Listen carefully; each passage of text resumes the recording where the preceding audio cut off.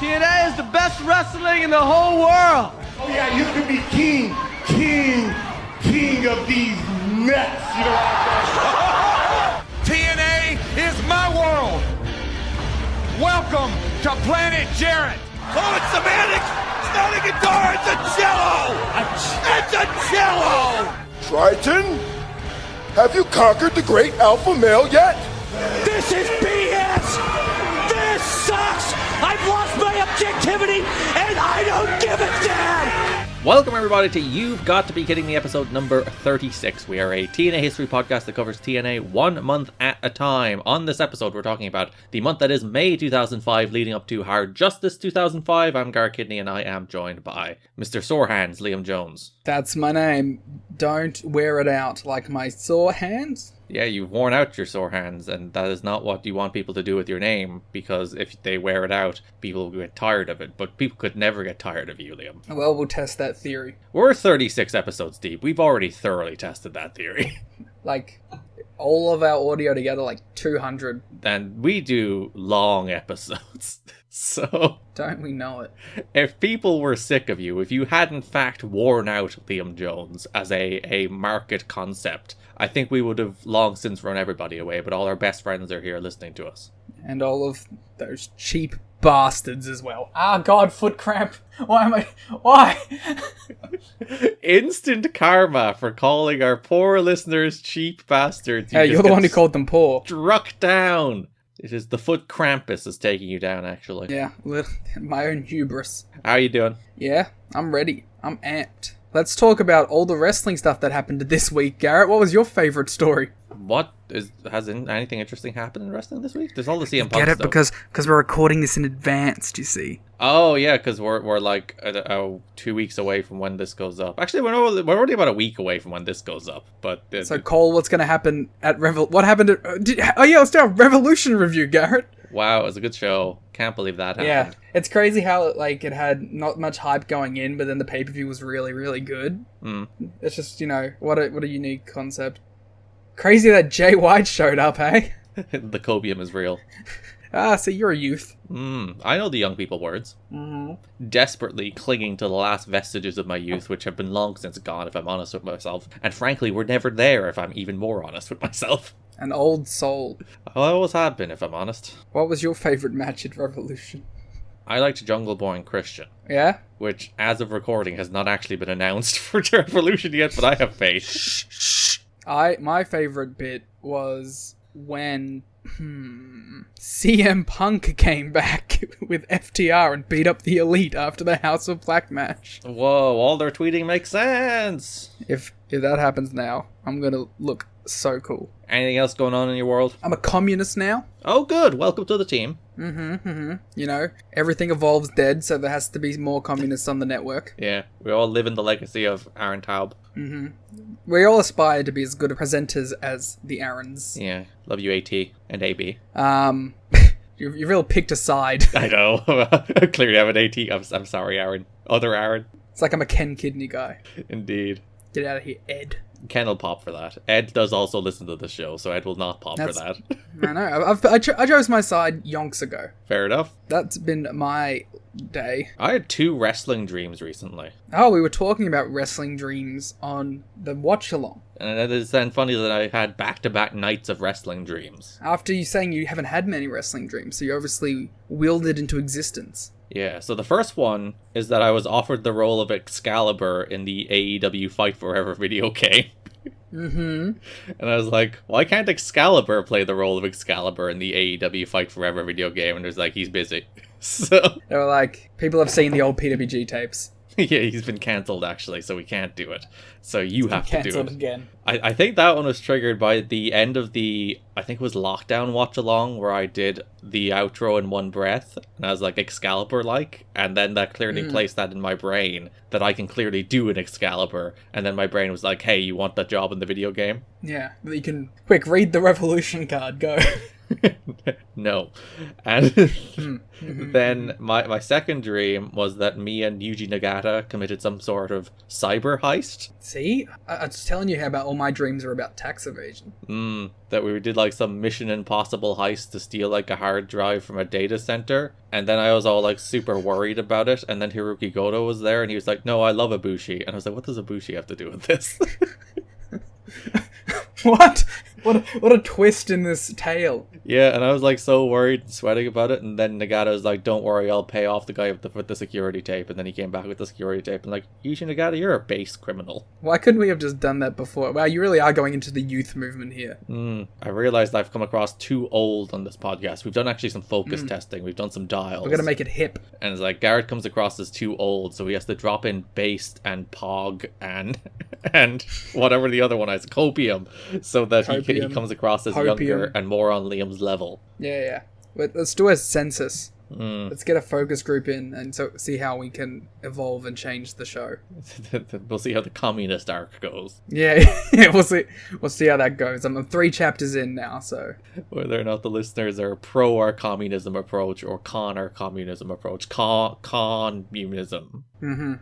Got him. Yep. So those are my dreams. Me and Yuji Nagata committing cyber crimes together. Apparently he's really good at it. And I'm like a super rookie who's like, we're gonna get caught. Like how you still called yourself a super rookie, though. Going for that Braun Breaker spot. Compared to Yuji Nagata, I am very young. Justice. And that's a Triple Crown champion you're talking about. Yeah. Which is modern and current wrestling news. I'm also slightly sick, so that's gone for me too. Oh. And when we originally had this podcast scheduled, I wasn't sick. So.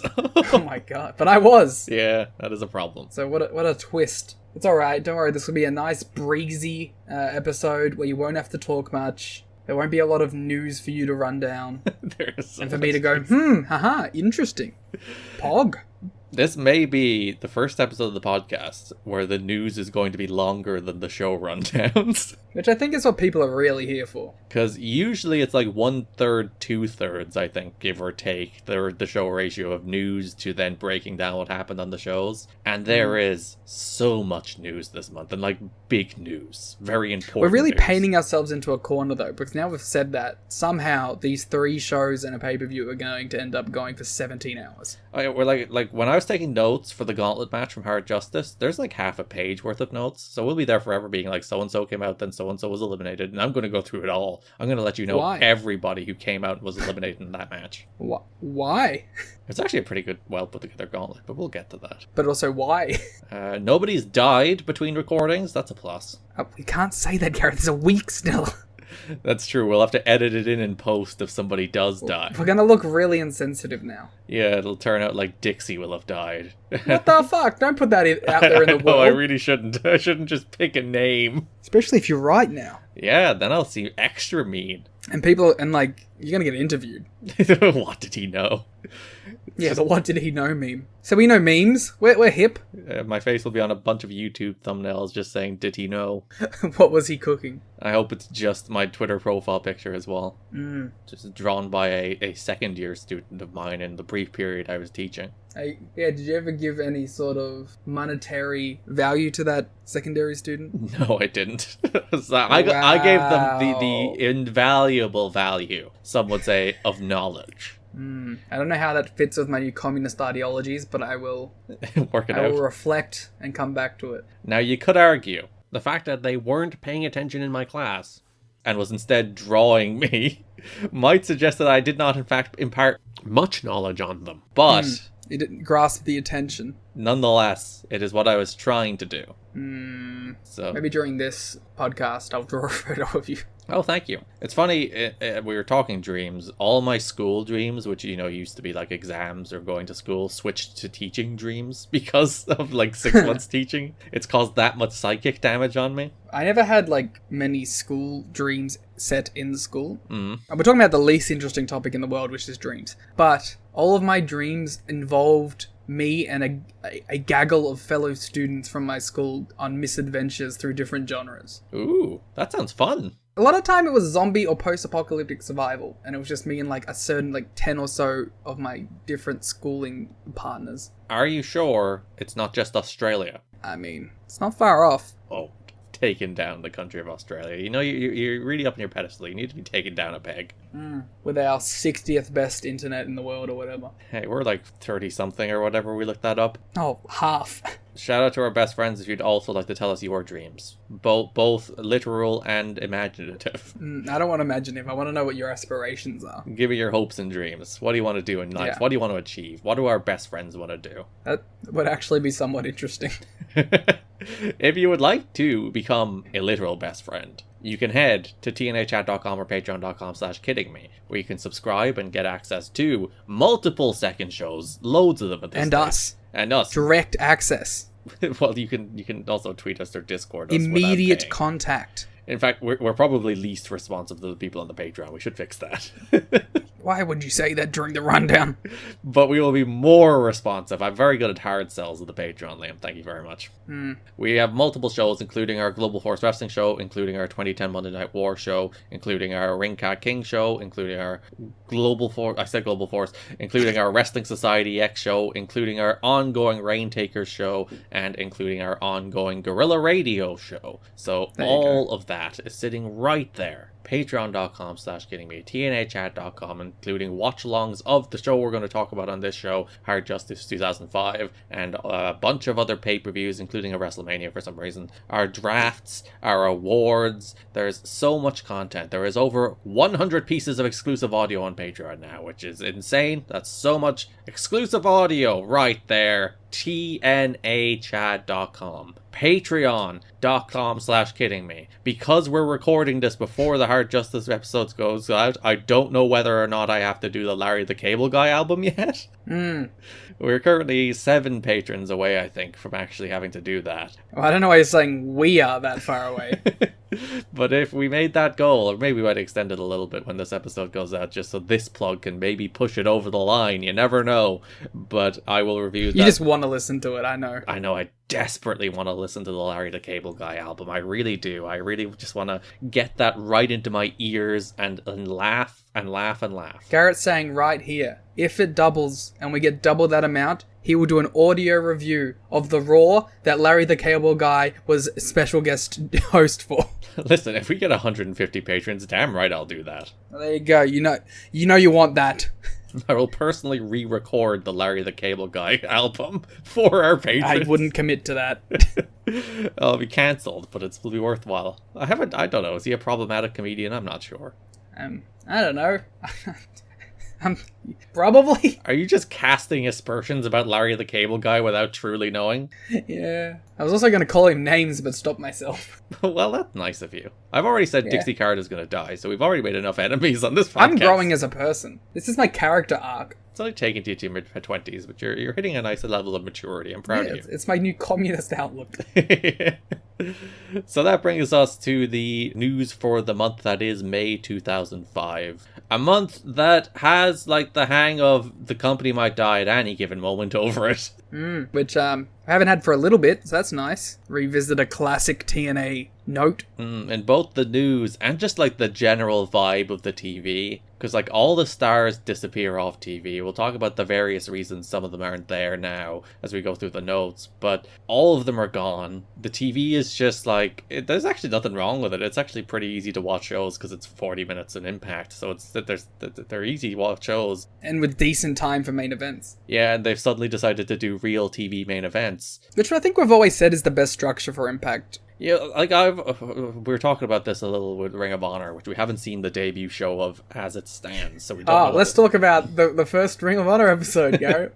What was your favorite match? So it's probably going to be Air Fox versus Claudio Castagnoli. But Well, big aspersions cast against Blake Christian and Zack Sabre Jr. we were talking about like whether or not it would be structured as a real TV show. You know, the Darks aren't structured as a real TV show. They're just matches. And I'm interested to see whether or not, like, there's some angles to set up matches. Clearly they shot them. But whether or not that, like, this has any concern for pacing or structure or backstage pre-tapes And or backstage, features. you know, stuff that makes it flow. Yeah, all the stuff that turns, like, a show with matches into a real television show. And, like, Impact's a real television show, but it it does occasionally veer into almost AEW Dark territory, where it's just like Star comes out and squashes a jobber for 40 minutes of the 45-minute TV show. You get that. And I don't have Taz and Excalibur cutting a podcast during it to offset that.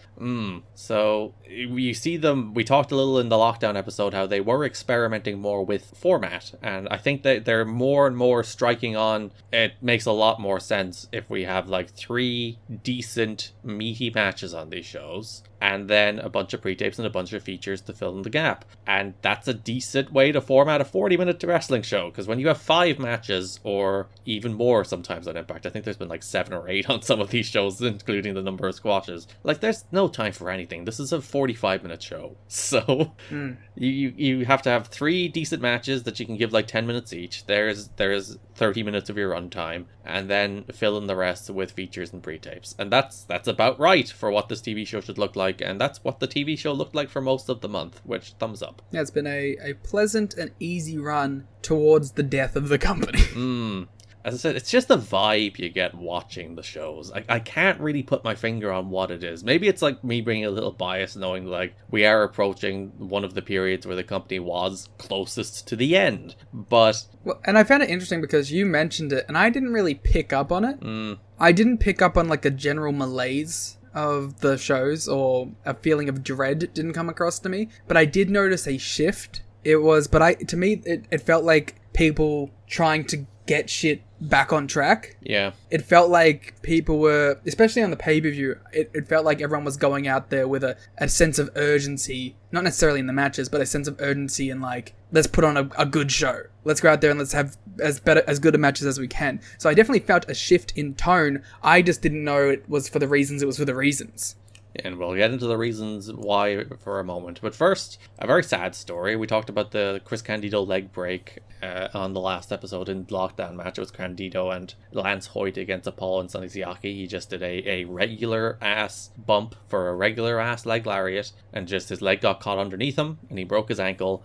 And then, sadly, days later, he died. So 4 days after suffering a compound fracture in his ankle at the TNA Lockdown pay-per-view event, Chris Candido died. All preliminary indications are that he died of a blood clot. It was a freak injury, but it would ultimately cost him his life. He had internal fixation surgery on his ankle the next day, with over 50 pins being placed in his leg to secure the compound fracture so that it would heal correctly. The next day, he showed up at the TNA TV tapings. He was at ringside in a wheelchair when the Naturals captured the NWA World Tag Team titles, which we'll talk about more when we're in the shows themselves. He was in great spirits backstage. It had been a rough 2 days. He was in excruciating pain at the hospital after his surgery on Monday. The doctors would not give him pain medication through his IV because of his history of drug addiction. A colleague and friend told him to ask for a patient advocate so he could explain that he was no longer using drugs. He took the advice and then received pain medication he needed in those hours after the surgery, which seems like a real difficult dilemma, doesn't it? Yeah, it feels like a hard choice to make, but I imagine when you're in that much pain, like, you have to. Yeah, because, like, for a guy that has a history of addiction, it's like, as you said, when you're in that much pain, you need it, but also there is that honest question of, like, where could it potentially go for a person who has a history of addiction? The day after the TNA TV tapings, he made a mistake that might have cost him his life. He flew home.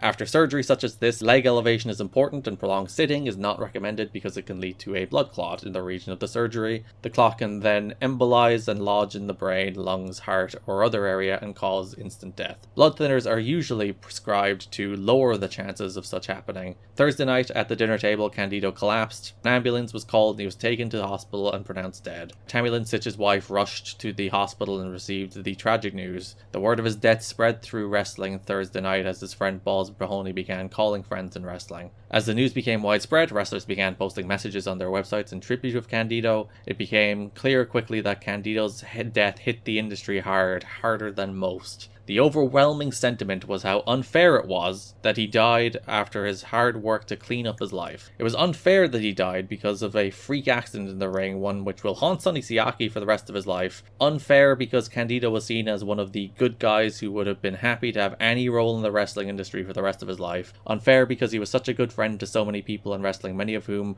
were barely hanging on to sobriety themselves. He was their good example. Some wrestlers have said they are inspired to make positive changes in their lives and dedicate their efforts to Candido's memory. So, as mentioned there, He struggled for years and years with addiction, probably cost him opportunities in his career. This is the moment he finally got clean. He finally got better. He's in a good spot where he's in an act that's clicking. He's finally like getting his career back on the road. And then just like an utter freak accident, like the most run-of-the-mill spot. As I said, you would never in a million years think somebody could get injured to the degree that they might die from a leg lariat. It's just such a run-of-the-mill spot. You couldn't possibly think something like this could happen, and then it does. Yeah, you talk about it a lot in wrestling, that a lot of the moves that end up really messing with people are the simpler spots. And it's not like the super dangerous head drops or like the big moves off the top rope. It's simple stuff. It's Rick Rude hitting his leg. It's the simple things that get people a lot of the time. And that sort of shows how dangerous this sport is, you know?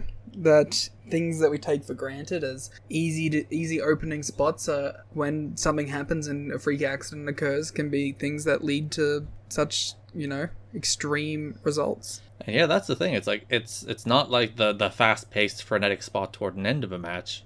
This happened in the first minute of the match. It's just like opening exchanges, throw a leg lariat, leg gets caught under you, broken ankle. And even like, obviously no one would expect a death to come from a broken ankle. So there was an outpouring of support and memories of Chris Candido. Thursday night, Candido's brother, Johnny Candido, posted a message about the death of his brother to the USProWrestling.net message board. He wrote, "I find it only fitting you hear the truth from me about the death of my best friend, brother, and soulmate. Chris died tonight due to a blood clot brought on by complications with his surgery. I just want to tell everyone that in their sorrow, find a way to be happy, that he went out the way he wanted to, on top of the world, blonde, tan, and loving life up until the last minute. Every ounce of my brother loved this sport, and for him to go out 2 or 3 years ago wouldn't have been a fitting end to the life of such a determined, passionate, and benevolent human being. I truly view my brother as an angel, as will all who knew him. Thanks to everyone for all your positive press. Chris went out a happy man and will forever live as one of the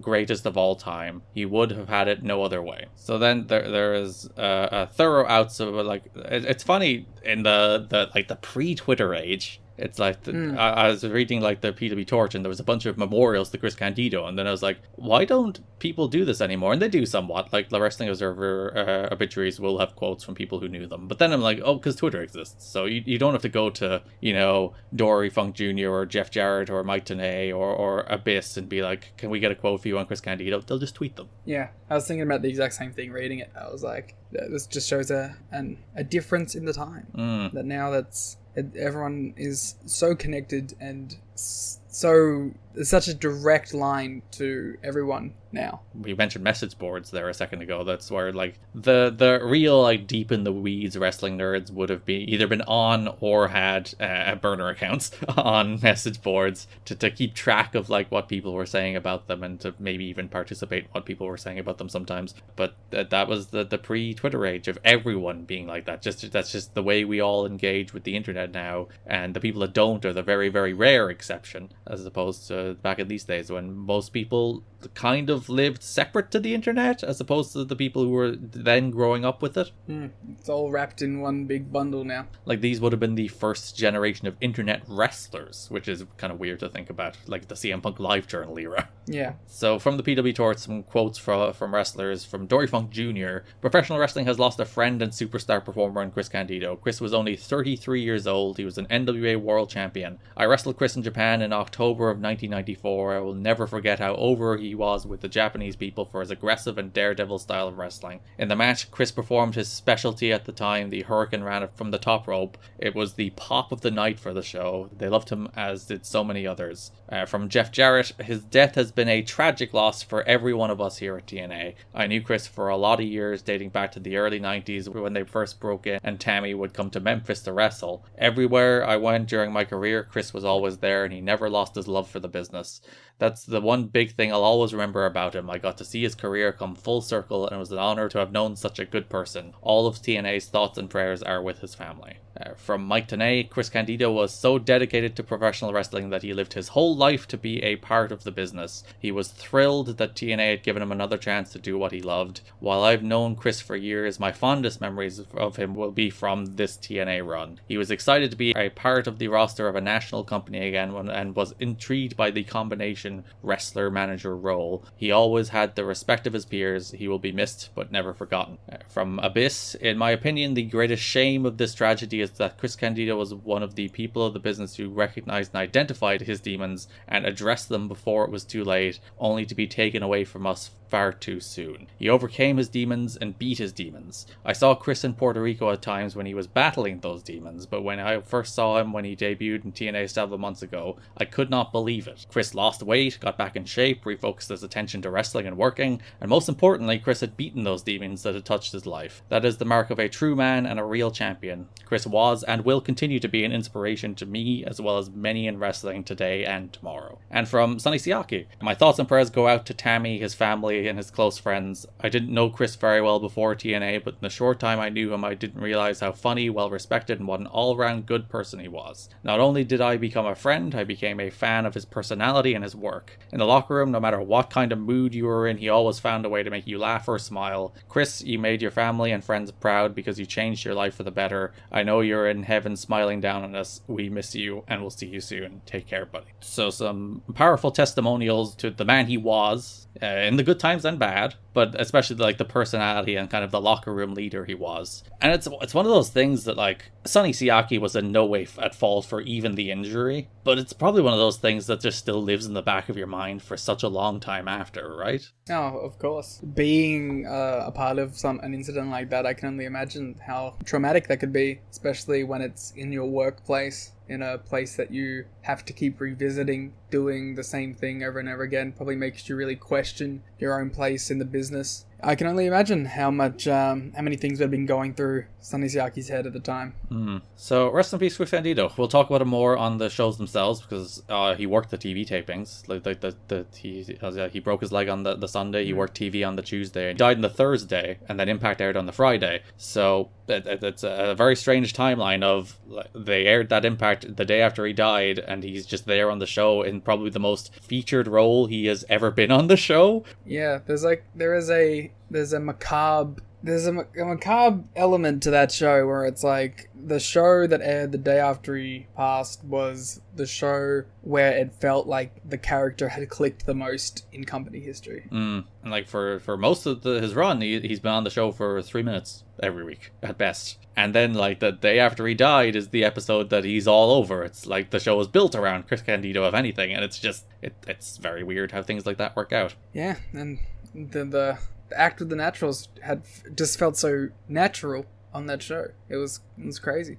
So we'll talk about that a little more when we get to the shows themselves. The other very big story this month. All right, tonal shift. A big tonal shift, and it's kind of interesting to see it all like play out. You would have thought like the death of a wrestler, the death of a colleague might bring some like, I don't know, perspective to a lot of these people, but like nah, there's still a bunch of petty behind the scenes bullshit going on. Yeah. So the big thing behind the scenes is a power struggle between the Jarretts and the Carters. Shocked. The basic gist is the Carters have caught on that TNA was, in reality, a vehicle to make Jeff into a star. It hasn't worked, and the key is the Carters want Jeff out as champion, AJ Styles in. Jeff doesn't want to do it, and Jerry is trying to rally people against it. Jeff has agreed, after a lot of prodding, to drop the title, but is trying to get a change from Styles. Jarrett's suggestion was Monty Brown. You son of a bitch. You absolute son of a bitch. Because that would require a turn by Brown, because Brown's a heel and they're aligned in stories. That would be premature, although at one point the plan at Lockdown was already to have Brown turn because there was super heat on Rhodes for turning Brown heel in the first place. It would also require a new contract signing by Brown that may not happen, and a chase build-up which buys Jarrett a ton of time. Which that's the key part here. He doesn't want to drop the belt to Monty. But he knows if they switch it from Styles to Monty, you have to go through this turn, you have to go through the build, and you have to go through the title change. So that's probably like 3 months minimum that buys time Jarrett as champion. And also he gets to beat AJ Styles again. He finally gets his win back against AJ because AJ's beaten him for the title the 2 other times. Yeah. So you might be thinking, why is Jarrett so desperately clinging to the title? You know what? I'm not thinking that, actually. I have a pretty good interpretation from every other second of this company's history. But, like, on a level above, you might think, it can't just be ego, right? He can't just be that desperate to hold on to the belt. One of the other big reasons he does want to keep the title is because in this moment, him and Jerry are seeking outside funding to buy out the Carters. They're trying to find somebody to back them, to buy out the Carters' stake in the company and take the company back themselves. And they see the title as like a point of leverage in that conversation, where if Jeff is champion, no matter what happens, like Jeff will at least be a focus part of the show. Whereas if he's not champion and this buyout either goes bad or goes the way they want, even at least like they'll be able to basically punish him and easily slide him down the card because he won't be champion, so they'll just be able to like solve that problem pretty easily. The funniest thing about that is there's like a glaring solution to all that, which is just strip him and make a TNA champion. But they don't want to do. You don't want to have the guy hold the belt for 11 months and then not drop it. You want to actually have him put someone over at the end of a reign of terror. So that is like the subtext to why Jarrett is so vehemently against dropping the title right now, because he wants to keep the title as leverage in those negotiations as he potentially seeks an outside buyer to buy out the Carters. Yeah. The office is divided, as most of the people were hired by Jeff, but many are insistent the title change happens now, and Styles is the wrestler that the people buying the product see as the biggest star, so he should be the one who gets it. The hiring of Frank Dickerson seems to have sped up a process. You cannot deal with Frank Dickerson's name. I know what you're talking about. I'm very much... That was inevitable. We were just talking in the intro about how you had reached a stage of good emotional maturity, and you're still laughing at Frank Dickerson's name. Dickerson. His hiring sped up a process that was inevitable of the Carters now wanting to get the big decision-making power away from the Jarretts. The problem from the outside is the Jarretts are wrestling people, both good and bad, and it also winds up that those in power want the spotlight kept on them and use their power for it, which is the consistent issue in the history of professional wrestling, that when wrestlers have power, wrestlers generally use that power to promote themselves positively. And you know what the problem is too? Even if they get their way and they do have the Jarretts out, but they still need like a wrestling person to run the wrestling. Like their backup guy Dusty is currently in the midst of the entire roster not being into what Dusty's been doing. Though that's somewhat a mark against the Jarretts as well, because Dusty was their guy, remember, especially Jerry's. So when they took power away from Jeff and gave it to Dusty not working out is kind of a mark against the Jarretts, because like Jeff didn't work out. They were like, all right, Jerry comes in. What about this Dusty guy? He's our next solution. He'll be the guy that actually works out. And then when Dusty didn't work out, the Carters are like, so the Jarretts didn't do a good job themselves. The guy they volunteered to replace Jeff also didn't do a good job. So what the fuck do these Jarrett guys know about wrestling? Which means we find our own wrestling guy. And that is the thing. It's like, listen, you can be a little gatekeepy, and like wrestling is an honest-to-goodness, extremely unique industry. You can't come into wrestling from the outside and understand it from day one. You'll fall flat in your face because you do need like to be steeped in it, at least to some extent, so that you can understand how wrestlers work and you can understand how wrestling fans work. I really don't think it's the kind of thing you can be dropped into and then pick up instantly. You need some knowledge of it. But also, there are hundreds of people who have that knowledge. Yeah, that's the thing. Like, wrestling has been around a long time. There have been a lot of people who have been behind wrestling that you can get for this. This isn't a role that is impossible to replace. And even within the company, like, you tried Jarrett and Dutch, you tried Russo, you tried Dusty. It's like, there's loads of other people with tons of experience in this company. Give them a go. And that's ultimately what happens. But the idea of, like, let's get the Jarretts out. Oh, the guy that we had to replace the Jarretts, we also have to get out. We have to find a new one. It is worth noting, it's not just the Carters that turn on Dusty, but Dusty begins increasingly ramping up the fact that Jeff has to drop the title, and then the Jarretts turn on Dusty too. Yeah. It's just a complete civil war breaking out. While Dusty has heat from everyone on every side, it seems, there is also the feeling of late Jerry has been trying to make sure Dusty doesn't succeed, like coming up with the lockdown concept that couldn't help but burn out Stips. And there's like more conspiracy theories that the Jarretts are actively trying to sabotage the company to reduce its value so they get it on the cheap when they try to buy it. That seems very Jarrett. So this does come to a head, even if you didn't have the little power struggle between the Carters and the Jarretts, which, push comes to shove, Carters are majority shareholders, they win that power struggle. Like, Yeah. the only reason they won't is if the Jarretts kind of, like, politically maneuver their way in there, so that, like, ousting the Jarretts would be a politically unpopular move that might, like, sabotage the whole company. But if it's, like, us or them, Jarretts, you're out of here. Yeah, and also it's like, it's not like the Jarretts have been particularly liked the whole time either. No. Just days before the Hard Justice pay-per-view, Dusty Rhodes was removed as booker from TNA. Rhodes officially resigned on May 10th when he showed up for a booking meeting in Nashville, saw Jeremy Borash, Bill Banks and Scott D'Amore there, and was told by Dixie Carter they were going to book by committee from this point forward. Yeah, shout out to Dixie for, like, being like, nah, we're doing this shit now. Yeah, and, like, the weird thing is, a lot of it was, like, second guessing of AJ? Interesting. Like, one of the things they were like, we do want to get the belt off Jarrett. Everybody agrees about that, except Jarrett. And then the question was like, okay, who's going to win the belt? And Dusty is like, oh, it's AJ. We've told the story, we built it up, he's winning the belt at Hard Justice. And then there was like, is it AJ? To which I would be like, are you not looking at the reaction in front of your face? Because it's one of those things where, like, there is that deep preconceived notion of what is a star in pro wrestling that has been, like, burned into people's brains over 50 years of US wrestling, that a guy like AJ can't be a star. And then you actually watch their television show, where he has the best matches and gets the best reactions, and is clearly the guy the audience sees as a star over... He's also maybe the most marketable guy. Yeah, he's a young, good-looking guy who can work like $1,000,000. And, like, the big knock against him is he really can't talk. He can't. He's really bad. And the thing is, like, he can't talk, he can't promo, but I feel like in any sort of outside media, like, he can carry a regular conversation. You know what I mean? Yeah. Like, he can be, like, the face in front of media, even if he can't cut a promo to the wrestling audience. And if you are a booker that is supposed to be good at your job is not to be like, he can't talk. Your job is to be like, he has all these other things going for him. Let's make that the focus point, because that's what bookers are meant to do. They're not meant to find problems in their wrestlers, Liam. They're meant to hide those problems and make the strengths look good. This is from staunch Paul Heyman fan, Garrett Kidney. But, like, people always attribute that to Paul Heyman like it's some fucking brilliant I know. genius. Like, it's this brilliant idea that, like, you hide the bad things and you accentuate the good things. And everyone's like, oh, he's a visionary. He's seeing wrestling like no one has ever. It's like, that's fucking common sense. It's the most basic principle. It's like, if a wrestler does something bad, don't make them do it. It's like... Yeah.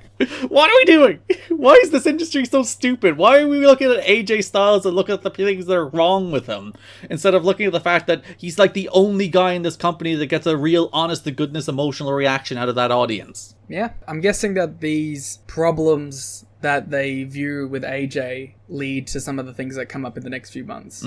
Ultimately, why his title reign doesn't end up being very long. Yeah. So, like, he gets it, and he gets the moment, but they quickly fall back on their misgivings with AJ Styles as world champion. I will say, at least the man they chose to beat him is, like, the most interesting choice. He may be a year past that choice, but he's still there, and we can give it a shot. And you've been hooting and hollering at his pay-per-view matches for 2 months now, so you know what? It's going well for Raven. Yeah, I think the problem with Raven is that he should have been a face beating Jeff Jarrett for this title heading into TV, but, you know, we can't wallow in it forever, I guess. Or we can, it's a TNA show. I think that's kind of the point. Yeah, we're meant to sit here and think about how Jarrett held that belt for 11 months and defended it against everybody, but did not come near defending it against Raven. If we are not... In 40 episodes, if we aren't still crying about Monty Brown, I want people to call us out. And, like, the other guy we can cry about is Raven, because he should have beaten Jarrett for the belt in 03, in the biggest match in company history, and then that's a match they never ran back. They had Jeff Jarrett as a heel champion for 11 months, and never once thought, what about him? What about Raven? They barely even have Raven on TV. Yeah, Like, he always shows up for the pay-per-views, and they clearly see him as a big enough guy that he needs to be on the pay-per-views. But it feels like they just side-eye him when it comes to TV. Which is weird, because the TV isn't very good. Maybe, and I do think part of it is, like, they don't want to book the expensive acts on TV right now, because they have no money. Which is why the TV ultimately ends up being full of, like, the X-Division guys for the most part, and none of the stars for the most part. And Buck Quartermain. And Buck Quartermain, the true star of TNA in 2005 so far. But I do think it's like, alright, these guys are expensive. We can at least justify the cost when people are paying us $35 or whatever it is on pay-per-view. Whereas on TV, the marginal revenue being brought in from these guys that being on TV is negligible, if not nothing. So that's the reason we're fine putting them on pay-per-view, but we're not so much hot and putting them on TV right now. But also, then, how do you have real stars? So Rhodes went to that meeting, and they were told they were putting together the pay-per-view and the subsequent TVs. Rhodes were like, decisions have been done for all that. They went to talk about what to do with the NWA title. Rhodes said there was nothing to discuss, that AJ Styles was going over for the championship at Hard Justice. Carter said they needed to debate the pros and cons of Styles as champion and rethink that decision, which I just think is madness when you look at your product. How do you, like, this is off the back of the Lockdown main event where, like, the dude had a fucking killer match with Abyss and seemed like a huge star, and then you're like, is he the guy? I would love to sneak into Dixie Carter's 2005 mind and just see where her trepidation is. You'd wonder, because, like, it's not like he hasn't been champ. He's been champ twice. Yeah. And it's not like you have a bunch of options, one of whom you've already fucked, and the other of whom you've already fucked, and you're still going to run with him. But, I don't know. My only guess is that in their head, they're like, we have this TV situation that's quite fluid at the moment. And despite AJ being the best homegrown guy, he isn't an ex-WWE name. And perhaps while dealing with TV negotiations, having someone like Raven, who is a name, being on top will look better. Yeah. I'm not, like, advocating for this choice, but I'm just playing... I guess I am playing devil's advocate a little bit. I'm just sort of presenting what a theory could have been at the time. I do feel like that's a trap this company constantly falls in. And I think it's a trap a lot of companies constantly fall in, where it's like they're too stuck in the sense that the people who are real stars are the people from the company that's up north. That, like, does have much larger visibility, and, like, more people know who the stars from that company are than the stars from yours. But at the same time, when you, like, sit down in front of TV executives and they're like, why should we put you on television? There is an element of, like, well, look at the names we have. And, like, even if they, like, I'm sure, like, Joe Smo TV Guide isn't like, oh, yes, Raven, I know him from WWE Velocity. But if you can go into that interview and be like, this is our champion, Raven. He was a guy in WWF. He was a guy in WCW. He was a guy in all these major national companies in the US. So, like, you can explain it away, and you can probably even blow it up a bit and make it feel bigger at the time and say he was a major star in WCW and he was a big star in WWF, like, because they don't know the difference, you know what I mean? So it probably helps having a name like that as your champion in those kind of meetings, because you can just accentuate the fact that, like, this guy has been places, and that's why people are going to be interested in our TV product if you sign us over.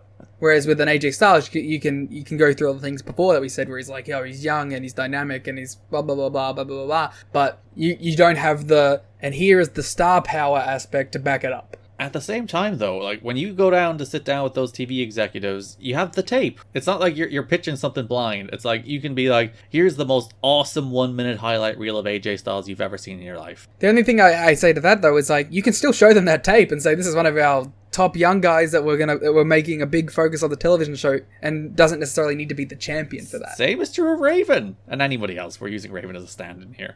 Because Raven was really the only other option. Yeah, at the moment everyone else is gone. Like, DDP and Nash are out, so... Yeah.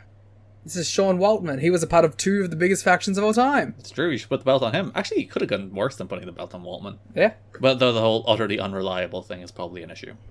Yeah, but the TV guys don't know that. I think the TV guys would even know that.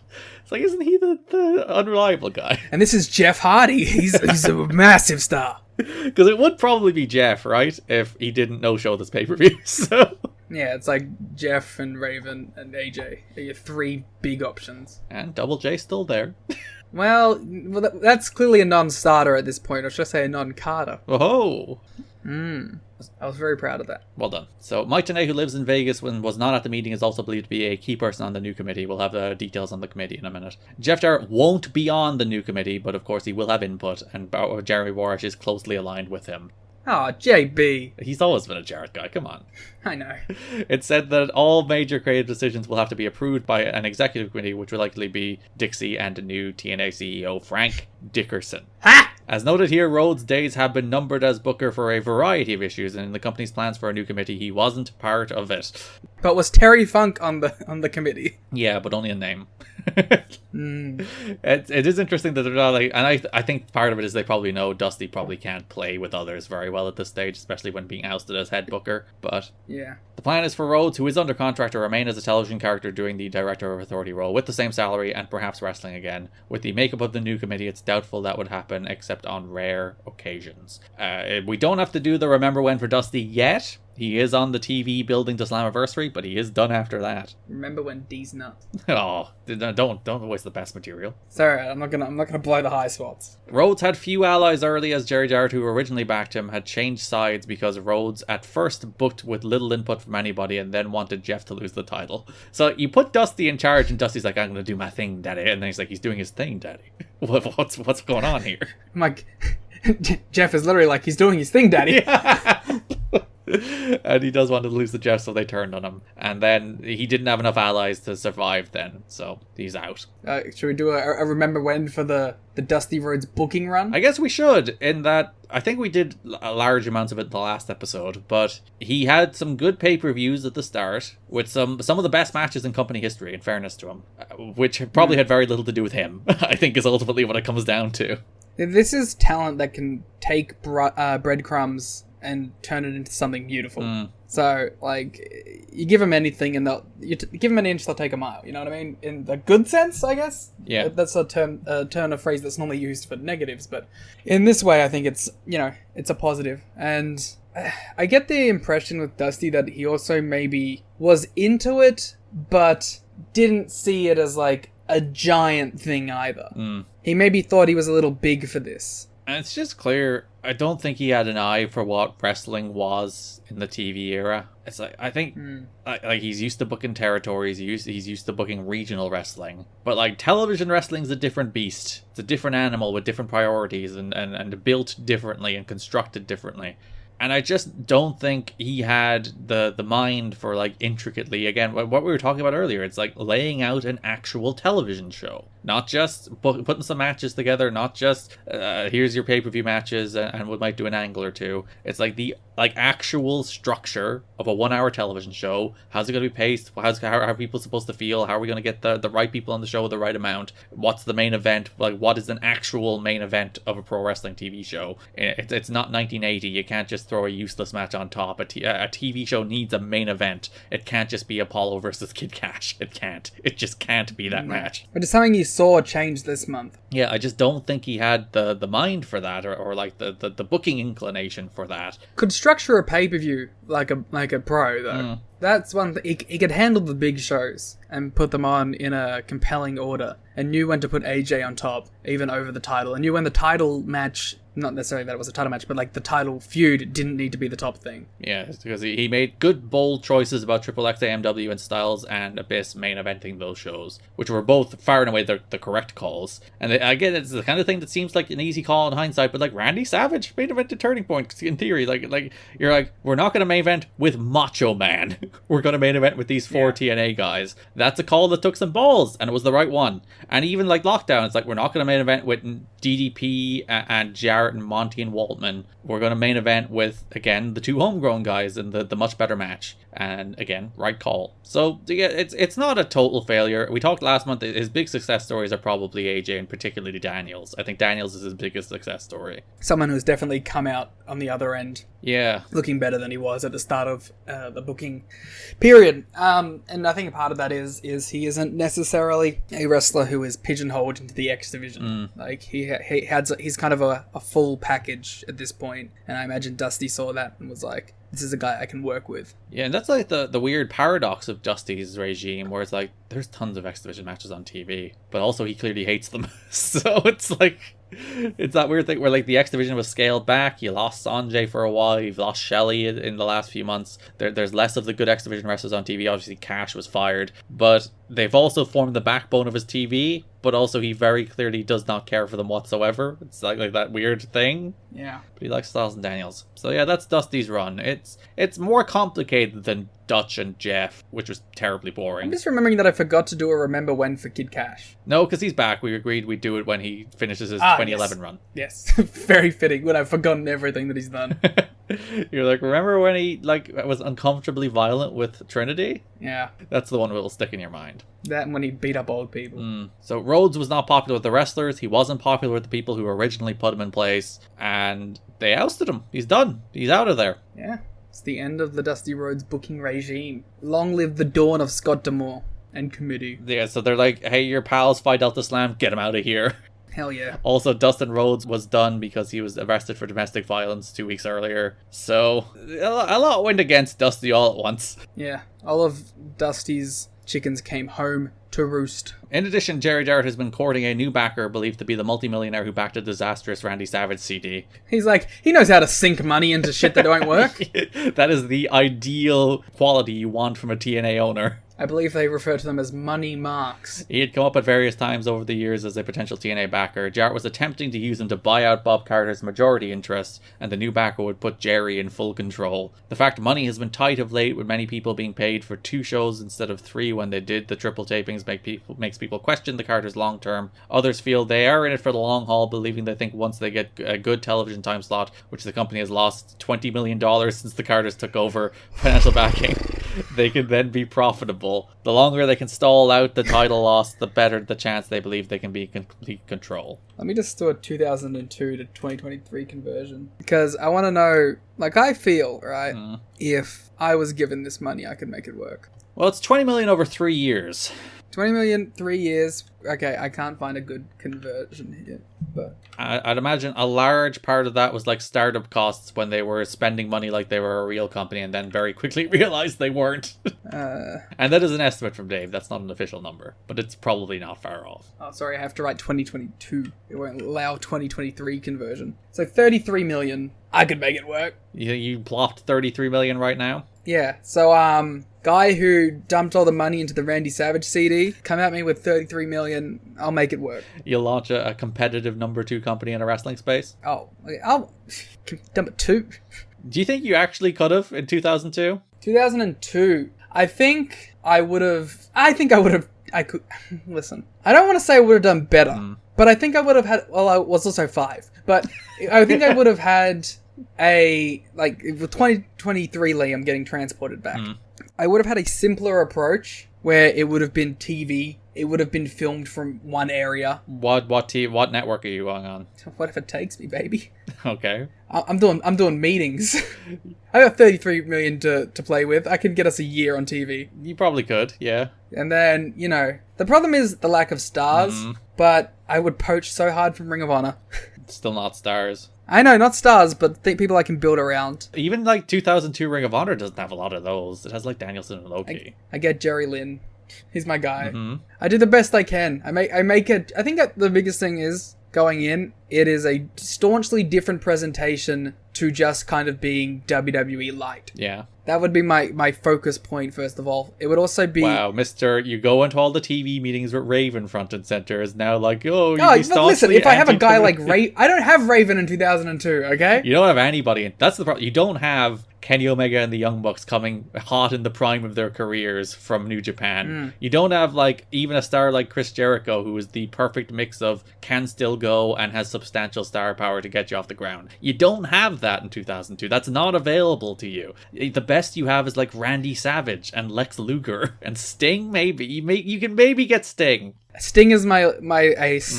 I dump all extra money that I can into getting Sting locked up. He's the focus. And then we get our AJs and we build up. but that's the best you got at the time. Because I do think that's ultimately, like, you can book a better company and a company that probably loses less money faster. But the ultimate, like, hurdle... And then you survive until we start cutting some WWE guys that you want. And that's the key. Yeah, the ultimate hurdle in 2002 is the talent. We talked about it at the time. It really is, like... I can survive until Raven. Like not only is there a lack of stars out there, but all the young guys are young. Like, real young. Even Danielson, even Loki, even Styles, they're all young. And they're very raw. They're not the complete performers they would be. Like, 05 is a good time to step in because there's a decent level of star there, and all these young guys are now 3 years more experienced and pretty polished. Honestly, yeah, if this company had started in 05, probably would have been in a better position. Whereas 02 it's a bleak landscape when it comes to talent. My goal is, like, survive until I can get the next big guy, and then I can bring him in and make him real hard for 6 months, and then I can get the next big guy. So you're like, survive to get to Raven, survive to get to D'Lo. Survive to get to Jeff. Hardy. Jarrett. Yeah. I mean, listen, if I'm in control, I'm bringing Jarrett in, but he's only getting like 3 months. And he's putting over Sting. And then, yeah, you survive until the next guy, and you survive until you can get Christian, you just survive until you can get Rhino, and then that's basically with, like, Sting as your major ace figure throughout the whole run. Listen, they're clamoring for a TW series. Yeah, as we hinted at the start, we're doing some bulk recording for a little while, so maybe after that we'll start the TEW series. My god, video content. Oh, on the Patreon. A level above. To peel the curtains back briefly, I have been, like, planning on a TW series, but the mod that I want to do isn't out yet. So which one is it? It's 2004. So we can take over TNA and fix it. Yeah, that would be the idea. Or we can do we can do a competitive one or something. I don't know. If you have TEW ideas, send us TEW ideas. If it involves a draft, it'll be high priority. You can get Liam to do anything with a draft. It's not far off. The company at the Hard Justice pay-per-view in Orlando introduced the new booking team as head booker Scott D'Amore and assistants Mike Tenay, Dutch Mantel, Bill Banks, and Jeremy Borash. Dutch got his way in. Yeah, well, like, he should be a voice in the room. Listen, I'm just saying he got his way in after them saying that they didn't think Dutch was going to be part of it. Terry Taylor is not on the booking team, but it is believed he will have input because he's tight with D'Amore. The pay-per-view show and first set of TVs were written before Tenay and Mantel were added to the committee, although Tenay had considerable influence on late changes to both shows. The group worked together all weekend and laid out a general direction for the company for the next 3 months. As noted before, TNA's big problems are a lack of visibility, which in turn leads to an inability to create stars even with talented workers. They are also limited to stars with prior exposure on top, who the public believes are the real deal. Booking has had its issues during most of the company's 3-year tenure, but booking is far from the only problem. It appears with the booking change there will be a lot of turns, tag teams, teasing, being split up, and new additions to the roster, as well as people being eliminated. Oh my god, Russo's back!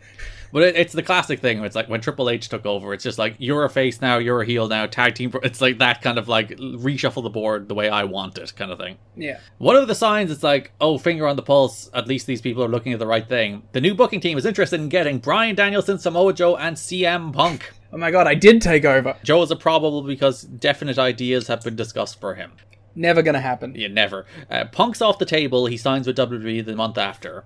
And also, bad relationship. Yeah, they went south there with the old CM Punk. Danielson's an interesting one in that he never, ever, ever worked TNA. Even in the early days, like the Briscoes worked TNA in the early days, but Danielson didn't. Chris Hero did Explosions. Yeah, literally everybody else came through the doors at one stage or another of TNA. And Bryan Danielson didn't. But there was discussions about it. We saw that in like the second year. His name got bandied about. And his name is getting bandied about here. And you'd have to think, as a guy trained by Shawn Michaels and extremely tight with William Regal, WWE had to have been his endgame all along, right? Well, he was essentially signed as like a developmental guy before that was a thing, right? Like when he went to Shawn's thing, that was like essentially what would become a developmental contract. Him and Spanky had that, I think. And it took him another like 7-8 years to finally get there. Also, another booking note from Liam. I would have signed Paul London. He worked for the WWE? At the start. Oh, right, when he was like 5. Yeah, when I get my 33 million. When he was the same age as you in 2002. Oh, I'm bringing him in. Him and AJ. My top 2 future babyface stars. Your aces? No, Sting's my ace, come on. And then Paul London beat Sting?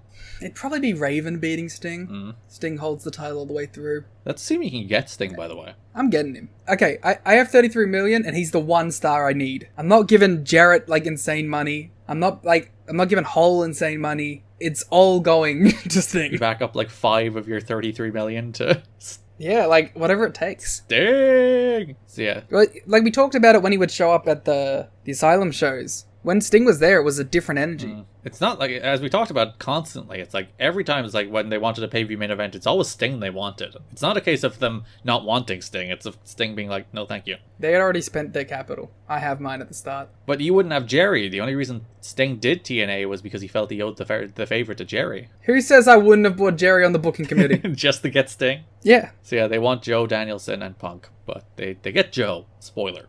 What the hell? Gail Kim was backstage at the TNA tapings. The plan is to use her, Jazz, and Molly Holly. We'll have to change her name after her non-compete. If the TV show goes to 2 hours, not every week, but as semi-regulars. So keep that in mind with Gail Kim in particular. The knockouts. The beginning of the Knockouts division with Gail in particular, and Jazz in like 2021. Yeah, the real women's revolution. There was a bunch of issues about whether or not TNA would allow the ECW wrestlers to appear on One Night Stand. Dixie ultimately said no because it wasn't in the best interests of her company to make that happen, which I kind of get. You want to protect the value of your talent, but also like if you have Raven in a prominent role, and you desperately need exposure. Yeah, if you put Raven in a prominent role on that ECW show, it's probably good for you. But then there's always like the will they poach him and then that kind of shite. Well, again, if it's me, which apparently it is, it's like you get them on those shows, but with like heavy creative influence. Vince is never giving that to you. Well, then they're not going on the show, but I don't look like a coward. Okay. Like, I come out of it looking better because I was willing to do it, like, especially with my talent. Oh, your talent as a booker. No, my talent as in my pro wrestlers that I own. Rhodes did an interview the day after quitting as booker and said, well, quitting, he was replaced. He did the classic, you can't fire me, I quit. Well, yeah, because in the first like story, it was he resigned on that day, and it's like, no, you were kicked out. Yeah, you resigned after you went into the room and realized you were being replaced. To tell you the truth, I don't have a lot of time to deal with something I don't really believe in. Who said this? The American Dream's Dusty Rhodes. No, I said this. I said that I felt he didn't believe in it.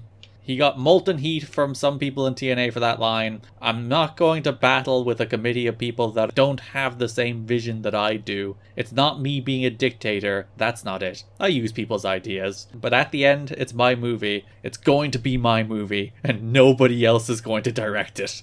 I'm not going to sit here in this committee, collect my paycheck daddy, and keep my mouth shut. I'm too old for that. Wow, Caleb, we got a quote directly from Tony Khan for the site. He was also negative about TNA running house shows. Yeah, well, that's not right. And the word is that if he does not carry on as a TV character, that Larry Zbyszko would likely replace him in the authority figure role. Larry Z. So that is like the messy power struggle. In that Dusty's out, Scott D'Amore is booker, with a booking team that does not involve Jeff Jarrett. Jeff Jarrett ousted as champion, looking to buy out the company, probably in a little bit of a tenuous relationship with Dixie Carter at the moment. And everyone's sniping, but ultimately D'Amore's got the book and D'Amore wants to bring in good wrestlers. This is why I've always been positive about Scott D'Amore. Never had a bad word. It is, like, when it's like the first thing coming out, and maybe it is a little bit, let's leak, we want the good wrestlers, so people out on the internet are like, oh, they want the good wrestlers, maybe this will be the one. But when you are like, we want Bryan Danielson, Samoa Joe, and CM Punk out of the 2005 wrestling scene, it's like, all right, they're picking the right names. Which was always our problem, like, early on, was like, it felt like they were going the wrong direction. And especially, like, as we mentioned, under Dusty, it's like less and less of the good wrestlers were showing up on the show. Yeah. And a lot of his son. Well, we don't have to worry about that for a bit. TNA reached terms with Tito Ortiz, one of the most charismatic UFC fighters ever to be part of the May 15th Hard Justice pay-per-view. His role at the pay-per-view as a special referee was announced at the Impact tapings. Ortiz is currently in the midst of a contracts dispute with the UFC, as the two sides have been unable to come to terms with money. Ortiz apparently wanted $350,000 per fight. Ortiz has long been seen as a potential star in pro wrestling based on his boisterous personality, marketable look, gift of the gab, and athleticism, says the PW Torch. While I like the way it's like, I don't co-sign that statement about Tito Ortiz. While Kevin Shamrock and Dan Severn worked as pro wrestlers before experiencing success in UFC, Ortiz would be the biggest name to move from UFC to pro wrestling for the first time, should he eventually actually get involved in wrestling an actual match, rather than just acting as an enforcer referee. He's a wrestling fan, he's visited WWE events, he was at WrestleMania 19 and marveled at Brock Lesnar's shooting star that almost killed him, and has expressed interest in getting into wrestling someday. This did extend to, he did an appearance on Jimmy Kimmel, which I did look for, but I couldn't find. Where he did plug Hard Justice, but then said the show was on Fox Sports. So you give it and you take it the way, Tito Ortiz. Thanks, Jim. But listen, you got TNA mentioned on Kimmel, so You a big Tito Ortiz fan, Liam? No. You co-sign his politics? No. As a staunch communist, no. Yeah, I do believe Tito Ortiz would be diametrically opposed to your communist position. Yeah. Are you a fan of Tito Ortiz as a performer?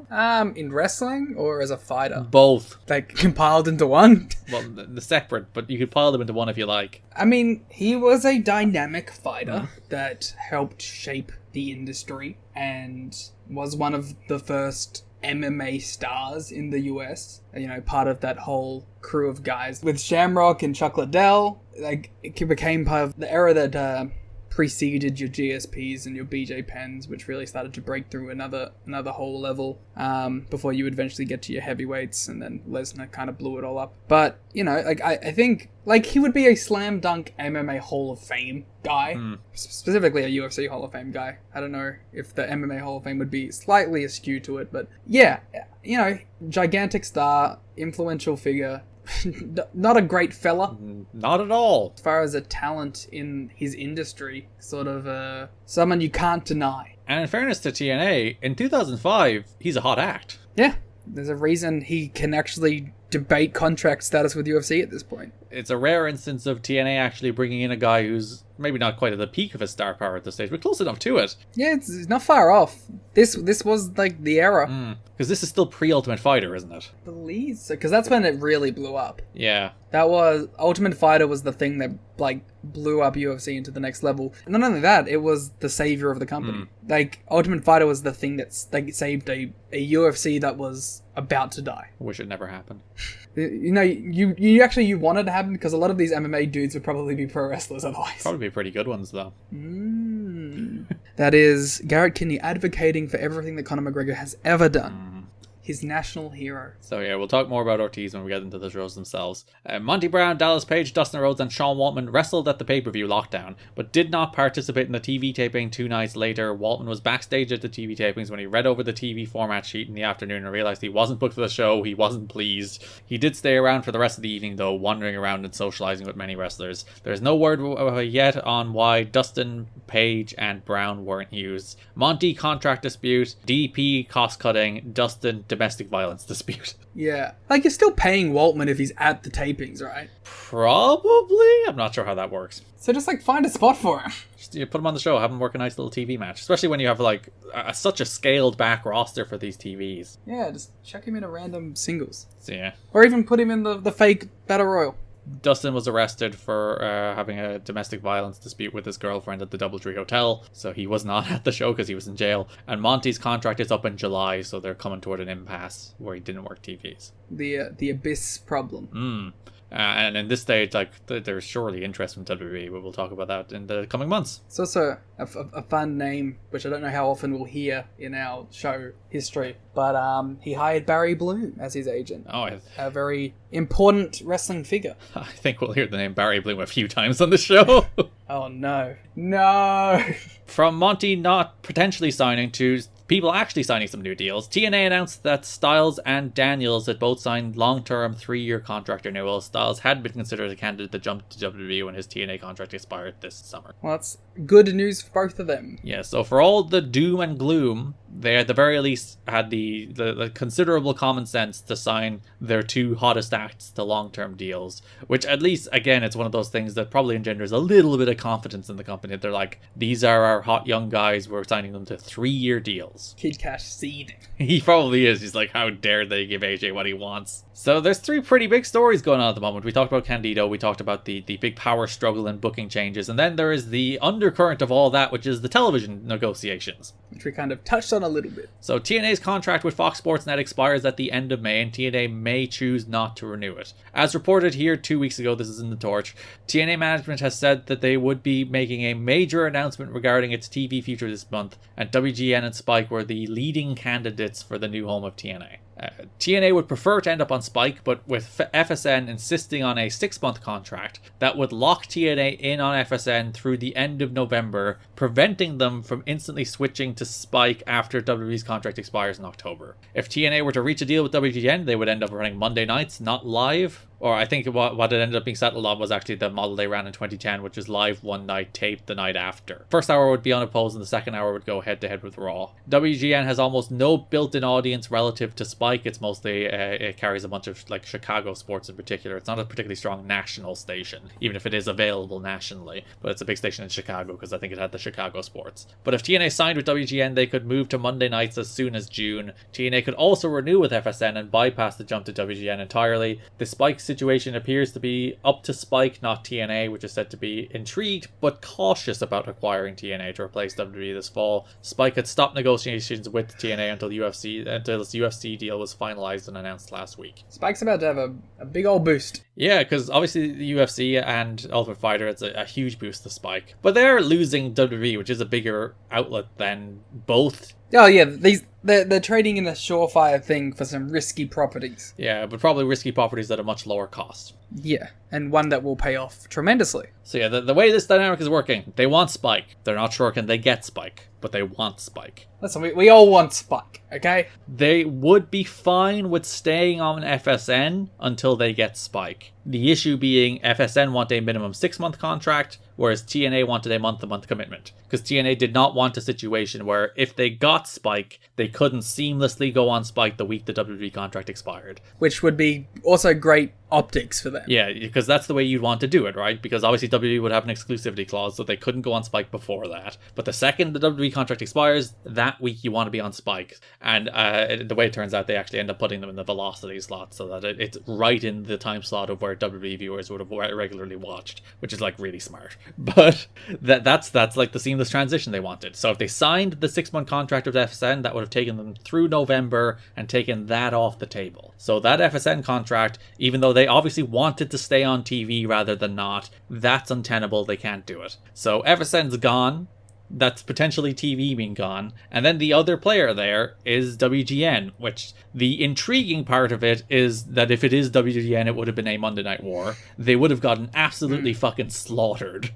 But yeah, I don't know why people think that's the solution to all their problems. because when you think about like the level of star power and TV exposure they had when they tried in 2010 was like 7 million times bigger than it was here in 2005. I mean, it forced fucking Vince and Brett to make up. Yeah, just to compete with it. But they're thinking here, in 05, with no stars and barely any TV exposure, they can just drop themselves on Mondays and go head-to-head with Raw, or head-to-head with at least the first hour of Raw. Listen, I don't think they can do it. I think they hope that they can get something out of it before they move time slots again.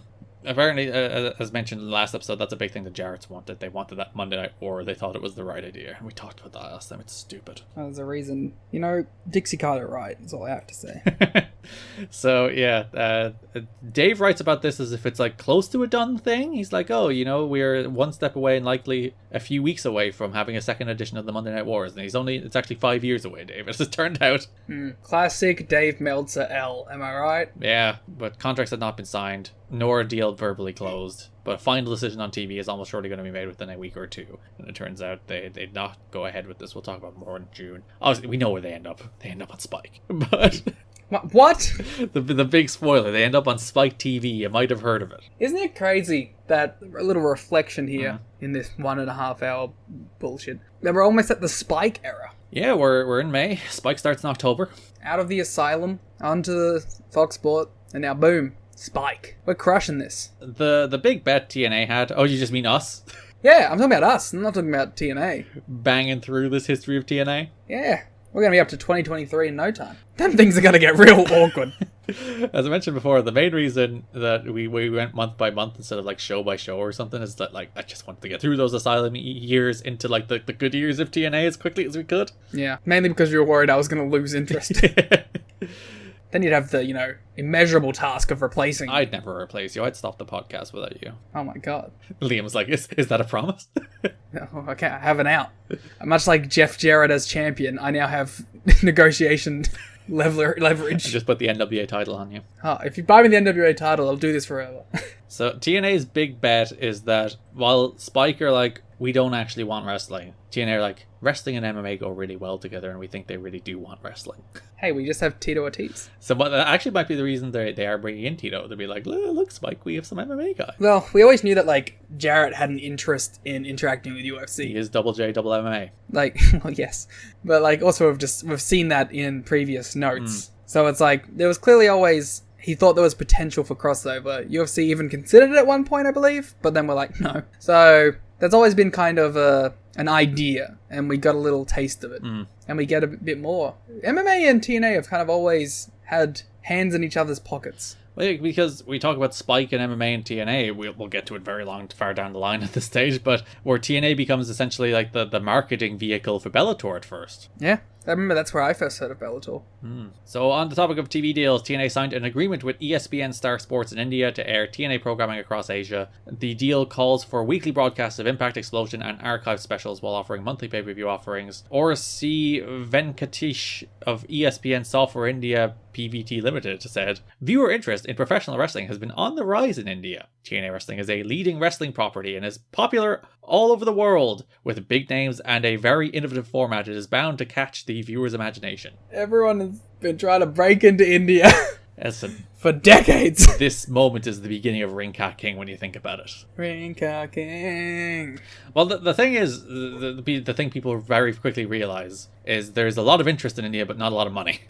So everyone's trying to work that problem out, and that A lot of linear eyeballs. there is so many linear eyeballs, but very few linear dollars coming out of India. Yeah. And that's the issue. It's like, there's a billion people there, and they watch all our content. But also we make no money off of them watching our content, unless you get decent TV deals, which TNA ended up getting. And Ring Cat King. Kevin Nash is in China filming a movie for another month, but had expressed interest in having a creative booking role with the company when he returned. There is no indication that is the plan, though. Put him on the committee. I included this because obviously Nash isn't around right now during the moment when Dusty is taken out. You're making it act like it's a murder. Dixie put a hit out on the American Dream. She's like, take him. In a way. But I include this because it's interesting to think, if Nash was around, he probably would have been a candidate, right? Yeah, for sure. What movie was he filming? I have no idea. Check his IMDb in like 2005, 2006.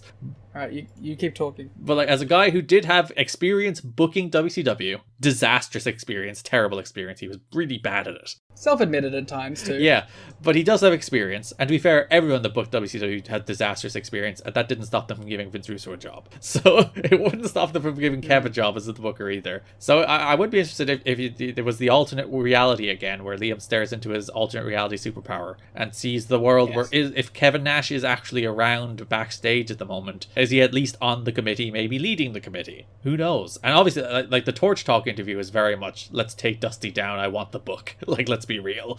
That was like the undercurrent of what he was trying to do there last month. It's a pretty safe bet that the movie he was filming was the 2006 release DOA Dead or Alive. Oh, we should watch that for the Patreon. Oh, We should do a full Big Kev filmography review. The Kev Respected. Yeah. Watch Longest Yard Grandma's Boy DOA. Punisher? Oh, the Punisher, of course. River of Darkness. No. Almighty Thor. Monster Brawl. Rock of Ages. Magic Mike. John Wick. Magic Mike XXL. He's had a real weird acting career. Slaw, which seems to be a Saw parody. Because, like, he never broke through, but also he's had, like, consistent work in decent level films. Yeah, he's in fucking John Wick. Well, what do you want from the man? See him in Clippers. Watch the movie Chick Fight. COVID-19 Invasion. Nope. Followed by Dog. Nope. Followed by Magic Mike's Last Dance in theaters now. There has been talk of Antonio Inoki being interested in buying TNA, since it would give him the controlling rights to the NWA titles. I'm sorry, wait, what? Since part of Inoki still lives in the 70s, that's far more valuable to him than it is to most. How much money do you think Inoki would be willing to dump into this? So, apparently, the main thing he wanted was the NWA. So, like shortly after this, there's another note in the Observer that through Dave Marquez, he made a proposal to buy the NWA from member promoters in the US, and he was voted down in the end. So, like, this is not like just a pie-in-the-sky Observer note, like The Rock one was a few months ago, where it's just like a thing that happened, and like Dave followed up on that, I think, last month, being like, there has been no further talks between The Rock and TNA. No shit, Dave. But this is one of those things where, like, Inoki seemed to have a flight of fancy, and seemed to fancy himself himself buying the NWA. So he made like an actual proposal to buy it from the actual NWA. But of course he wouldn't get the titles with that, or it's at least unclear whether he'd get the titles with that, because TNA have a long-term lease on the titles. So then he was like, buy TNA too? Yeah, New Japan of America. The original New Japan of America. Don't you send me COVID invasion screenshots. I'm not looking at them. Please. Just the part of the trailer that happened to play at the same time. Originally, I was just going to send you the poster, but then that was what was playing at the same time. I absolutely refuse to look at anything related to that movie. I don't even think Kev's in it much. I think it's a lie. He's on the poster. So Antonio Inoki could potentially buy TNA. Again, my alternate reality powers. Where he ousts Jeff Jarrett, just walks into the building, slaps him, and he never comes back. Now for the most devastating news. Read the follow-up. TNA TV wrestler Lex Lovett has announced he will be retiring from wrestling with his final match on June 10th at the Jeff Peterson Cup in Brandon, Florida against AJ Styles, with an immediate follow-up that he's only retiring for Florida indie wrestling. Wait a minute. He told TNA officials that he'd still do job duty for them as needed. The belief is he has new work hours, or he's needed to work weekend nights, so he simply wasn't available for indie shows anymore. Holy shit. What a whiplash of emotions I just felt. Your favorite wrestler, well, actually no, Buck Quatermain's your favorite wrestler. Lex Lovett is number 2, I know you. But it's true. Your second favorite wrestler nearly retiring, but then being like, I will continue to lose on television, it's fine. What a trooper. Because you can't work weekends, but TNA tapes Tuesdays, so I assume that's okay. Unless it's a weekend pay-per-view, but let's face it, Lex Lovett's not on those. He might be. There is a 20-man gauntlet match that he's not in, so... Well, yeah, who's working? Jushin Liger was spoken with about doing the Slammiversary pay-per-view show. He would have challenged Daniels for the X title, as the gimmick is they're trying to do top international stars being brought in to face Daniels. Ultimo Dragon has also been talked about as a potential challenger. The Liger thing fell through because it was during the Best of the Super Junior tournament. But don't you worry, guys. Liger will be in to have a disappointing X Division title match at some point. Yes, and he'll also be in to have a cage match with Daniels that he pulls out of. Yes, which they put Key in. Yeah, and that's the return of Loki. See, I know my TNA. I know my T. My T and A. Yeah, we'll see Liger later in the year. Liger. That is the extensive news. I think the longest news segment we have ever done. This is the news show.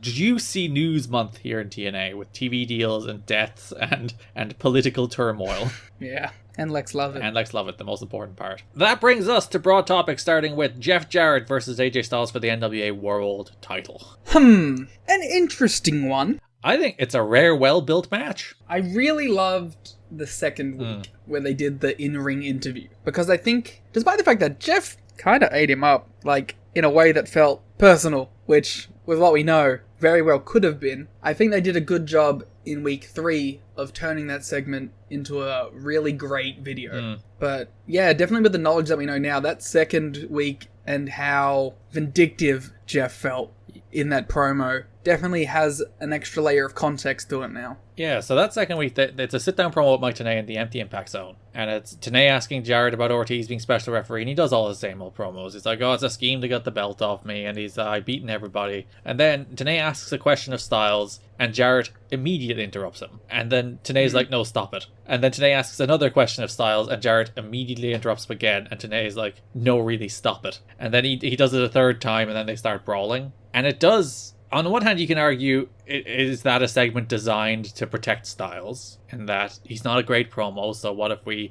have Jarrett be obnoxious and then AJ doesn't have to talk? But then on the other, it's like Jarrett, as you said, kind of eating him up, being like, look how much I can talk and how AJ can't. And this is why he can't be world champion. Yeah, it does.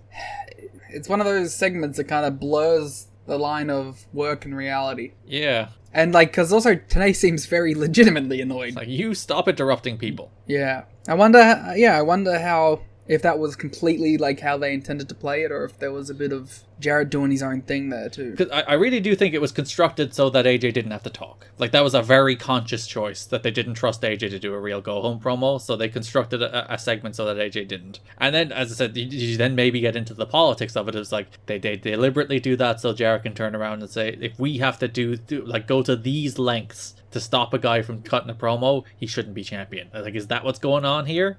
I also wonder if they told AJ. Because AJ looks legitimately taken back whenever he's cut off. It's not like he's in the middle, like, where he's hitting a moment to be cut off. He's, like, in the middle of a sentence. And yet, like literally, the first sentence he gets out of his mouth, Jarrett cuts him off 3 times. Yeah, he's like, well, you know, like... And then just going, and you're like, Jesus, man. And, like, this is a pre-tape on a pre-tape show. Like, it's a pre-taped interview early in the day in the anti-impact zone. But that means nothing, as we've seen. But like, you can, in theory, edit it all you want. You can, if he cuts a bad promo, you can chop it and change it so that it's somewhat coherent, like a Roddy Piper interview. But they still don't trust AJ to do a promo. And maybe they're right to, but it still feels weird in this particular instance where Jarrett is very, very obviously big leaguing him. In a way that he has not really done with AJ before. And the worst part is, like, AJ's not the one that stands up for himself. It's like Mike Tenay has to stand up for AJ. And, like, they do get into a little brawl and they pull apart and security separates them. But it's like, Mike Tenay's the one who's like, you stop talking. I wonder if AJ walked away from that, like, what the fuck? Or maybe he's like, I gotta learn how to cut a promo. Well, maybe that too. Jeff Jarrett did say the line, AJ, you better get ready because you're gonna get stroked. Phrasing, Jeff. Phrasing. By Dickerson. That was the second show of the month. The first show of the month. There was only a 3-week pay-per-view build, by the way. They taped 3 Impacts at once on the Tuesday after lockdown. Hallelujah. So there was only 3 episodes. The first Impact of the month, Dusty Rhodes sat at his desk and announced that there will be a 20-man number 1 contender gauntlet match at Hard Justice, and also that Tito Ortiz will be the special referee for Jarrett versus Styles at Hard Justice. My favorite part of this segment was the long dolly shot on Dusty as he's cutting this, and it's just getting closer and closer and closer to him. So, yeah, Dusty is sitting at the end of, like, a regular board table style table, that long table. The board table he was probably canned. Probably was. And then the camera's down the other end, as he said, slow zooming in on him. And also, like, Dusty feels like he's delivering a hostage statement here. In many ways he was. Where he's like, this is gonna be the best pay-per-view that has ever happened, Daddy. And it's not like the full Dusty Rhodes bravado. He's like slow delivering it. And then he said, God bless America. I do wonder if, because Dusty's promos lately have not been particularly good and have not been particularly good at staying on point and on message. Oh, he's phoning it in. But so here, I do wonder if they're like, we are scripting you here, pal. You're a writer of the show, but we're scripting you here. I don't know. I don't think they scripted God bless America. I don't know. It's Dusty's famous catchphrase. He ran for election after all. It's true, and he won. So Jarrett comes charging out after that. He grabs Mike today and insists Tito Ortiz, that's not going to happen. He fears no man. Says Ortiz is no Shamrock, and he'll slap the taste out of Ortiz's mouth, and he will leave Hard Justice as still NWA World Champion. And at this time, he might believe it. At least he's hoping to politic his way into it. Up until the day of the show, you know he's trying to get that shit changed. Oh, damn right. I would respect him less if he wasn't. May 6th Impact, they have that sit-down interview in the Impact Zone. And then the May 13th Impact has an extended 5-minute feature looking at AJ Styles ahead of the Hard Justice match against Jeff Jarrett. It was great. I thought it did a very good job of making up for the negatives that came from the actual interview. Made AJ feel like a real big deal because it showed all the highlights of his matches and great theme, obviously, and all those great B-roll shots that they had already filmed. And it came together really well. And it was like 5 minutes. Yeah, so it's a big Barry Scott narrated feature on AJ. It includes Jerry Lynn, Mike Tenay, Jimmy Hart franchise spliced with AJ working out, looking swole. And it ended with the Bullet Club. Yeah, the new face of professional wrestling is AJ Styles. Tremendous work, great feature. I think probably the best feature in the history of the company in terms of like this kind of work. Like obviously the pay-per-view opening packages are tremendous, but in terms of like that 5-minute feature where you just sit down and like, this is our statement of intent for why this guy is a big deal and why you should take him seriously and why he is in fact the feature star of our company, even if for some reason a lot of the people in this company don't actually believe it. Like, again, that's one of those things where like, watch your own show. You're actually presenting a pretty compelling case. Maybe that's them trying to convince themselves. And you know, we talk a lot about the features on these shows where there's a lot of them, and they're all fine, but they're relatively like filler. Just they're filling time. Like that's what they're designed to do. It's like we're a few minutes short. Let's throw a couple of Hard Justice promos in there, and that'll get us to the end. We'll see the guillotine multiple times on these shows. Symbolic of the company's status. Yeah, that weird Hard Justice spot with like guillotines. It's like there has been hard justice through history, but none harder than May 15th on pay-per-view.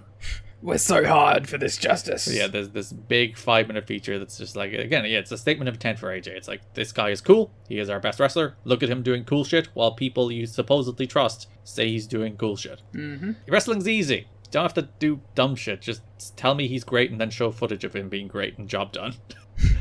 You know what I found interesting about the build? What did you find interesting about the build? So, Jeff Jarrett's a three-time NWA World Champion. Unfortunately. Who ended the previous 2 reigns, Liam? AJ Styles. Did they say that at any stage? No, in fact, the whole point of it was that AJ isn't good enough to beat him because he's not on his level. Which I found, like, I kind of get, like, it's weird that this company doesn't really acknowledge its own history. They kind of did with Daniels and Skipper last month, which was, like, one of the very few times where it's like, we're telling a story based on our own history. And then this month, they have a real easy built-in story there with AJ has been the man to beat Jarrett twice. Like, he's ended both of his previous reigns. And now he's better than he's ever been. And he's walking in as, like, the guy. And that's the story I'd tell, as opposed to, like, they're doing the same thing they always do with AJ. It's like, oh, you're too small, you're not good enough, you can't be champion. As opposed to here, like, for me, the story would be, the first couple times that might have been the case. Now he's the fucking guy. And he beat you twice, and he's damn well gonna beat you again. Well, you see, that would make Jeff Jarrett look bad. So we can't be doing that. It would have to be a vote of confidence in AJ. Which we definitely can't be doing. No. There was also a bunch of sit-down interviews with Tito Ortiz. He talked about how he liked Hulk Hogan, Jimmy Snuka, and Tito Santana, so he's foreshadowing his awful opinions quite early here. I was going to say, very on brand. Talks about his falling out with UFC. He talks about how good AJ is, says TNA is on the up, and he will deliver the hard justice at Hard Justice. That's why it's named Hard Justice. Which does bring us to May 15th, live on pay-per-view, Hard Justice. We have a bunch of videos through the show where Ortiz, AJ with his pink half-tucked shirt, by the way. A sensational 2005 look from AJ Styles here. Just big ace vibes. And Jarrett arrived. Then Tito sits down with Styles and Jarrett through the show to explain the rules of professional wrestling to them. Which, thank God he's here to do that. And then that does bring us to the main event. Styles defeats Jeff Jarrett. The 11-month reign of terror finally comes to a merciful end. Styles is your new NWA World Champion with Tito Ortiz as special referee. In a bit of a wet fart of a match. Yeah, because like AJ and Jarrett have always had good chemistry. Yeah, this is probably their worst match, right? Like, singles. Because their best one is probably their first one, where AJ's the heel, Jarrett's the babyface. That was heat. Like, that was all, like, every Jarrett gimmick in the book. And maybe, like, this is probably the least gimmick-filled Jarrett match of his reign. This is just Jarrett working. This is just Jarrett, like, being a work rate guy, doing it right. Like, Monty interferes, he hits a pounce, he accidentally hits Jarrett. Jarrett grabs a guitar, Tito Ortiz says you can't use it, then Styles grabs the guitar, Tito Ortiz still says you can't use it, so he breaks it off the post. And then there's a spot after Monty accidentally pounces Jarrett, Styles goes for the pin, but Tito pulls the second referee out of the ring, being like, no, I'm referee. There's some shenanigans, but it's not like a full-blown, at least what I've come to love from a Jarrett title defense, where it's just overbooked completely. This was like a slightly more reserved Jeff Jarrett NWA World Championship match, but for the worse. Yeah, there's not even like particularly near falls or anything. The closest thing they get to near falls is they hit each other's finishes. And like, it's not as bad as Russo taking all of AJ's heat. But the idea that like, the only reason Jeff's going down here is because Tito gets him is a real like eye roll. It is one of those things where it's like, if I'm going to lose, I'd be knocked out by the legit fighter as opposed to being beaten straight up by AJ. Yeah. And like, in fairness, he was beaten straight up by AJ the second time in the cage. But that was with a roll-up. It was a quick pin. But it was, like, he was beaten. He was still beaten. Yeah, he was beaten in a professional wrestling As match. opposed to the first time, which was Russo, and the third time, which is Tito Ortiz. Which, again, just, like, feels more like Jarrett being like, make myself as invaluable as possible. Jarrett went up into the corner and he was throwing a 10-punch, and Tito was like, no closed fist punches, please. Then they got in each other's face. Jarrett kept pushing Tito, so Tito just decked him. Yeah. One thing I did like is that AJ wasn't, like, a coward around Tito. Like, he would get in Tito's face too and push him away and shit, and like, it wasn't like he was backing down to Tito the whole time, or that Tito was being particularly, expressing particular favoritism the whole time. Like, AJ and Tito got into it too, but Jeff just took it that level too far and paid the price. Typical Jeff Jarrett fashion, and he took a sensational bump for the punch, to be fair. Yeah. Good punch. We were talking about on the watch along that traditionally fighters and boxers throw really bad worked punches because they're like, I don't want to actually hit the person. So they throw it way too short, or it just looks terrible. Whereas here, good looking punch. Tito's not gonna give a shit. Styles goes up top. He hits the spiral tap for the first time in ages. The whole idea, he's breaking out like the death blow to take out Jarrett. He pins Jarrett. He does end the reign of terror. They set off pyro in the building as AJ celebrates. Styles is the man to end the Jeff Jarrett 11-month endless reign. And Jeff Jarrett never wins the title ever again, and we're all happy. Yeah. Like, to reflect on the reign of terror, The Reign of Terror. It is the... Well, Paul's is up there as well. Paul's around the same time having a terrible Reign of Terror too. But this is like the Reign of Terror. Like, you could argue it still had heat up to the Nash match. Yeah, it had points. Yeah, like, the Monty match is where he should have lost it. The Nash match was like, alright, there's still something here. But I think everything after the Nash match was like, it's done. People are so over this at this stage.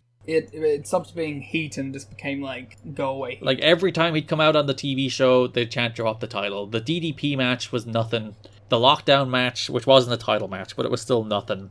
And then this match, like, the crowd did go nuts when AJ won the belt. Like, they were super duper happy this reign was finally goddamn over. It doesn't necessarily feel like it was people getting behind AJ more than the reign is over, thank God. Yeah, I think they were just happy to see Jarrett lose. So, like, you could be very cynical and be like, oh, he only held the belt because he was part owner. Which, that's true.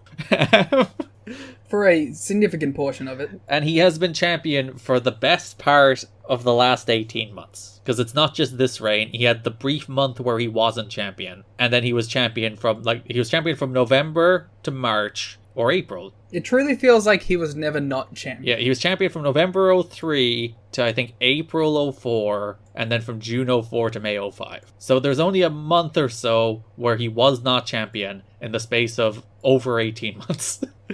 Which is... very much looking forward to a break from that. Deeply upsetting that this man has been on top for that long. And the crowd, they just don't want him there anymore. And he's never been a world champion caliber guy. We've always talked about that. About how he's like a real good mid-card heel. He's a real good goof. He's a good worker. He's a good performer. He's not a world champion and has never been a world champion. And he can't carry a brand. Which is so funny that there's all these questions about whether or not AJ can carry a brand. When it's like, you held that belt for 18 months and this business went nowhere.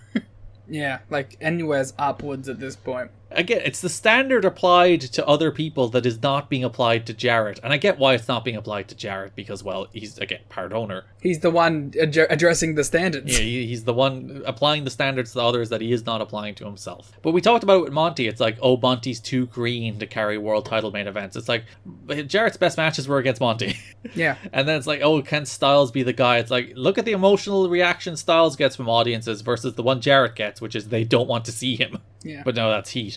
And it's just one of those things where it's like, you're not believing what's in front of your eyes because you're so like deep in the pro wrestling weeds that you have these biases. And that is almost maybe, I was talking about like how you need pro wrestling people, which you do. But if you have those pro wrestling people who are so steeped in the way wrestling is done elsewhere or the way wrestling has been done, they bring all those biases to this company too. And those biases get in the way of this company. It got in the way of Monty Brown and it got in the way of AJ. So maybe you don't want wrestling people. Maybe you do want fresh perspectives. I think it helps if those wrestling people didn't have stake in the moment too. Like, that's a big component of it. It ultimately comes down to this is the Jeff Jarrett vanity project. And, you know, we're talking about having non-wrestling people in the room and how they can be beneficial. Like, Dixie was the one who, like, decided that we need to do this. Like... Jeff always had the opportunity to wiggle his way out with Dusty. Dixie put the foot down, was like, this is happening, I'm in charge. Yeah, and like, to be fair to Dusty, he was also like, you're dropping the title here. Like, the original booking decision was Styles was beating Jarrett. That was Dusty's call too. Yeah. Like literally everybody in the company is like, you've got to lose this belt. There's some like arguing about to whom he should lose it to. But literally everybody is like, you are dropping this title.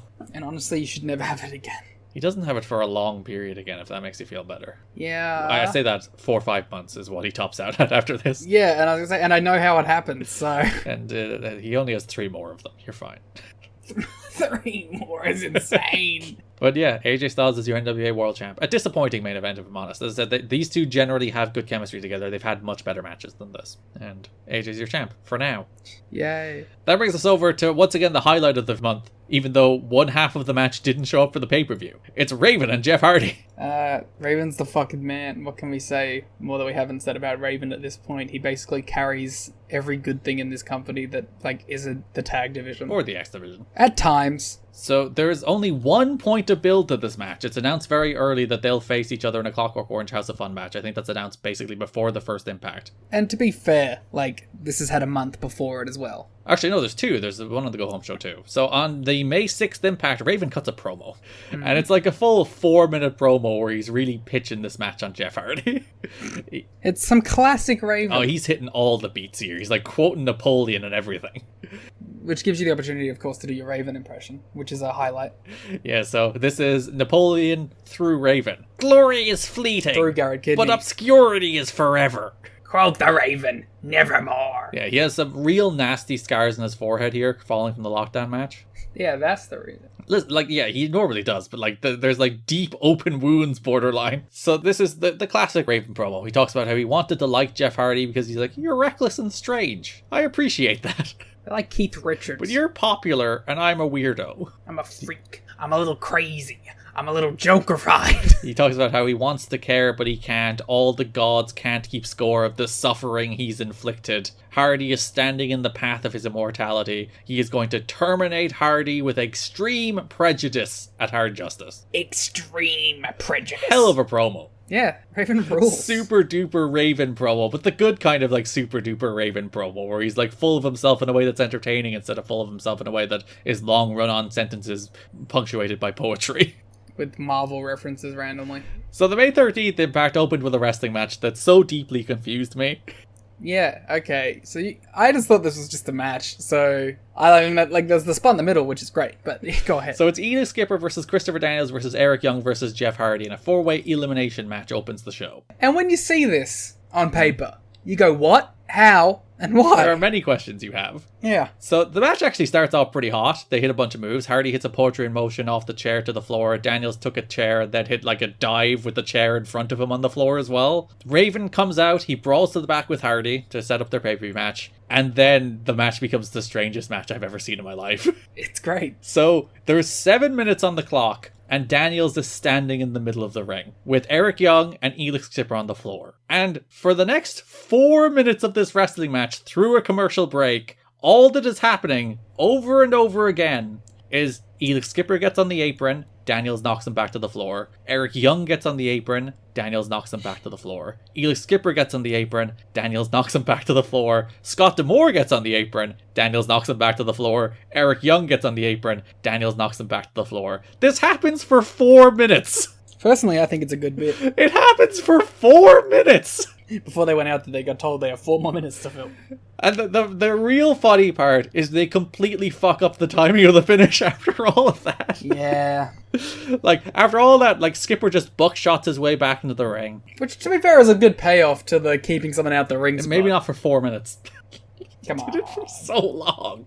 Come on. So there was 10 seconds left on the clock. Skipper hits the sudden death on Eric Young to eliminate him. Then Skipper rolls up Daniels. The bell rings because the time has run out. A good 5 seconds pass before the referee counts the pin on Daniels and Skipper is awarded the win. And then they come back after the break and they're like, this crowd was going so wild and out of control for this match that the referee didn't hear the bell, and thus the match has actually been declared a draw between Daniels and Skipper. Sounds about right to me. The finish was meant to be the roll-up. Skipper was meant to win, but they fucked up the timing because they spent 4 minutes of Daniels knocking guys off aprons. I loved it. I was going nuts. So you gave this match 2 stars. You can't say you loved it. I mean, I loved that section of the match. Yeah, if only it didn't have the action on either side of it. If it was just the dude knocking people off the apron. If they had committed to the bit that hard, do you not think I would have been into it? So yeah, Raven and Hardy brawl off. That's the Raven and Hardy part of this match. But which takes us to Hard Justice, in which Jeff Hardy no-shows. Yeah, so... on the Hard Justice pay-per-view on May 15th, Jeff Hardy no-showed. He cancelled and reserved a later flight from North Carolina to Orlando 6 or 8 times over the weekend, depending on the source, before finally not getting there at all. Actually, he arrived after the show ended, as he was at the hotel hanging out with fans at midnight with his body all painted up like he was ready for a match. Oh, Jeffrey. He was at the TV on the Tuesday before he got word that he was suspended. They finally put their foot down with Jeff Hardy. He's been late. He's been delaying people. He kind of missed TV tapings. But now it's like live pay-per-view match is like the absolutely positively thing you have to show up for. And I'm afraid Jeff, you've been suspended. Yeah. He was very apologetic, but he didn't do himself any favors when he said the reason he kept cancelling his flights was because he was doing errands. people apparently didn't expect the new booking team would take such a strong stand against the Star, and I think like that was like their first real test, right? It's like immediately Jeff Hardy no-shows, so you have to like again, statement of intent, just like the AJ video. It's their statement of intent. It's like you got to cop yourself on here. Everyone's got to cop themselves on here. This is a professional enterprise. Which is a good change of pace. The inmates are not running the asylum. We're not in the asylum anymore. That was like a year ago. Huh. I'm living in the moment too. So the big thing kind of hanging over this is like Matt Hardy's been released, and there's plenty of rumors that he is TNA bound, because Jeff's suspension will end on the 11th of July. Matt's no compete will be up shortly after. He's agreed to do dates with Ring of Honor at this stage, and the big thing is he's going to come in. Like the Hardys don't really want to team together, but they're willing to do it on like their first date just because that's what people want. People want the Hardys, and then he'll do like single stuff with Matt and single stuff with Jeff. So like the big thing with Jeff, and like probably the reason people didn't think he'd be suspended, was because everyone thought Matt would come in. Ultimately, Matt goes back to WWE and never goes to TNA at this stage, but I think that makes it like an even like a braver decision is not the right choice, because he no-showed your pay-per-view. It's the decision you should make. But it is still like a brave decision because of, wrestling is a star business. There is more at stake than just Jeff, because maybe in theory, because I think Matt's compete was up earlier, so maybe if Matt comes in, you at least get the Hardy Boys match before he goes back to WWE, which would be pretty valuable to them if they didn't suspend Jeff. Yeah. Pretty cold-blooded of Matt not to show. I see what you did there. Yeah, there we go.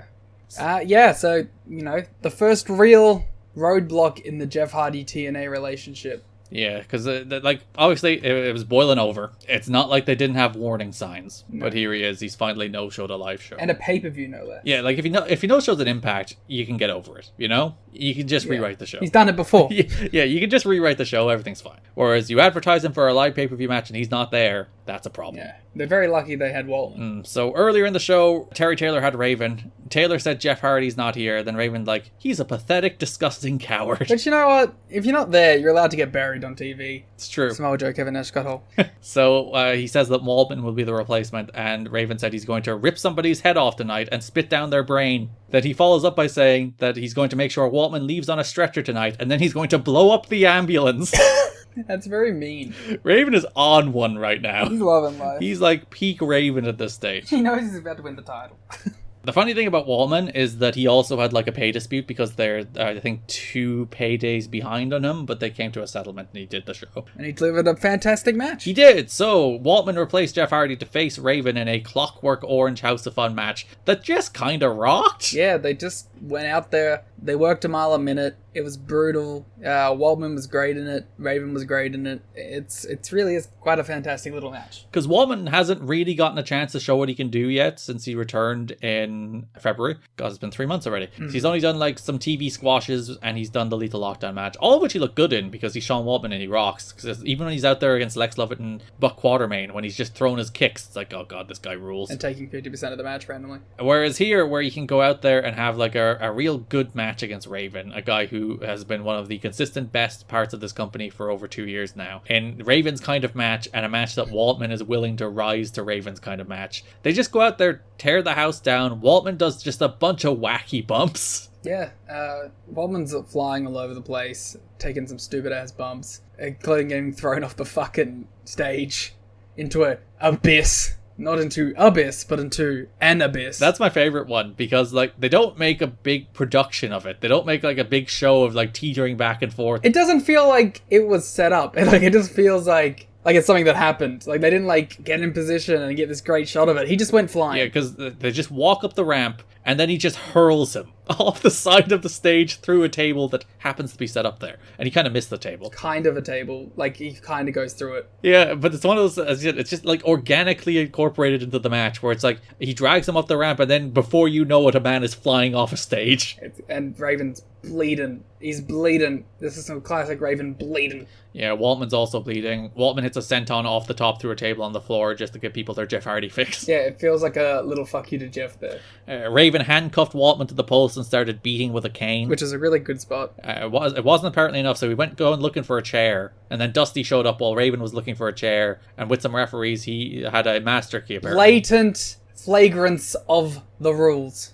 Of which there are none. And if there are no rules, that means Dusty can do whatever he wants. Boom! A biased biased authority figure who cannot be trusted. Listen, he's already been ousted. He doesn't care anymore. Fair. He's just doing whatever the hell he wants. Again, I was proven right about Dusty Rhodes. This time, as a character, being completely untrustworthy as a man in charge. Vince Russo would never. Exactly.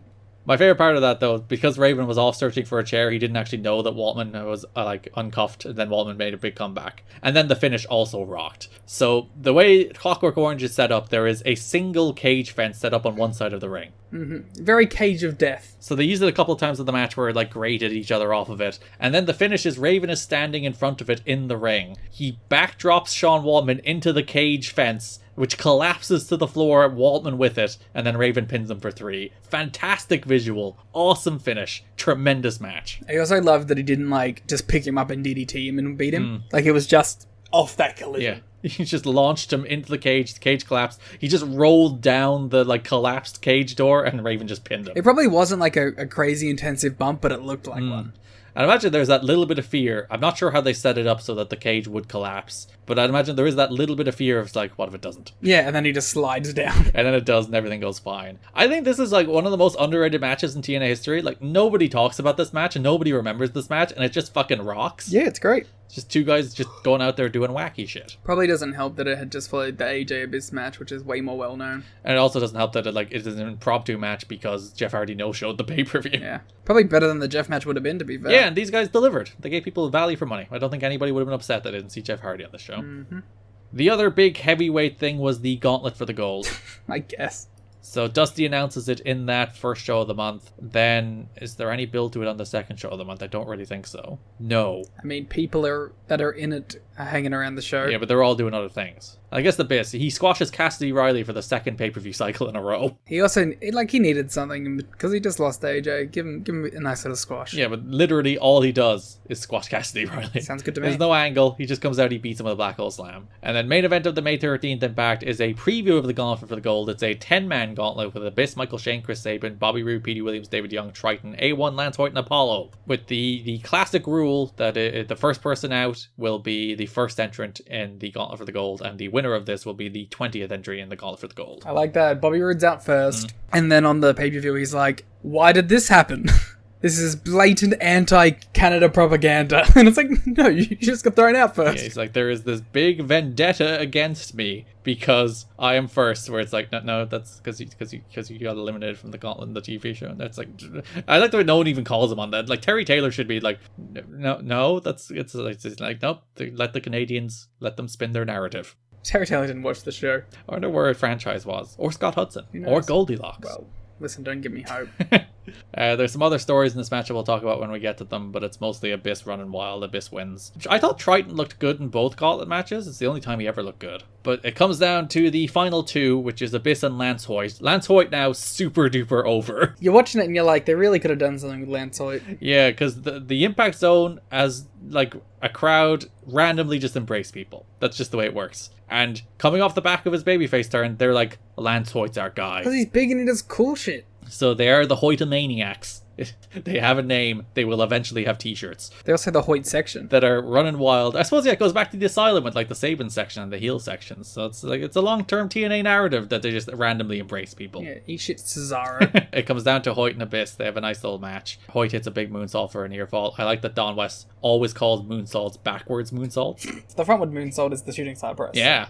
The Naturals tried to interfere. Hoyt disposed of them. Then Hoyt walked right into a Black Hole Slam, handing Abyss the win. Abyss will be the 20th man in the Gauntlet for the Gold. I really feel like at the actual Gauntlet of the Gold, you could have had Hoyt win. Yeah, it's a weird choice because that does take you to the pay-per-view where you do have the 20-man Gauntlet for the Gold, which Abyss also just wins. Yeah. Which I guess you're talking about reheating him. Him winning a 10-man Gauntlet and then a 20-man Gauntlet does reheat him. Yeah, but I don't know. It just feels like you had something with Hoyt, and you could have capitalized on it here. And then you have two homegrown heavyweight prospects.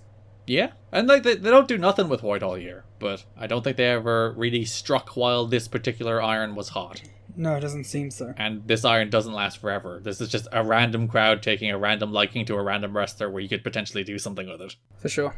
So Rude and the returning Zach Gowen start this Gauntlet match. You happy to see Zach Gowen back? Sure. I was gonna say, but when they did the Team Canada promo at the start of the show, and they teased this. That promo is also kind of relevant because, you know, with Scott D'Amore in charge now, it does feel like Team Canada's like, we are real again. Yeah, it is very funny because this is the first show booked by D'Amore. Some of which the creative, like obviously like the match lineup and all that is already set coming into it by Dusty. So it's not like a full show booked by D'Amore, but obviously all the finishes and stuff are booked by D'Amore, and some of the add-ons are booked by D'Amore. Whereas, yeah, as you said, like the opening match of this show is just a throwaway Team Canada against Apollo and Sonny Siaki match. It's PD and Eric Young beating Apollo and Siaki. There's nothing remarkable about the match other than it was meant to be a Team Mexico match, but they couldn't pull together a Team Mexico. But it's just like, you can tell that like Scott's like, okay, my boys are getting some shine here. And like they were thoroughly de-emphasized under Dusty in a way that like I think the show was worse off, because we kind of discussed how Team Canada were like the weird little backbone to the show, and when they were complete nerds that weren't doing anything and were just losing 3-minute TV matches, the show was worse off for it. Because there's so many of them, when they feel hot and they're all over the show, it's way better to have.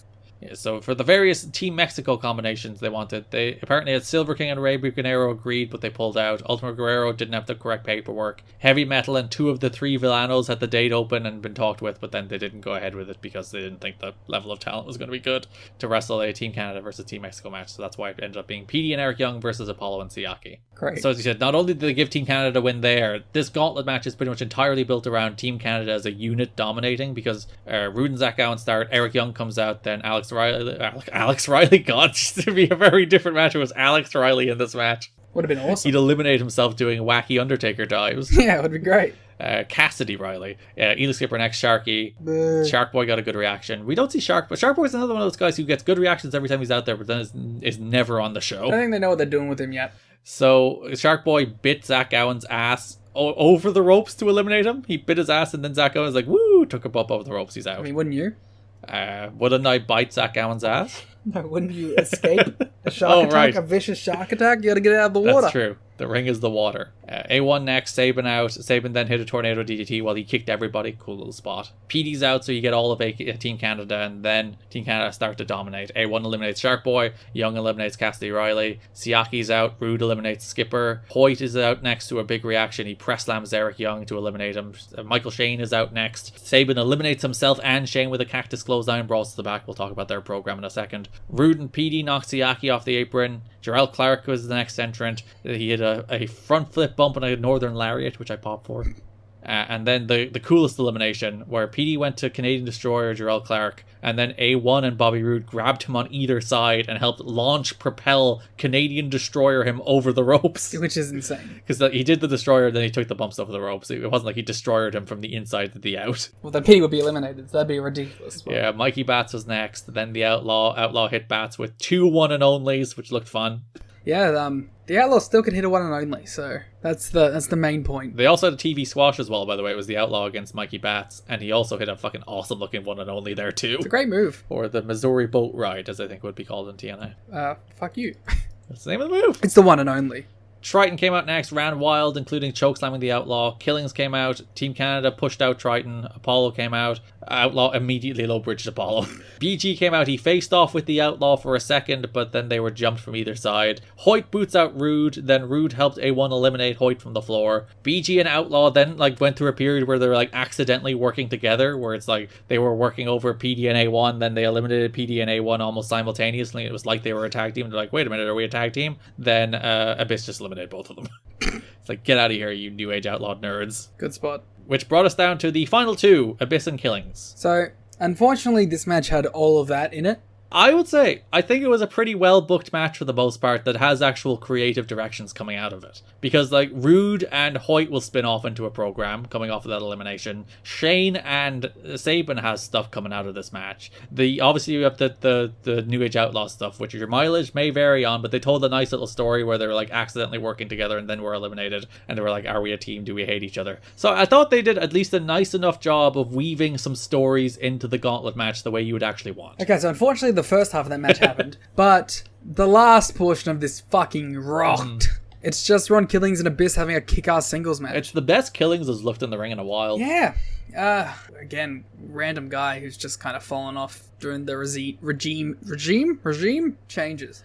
And to be unfair to Killings, to be against him, It's not even the case that, like, he's been having good matches and hasn't been given chances. Like, when he's in there with people he should have good matches with, the matches are thoroughly bland and forgettable. He's just, there's nothing going on with Ron lately. He actively hated being in the X Division. Yeah, he was given, like, a little run in the X Division. He's like, no. Yeah. So to be against him, I don't think he's even been good. But he's charismatic and cool. And he had a cool little exchange here with It was Abyss. good here. So Abyss tried to use a chain, but Rudy took it from him, so he tried to use a chair, which then Truth takes from Abyss and brains him with it. Abyss charges the referee. Killings does an axe kick off the ropes onto the chair, but there's no ref. Then chokeslams Killings onto a chair, but Killings kicked out. Then Killings went to the top, leaped at Abyss off the ropes, but Abyss caught him in midair with a black hole slam to become #1 contender. Got him with that flying nothing. The jumping black hole slam setup. That's the famous high flying move of flying into a black hole slam. Though, please catch me into the black hole slam. It's the name of the move. Abyss could not help but oblige. What's he going to do? People should not use that against Abyss. I wouldn't. It's not advised. What was Abyss going to do? Shock treatment him? That'd be sick. It would actually. Damn it. Abyss, once again #1 contender, once again will not get a singles title match. Right. That brings us over to the tag team division. And on the first Impact of the month, the main event is the Naturals versus America's Most Wanted for the NWA World Tag Team titles. It's nice to see the Naturals mean something. And they had a pretty good TV main event with AEW. They did. I've seen them wrestle too much now that I'm kind of numb to what they do. Because they always do like the little crowd, like they do the opening exchange, then break out into the crowd brawl thing. It's just like, all right, we've seen you do this like 4 times. Yeah. Obviously, like, the Naturals only win here because they want another AMW challenger. Well, to be fair, if you remember the go-home show of the last show, the Naturals did beat AMW. Yeah, because they needed another challenger of the month where they would have just beaten them for the titles again. Yeah, so they at least set up the Naturals being contenders because they have a win over AMW, so the title match makes sense. And you do get the sense that it's like, it's time to turn AMW heel. Ooh. You get that little bit of a feel here where it's just like, it's time. It's time to give these guys something new to do. I don't know if I felt that way, but, like, what other tag teams are there for them to wrestle? Yeah, I think that's the big problem where it's like, they've wrestled everyone as baby faces. I mean, you could have brought the Briscoes in, but whatever. I felt it more in the pay-per-view match than this one. That's just like, yeah, it's time. It's time. Interesting. I didn't get the vibe, but you know, I'm not opposed to it. Because James Storm as a dork heel is amazing, so... So they aired the Candido leg break multiple times on the show. This, again, the day after he died, which must have felt so weird. Yeah. Because, like, it's impossible to separate this from the fact that, like, he died literally the day before. And obviously, like, this show was in the can. And they didn't really change it. And it's so weird that the entire main event is built around Chris Candido. It's a strange one to watch. So Candido on crutches asks the people to show an injured man respect. This is a great promo. It's like he gives out about them showing a replay of the injury. It's like the worst moment in my life. And then, like, the particularly poignant line here is he talks about how nothing in the world would make him miss this moment. And, like, he's literally saying that from beyond the grave. Again, very, very weird, morbid moment. So the Naturals put a chair out for him. 30-minute time limit because this is a title match. They brawl all over the building. Harris kind of suplexed Douglas on the steps in the crowd, but it was abundantly clear Andy Douglas wanted none of that bump. Yeah, which, to be fair, true. Samoa Joe should have learned from him.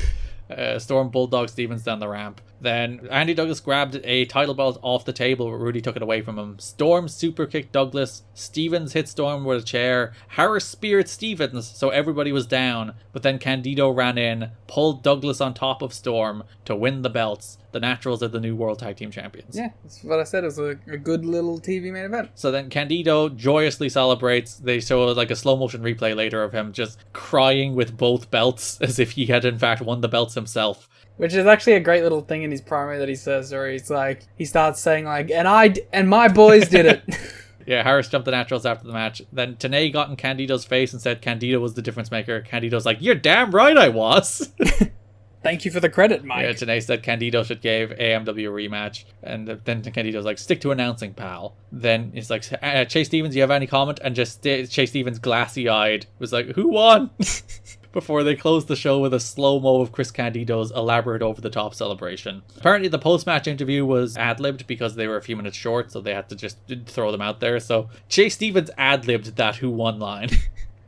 Which is a very good bit. A good bit of business. I thought, like, you cannot separate it from the fact that Chris Candido died. And that makes you feel all sorts of different things that he's like, he does that pre-match promo where it's like, no, I'll miss nothing. And then he does the post-match promo where he's like, my boys did it. I'm so proud of them. And he has that big celebration. It's the most Chris Candido has been ever featured on this wrestling show the day after he died. And also, it's like the act is clicked so perfectly now. Like, Candido and the Naturals together in this moment feel like like a team that can carry this tag division because they have the charisma added to it of Chris Candido, who adds like an aura of legitimacy to them while also letting them again play on their like natural dork instincts. And it's like, this match is such a show reel for Chris Candido as a performer. It's just like, he's super charismatic, he's like the great dork heel, he's everything you'd want out of a manager of the Naturals. And it's such a bummer.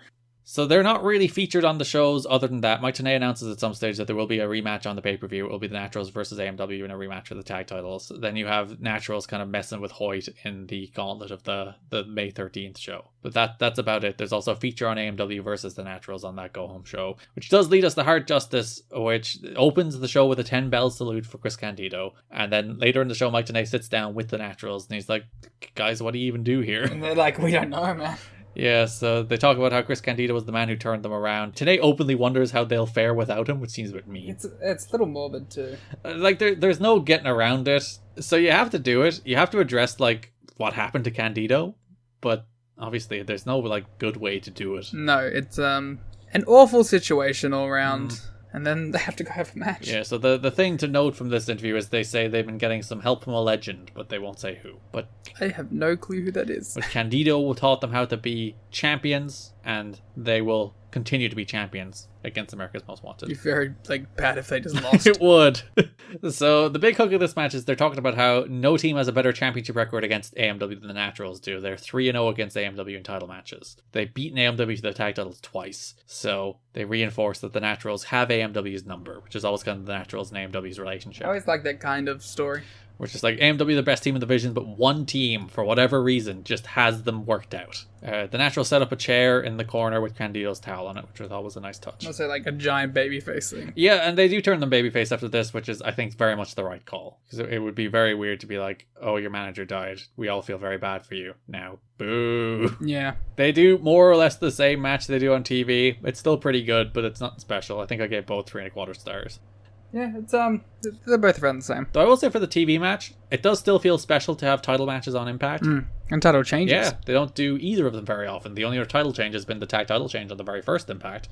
And there's been 3 title matches in the history of Impact? 4, maybe? Something like we've yet to have an X Division title match on Impact, which is kind of crazy. Oh, no, we have. Wasn't the first show that? No, we did have the Kid Cash AJ one. I think that was the first X title match on Impact. I thought the first episode had one. No, the first one had the tag title match, which was AMW against Cash and Dallas. Oh, and AJ won the number 1 contender. And AJ won number 1 contendership in that match. And then we've had 1 NWA title match. So we've had 2 tag title matches and an X Division title match. So 4 title matches in the first year of Impact. That's showing pretty good restraint. Maybe too much restraint, some might argue. Give us some more. I didn't realize until recently, how often title matches are done on TV now. Well, you see, AEW do them all the goddamn time. Yeah, I don't mind it. I find it interesting. Because WWE went through a stage too where they were doing them all the time. Because Tony Khan's shorthand to making an episode of Rampage feel important when it's kind of not is to put title match that the conclusion is foregone. But it feels special because there's an Orange Cassidy title defense on Rampage. That's his usual shorthand, trying to give a hook to the TV show. But I think ultimately a lot of those matches could just be non-title and you could save the value of title matches.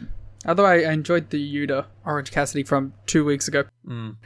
Good, well done. They did a real wacky Tower of Doom where Stevens ended up taking a huge flip bump. It was a very wacky Tower of Doom. One of those ones where everyone's involved and maybe not in the way that you think they would be. It's because usually it's powerbomb suplex kind of thing. That's the traditional Tower of Doom. It's very easy to set up. Whereas here it was a backdrop, but somebody was on the bottom rope and Chase Stevens was in a very tenuous position. It was a very strange setup for a Tower of Doom. And then it was a crazy bump at the end of it too.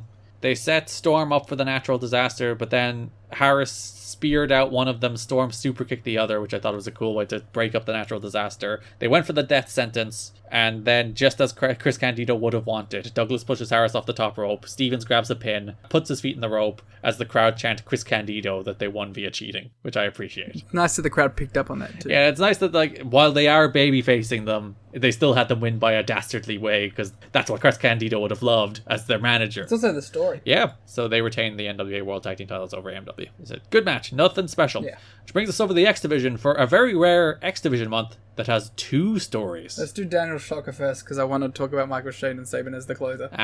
Your famous favorite Michael Shane story. Of course. So Shocker became number 1 contender by winning the escape match at Lockdown. He faces Petey Williams on the April 29th Impact. Quick match, wins pretty easy. Petey's still getting jobbed out. Yeah, he pins him very, very quickly. Mike Tenay interviews Shocker after the match, and he says he's going to be the next X Division champion. And then does his double bicep pose, kiss pose. Oh yeah, which is a good pose. I like the way he's like, I'm going to be champion, kiss kiss. I also thought it was a pretty good like little promo too. May 6th Impact, a match I thought kind of rocked. It was Shocker against Sanjay. Go off, King. They had a real nice like 8-9 minute TV match. Dutt hit a cool like spin around top rope Frankensteiner, you know, where he sits in like their poison round position and spins around and top rope around him. And then Shocker won with like a kick-ass top rope powerbomb where he powerbombed Sanjay halfway across the ring, and I'm like, thumbs up, good TV match. Feels like a little unnecessary for TV, but hey, we'll take it. Yeah, if you're gonna go out there, it's like so many of these TV matches are just utterly pointless. And to see these two go out and have like a real nice, it's a 3-star match, but it's like a real nice 3-star TV match that you're like, I enjoyed that wrestling match. Thumbs up! Do that more often. Shocker isn't broken by the TNA system yet. So he pins Dutt with the top rope powerbomb. Then Daniels feigns, who was on commentary naturally because it is his second role in this company. I hope they're giving him a second paycheck for the amount of commentary he does. He's like he's getting 1 paycheck. What are you talking about? Fane going at it with Shocker. Fane getting in the ring, but then left. There was then a feature on Daniels versus Shocker on the Go Home show, which did lead us to Hard Justice, in which Christopher Daniels faced Shocker. Shocker, which is a pretty good match. Shocker, I think, is the king of the pretty good match. He definitely has been a welcomed mid-card addition to TNA. He is the classic high floor, low ceiling. Yeah, that's what I'm looking for. There you go. Where it's like, you will never get a bad Shocker match, but I don't think he has a great match in him. Yeah, definitely not till this point. But this is good. Shocker ran at Daniels to the floor where they were both standing on the apron. Daniels took like a bump just on the concrete. It looked unpleasant. They then both missed dives before Shocker hit a dive. Daniels' dive was a split like moonsault where he landed on his feet, which also looked unpleasant. Yeah, I was like, you're going to break yourself. They fired up for a big strike exchange. Shocker hit a front suplex, a gourd buster from the ropes for a near fall. Then Daniels finished Shocker with an angel's wings off the ropes, which is the first time he's done that in TNA. Big time finish. Probably bigger than this match deserved. I guess they want to make it like established. I think I'd save my first middle rope angel's wings for like a match where people think I'm losing, as opposed to Shocker, where I don't think anybody thought he was losing. But it's a good match. Yeah. Then Daniels grabbed a microphone after the match and called himself the greatest X Division wrestler in the world. Do you disagree, Liam? Can I count AJ? No, he's heavyweight now. Can I count Samoa Joe? No, he's not here yet. Can I count Chris Sabin? Yes. But I wouldn't. That brings us to Chris Sabin, Michael Shane to round things out. I mean, I was swerved. Let's save it for the pay-per-view, but I was swerved. Good swerved or bad swerve? Good swerve. Whoa. So the main event of the second Impact of the pay-per-view cycle is a substantial Michael Shane versus Chris Sabin match. Yeah, they give them some time and they have a pretty good match. Shocking. Not Shocker. He was earlier. This match does have the special 30-minute time limit for reasons I don't quite know. I know, we forgot about 3OK family drama. That's what we're ending on now, I'm afraid. No! So, yeah, Shane and Sabin have a real good little TV match. As I said, they give them the 30-minute time limit. They go a full 15 of it, more or less. As mentioned, the story is that Trinity is now cozying up to Michael Shane to get at Tracy. But now Tracy is like, I'm kissy-kissy with Chris Sabin now. I know. Which couple do you stand? I like the way it's not just I'm managing Chris Sabin. When Chris Sabin and Tracy come out, she gives him a little kiss. He's like, oh, I have to bone him too. It's because Trinity made it personal. She went after her ex-boyfriend, not just her ex-managee. She now needs a boy? Yeah. She's got it's taken a personal turn from what was originally business. Sabin at one stage was dangling from the ropes to the outside, and Shane hit a neat slingshot elbow. Thought that was a cool move. Shane kicked out of the future shock. Sabin reversed the super kick into a side roll for the win. Then Shane dropped Sabin with the super kick after the match. Trinity picked up Sabin, and then Shane super kicked him 2 more times. Tracy just kind of looked at him. She was like, oh. Eventually dragged off Trinity, and then Shane lined up a super kick on Tracy as we went off the air. And it will never be followed up on. We will never know whether or not he super kicked her. Which, I was like, okay, this is like a classic TNA end of the show where we're going to start the show next week off with what happened. No. We're just never going to know. Yeah, the weird thing is, like, they didn't do, like, the announcer, oh, we're out of time kind of thing. The show just ended. Yeah.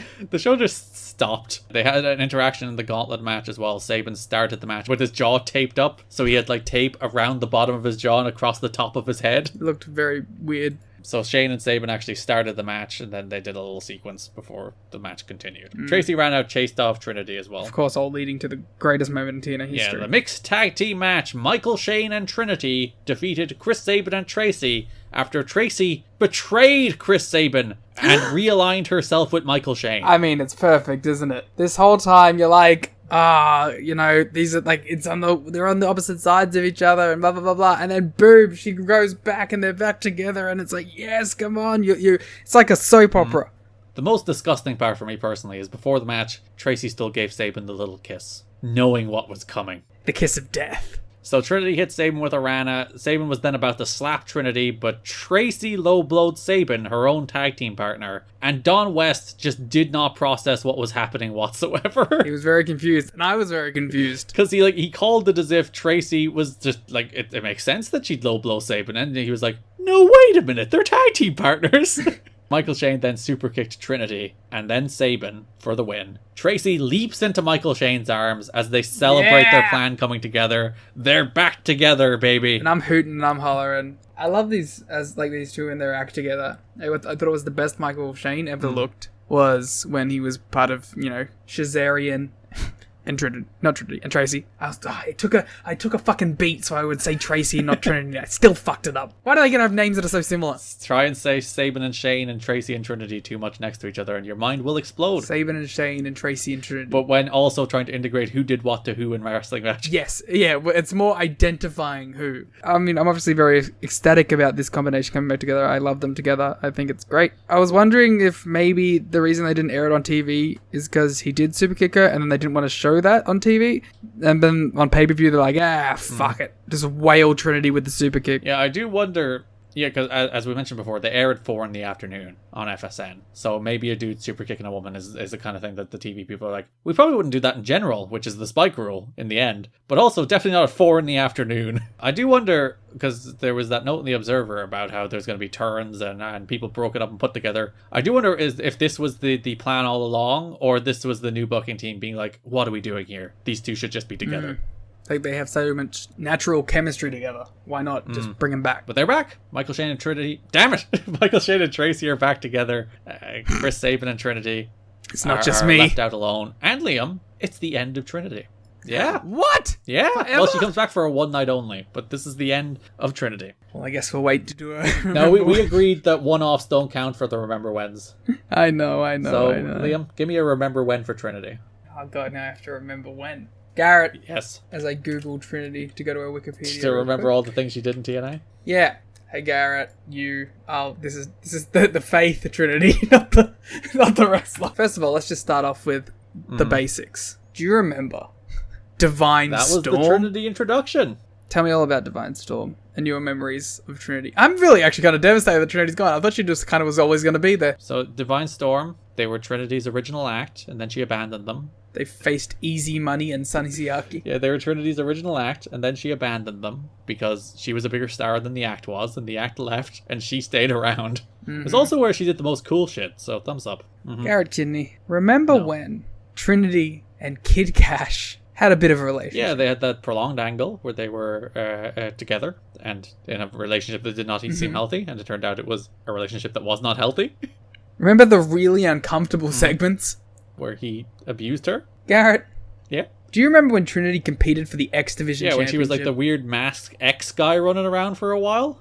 In her little spider costume? Everyone's favourite moment of the Trinity TNA run. Garrett, do you remember... No, I don't even want to talk about the NYC. I got something before that. Garrett, do you remember when Trinity turned heel by choking out Goldilocks? Oh, yeah.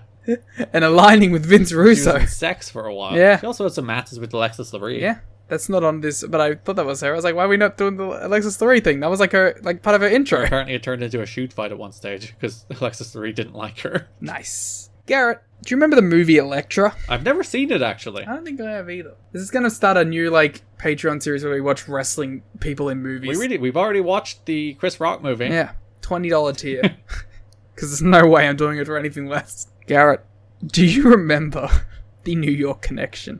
Who could forget the NYC? I have. I want to. I'm asking you, who could forget? Who could help me with that?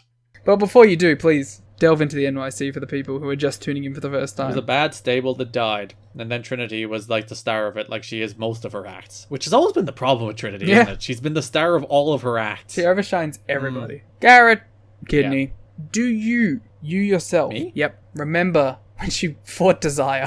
No. When she teamed up with Kid Cash to fight Desire and Sonny Siaki? No. Ah, well, that happened. Okay, I'll take your word That for it. was her wrestling debut, where she debuted as Stephanie Trinity, apparently. I don't remember that. Didn't happen. Really reaching for Trinity moments here. Do you remember when she did that moonsault? Off the cage, that was awesome. Yeah. That's fucking It was sick. a legit highlight reel moment. Garrett, do you remember when she had that, like, sneaky good match with Jacqueline? Yeah, it was like 3 minutes and they just threw bombs. Yeah, it was sick. Garrett, Yeah, good that's my name. do you remember when Trinity really wanted to fuck Dusty Rhodes? So did Tracy. He's a very fuckable man. Can't deny it. They fought over him. Johnny Fairplay wanted some too. He's a very fuckable man. It's undeniable. Garrett, do you remember Trinity's team, Phi Delta Slam? I'd rather not. Just like the NYC. There is many Trinity things that were related to Trinity that I'd rather not remember. That's about it for Trinity. It turns out she does actually have a pre-tape before Slammiversary, but we slightly jumped the gun. Well, Garrett, also, let's take a moment to remember when she feuded with the Luchadors Yeah, by appropriating culture. she is the luchador. The masked luchador. She was like Spider-Man or some shit. Yeah, that is it for Trinity, except she will have one pre-tape in the build of Slammiversary. But other than that, that's it for Trinity. Garrett, do you remember the full-blooded Italians? That wasn't in TNA. Well, Tony Mamaluke was. After being released from WWE, she retired from professional wrestling in order to concentrate on her stunt work. On September 20th, 2008, she made a one-night return to wrestling under her own Stephanie Star ring name, where she lost a three-way match to Peggy Lee Leather that also involved fantasy. Sounds must-see. On April 19th, 2012, she began competing in a roller derby as a member of the Strong Island Derby Revolution. Hell yeah. On March 17th, 2013, Trinity made her return to TNA at their one-night-only show, Knockouts Knockdown, which aired September 6, 2013. At the pay-per-view, Trinity competed, but was defeated by ODB. Bam! Garrett, do you remember Stuart Little 2? No. Do you remember Trinity's stunt work on Stuart Little Where we 2? worked out that she was the stunt double for Stuart Little. Of course. Who else would she be the stunt double for? Who else is taking bumps in that movie? It's true. What's what Trinity's up to? She's on Twitter. Oh, well, obviously that's a new You've Got to Be Kidding Me Hall of Fame candidate right there. Welcome to the Hall of Fame, to the Goldilocks Hall of Fame, Trinity. Living in the Hall of Fame. Alright, let's bring things home with the 3LK family drama. Hey, Gary, remember when BG James debuted? He's not gone for another 4 years. Damn it. The Outlaw on the first Impact of the pay-per-view cycle, April Outlaw. 29th, faced Mikey Batts. He won with the Missouri Thank you. Boat Rider, the one and only. Don't you call it that around me. Outlaw looked to attack Batts after the match, but Triel came. They made the save. Then Conan grabbed the mic from BG because they're beefing. You look so whittle next to him. The Outlaw is the most giant man in this company. The Outlaw. He is so big compared to everybody else. Conan grabbed the mic from BG and he got into the Outlaw's face and he said, "I'm going to face you next week." Then BG and the Outlaw locked eyes as the Outlaw laughed, further suggesting there's It's very sensual. something between them. Just the two of Nothing us. sexual. BG would not like but that. would daddy ass? Probably. May 6th Impact. The Outlaw faced Conan. Probably.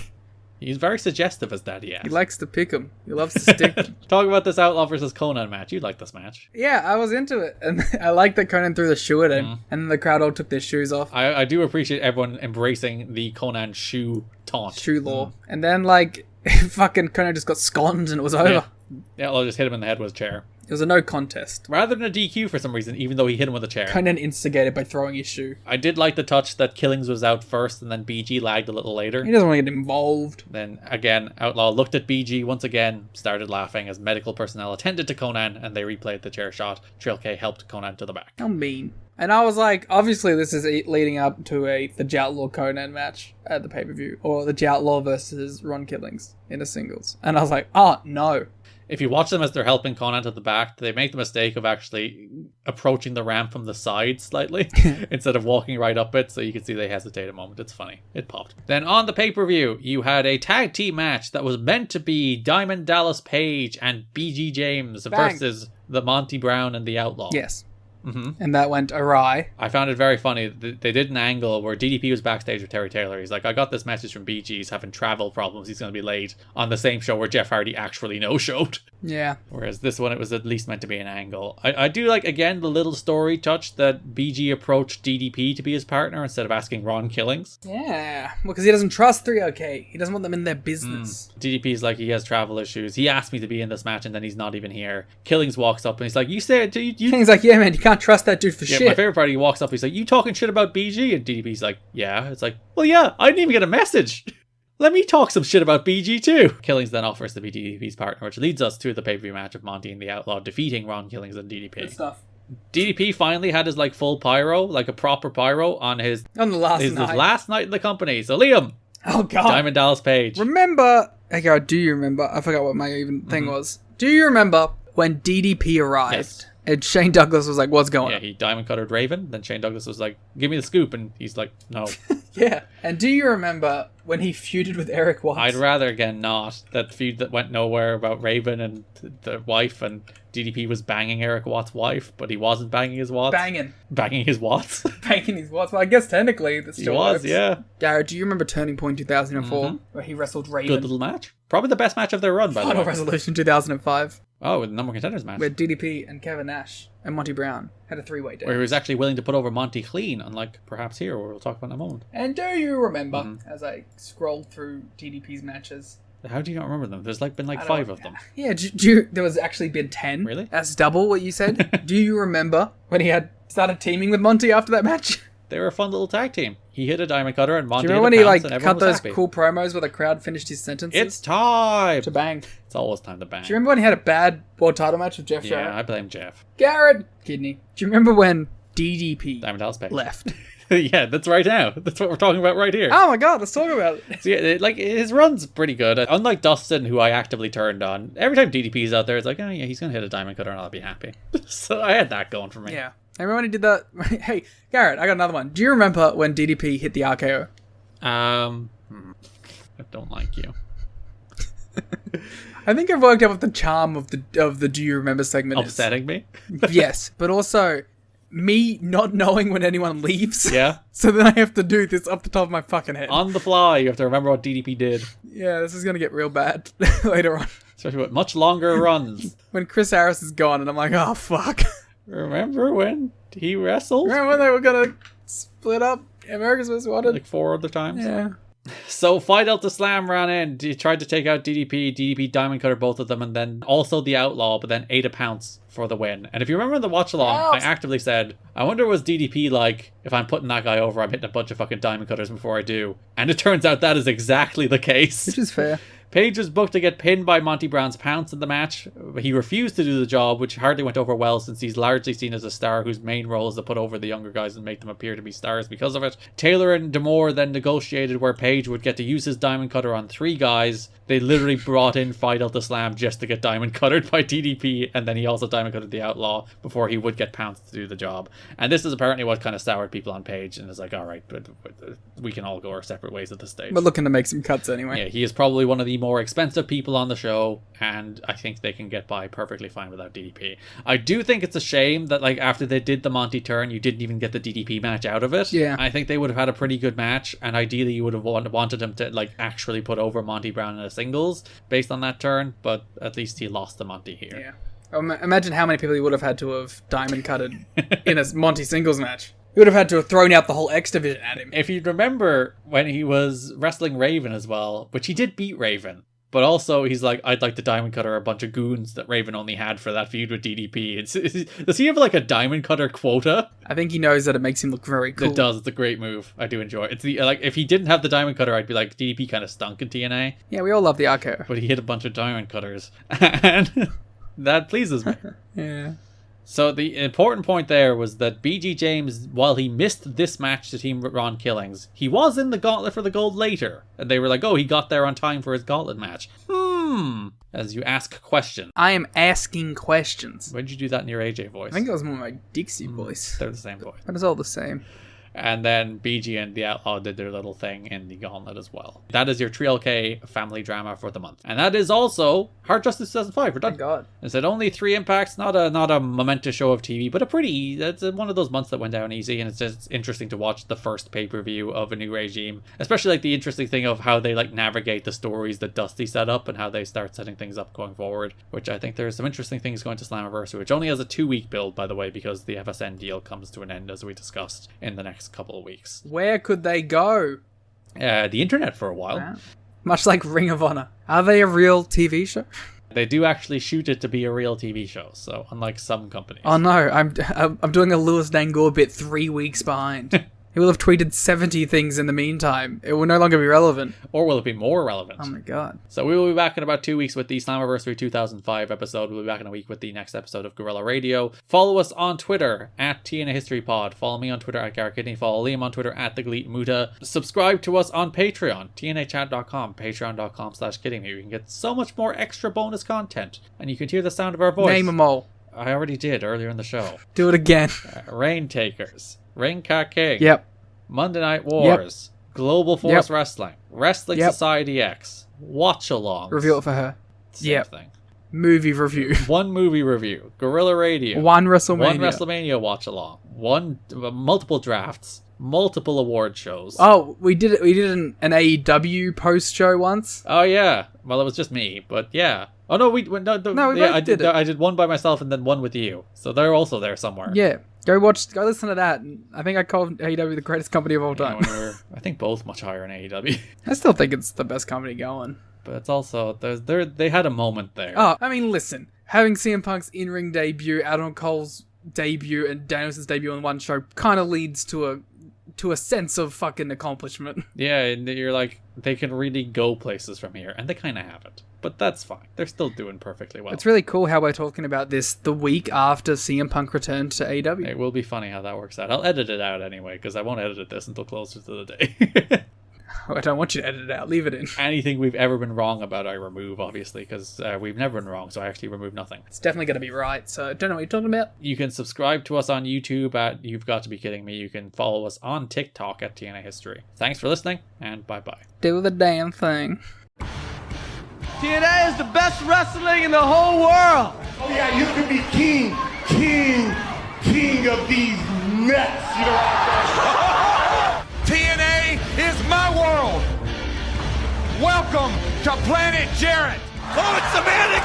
It's not a guitar, it's a cello! It's a cello! Triton, have you conquered the great alpha male yet? This is BS! This sucks! I've lost my objectivity and I don't give a damn! Welcome everybody to You've Got to Be Kidding Me, episode number 37. We are a TNA history podcast that covers TNA 1 month at a time. On this episode, we are talking about the month of June from 2005 up to Slammiversary 2005. I'm Garrett Kidney and I'm joined by my co-host Liam Jones. Liam, howdy doody. Howdy doody. So, technically we should be like saying we watch it from one show cycle every time, because it's not a month. Yeah, but that's like wordy.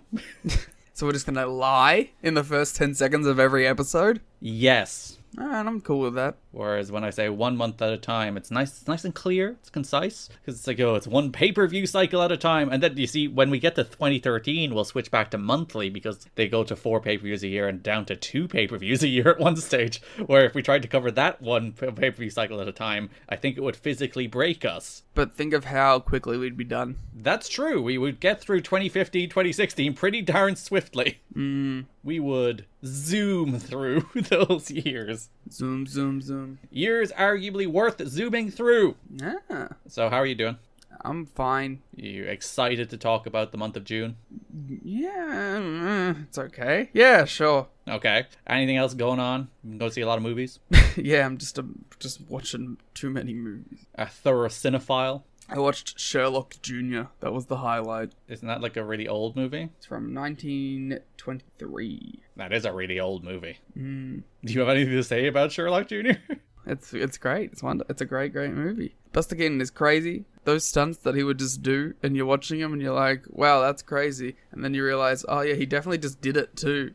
And just fell off things and nearly died and all that? It's just running atop a moving train and then like jumping onto, what would you call it? What would you, like the water? What are things that house water? Waterfalls. No, what? Fountains. No, like the construction that you put it in and then you pull it down and water flows from it. Water wheels. No, A tap. a big tap. A large tap. Then jumping from the train to a big tap as the water comes out of it and then landing on the ground. It's just like, it's a lot. You mean a well? A well, an above ground well. We nailed it. How do neither of us know what this is called? I used to have one. Yeah, you lived in the back of Beyonds. You know, you should understand these things. I just have taps where you can go boo and water comes out. God, I'm gonna like shout what this is at some point during this podcast because it's gonna come to my brain, but God, I can't do it right now. I saw Creed this week. Give me your Creed review. It is formulaic to not a fault. Whatever the opposite of formulaic to a fault. Formulaic to a success, I guess? Yeah, to a benefit. It does truly follow the formula of like a boxing movie, and it's great. It rocks. And you'll get the 5-minute montage at the end where everyone trains for their big fight, and it's just like, this is peak filmmaking. What more could you want than this? And I had a major revelation about the world wrestling entertainment while watching Creed. Oh my God. As one tends to do. Yes. So I was sitting there watching the main event fight in Creed, which is between Jonathan Majors and Michael B. Jordan. Spoilers. The two men on the poster fight at the end of the movie. Those are definitely the characters too. Yes, it was actually a shoot fight between those two. Oh. And I realized, watching like how they presented that fight in Creed, that's what WWE's main event style is now. There was a lot of two kick out. But no, there's a lot of like monologues, there's a lot of like explaining the character motivations through words rather than physicality, even if there is plenty of physicality. A lot of telling and not doing. And just a lot of like WWE's main event style, the Roman Reigns style of the last like 2 years, 3 years, is functionally like the kind of wrestling match you would have if your wrestling match was the main event of a movie as opposed to an actual professional wrestling show. It's presented like that, where it's like the moves don't really matter, the in-between stuff doesn't matter. It's all about the story beats and the broad emotions, and I mean broad with a capital B because it's as broad as can be. And it's not really about like the nitty-gritty of professional wrestling anymore. And I know they've always said we make movies. It's been Vince's slogan for 30 years. But now I really do think literally it's like they really just do make movies now, and not good ones. They make one movie. Yeah, they make the same movie over and over again, which actually, to be fair, they also do with Creed, but Creed is better. Because it's a movie. And I had that big revelation sitting there watching the end of Creed, just being like, this is what WWE are trying to do, and have been trying to do for a while now. Roman Reigns should be the next Creed villain. He'd be really good at that. Like a Creed 4 villain being Roman Reigns would actually grow. Yeah, I think he might struggle following in the footsteps of Jonathan Majors, who is just so good. A dude who is on top of the world right now. He is truly a main event heel. You could drop him to pro wrestling and he'd be much better than Roman Reigns. I gotta admit, like, a few movies going right now got me excited through their trailer more than Creed 3. I was like, that Creed 3 trailer is so cool. Yeah, and there's a bunch of anime shit in Creed 3. They say it was like based on like the shonen rivalries, so. Yeah, because like Michael B. Jordan is directing this one, and he's clearly a nerd. Oh, he's a gigantic. He did a Naruto fashion campaign. Like for their streetwear collection. Yeah. He's a big old nerd. He's Keith Lee. And now he's putting it in major league Hollywood movies. Yeah, of course. That's what I would do. It's funny, there's a bunch of like Puss in Boots stuff as well that I think was lifted from Attack on Titan. So anime is taking over the world. It's a giant medium.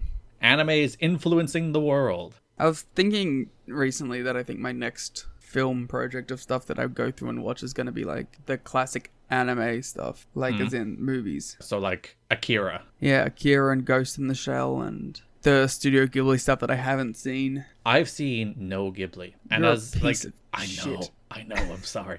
As like a dude who's like super into anime, it's like my biggest blind spot. I like that you just said on podcast through audio as a dude who's super into anime. I said animation, I didn't say yeah, anime. but you cut out and it just said anime. But it's like my biggest blind spot because I know it would make me weep and I should really get around to watching it and I still haven't. I have like a kind of weird, unique perspective where some of my most pivotal and first things I ever saw were Studio Ghibli movies.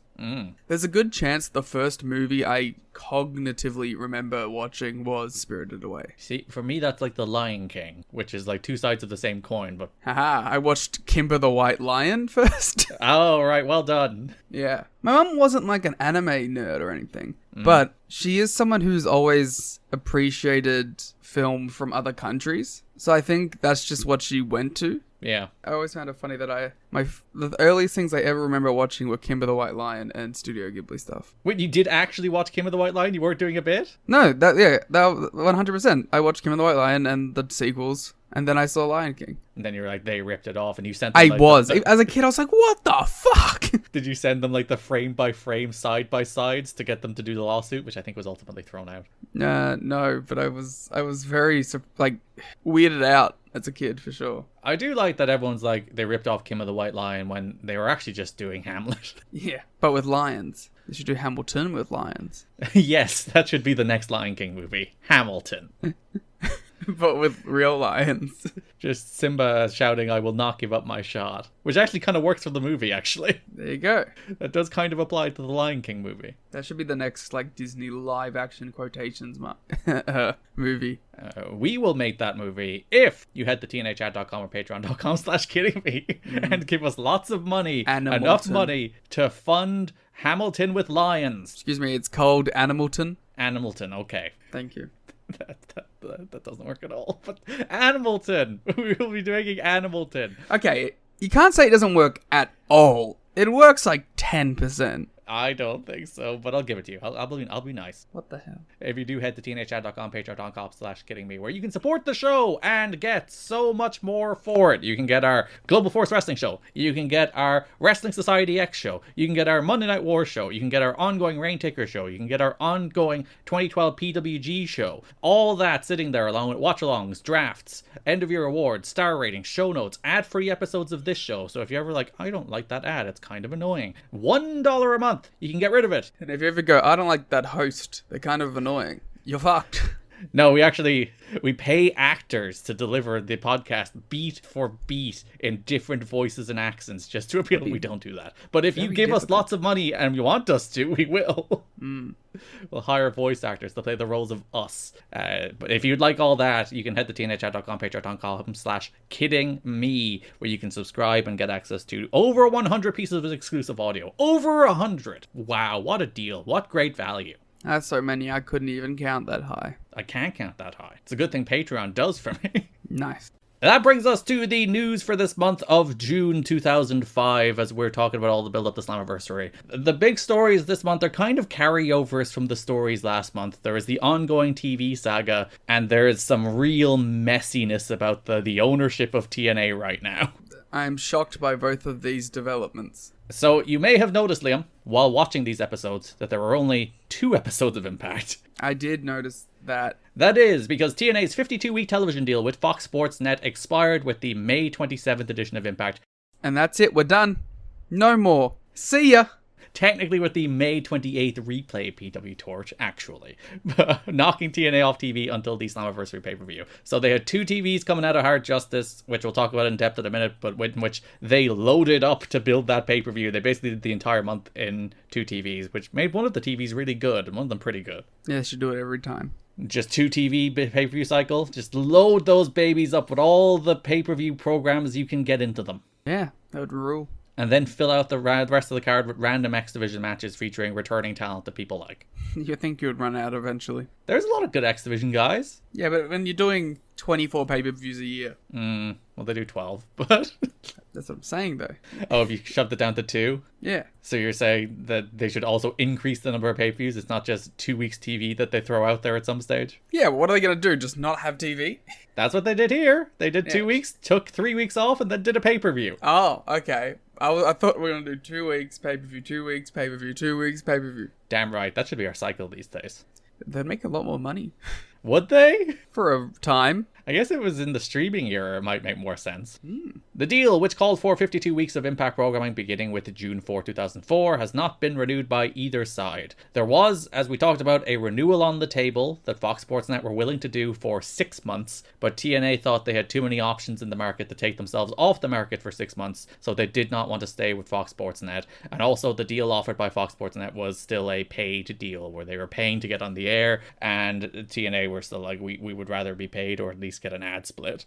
They're like, there's a chance that we maybe make money, so you're the least likely option at this point. Yeah, and like if there was an option to be like month to month with Fox, they probably would have stayed, just so they're still on TV. But Fox don't really want to be like, yeah, we'll help you out while you look for another TV deal.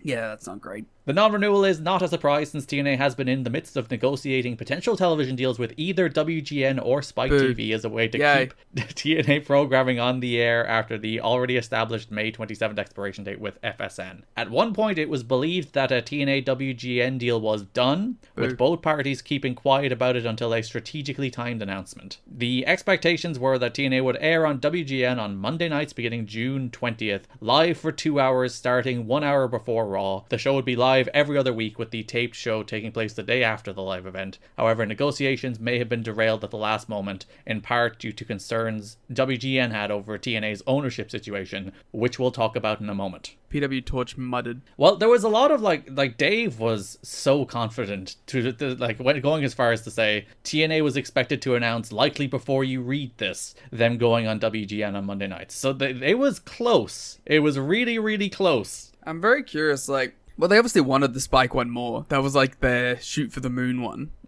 But they were like pretty content with the WGN deal. Because yeah, WGN is a bigger network than FSN. I do think it's still paid. I'm not sure. Obviously, because the deal never came to fruition, it never got deep enough to like the exact details of those deals being published. I know apparently one of the sticking points was that TNA at least wanted WGN to cover the costs of production, and WGN were like, no. That would be a big win for them, considering how much they are currently spending on their production. The interesting thing is, reading through the Observer, Dave is actually more pro WGN than he is Spike.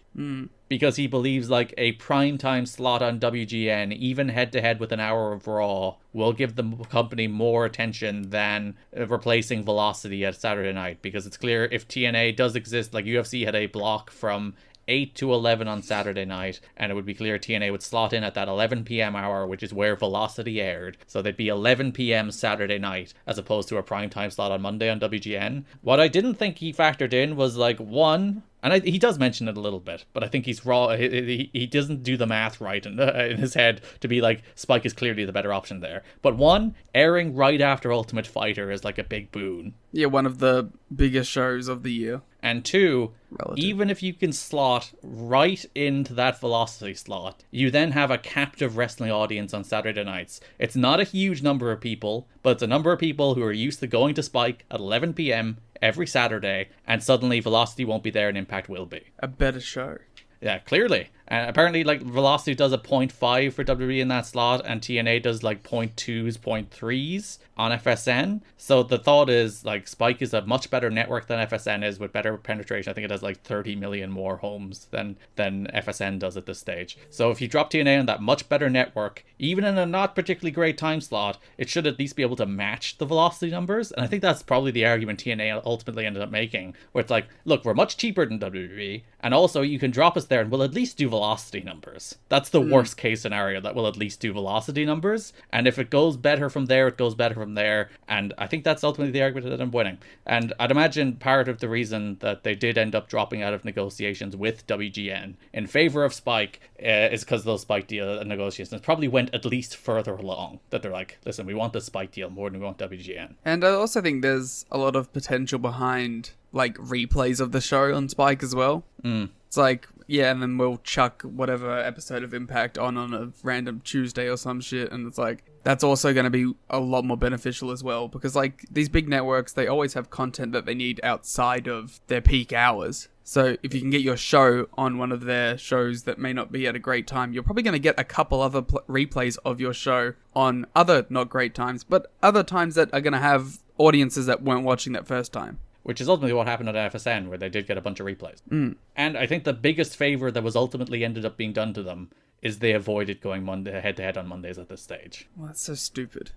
It is. It's just the dumbest idea that they can't let go of. And as we talked about, like, they got killed in 2010. As we mentioned in the last episode, they got killed. In a stronger position. Yeah, in a stronger position with much, much bigger names. They still got absolutely massacred. So can you just imagine with these, like, oh, okay, guys, we got DDP. The companies aren't even comparable at this point. No.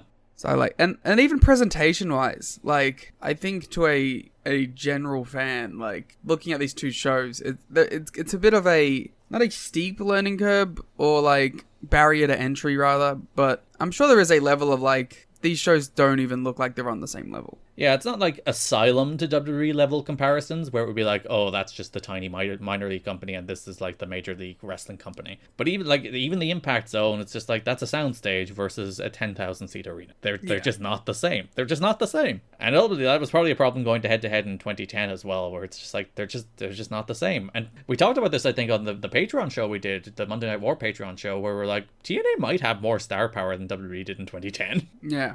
When you look at both the young star power and then the likes of Hogan, Flair, Hardy, Angle, Sting, like those are RVD, those are huge names. That's like really good levels of star power. And obviously here they have Nash. They could have had Nash and Raven.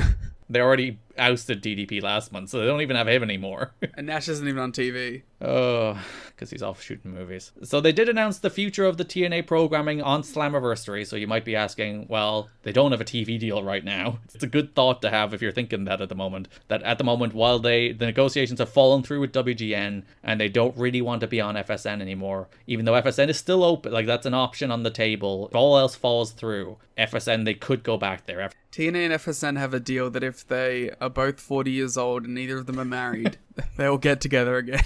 Yeah, so like FSN, it's not like a burned bridge, but it is very much TNA don't want to be on FSN anymore. And also, I think if it really came down to it, it's like go back on FSN or close the company. I think they'd be like, we tried our best to get this TV deal. We paid for it for a year to try and like prove our concept and build some ratings that we can shop around, and it didn't work. So let's just close up shop. I think that probably would have been the calculus at that stage if they didn't get a Spike deal. Yeah. I really don't think Panda would have been like, we'll keep paying for FSN. It'll happen eventually, sure. Well, we already know that sort of that is the internal struggle right now, where like Panda is getting sick of dumping all this money into this company and they want to start seeing some return on investment. And we'll talk about that more in the next story. But before that, during Slammiversary, Mike Tenay announced that TNA's Impact programming will be found exclusively on TNAWrestling.com each Friday until TNA finds its way back onto television. A special taping was held after Slammiversary on the 21st to tape a month's worth of TV heading into No Surrender. So they will be back on weekly TV. This is partially to fulfill international commitments. It's because they still have TV internationally and they still need to deliver new episodes for that.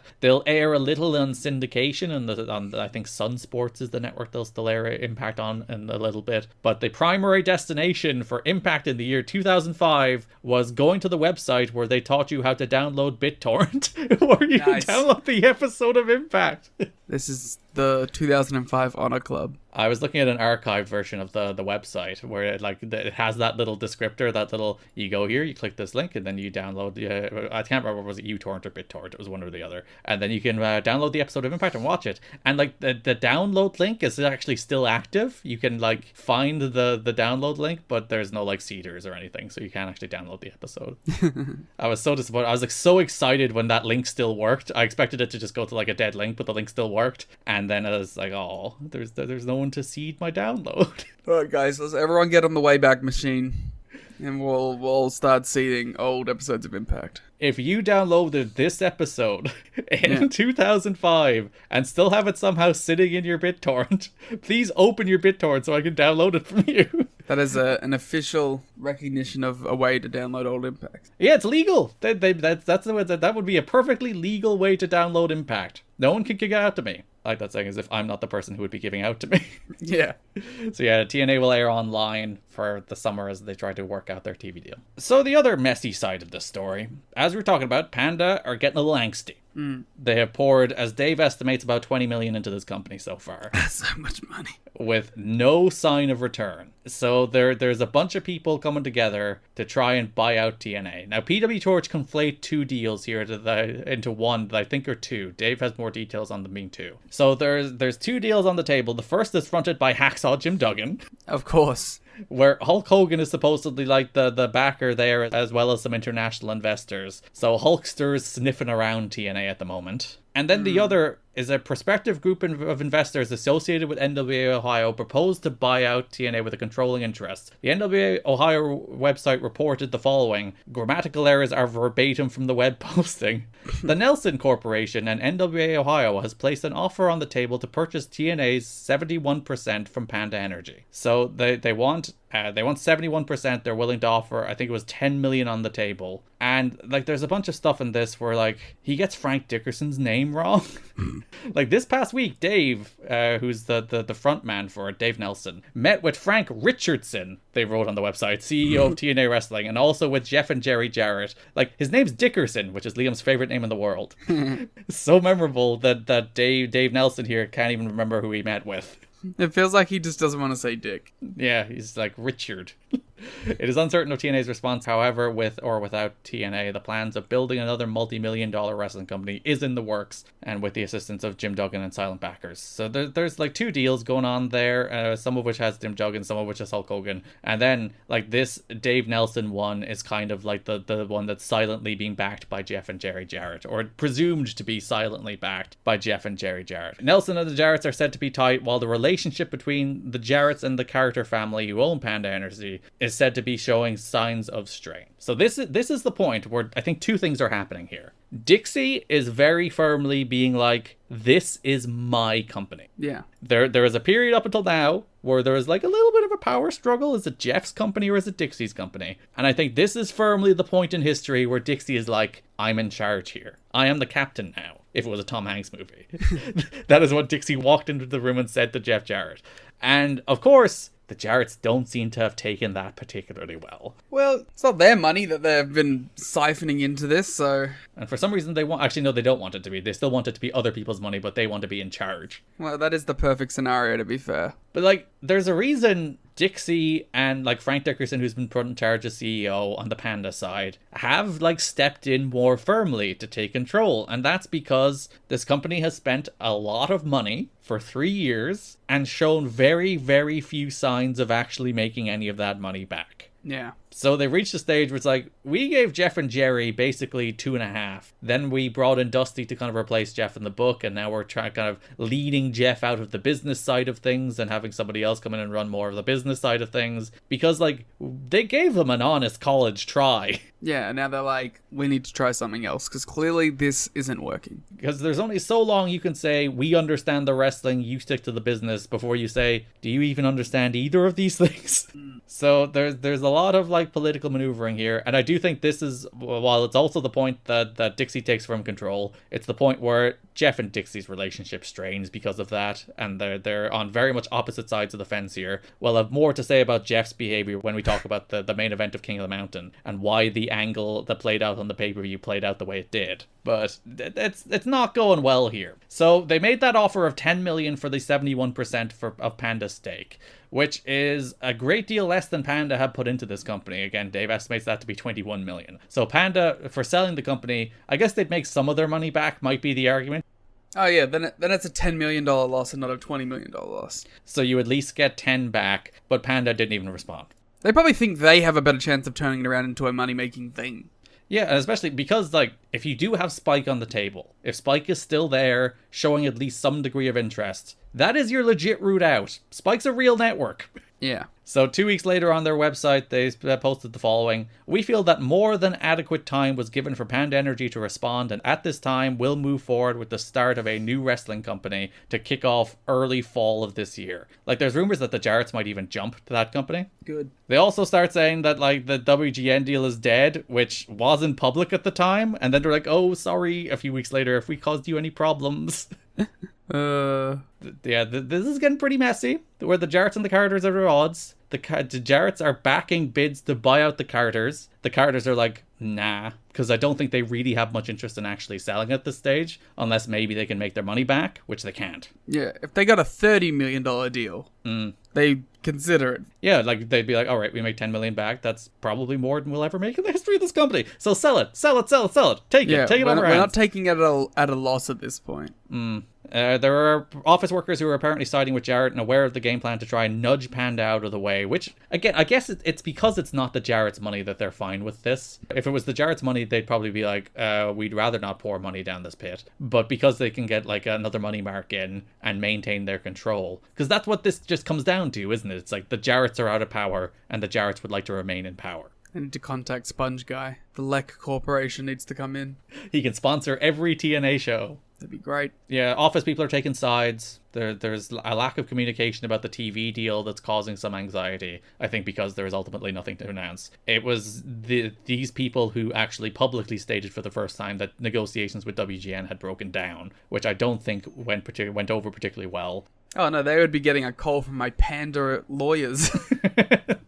And I think also the fact that these people are like that there's like an ownership struggle within the company might be off-putting to a potential television partner. That's also a theory floated this month, that WGN might look at this and be like, it's a little messy, we don't want to invest in this. Yeah. With TV done, the May 31st television tapings that were meant to tape through the Slammiversary pay-per-view were cancelled, but TNA did pay everyone who was meant to appear on those television tapings. Which is actually quite surprising, considering some people still haven't been paid for the television tapings that they worked. Yeah, I do think, like, again, in a politically dicey situation where you ultimately probably do have people taking sides. You do have people being like, I'm Team Jarrett or I'm Team Dixie. Which I imagine there's probably more Team Dixie than Team Jarrett at this stage, especially after the pay-per-view. Well, and also, like, wrestlers specifically. It's probably like they're sitting there. It's a pretty easy win to be like, we'll still pay you for those cancelled shows, and you'll earn some goodwill that way, which seems to be the case. Jimmy Hart also earning some goodwill. Yeah, several hundred fans came to Universal Studios on May 31st for the cancelled TV taping. Jimmy Hart, who did so on his own and without company requesting him to do so, went to Universal since he lives near the area and told fans there would be no taping, but there would be a show on June 19th. That's Slammiversary. Now they probably got to at least take some pics with Jimmy Hart. As far as the future of Jeff and likely Jerry Jarrett in TNA, that is also up in the air and something that could break as early as this week. Jarrett's backers, most of whom are still unnamed, but somehow Jim Duggan is a conduit to one deal. And another conduit is Dave Nelson, an independent wrestling promoter from NWA Ohio, made the offer. Dave recaps everything that went down about how basically Jeff's out of power and Jeff is looking to get in power. And potentially, if they can't buy out the company, this dude may also start a new company, which there was constant threats of in the post-WCW years, of like these money marks coming along with grand promises that ultimately go absolutely nowhere. I was going to say, I wonder if they actually even, like, which company this ended up becoming, or if they announced anything. I know they announced some like TV dates I don't think that ever happened. Maybe someone can correct us on that. And that was a 14-year-old Tony Khan. Yeah, if Dave Nelson actually ever followed through with it. I can't remember the talent they announced for those shows, but they were like just old names from the past that would obviously never sustain a national product in 2005. Which NWA-TNA never would have done. That's an upsetting way to say 2005. I've upset myself with that choice of phrasing. The olden days. But the thought is that there is a chance that the Jarretts would jump to start that new company again. God, yes. It's one of those things. It's like this. I think that's ultimately bluster and trying to leverage Panda into doing something that you're like, oh, you won't have the Jarretts anymore, and Jerry would be running the company, and Jeff would be the big star again. But the Carters, I think, just kind of saw through it and just kind of soldiered on. And then Jarrett made a show of himself before Slammiversary. We'll talk about that in a sec. They're doing like all these teasers and foreshadowing to this Jeff Jarrett story. It better be the biggest story of all time. Well, it's probably what you would expect it to be. But yeah. Billy Gunn told Between the Ropes Radio that he hopes TNA will be able to find a better TV time slot. He said the good thing is that the people who are doing the booking and talent decisions are listening to the people who know what they're doing. However, Billy said he does not think going head-to-head with Vince on Monday nights is a good idea for TNA because they're not strong enough to do it. Hell yeah, daddy ass. You gotta give Billy the book. He's the only one smart enough to see going head-to-head with WWE is a terrible idea. It really is. Dusty Rhodes is out. We mentioned he's out as Booker last month. He's also out as talent now. He was removed from his position as Director of Authority on the pre-show for Slammiversary as Larry Zbyszko took that slot and then kind of buried Dusty on the way out. These two don't like each other at this point. We talked about it before, where Dusty was like, fake-ass legend guy, took calling himself living legend. Because Dusty was basically told they don't really want him there anymore, and then Dusty went on a website, it's like, you can't fire me, I quit. He did the Raven promo from TV. He's like, you can't fire me, I quit. And then Larry Zija was on TV, he was like, some people talking about how they quit when they were actually let go. Anyway, let's talk about Slammiversary. Dusty was asked to be part of the new committee, but as we mentioned last month, he has problems with people not just That's doing... it. Yeah, you can end with he has problems with people. Yeah, you're right. He wants to spend more time focusing on his motivational speech career rather than carrying out an on-air role. Sure. Hulk Hogan, who never signed a deal with WWE, is again making his noises and playing his games. We're doing this again, Liam. We're doing this forever. Dave reports that he talked with D'Amore and told him he's interested in coming in, but he wants to work a program with Triton. So he can get Triton up and running strong? So he's definitely just like working them so that his friend gets a better push, right? Maybe. Yeah, I'll come in. Just push my friend. There is a similar quip from D'Amore because WWE apparently more aggressively ramp up hiring people and trying to lock down people because of TNA potentially going head to head with them on Monday nights. And there's a quote in the Observer from Scott D'Amore being like, I'm going to start leaking some of my friends I can't hire are coming in just so they'll get jobs with WWE. We're in the little talent coming or going corner here. There's no interest at all in using Loki. He made a lot of enemies and said a lot of things about people in the company, including Jeff Jarrett and the booking committee, which largely has been left alone thus far when it came to booking decisions. And they were told no Loki. It's like, you can bring in other people, but no Loki. Well, you know, that's what Loki does. Until they do, in fact, actually bring back Loki. So, do you get mad at the sun for rising or the birds for chirping? No. So you don't get mad at Loki for burying the company. Loki is a beautiful soul who pops his head in for 6 to 18-month runs, melts down and leaves. It's you can't get mad at Loki for Lokiing. He has like 6 of those in TNA history. That's one company. It's head to head with him and Madison Rain's Wikipedia for my favorite, like, you know, where they're like, first return to Impact, second return to Impact, third return to Impact. Rules. Samoa Joe signed a TNA contract on June 14th. That was loud even for me. Yeah. The provisions of the agreement with TNA is they can't pull him from Ring of Honor and that he can do potential New Japan tours. In an effort to get internet buzz on the show, and while that... oh, God. Dave, I fucking hate the way he writes. I should delete the asides before I actually... But that's on me when I'm copying things into the show notes. I like that there's 2 little, like, comma side pieces in a row. It makes it impossible to read. And again, I said I should just take them out while I'm doing the show notes instead of sitting here trying to read Dave in like word for word. And I want to try and do it. I want to see if I can do it. Okay. In an effort to get an internet buzz on the show, and while that is better than nothing, I'm not sure what it really means. They wanted to book CM Punk vs. Joe on Slammiversary, coming off the buzz of their match of the year, high placing last year in Chicago. However, Punk turned it down because of the WWE offer. Joe was leaning towards turning down going, but is now scheduled to debut against Sanjay Dutt. Punk irked some people here by saying he wasn't going to come in and work with Joe because they weren't going to let him go 45 minutes. The reaction was, good luck in your 5-minute matches on Velocity. Amazing Red and Alex Shelley have agreed to return and maybe on the pay-per-view in a 6-way elimination match, half true, which is still in the process of having the prelims fully decided. Shelley has agreed to a deal as he is a D'Amore trainee. Shocker may face Shelley as a deal for Mr. Aguilar collapsed. So there you go. D'Amore is bringing in good wrestlers. Yeah, he's bringing in 2 of my all-time favorites, so can't be mad. If you go to the watch-along, there is a moment where Alex Shelley interrupts Shocker during a backstage promo and Liam actually squeals. Because I didn't recognize him at first. Then I was like, ah!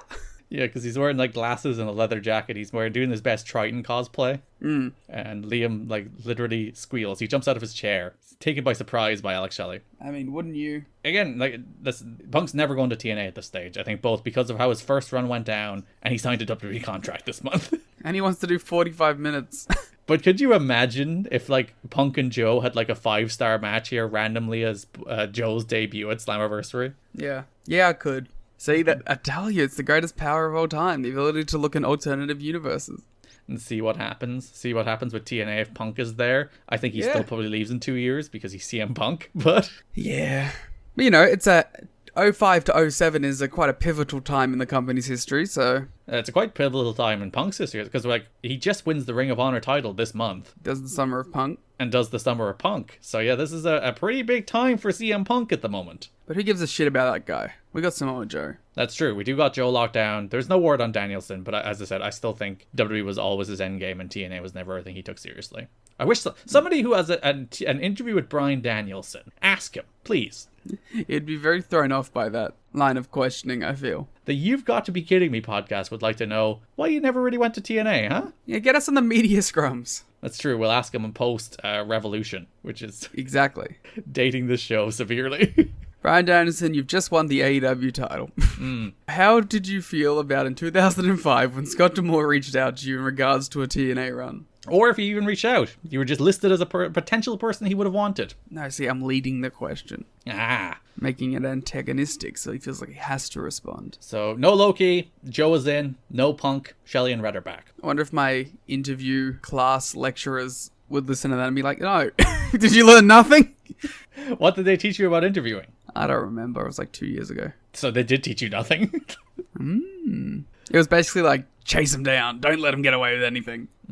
A relatively short news section this month because both of the big stories are basically coming off of the stories we talked more extensively about in the Hard Justice episode, with a TV deal coming up and a bunch of petty sniping going on backstage. Don't worry, we have more. So that does bring us to broad topics for the month, and we shall start with, of course, the return of King of the Mountain. Well, obviously, my pick for the King of the Mountain is the King of the Mountain himself, Jeff Jarrett. Yeah, how could he possibly lose the match that's his namesake? Of course, it'd be ridiculous. Could never ever happen. You can't lose it if he's not in it. So the May 20th episode of Impact, the first of 2 episodes, a great episode of TV, by the way. Maybe one of the best, if not the best. Yeah, we were talking about this in the watch-along, where I still think the first episode of Impact is the best. I think it felt like just the most high-energy big deal. It also had, like, probably better matches on it. Yeah, but this is, like, such a mile-a-minute, 45 minutes of television, where there are so many angles. Yeah. It is just stuffed to the gills with things happening in a way that this television show rarely is. Sometimes you go months without as much as happened in this episode of TV. Yeah, for sure. Like, it's just action, and it feels like a real show. Like a real pro wrestling show. It's not just dudes coming out to squash people for no reason. Yeah, no, everything felt like it had purpose and was building to something. So Mike Tenay's in the ring, which usually is a harbinger of the King of the Mountain, Jeff Jarrett, but this time he introduces the new NWA World Champion, the phenomenal AJ Styles. You are, I am. AJ comes out, the crowd is very happy to see him. AJ thanks the fans all over the world. That's me. You're a fan all over the world? Mm-hmm. Were you happy to see him? Yes. Were you the one that motivated him to beat Jeff Jarrett? I like to think so. My favorite part of this promo is every time AJ Styles finishes a sentence or pauses halfway through a sentence, Mike today makes like the most positive affirming faces. Just an old-time face guy. He makes so many faces in the, like, AJ's promo was like 90 seconds tops, and Mike Tenay makes maybe 130 faces. A mile a minute. A face a minute. Like, AJ's like, thank you, the fans, and Mike Tenay will do, like, a hell yeah face, or he'll be like, I'm NWA champion, I'm so happy, and he'll, like, nod to the camera. He's, like, so happy that, one, he's out here with somebody other than Jarrett, which I think pleases him, first and foremost. Big creepy smile on him. And two, he's trying to, like, sell the idea that, like, this is a good AJ promo, and it's nothing wrong with it, but it's not like, wow, what a promo from the new world champion. Tenay brings up that Abyss is now number 1 contender. He won the 20-man gauntlet match at Hard Justice. He's one of the contenders, sure. Abyss keeps getting screwed over. It's because he doesn't have a manager to manage his contracts. Yeah, because he got his contract wet after he won the Full Metal Mayhem match. No, the other one, Final Assault, whichever one he won. No, Full Metal Mayhem was where he became number 1 contender. And then he handed that wet contract to Tracy and Trinity, and they lost it. It just disintegrated. So that's how he lost his first world title match. And this time he beats 20 men to earn 1 of 5 spots at King of the Mountain. Yeah. I guess technically he beats 19 men. He did not beat himself. Like, he did beat himself. Worked himself into a shoot. So yeah, Tenay's like, oh, he's number 1 contender. And AJ's like, I faced him at Lockdown. He's a true monster. Before, of course,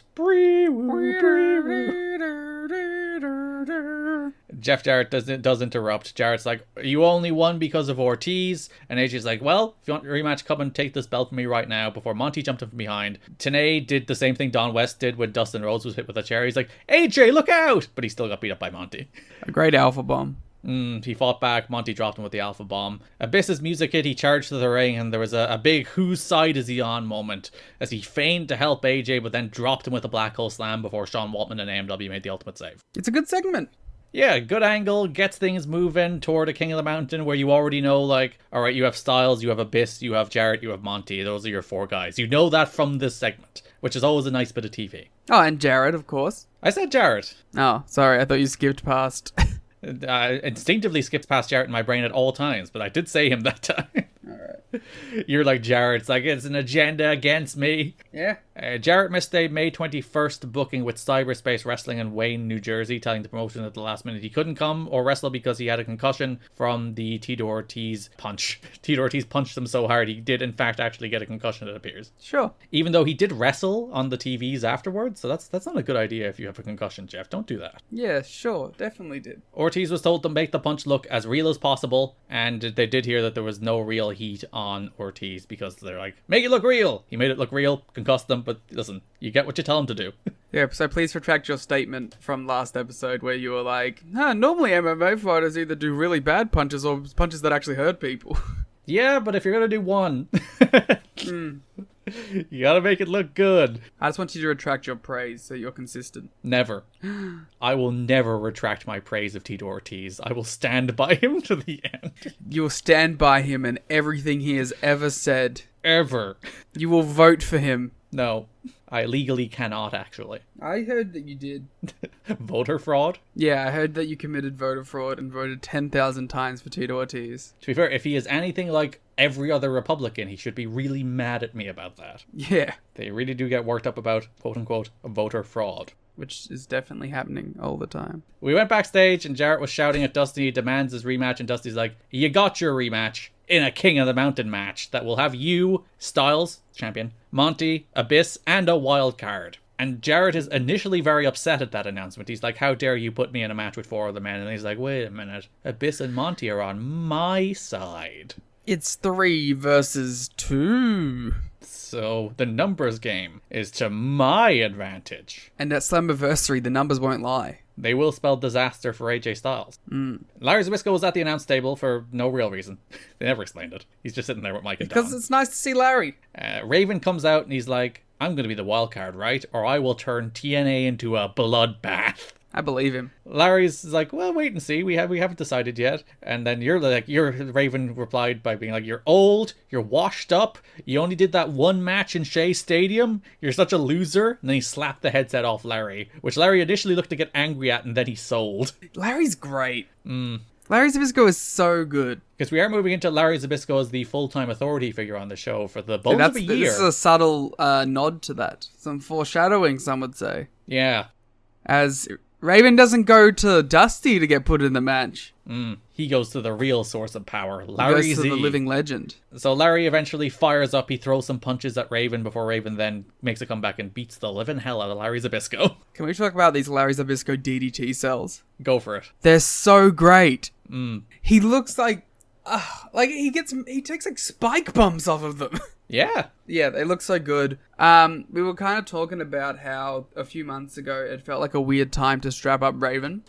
But man, like, they have managed to heat him up again. Not to the level that he was the first time when he should have won the belt. But he definitely is like a hot act again. Like, they've gone all in on him being like loose cannon crazy. Like his promo at the pay-per-view where at Hard Justice, where he was like, I'm going to beat the shit out of you, Sean Waltman, I'm going to kill and maim you, and then you'll be taken away in an ambulance, and I'm going to blow up the ambulance too. Like, he has gone all in on being like, I am a sadistic, horrible human being. Domestic terrorist. He is a terrorist, and he's finally snapped, and he's like, nothing will stop me from winning this belt now. I have been put to the side too many times. I am just going to start killing people. Jeff's like, just you wait, I'll try my best. Yeah, so he dropped Larry or 2 Raven effects, then security came out, he disposed of them too, before Dusty came out and suspended Raven, and Raven did the classic, you can't fire me, I quit. That's where Dusty was like, it's a good strategy. Styles bursts into Dusty's office, he's mad about the King of the Mountain. Dusty's like, there's a look on Dusty's face that is like, I am so over all of this shit at this stage. Yeah. He doesn't, the thing, and we talked about it a little bit, is like, I don't think he respects the company. No. He's just like, it's a paycheck. I don't think he ever really respected it. He probably enjoyed being in a position of power again, but I don't think he ever really thought it was going to be anything. Yeah, and I just don't get the sense that he cared whether the show was good under his watch. No, I think he just enjoyed being a showrunner. Like, it's the classic thing after a bad Dynamite that you're nearly guaranteed a good Dynamite the next week. Yeah, because Tony Khan really cares. Like, you can say a lot of things about Tony Khan, but the one thing that, like, is a undisputed fact is that he cares. Yeah, if he feels like he's let his audience down in some way, he will try to make up for it. Yeah, I love a bad Dynamite. Because I know next week my man's going to go crazy. Whereas here, I don't think Dusty would think for a second whether the shows are even good or bad. I don't think he thinks about the shows after they're done. I don't think he thinks about the shows before they're done based on his booking, but... Yeah. Dusty's just like, I'm a little bit hyper myself, daddy. Before he books Styles and a partner of Styles choosing against Jarrett and Monty as the main event next. They should have picked Abyss. Which is actually, when you think about it, a thing this show basically never does. I think only like the Jarrett and Monty title match was a match that they made one week to do the next. Every week you just tune in and it's like a black box of whatever you're going to see. Like, they barely even announced matches during the show. They actually did it during the opener on this, where TNA is like, oh, on this show you're getting Team Canada versus AMW and Abyss versus Chris Sabin on the main event. And even then I was like, they never do that either. Like, they never just like, here are the matches coming up on this episode of TV. It's weird to be like, oh, the basics of wrestling television are here. But to be fair, like, I feel like even in the modern zeitgeist, it took a long time for that to happen. Like, there was just a period where matches weren't announced, which is silly. Part of it was like the Crazy Vince's stuff, where it's just like, matches weren't announced. Crazy Vince. Just because scripts weren't written. We should also just mention at this point that Monty killed Sonny Siaki at the start. Oh yeah, there was a squash match, I guess. There's no other reason to bring that up. Where Monty did beat him in less than a minute. A real squash for Monty. Like, nothing. Like, Siaki got zero offense, basically. Which, like, again, I wouldn't go so far as to say Siaki's a push act at the moment. But, like, he is in a new tag team with Apollo. They are just doing something. And that's, like, the classic sign of a new booker. It's like, they don't care about that. He's getting squashed in a minute. Yeah. Like, there's not a ton of upheaval from the new booker stuff. Like, Team Canada are getting a push, which I wonder why. Yeah. But I think they're also right to push Team Canada. One of the good acts. Yeah, and I think they were de-escalated too much. They were pushed too far down the card to become just complete comedy nerds. And we talked about how they can be that, but they're an important part of the show, and when they're not on the show is worse. So they are heated up a little bit this month. But there's not like a ton of other stuff that's like, whoa, they really threw the things they were doing out the window and started again. They more just like are starting to move in different directions. So the main event of this episode, a kind of surprising TV main event that I was into, Abyss versus Chris Sabin. The one thing that I didn't love is that it was two guys that are in the middle of stories. Yeah. And, you know, you didn't really want either guy to lose. But at the very least, they did beat Sabin by advancing his story. Yeah, at the very least, they did a fuck finish. But, like, they did a fuck finish that served the angle Sabin. Yes. Yeah, I get it. On the tiers of fuck finishes. But, I don't know. That's the one disappointing thing. Although, like, the match kind of rocks. Yeah, because Abyss is always more generous than he ever should be. Yeah. So he does a bunch of stuff with Sabin where, like, the match starts with Sabin trying to arm drag Abyss, and Abyss just pulls him up in the air, and Sabin does, like, a flip bump. Which rules. Yeah.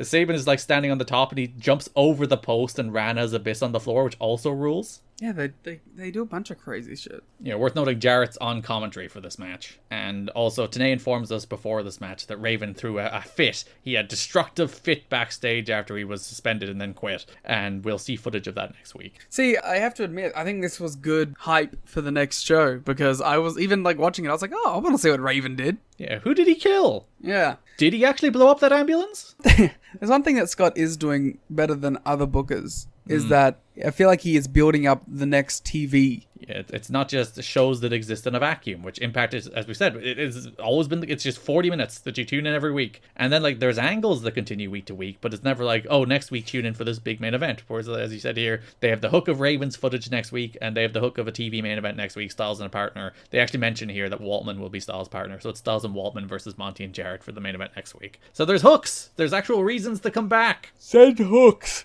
It's a real episodic TV show. My God, they've finally grown up.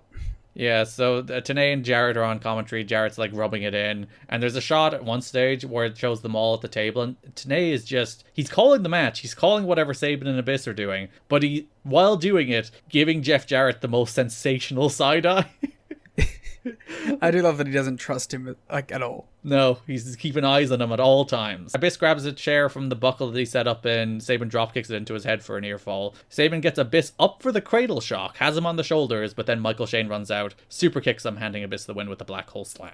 They definitely did a lot to make Sabin feel like a big deal in this match, and I wonder why that happened as well, he says, sarcastically, knowing. I wonder who trained Chris Sabin. There's no way of knowing.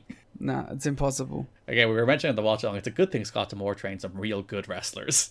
Yeah, 'cause at least his like nepotism is for tremendous wrestlers who are some of the most influential wrestlers of all time. Like, you go from Dusty's, which is Phi Delta Slam, and fucking Dustin Rhodes, the low point of his career, and Scott goes from to like Alex Shelley, Chris Sabin, Team Canada. It's like, oh, good wrestlers. Yeah.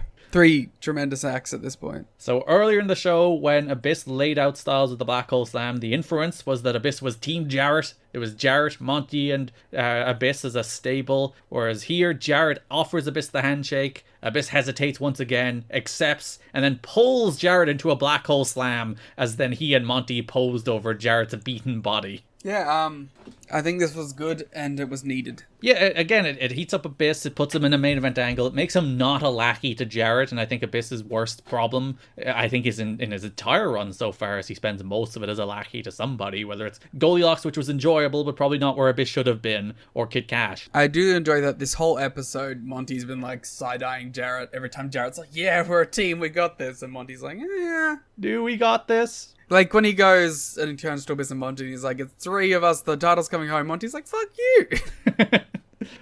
And then here, like, Monty didn't exactly seem devastated that Abyss had taken out Jarrett. Yeah, he doesn't even, like, really defend him. He stares Abyss down, but he's not, like, fighting for Jarrett's honor. No. And it got a real good reaction. Again, it's a moment where, like, Abyss could have been a real big babyface in this company. One thing I would say, and it's, I think, a consequence of a 2-week build, this is probably an angle that should have played out over a month. Yeah. Where it's like, oh, they're a destructive force, they're unstoppable, but it turns out Abyss is out for himself too. Whereas it did make for a good episode of TV that it played out over 45 minutes. 100%. Felt very kinetic. So they showed the footage of what Raven did on the next episode of Impact, May 27. Raven, he tried to run over a cameraman with a car. Hey man, I respect that.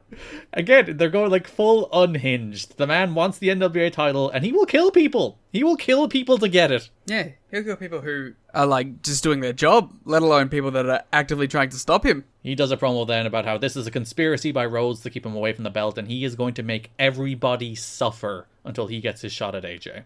Later in the show, Terry Taylor has Monty Brown and Jeff Jarrett. Jarrett said he's not concerned with everything going against him lately after Abyss chose to Black Hole Slam him. And then he's like, at least Monty knows what the right side is. And that is again where Monty gave him just like, do I? And then Jarrett walked away to get ready for their main event, and Terry Taylor's like, how do you feel about this, Monty? And Monty's like, there is only one alpha male. That's the definition.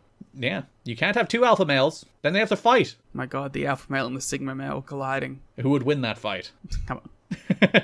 AJ Styles and Sean Waltman faced Monty Brown and Jeff Jarrett in your TV main event of your Go Home show.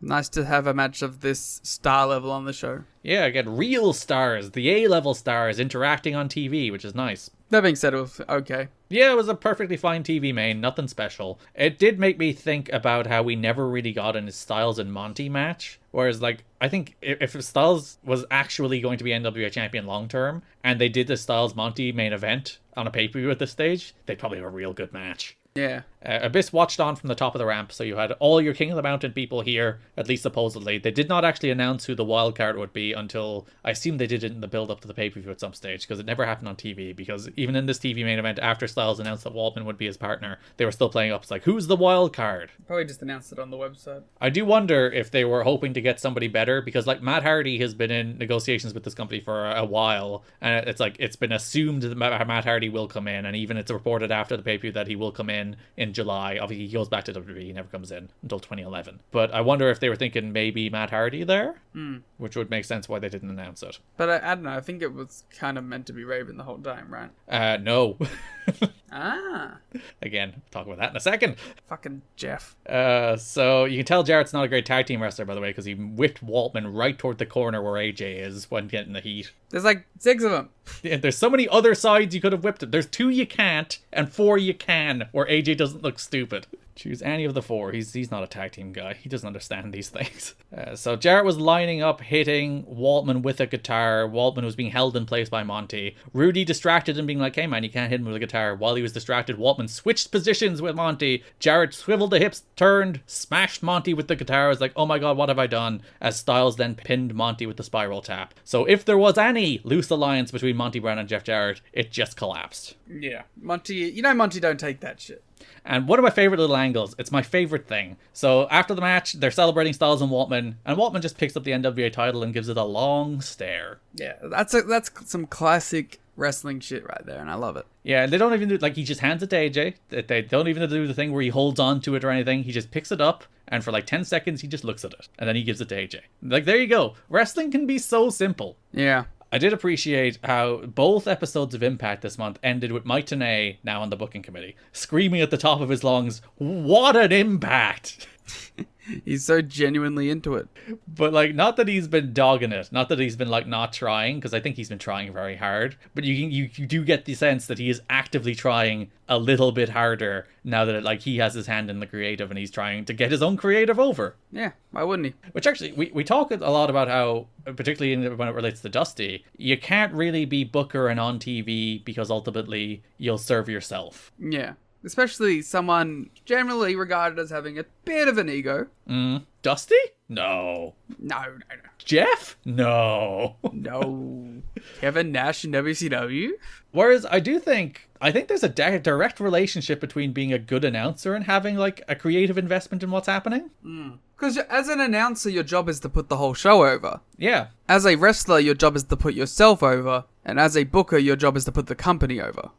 So when those collide, you have a problem. But when you have one that synergizes with those two beliefs, like the announcing role, it can flourish it. Yeah, because the job of the announcer, as he said, is to put things over and explain the stories. So who knows the stories better than the person who books the show or helps creative? He's on the committee in Tenay's part. That's what Bill Watts did too. And Vince and Bischoff. Yeah. All announcers, all either leading or part of creative. Gabe. Well, let's not talk about Gabe's announcing. Gabe's not a great example of it. But I do think there's something there, that if you have somebody on creative who's a good announcer, they're probably a good person to put at that desk to actually sell the stuff and get it over. Let's get Tony Khan on Revolution. I mean, the show that already happened when he came out on Revolution and did it. So that brings us to Slammiversary, June 19, 2005, TNA's 3rd anniversary show, held on the 3rd anniversary of the company, which I think is a fun little touch. As it should be. They should always hold it on the 19th. Of course. It was one of the nice things where Slammiversary in 2022 fell on the 19th. It was a Sunday, so you could do the actual 20th anniversary show on the 19th as well. So they aired footage from an angle they did in the pre-show, where Raven was once again complaining that he's not in the NWA title match. He had a confrontation with Jeff Jarrett. Jarrett was backing out of the ring, and there was the classic TNA Jeff Hardy fan at ringside, who Jeff Jarrett pulled over the rail and started wailing on with punches. Then security took him away and arrested him, and then he was taken out of the match. Raven was put into the match by Larry Zbyszko. So that your King of the Mountain lineup is Styles, Monty, Abyss, Waltman, who was the wild card, and now Raven replacing Jeff Jarrett. But Garrett, why isn't Jeff in it? It's a good question, Liam. One to which there is a very bad answer. Jeff Jarrett did not wrestle in the main event of Sunday's TNA 3rd anniversary Slammiversary pay-per-view. Although heavily advertised for the King of the Mountain match, he bowed out of the match voluntarily. I don't think PW Torch's characterization there is necessarily correct. Multiple sources heard that Jarrett was upset he wasn't booked by the new booking committee to win the match. And, like, Dave goes a step further to be like, at one stage he was. At one stage, like, Jarrett was meant to win the belt back, and everyone was like, no, that's a terrible idea, let's not do that. It was apparently a subject of major debate throughout the week who'd actually go over in this match. After spending a lot of time over the last year pushing himself as King of the Mountain, he apparently felt it would be damaging to his character to not win that match. You're an ass-showing heel. That is your job. No, he's a cool guy main eventer, Liam. He can't sacrifice the stone credibility of the King of the Mountain nickname. Truly insane for, like, a Memphis era guy to not get showing your ass. Yep. It's so important that he protect the integrity of his nickname, that he win the King of the Mountain match. Dixie Carter, who has majority ownership of TNA, stood her ground and would not change her mind and have Jarrett win the match. As a result, several scenarios were discussed, and they went with an angle during the pay-per-view pregame show where Jarrett would be arrested and taken out. Stone Cold Jeff Jarrett's back. Backstage, although there was hesitance to be too openly anti-Jarrett since he is still part owner and could still end up wielding power, wrestlers conveyed to each other the disappointment in Jarrett's insistence that he win the match. Multiple sources say Jarrett lost a lot of respect among his colleagues for apparently pulling the power play. There were even rumors that Jarrett had expressed concern that the main event would fall apart without him involved to keep it together. Okay. Jarrett was still scheduled to be at the TVs. Yeah, well, no, it was fine. It was a great match, so... Yeah, so Dave gives a little more detail that Jarrett was told that he was getting the title back, but the feeling among everybody in the company, aside from Jeff and Jerry, was that they just simply could not do that. They couldn't.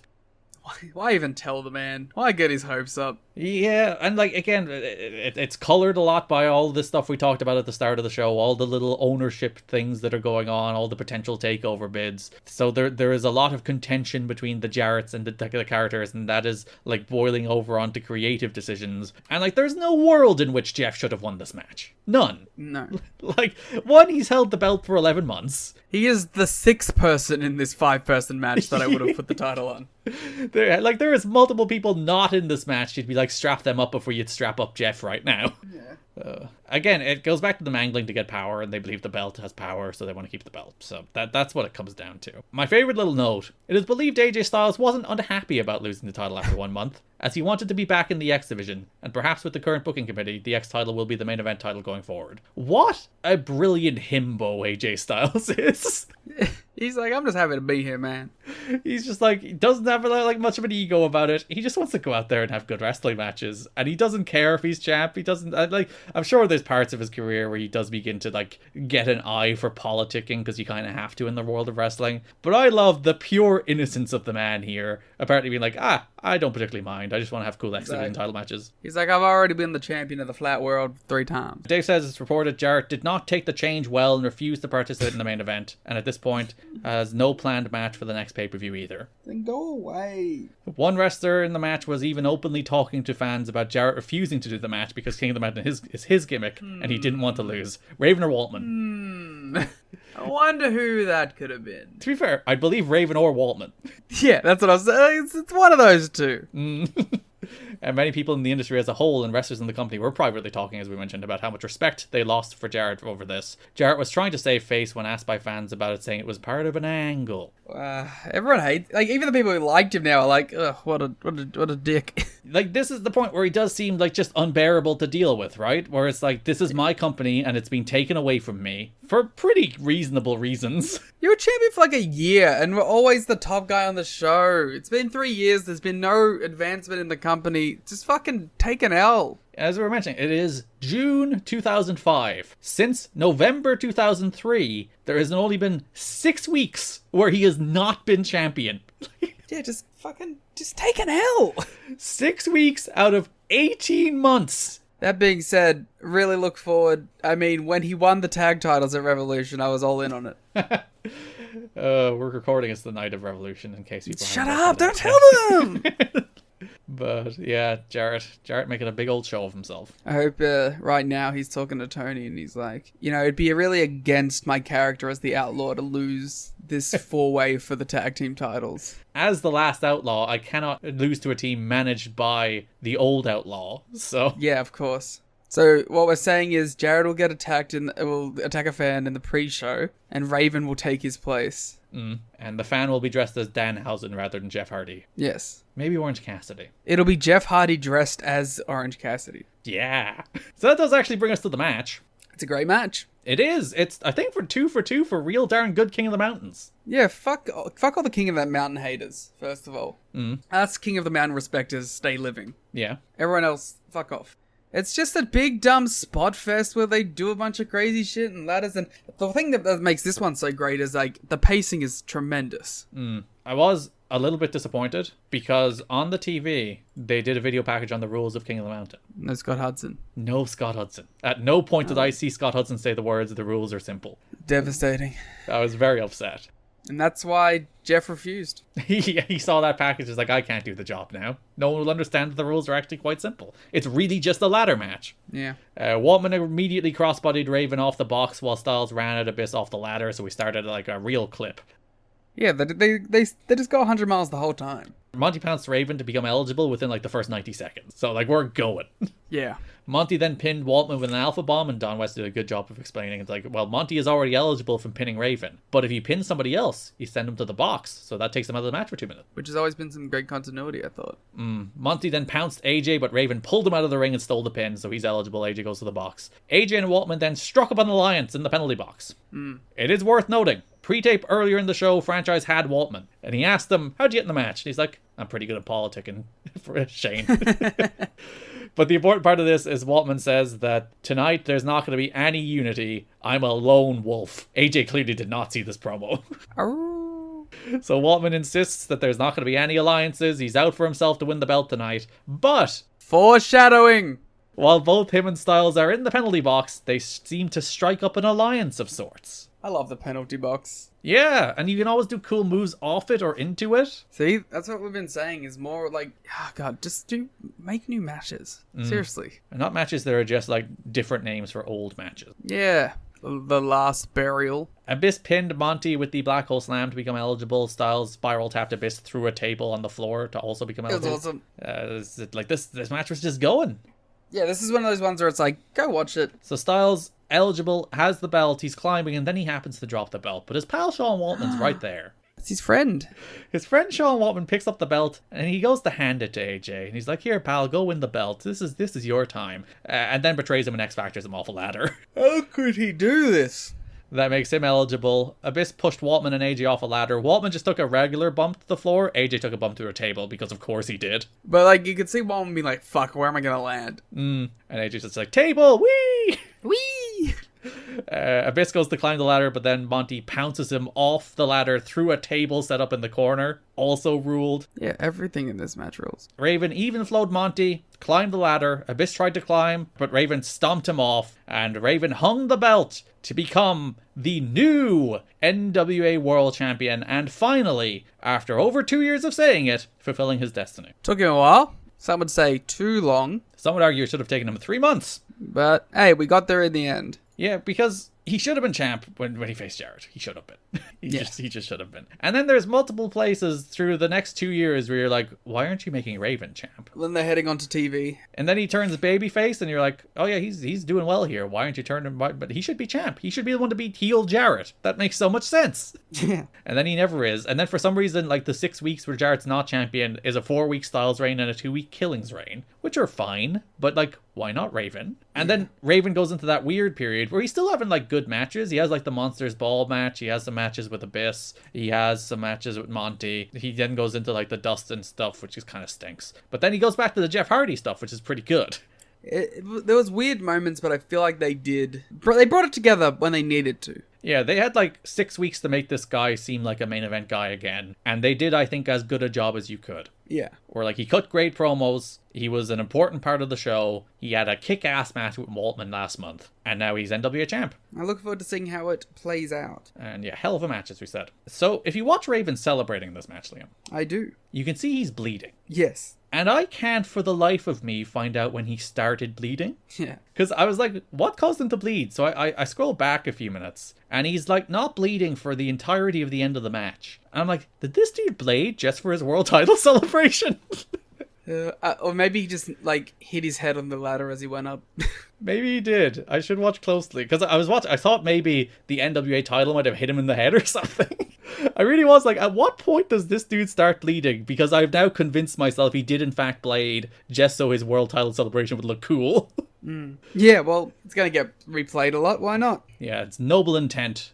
I respect any and all gigging, so. as Mike Tenay does scream, destiny fulfilled, as we go off the air of that show, to kind of fulfill a 2-year arc. What is kind of a 2-year arc.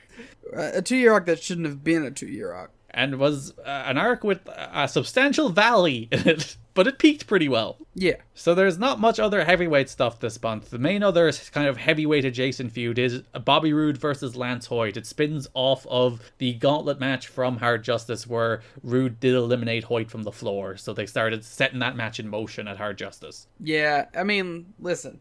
It's not great. Like, it's not a great matchup for either guy at this point, but I guess it's decent enough mid-card fodder. Yeah, it's kind of interesting that they do identify at this stage that, like, Roode's a singles guy. He's going to be a single star. I think the problem is Roode at this stage is pretty far from being ready to be a single star. Yeah. And even like when they do it in 07, when they do like the Miss Brooks pairing and he gets like the rich guy character, even then he's still not really entirely there. So like I think at this stage it should just be Roode and Young as the Team Canada tag team, and then Petey's doing the X Division stuff. Because they're really good as a tag team too. Yeah, I just think like everybody would be better off in this situation. But at the same time, I can't blame them for trying. I just think they're trying with the wrong guy. Well, at the wrong time. It's the right guy at the wrong time. No, I think, they're trying, I think Hoyt should be the guy they're, putting the muscle behind. Well, they're putting it behind Hoyt, too. It is a it's a singles program of 2 top prospects. That's the way this is kind of presented. Yeah, the wrong guy winning. It is the wrong guy winning, but he does get the moment at the end of the match. We'll talk about that in a sec. So, there's nothing really to set this up on the first Impact of the month. Lance Hoyt has a squash match against Bruno Sassy.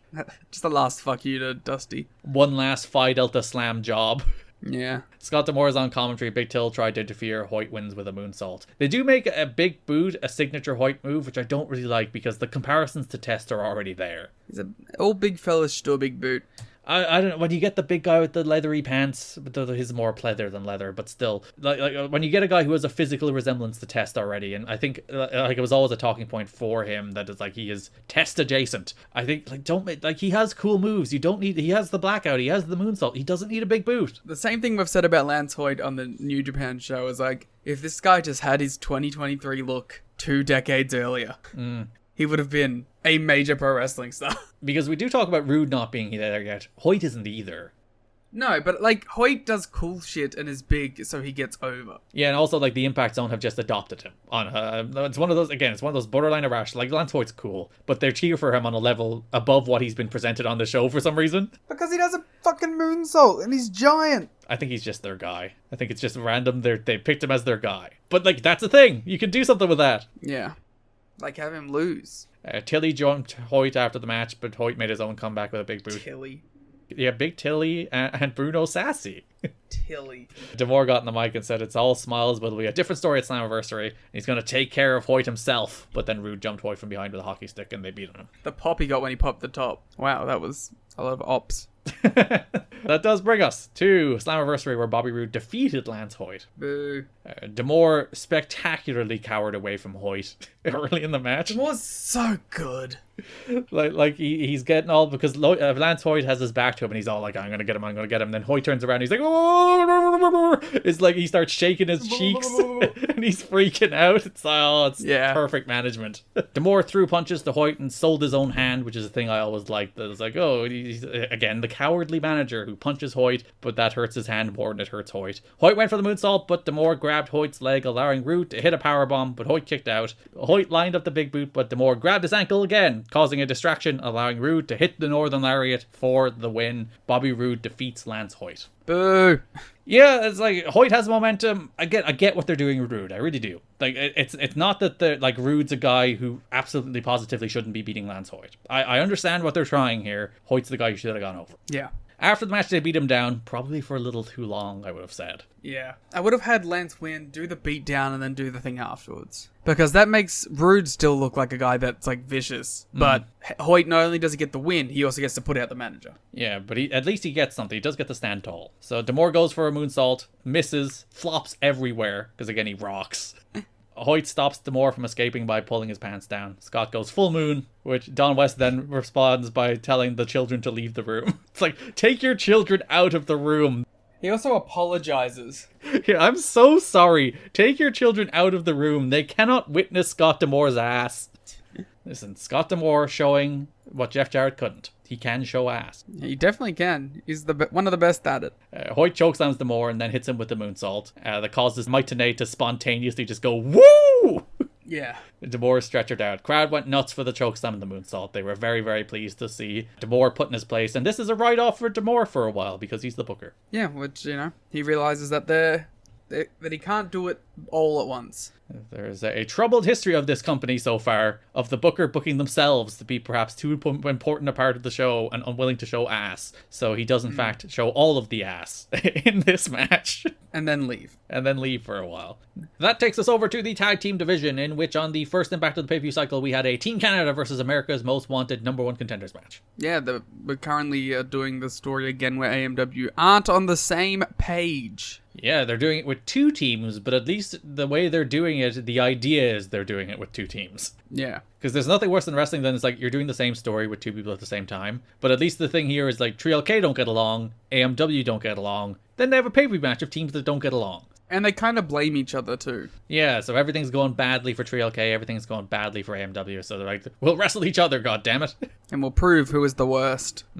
So, good little match between TCAN and AMW. Yeah, I thought it kind of rocked. It's very much just kind of what you would expect these two to do on TV, but these two teams, like, they are good enough that when they do it on the TV, it lives up to like what you would expect it to be, and they have a pretty good TV match, which is better than most TV matches that you get. Yeah, I feel like AMW in particular have been like just dreadfully underused in terms of being television wrestlers in this company. Yeah. Because I feel that you condense the AMW formula down to like tight, fast-paced, like I think it was about 8-9 minutes, because it was given the 30-minute time limit. I think it went about 8 or 9 with a commercial. You condense the AMW formula down to that kind of like pace, that time period. It's really good and enjoyable. Thumbs up. Yeah, thumbs up. And also very clear, again, the Team Canada repush going on here. Yeah, so they did the promo on Hard Justice about how they're getting back together, they're getting their momentum back. PD and Eric won a match in the opener against Siaki and Apollo, and here it's the Eric Young and PD Williams combination of Team Canada, by the way, defeating AMW to become #1 contenders. Good stuff.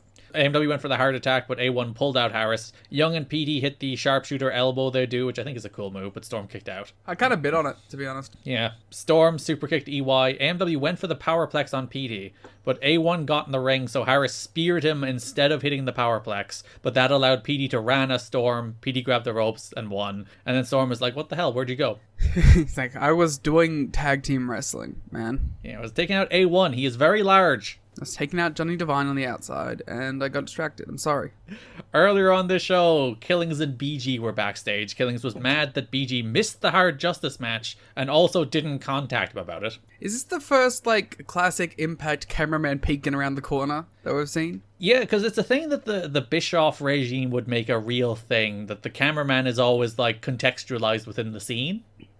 See, the thing is, I don't know if I like it or if I dislike it. Sometimes I'm like, I like it. Sometimes I'm like, I think, you know what it is? I like it when they don't overuse it, but they went to a stage where they overused it. Yeah, because it was the Bischoff regime thing that, like, as I said, at all times, the cameraman was never invisible. Because it's the thing people get mad about, that like the idea that these people would be standing in front of the camera talking about their intricate plans they're going to do, while the camera is just right there, and they just happen to not see it. It's the invisible camera thing. So like the Hogan Bischoff regime, their big thing was that at all times, the camera would be in the scene. So people would address the camera, or if the camera was catching something they shouldn't, it would be shot through like blinds, it would be shot around the corner, it would be shot in a way to show that the people being filmed did not know the camera was there, so that they say, we're going to sneak attack so-and-so. The problem is, your same logic that you're using can then, like, get reverse engineered, and you're like, stop making your plans in that one hallway.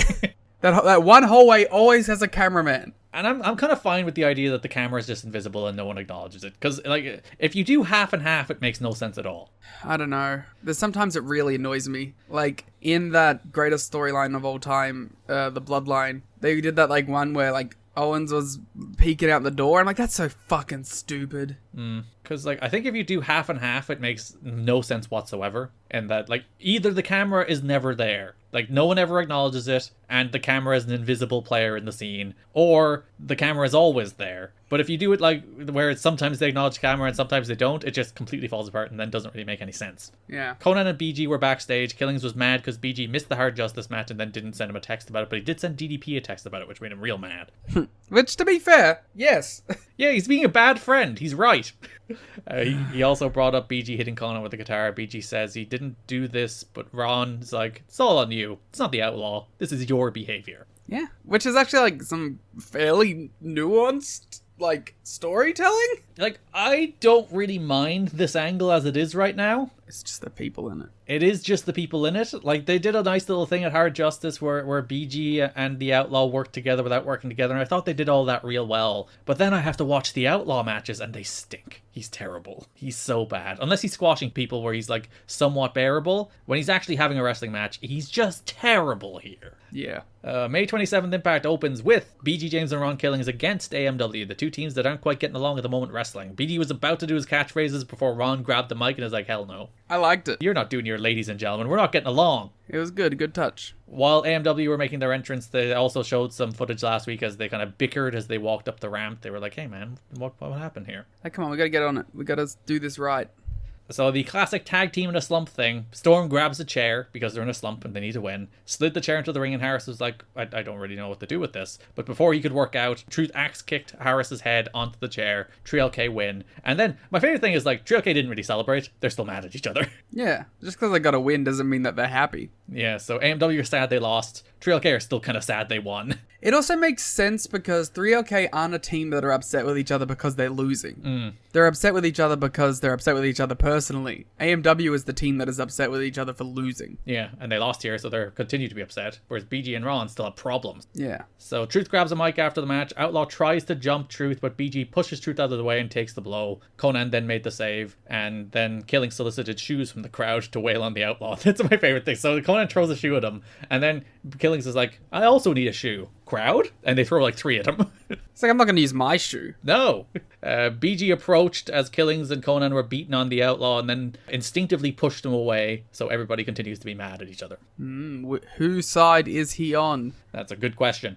Terry Taylor had AMW later in the show. Harris is like real pissed, so it's like, we just lost to 3LK, that's where we start again. We get back up, we face 3LK at the pay-per-view, because they hate each other more than we do, to which Terry just quipped, do they? Which does bring us to the pay-per-view. 2 matches from this story, the first of which is Ron Killings versus the Outlaw. Yes. Bad match. Not good. Not a good match. Bad match. I said the Outlaw's there's just nothing. There's nothing there with it. I don't even think it's a case that, like, he's not trying. I just think there's nothing there. Yeah, I think he's doing what he's doing. I don't think there's good matches in this wrestler in 2005.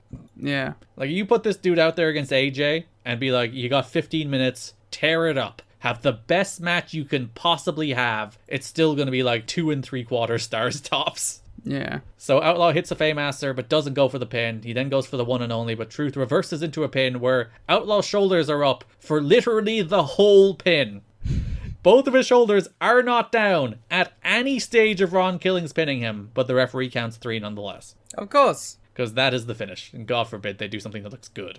The Outlaw's first loss. Yeah, this is the Outlaw getting pinned for the first time. It's the classic Chris Jericho getting pinned. It's like the you can't show the replay getting pinned. Outlaw jumps Truth after the match, hits the one and only. Outlaw grabs a chair, but BG pulls it out of his hands. Still a great move. It is. He hit one on Mikey Bats last month. That's just he hit like 4 on Mikey Bats last month, but all of them ruled. Outlaw grabs a chair. BG pulls it out of his hands. They stare down as the crowd does chant New Age Outlaws. So the crowd does kind of want to see them together. Well, I can understand it, to be honest. Like, they are an established, popular tag team. The crowd probably is going to start gravitating to wanting to see them. Also, 3LK aren't exactly a hot, fresh act these days, so it's not like you want to see 3LK over the Outlaws. Yeah. So BG had the chair. The Outlaw dared BG to hit him, but he didn't. Then Conan runs into the ring, attacks the Outlaw, and the Outlaw bails. The New Age Outlaws. That should be their name. And then the other match I'll based off this on this show is also AMW facing Tree Life Crew again. How do you feel about this? It was a worse match, I think, than their TV match, which was not great. Yeah. I did appreciate the way they worked this to do the finish, to which, like, they got the heat on BG, and then there was a moment of miscommunication between Harris and Storm, where BG was about to make the hot tag, but then the Outlaw ran out to distract Killings, so Killings was not there for BG to make the tag too, and then AMW hit the heart attack for the win. So, like, it does not make itself particularly conducive to a great match when you just get the heat and don't do a comeback. But it is a decent way to do that finish, even if it, like, the match wasn't that long. It was like 7 or 8 minutes, I think, so at least they didn't waste their time. No, it was I liked the post-match stuff, at least. Yeah, so because Conan wasn't there to make the tag or the save for BG was really mad. Rudy didn't see the Outlaw at any stage, and I think the story is that neither did BG. So BG's like, why weren't you there? And Conan's like, I was dealing with the Outlaw. And BG's like, I needed you. Then earlier in the show, they had a pre-tape where, like, we're all together, we're on the same page, we're the 3 Live crew, we run together 3 deep. They put their fists in for the Shield fist bump. Yeah, they did the Shield. They were all together, and Conan here, he offered the fist bump, but BG declined it. Because he's petty. He is. And then the third way that spins off, which if you remember ages ago, was in 5 minutes. Team Canada defeated AMW to become number 1 contenders. Then there was a Naturals against David Young and Lex Lovett match on the following Impact. Yeah, go in depth on that one. So Don West, in his attempt to make David Young and Lex Lovett seem intimidating, it was just like, they've fair enough, they've lost every one of their matches they've ever had, but like, if you look at their similarities and the fact that they're bald, that makes them really intimidating. He also said they could be brothers. They could be. They're both stocky, short, bald men. Lex Lovett learned from his old tag team partner, because the Naturals pinned Lovett with a natural disaster, and then Lovett kicked out right after 3. Lovett's like, I'm not doing a job to the Naturals. But Quatermains was probably worse, because he did it with DDP. But even here, he's like... Well, that's his old friend. Oh yeah, we discovered that they had a match on, was it Worldwide or We Saturday? discovered that. We saw a tweet from Tape Machine. Yeah, Tape Machines tweeted an old match between DDP and Buck Quatermain on, it was probably Saturday Night or Worldwide. I believe so. And yeah, that means it was like a 10-year rivalry when they had that tag team match on Impact. See, they're good pals. That's why he was allowed to do the kick out. Yeah, TDP was like, I get it, dude. You're being squashed all over here. You're a veteran journeyman. You deserve more. Do a little kick out after 3. You've earned it. As a treat. Team Canada jumped the Naturals after the match, and then PD dropped Chase with a Canadian Destroyer. So if you'd remember, at the Hard Justice promo, the Naturals, while talking about the death of Chris Candido, also mentioned that a legendary advisor started getting in their ear to teach them things as well. That continues here. They also have a pre-tape at some stage, I think it's on this pay-per-view, where they say the same thing. It's like, oh, we have a legendary manager. And franchise like, who's it going to be? And then Terry Taylor's like, wait, what are you doing here?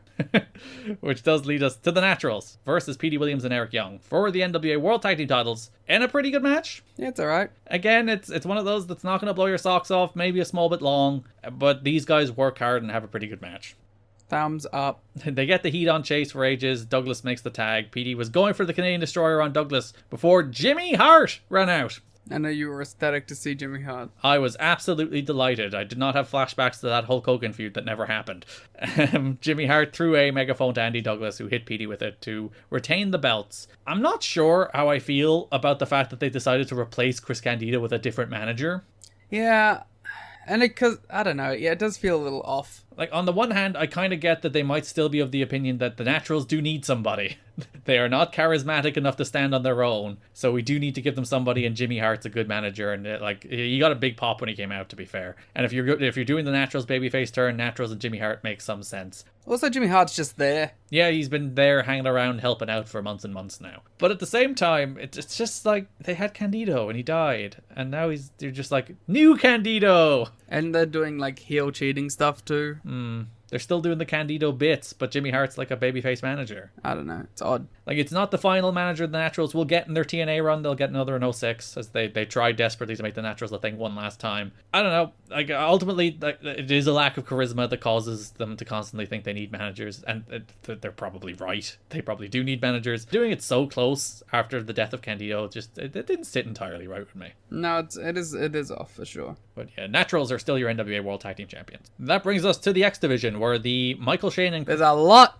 Yeah, busy month in the X Division. So the Michael Shane and Chris Sabin story, which has been boiling over for a couple of months now, you may remember at Hard Justice. A real gosh darn storyline in the X Division that isn't the X Division title. And I like the way it elevated itself into being an X Division title program. Yeah. I thought they did that pretty darn well. So if you remember Hard Justice, they did the big swerve where Tracy rejoined Michael Shane, turned on Trinity and Chris Sabin. So that feud continues to a 3-way X Division title match with Christopher Daniels. How do you feel about how they did the transition? Well, like, it makes sense that, like, we did the Trinity post-mortem a little too early, by the way. She's still on these shows until Slammiversary. We did it in the Hard Justice episode, so we don't need to do it again. But I simply refuse. Yeah, do the Remember When of Trinity again, please. Remember when she was on this show? Remember when she hung around a little longer than I thought she did? Yeah. Yeah, because, like, both of them are slighted, so both of them are like, we have an alliance of convenience to take these two down. So I thought that made sense to continue the angle. Yeah. So May 20th Impact, Terry Taylor has Michael Shane and Tracy. They talk about how they overcame a game to keep them apart because they are star-crossed lovers and nothing can keep them apart. Tracy says Shane is bigger, more muscular, and more talented in the ring than Sabin ever will be, and tells Michael Shane to go get the X title. They're so cute together. They're just right. Yeah. They have that like kind of like jock preppy girlfriend mix. Mm-hmm. And I just think it's charming. And like it works even better with like than Frankie did with them. They're just like pairing that works together. Yeah. Later in that show, Christopher Daniels defeated Cassidy Riley. Michael Shane confronted Daniels before the match, demanding an X Division title because Tracy told him to go get it. He's like, I will talk to you during your entrance. Yeah. He's not a man that waits around, Leah. When his woman tells him to go get the X title, he goes and gets the X title. It's true. Riley ran wild for a little bit with a split leg moonsault. Daniels took control back, got knees up on the line salt, points down the camera, says Michael Shane is next, and then pins Riley with the Angel's wings. Michael Shane jumps Daniels after the match. Sabin tries to make the save, but accidentally dropkicks Daniels. Daniels then hits Sabin with the STO before security separates all three. As we mentioned, Sabin and Abyss also have the main event of that show where Michael Shane costs Sabin the match. 3 angles for this program on this show, by the way. Yeah. Well, you know, they had to make a full, like, insular story become a giant thing with the actual title, so I think they did a good job. So next show, Terry Taylor has Chris Sabin. Sabin says he's focused on his 3-way match because it will be a 3-way at the pay-per-view for the X Division title to the elimination match too. He should have known not to trust Tracy. Trinity walks in and offers her help to Sabin. He looks leery of it. They replayed what happened in the pre-tape with Shane and Tracy last week as they said that Sabin and Trinity sucked. Trinity was like, alright, I'll take out Tracy, you take out Shane. Deal? And Sabin's like, deal. Mm-hmm. So we don't have to be friends, but we both want the same thing. The classic enemy of my enemy is my friend spot here. They are not friends with benefits. They are not. He does not get a little kiss from Trinity. He got that from Tracy. They are not friends with benefits. It's just different kind not of benefits. Friends, comma, with benefits. So 3-way match for the X Division title on the pay-per-view. Daniels retained against Chris Sabin with Trinity and Michael Shane with Tracy. Yeah, so this is that famous X Division 3-way in TNA's history. During this Christopher Daniels X Division title run, yeah. Yeah, the one that everyone talks about. The Daniels X Division title 3-way that has defined TNA wrestling, the only Dave Meltzer 5-star match. Yeah. There was a moment in this match where Tracy and Trinity started throwing some big chops. I'm like, oh god, it's like a big Japanese never title match. Yeah, Kabashi Sasaki. Yeah, they're going at it, but before they did a more standard cat fight. But they did throw like some legit great chops. Yeah. So Sabin gets Shane in the cradle shock, but Daniels threatens to Angel's Wings Trinity. And Sabin's like, I don't really give a shit. And like the story here is that Trinity's there to neutralize Tracy, and Sabin is there to neutralize Shane. Trinity had already neutralized Tracy. He's like, you did the job. I don't care. Sabin, like, mentally, our deal's done. So Daniels is like, I'll do it. But Crazy Sabin just cradle shocks Shane and pins him. Elimination. So Shane is eliminated, and then Daniels just Angel's Wings Trinity anyway. Because he's a bastard. I do like the Tenay and West are like, yeah, fair enough. It was just business. Sabin is perfectly in the right here. Daniels hits the BME, but Sabin kicks out, which I think is the first time somebody's kicked out of the BME in this company. A distinct possibility that I could not possibly remember to tell you. Sabin went for a springboard, but Daniels kicked the rope, causing Sabin to crotch himself before falling with the Angel's Wings to retain the X Division title. Good match, all action. I liked the Trinity and Tracy stuff. I thought all that was well done. And Daniels and Sabin had a hot little closing stretch. It's basically everything you expected it to be. In a positive way. Yeah. You're like, this match with the Tracy and Trinity story is probably not going to set the world on fire, but it'll probably be a fun match with a good story. And it was a fun match with a good story. Yeah. We also had a 6-way open that show. There was a Zach Gowen squash against Kid Romeo on TV. He beat him with a moonsault. Yep. Which Don West said reminds him of Trinity. Oh, that's very nice. The Trinity-esque moonsault. I do kind of like that, like, Trinity is the defining person who did a moonsault in this company. So yeah, give her credit. Not the person who does the best moonsault ever. No. Who did the moonsault first in this company? Trinity or Chris Daniels? I couldn't tell you. I think it is Trinity. Maybe not. Daniels was slightly earlier. I'm not going to have to go back and see did he do any moonsaults in his early matches. Yeah, you have to go work this out. Slammiversary opened with a 6-way scramble. It was Shark Boy, Amazing Red, Delirious, Zach Gowen, Jarrell Clark. I wrote Delirious twice, but I meant to write Elix Skipper as one of the other names. You did that again. Yeah. You did that for the main event as well. I noticed you correcting Raven written twice in the main event to Abyss, so thank you for doing that. Thank you for fixing the show notes. I gotcha. I like this match. You hated it. I mean, it sucked. I thought it was a fun X Division scramble. They did a bunch of moves, a bunch of dives, and it's a nice way to start a show. It was boring. I didn't think any of it was really cohesive. I don't care about anyone in the match. Shark Boy? I mean, like, Shark Boy's fine. I like him. He's not like someone that I'm like, fuck yes, Shark Boy's in the match, let's go. You don't care about Shark Boy? He's on the show once every 2 months. But he won this match. Oh, good on him. I don't know. I didn't care. Alex Shelley's on the show once every 6 months. You love him. Yeah, and then he has the best match on the show. Not according to your ratings, but we'll get to that in a second. I know. Today mentions all the press Shark Boy has been getting from his Shark Boy and Lava Girl lawsuit. Well, fair enough. I do kind of like that. Listen, if that lawsuit's not there, he's not winning this match. And they're like, Yeah. You know what? He's in the press. He has a little moment. Let's do a little thing or two with Shark Boy. It's very funny that the man who had like a big copyright dispute would eventually go on to just rip off someone else's shtick. Yeah. Listen, that's parody. They just took his name. Shark Boy is covered by the law. Thank you very much. Everyone hit big dives. Clark killed Amazing Red with like that Dominator where he spikes him on his head. Yeah. Just killed him with that. That's what he does. Jarrell Clark? Young AJ Styles. You are. He is. Shark Boy pinned Delirious with the deep sea drop. Continuing their explosion feud. I think this might be the payoff of their long-term explosion angle where Shark Boy pins him on pay-per-view. Alright, Liam, you have the choice. Would you like to close with Alex Shelley or close with Samoa Joe? Let's close with Samoa Joe.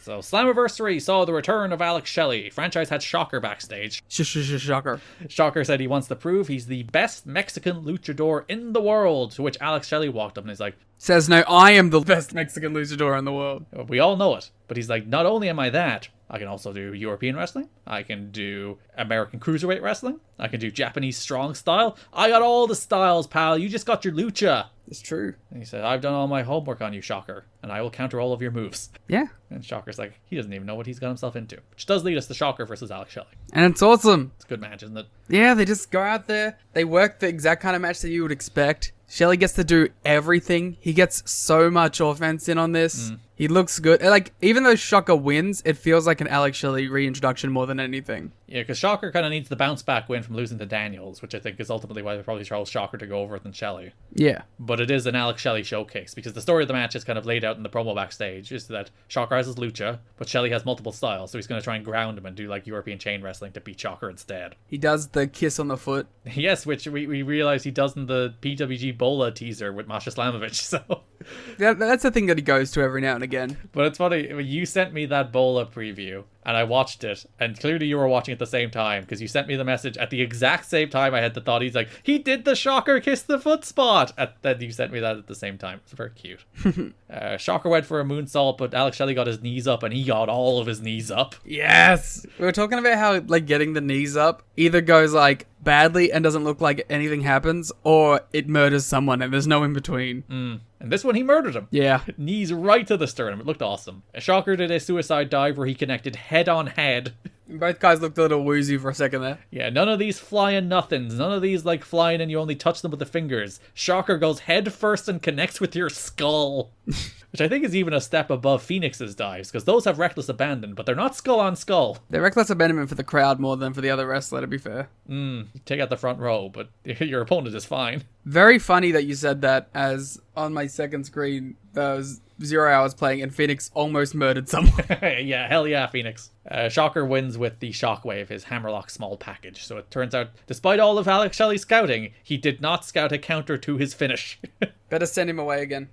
Yeah, he needs 6 more months. We were talking about how this show did feel like the fuck you Dusty Rhodes show. How it's like all the guys that he was like, nah, I don't see it in, they brought back. And yeah, if you're gonna throw some matches on a pay-per-view that don't have any build on TV, you can do an awful lot worse than Shocker versus Alex Shelley. You know, if you're just gonna like, we didn't build anything, but we're gonna have a good match on the pay-per-view, so we put two good wrestlers against each other and they have a good match on the pay-per-view. I don't mind that. That's fine. I'm okay with that. It's when they throw like nonsense matches that no one could possibly want on the pay-per-view. That's when we have a problem. Yeah. Before we go into our last topic, top 5 moments in TNA history. Yeah, so they've been doing a vote on the website to count down the top 5 moments in TNA history ahead of the 3rd anniversary. Moment number 5, AJ Styles beating Jarrett for the title for the first time in 2003. That is a certified moment. It is. It does have Vince Russo attached to it, which is unfortunate, but They didn't show that bit. they didn't. Number 4, Raven's debut. A moment. Very good one. Number 3, the most dubious choice of all, Lockdown. All of it. Fuck you. It's not even the best pay-per-view, first of all. Yeah. And no, a whole show can't be a moment. And it is literally all of It's not like Trinity moonsaults off a cage. It's not Jeff Hardy swantons and misses or does his little cool butt dive. All of it. No, that is a bullshit one. That one should be stricken from the record. So which would you put before we continue to the final 2? What would you replace it with? Does it have to be from Lockdown? No, it could be from anything. Gottamore showing his ass. That hadn't happened yet. They should have known. That's a little further into the show. Number 2 is the Jeff Hardy debut. Yeah, that's fair. It seems a little weird just because Hardy's currently suspended, but... They don't care. And then number 1 is Elix Skipper's cage walk. It's a spot, not a moment. A spot can... Why do you do this to me? I just like being a little pooper. I'm with you. A show can't be a moment. Of course not. I'm on board with that one. But a spot can be a moment. Nah. Some notable ones they left off. Raven's head shave, Yes. which I would have put in. Maybe a little too graphic. They don't want to keep bringing it up. Yeah. AMW's death sentence off a cage. Yep. The Don Callis Eric Watts match. Yes. The Mike Barton Perry Saturn match. Of course. All of Goldilocks. It's just, well, you know what? Yeah. Goldilocks' hidden camera show. Yeah, Goldilocks' hidden camera show should be there. That's a good point. The Dup Cup match. Yep. Or simply the explanation of the Dup Cup rules. I have another suggestion. Okay. Puppet pulling a gun. Oh, that's the classic TNA moment. That's true. That should be there. Yeah. Because I guess we didn't talk. This is the 3rd anniversary show. Yes. 3 years of TNA. Yes. They said they wouldn't last 3 months. They said they wouldn't last 3 weeks. Here they are, 3 years.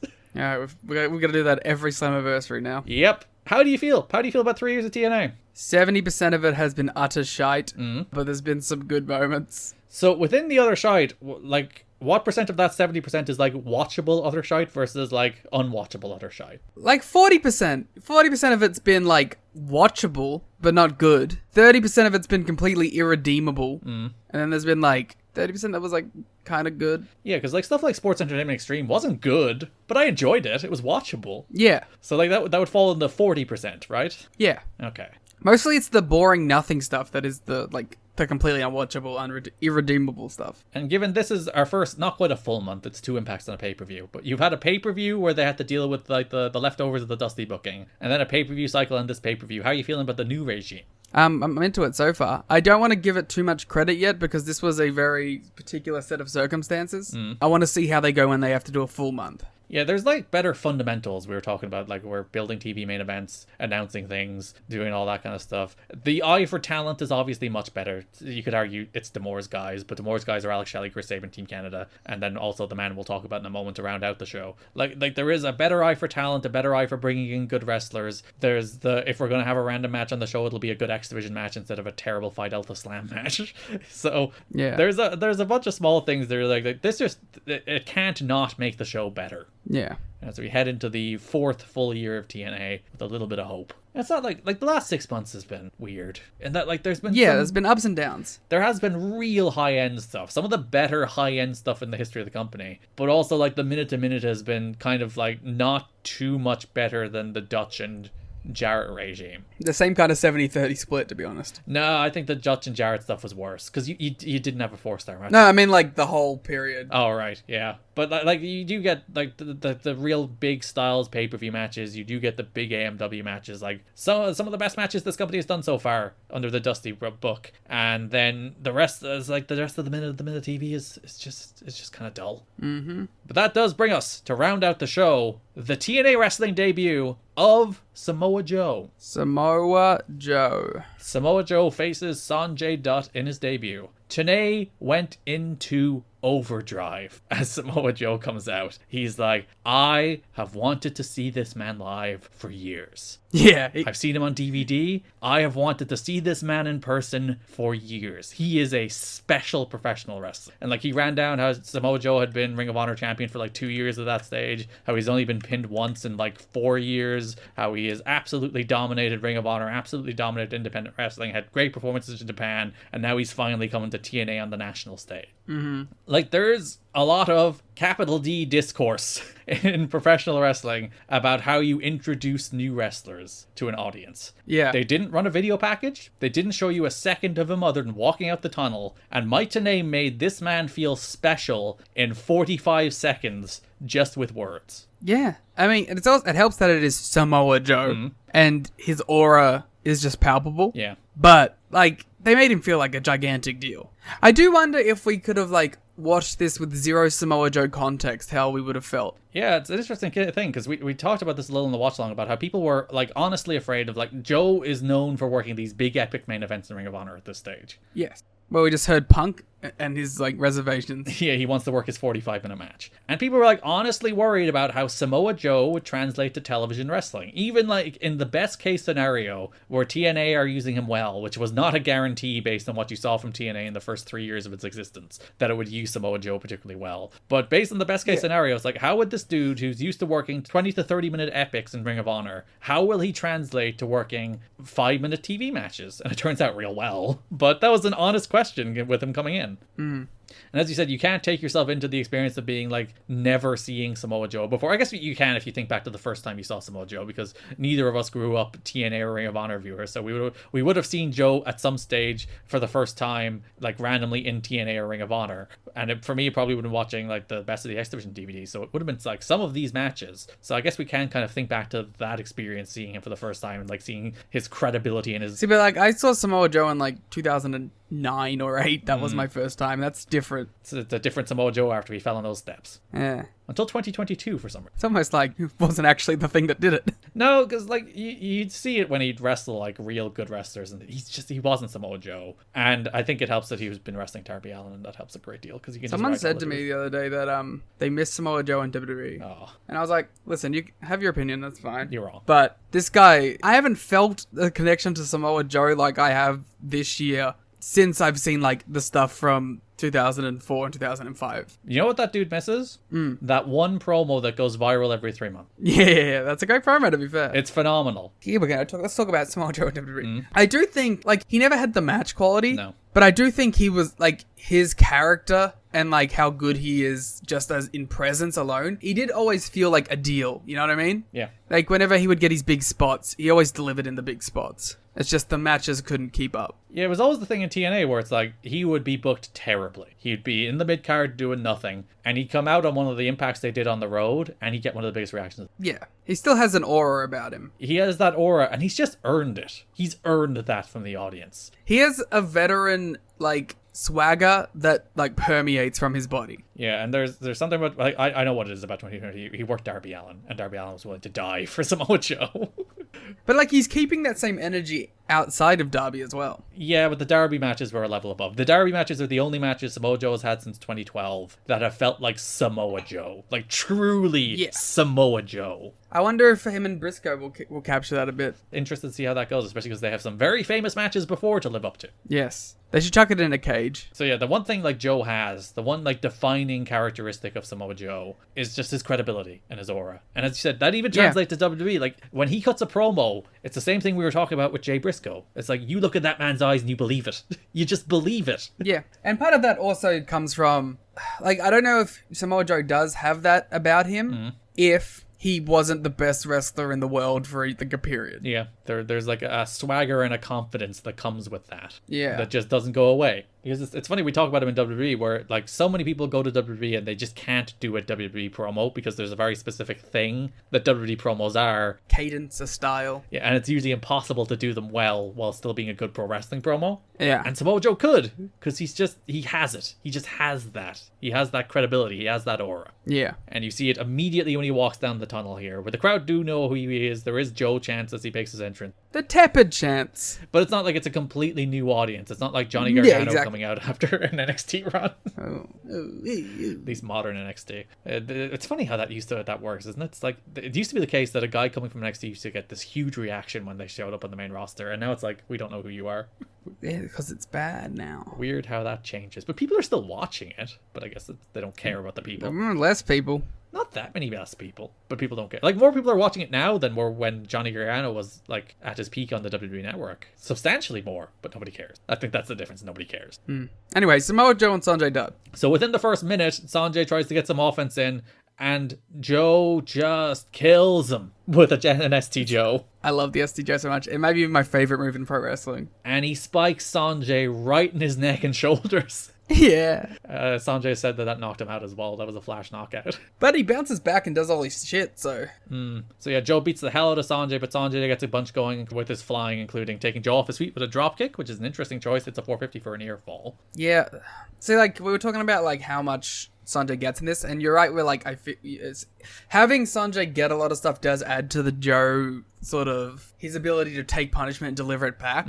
There was just a couple things where I'm like, maybe they took it a touch too far. And maybe, like, listen, it works out fine. Joe, this isn't the match that kills Samoa Joe. He's perfectly fine. No, that's one with stairs. It is the case that you'd be like, if you were booking this match, Joe probably shouldn't leave his feet. If you were, like, being really traditionalist about it. And, like, Joe does leave his feet. Sanjay drop kicks off his feet. He hits a 450 for... Again, it's not a near fall, really. Joe kicks out with plenty of time. But he does hit a 450. He gets something in. And I do think there is traditionalists who would be like, oh, you killed Joe here by having him sell too much for Sanjay. And thank you for adding near fall in the show notes. in inverted commas.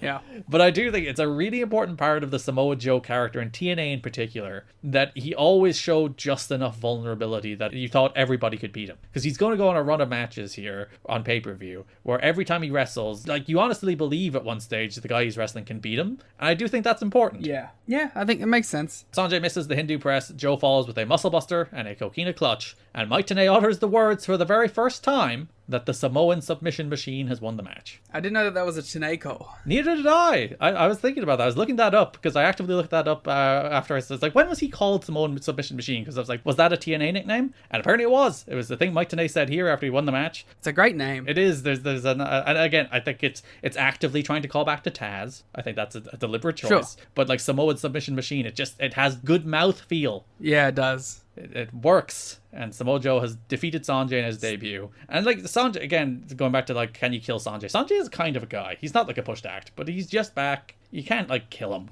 Actually, he's not next level. Same acronym as Super Strong Machine as well. They should be a tag team. That would be a fantastic tag. There was some surprise that he was being an X Division guy instead of a heavyweight guy, obviously because of his size. Yeah. But what have we always said, Liam?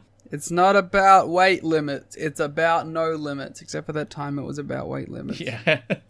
That's not for a while. We can't bury that for another, 10 years. Joe has apparently been encouraged to just do his thing by TNA management, and he will remain with Ring of Honor with occasional tours of Japan. As we stated, that's part of his deal. Samoa Joe released a statement to PW Torch regarding his decision to sign with TNA to appear at Slammiversary. Do it in the cadence of a Samoa Joe promo. I anticipate my entrance into TNA and look forward... That's not really Joe, is it? Look forward to working... No, it goes like this.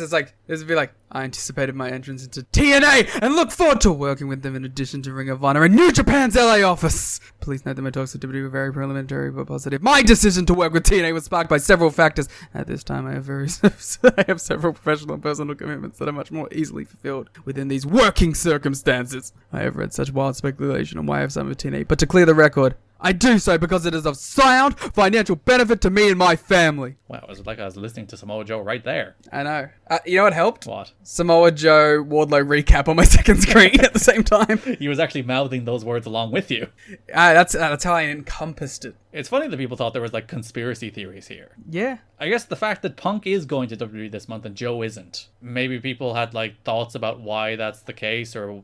I remember hearing stuff about it. In retrospect, obviously. I know Mick Foley says in his book that he pushed hard for WWE to sign Joe. Yeah. But if you were to ask yourself the question, why didn't WWE sign Samoa Joe in 2005? The answer is Vince McMahon took one look at him. Yeah. It's as simple as that. It's do you really think Vince is going to push that guy here? Yeah. Not an absolute hope. There was also a quote from Gabe Sapolsky. I love this. I'm going to put this all in italics because I want people to go through and read it. I thought that Samoa Joe's TNA debut was perfectly booked and then perfectly executed by Joe and Dutt, he told PW Torch. It was the perfect introduction of Joe to a new product, and I'm sure TNA will do some great business with them, and they really have people hungry to see more of him. It was very nice of them to mention ROH and Joe's history in ROH, and I'm glad they could use it to give Joe some accolades in his debut. Like, because Gabe doesn't say nice things about other companies very often. So it's like, it's nice that like even he was like, good on you. And oh my god, Sanjay Dutt is on my screen now. As always, AEW is a TNA tribute show. It really is. Just do the six-sided ring, cowards. They're all over it. But yeah, it is nice to see him put him over. And like, this is a different era of TNA and Ring of Honor. This is probably the closest they would be until Ring of Honor nearly went out of existence and they were in a working relationship, but then Ring of Honor went under and there was a Ring of Honor stable and there was a Ring of Honor title matches in Impact. But that's not for another like 16, 17 years. Or until we get to my favorite stage of pro wrestling ever, when NXT, ROH, and TNA were all like on the same day. And Lucha Underground. Yeah, what a perfect pro wrestling existence that was. Which will be our next Patreon show when we're through all of the 2012 PWGs, so you can look forward to that. Yeah. As we cover season 1 of Lucha Underground. But yeah, and like, listen, TNA and Gabe and Ring of Honor are playing ball at the moment. Like, they did sign Joe to a deal that did not take him away from Ring of Honor, and I believe they're laxing rules on all the stuff that was instituted post Feinstein saga, where all the TNA guys were pulled and a bunch of TNA guys can work Ring of Honor again. So TNA and Ring of Honor are on good terms, so I think he was just being nice. But also, he's right. It was the perfect debut for Samoa Joe. I always like hearing, because, I think Gabe can dissect other people's wrestling booking really well, and I like hearing him when he does. And I think, like, this was he's just an interesting guy, even, like, outside of his own booking. Other than his obsession with NFT. Yeah, you could not have debuted Joe better, in that you established him as a man with credibility immediately. Mike Tenay, all-time great announce job in that 45 seconds of Samoa Joe's entrance, where he just establishes this dude as a guy before you even see him do a move. And then the rest is he's just Samoa Joe. He destroys Sanjay. Sanjay sells a bunch for him. They show just the right amount of vulnerability. You could argue maybe a little too much, but it works. And Joe wins, taps him out, and is crowned the Samoan Submission Machine. Hell yes. A nickname that would stick. So that is TNA from June 2005. We'll be back in 2 weeks with a special free preview of Patreon. We'll be posting the first Global Force Wrestling series for free in the main feed. And then we'll be back 2 weeks after that with our No Surrender 2005, July 2005 episode. So we'll be taking a little 2-week break, but you'll still get the free GFW episode in your main feed. And we'll be back next week on Patreon with the next episode of Gorilla. And there's more stuff on the Patreon too, if you're not cheap. Yeah, calling people out. Like the next episode of Gorilla Radio, which will be there next week, as well as our watch along of Slammiversary 2005, which is also there waiting for you right now. Head to tnachat.com, patreon.com/kiddingme, where you can support the show and get a ton of extra us. We talk for so much longer. And uncensored. Sure. We're not beholden to the media standards of the Voices of Wrestling Network. Of course. So, uncensored. A little bit of a shorter episode, this one, but listen, when there's only 2 TVs, what can you do? We still had like 2 hours for 2 TVs and a pay-per-view. That's true. So you can follow us on Twitter at TNA History Pod. Follow me on Twitter at Garrett and follow Liam on Twitter at The Gleet Muda. You can subscribe to us on YouTube at You've Got to Be Kidding Me, or follow us on TikTok at TNA History. Thanks for listening, and bye-bye. TNA is the best wrestling in the whole world. Oh, it's semantics! It's not a guitar, it's a cello! It's a cello! Hook 'em up like gods! If you're through with your incoherent gibberish, Triton, have you conquered the great alpha male yet? TNA is my world! Welcome to Planet Jarrett! This is BS! This sucks! I've lost my objectivity and I don't give a damn! Welcome everybody to You've Got to Be Kidding Me, episode number 38. We are a TNA history podcast that covers TNA 1 month at a time. On this episode, we're talking about No Surrender 2005 in the month of July 2005. I'm Garrett Keating. I'm joined by Liam Jones. Liam, hello. Hello. How are you? Good. See, we've done Patreon stuff, but it's been a long time since we've sat down to record a main show. So how are you feeling about this? I'm nervous. I'm anxious. I'm unwell about this. Are you actually nervous and anxious? Nah. You see, it's a thing that happens in my brain while I'm making out the show notes. I'm like, oh my god, what if this one's a disaster? What if I'm terrible? And then it usually turns out fine, but it is like part of my brain just attacking me. Except for that one episode. Oh no, which one? That one What if the people listening are like, oh, I know which one, and then it's like, well, no, wait a minute. Yeah, please tell us which episode you think is the one. And that will upset me even more, and then I'll be even more in my head before every episode we record. I've set us up for failure. You have. Now I'm just gonna be sad. So my mission is complete. Thanks everyone for listening. Please follow us on the Patreon. Go subscribe on YouTube. At Garrett Kidney on Twitter. At the Gleet Mooder. You know, getting making me sad within the first 90 seconds might be a record. That might be a record. Usually takes a little longer. I'm on the top of my game. So I was ready to go. That's what you've been doing for like the 6 weeks we haven't recorded. Longer, probably closer to 2 months. You've been like, how can I break him? Yeah, I've been training. I've been training for this moment. I've been under a waterfall like Goto, preparing myself mentally. Well, you succeeded, so the show's over. Nice. All right. Thanks everyone. We'll see you in the next one. No, you're talking about TNA for 3 hours. You can't get out of those. It shouldn't be that long. It's not that many. It's not that much. It's only 10 pages. Tell me how you're doing. Great. Just Good. tip-top bread. Just peak of my life. Doesn't sound sincere, but you know what? I'm gonna take it as sincere. I wouldn't dwell too much on it. Cool. I'm doing okay too. Anything strange or interesting happening in your life? And anything fun happening in wrestling? No, there's nothing fun in wrestling. Wrestling is dead. Isn't there a New Japan show on right now? Yeah, right now Taichi and Shingo are wrestling. Hell yeah. Do you have it on right now? I don't. I was going to, but that's Patreon content where I feel like I'm allowed to be distracted because these idiots have already paid for it. But free to everyone stuff, I feel like I have to be on my A game, you know? I have to be focused. You have to turn it on? Yeah. You never know who's listening. That's true. Mr. TNA himself could be listening. I've run out of intro stuff, so... Do you want to go straight into the main show? God no. We're going to put that off as long as possible. All right, you come up with an intro-related side banter thing. Oh. We should start scripting the side banter. We should start because here are acceptable, agreed upon pre-show banter topics where we will talk about the moon. Let's talk about the moon, baby. Tell me about your thoughts about the moon. I think it's cool. I think it's white and glowy. Big fan of the moon. Do you believe there's secret alien bases on it? On the moon? No. The way you said on the moon suggests you think it's on other planets. Of course. Oh, so you're a Mars alien base guy. Of course. Mars Attacks. Other Mars-based alien content. There aren't that many Mars movies, are there?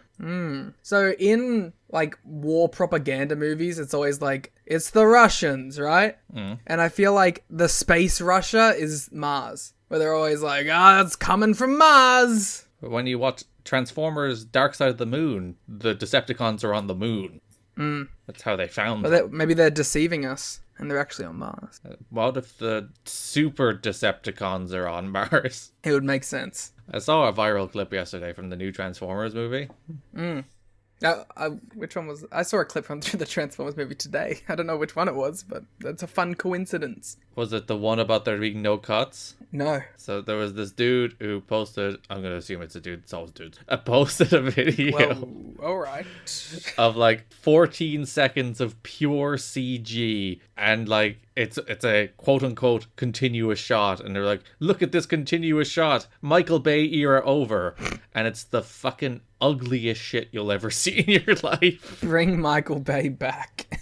It's so hideous looking. It looks like a bad mobile game, and I'm like, one, what has gone wrong, and two, why do you like this? I don't know. I think it's just a point that he has chosen to stand behind so he can be different and unique. Do you have any of those? Nah, all of mine are right. So, oh, fair enough. You know, I've never said anything incorrect in my life. That's true. We have a lot of audio, and if you go through all of it, we've never been wrong. Nah, there's not a single instance. You a Transformers guy? Nah. I feel like maybe it's the Michael Bay movies. Are there like a new generation of Transformers guys? I don't know, maybe kids who got like the toys growing up. But like that's where I think most of the Transformers love comes from, which is like 80s kids growing up with the toys. Yeah, but I'm still saying like I think there's probably modern kids who got Transformers stuff growing up that like became fans through that. But I don't know, that's about it to me.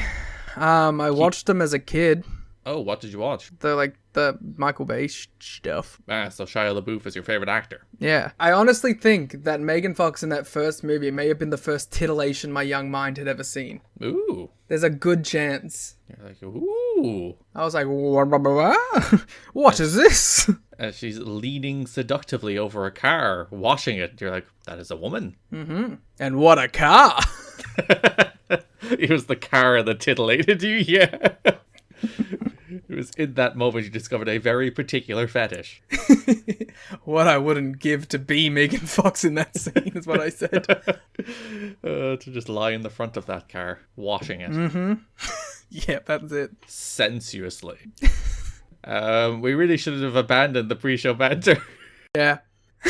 I don't know. What else? What do other shows talk about on their pre-show banter? Can we just steal? Food? I think they do food a lot. I don't eat. Well, that's out the window. Okay, let's go through each VOW show. We'll go, what do they do at the start? Flagship, it's all about, like, gardening lore. Yeah, I've never gardened. Damn it. Have you ever gardened? My grandparents always had quite the garden. So I would dabble. It's like, even my parents wouldn't really garden. We'd have a very simple garden.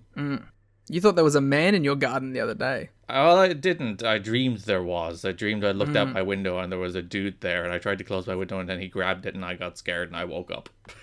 What did the dude look like? He looked like the kind of like normal, boring guy, but on the boring, creepy side. Mm-hmm. What's the hair situation on my fella?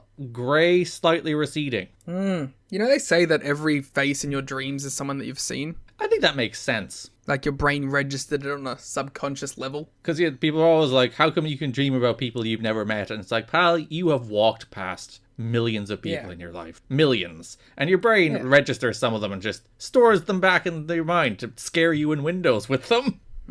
Also, like, you can just pick up, like, an osmosis of a flavor of a person and be like, this is what this person who fits into this characteristic base would look like. Brains are cool. We always get back to dreaming. That's our one. Big dream guys. If the Voices of any other Raw podcast on the Voices of Wrestling Podcasting Network does dreams, that's gimmick infringement and you owe us money. Yeah, and we'll get you kicked off. We have that kind of power? Yeah, we have that clout as the 5th most successful Voice of Wrestling podcast. Yeah, I don't know the numbers, but I'm going to stick with that. Yeah. We're up there. Come on, like, let's be real, we're up there. Am I right, folks? We're up there. Yeah, and if we're not, you can go tell all your friends, and then we'll be further up there. I mean, like, actual friends. I want you to go out into the street with your friends. It's like you're going to the cinema. I want you to hire a cinema out and play our podcast clips on YouTube on the cinema with all your friends. The next time you're on a night out, I want you to go person to person in that bar and just talk about the podcast. Maybe play a couple clips. That's good. I like that. Have you ever played a podcast clip to someone? No. Interesting. Have you? No, but people have asked me, and I'm like, no. See, not only would I be self-conscious about it, because the idea of somebody listening to something I made while I'm in their presence would deeply upset me, but I also wouldn't know what to show them. The Vince Russo compilation. The whole 3.5 hours of it? Yeah. So they're like, hey, what's your show? It's like, sit down, pal. Let's settle in. We're in for a long one. All right, before we get into the show, you can go to patreon.com and tnachat.com where you can get all of our phenomenal Patreon content. You can too, if you want to give me some money. I'm going to do it right now. You can head to tnachat.com, patreon.com/kiddingme, where you can get the latest episodes of our Raintaker show covering 2013 New Japan a decade ago. We most recently covered the big Okada Tanahashi title match from Invasion Attack 2013, which is widely considered one of the best matches ever, but Liam has 5-star fear. I don't think I was even that close, was I? But I want people to get mad at you and then go listen. So that's I had 4 3/4 star fear. Whoa, go listen and then attack him. You can also listen to our PWG show, in which the most recent episode was Both Nights as Ebola from 2012. So you can listen to that. Our watch along of No Surrender 2005, which went some places. That was an odd one. That's also available now, as well as all our previous episodes, including our entire series on the 2010 Monday Night War, our entire series on Ring King, our entire series on Wrestling Society X, our entire series on Global Force Wrestling, of which the preview episode was the last episode in our podcast. All of that is sitting there and more on patreon.com/kiddingme, tnachat.com. You can also get the show notes, which are basically a chapter from a book about a month of TNA history, as well as with the show notes, there's an ad-free episode of the show as well. That's all on the $1 tier. Easy entry level if you'd like, just no ads, and then you can listen to the sound, sweet, beautiful sound of my voice. Patreon.com/kiddingme, tnachat.com. Where in the time off, we did hit our record number of patrons. Came slightly back down again, but we did hit Didn't need to put that bit in. we did hit a record number of patrons over the last couple of weeks, so thank you for that. And We're also doing our third Q&A, which, by the way, shocked me that we've already done 2. But we're doing our third one. But you might not get to ask a question, because depending on how this goes, we might just do it after this. But if we didn't, go ask a question. there's like 17 questions there, so we have a good amount at the moment. Maybe not 17. I think there is literally 17. If you would like to have your Patreon question answered, head to tnachat.com, patreon.com/kiddingme now. There's a post there. You can reply to that post. If we record it, we'll just answer it in text. So, with that said, let's get into the show. Let's get into July 2005 TNA. How are you feeling about returning to TNA?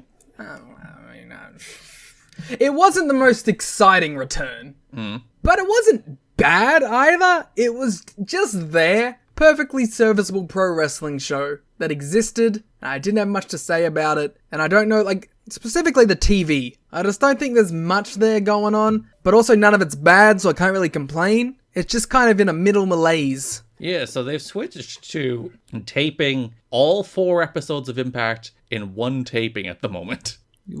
So their taping schedule right now is that they do a pay-per-view, and then they will, I think, either the day or the day after that, come back and tape 4 episodes of TV. And I think when you watch the TV, there's a little bit of that Ring of Honor taping in the 5th hour of a Dynamite taping feel to it. Yeah. At least the whole crowd's there still. That's true. That is a plus. These people have not walked out on the Impact taping. Seeing the last match of an ROH taping is depressing. With like 40% of the people still there. Even, like, that's being generous. Like, the first 7 rows are still there, and then it's just empty seats. Poor souls who have to struggle through at the 2nd hour of Ring of Honor, because it's 2 hours still for inexplicable reasons, despite being taped either end of a Dynamite taping that usually also has a Rampage. I was gonna say, it'd be fine if you just, like, cut out the dark tapings as well. I don't know. I think it's the after Rampage part that's really like, no. Yeah, but if you cut out the dark tapings, you can do the 2 ROH hours, and then you can do Dynamite then Rampage. No, you can't tape 2 hours beforehand. It's still a lot. Don't get me wrong. Yeah, so there's some of that feel to these episodes of Impact where it's just like, oh yeah, those people have been sitting there for a while and they're no longer interested. Yeah.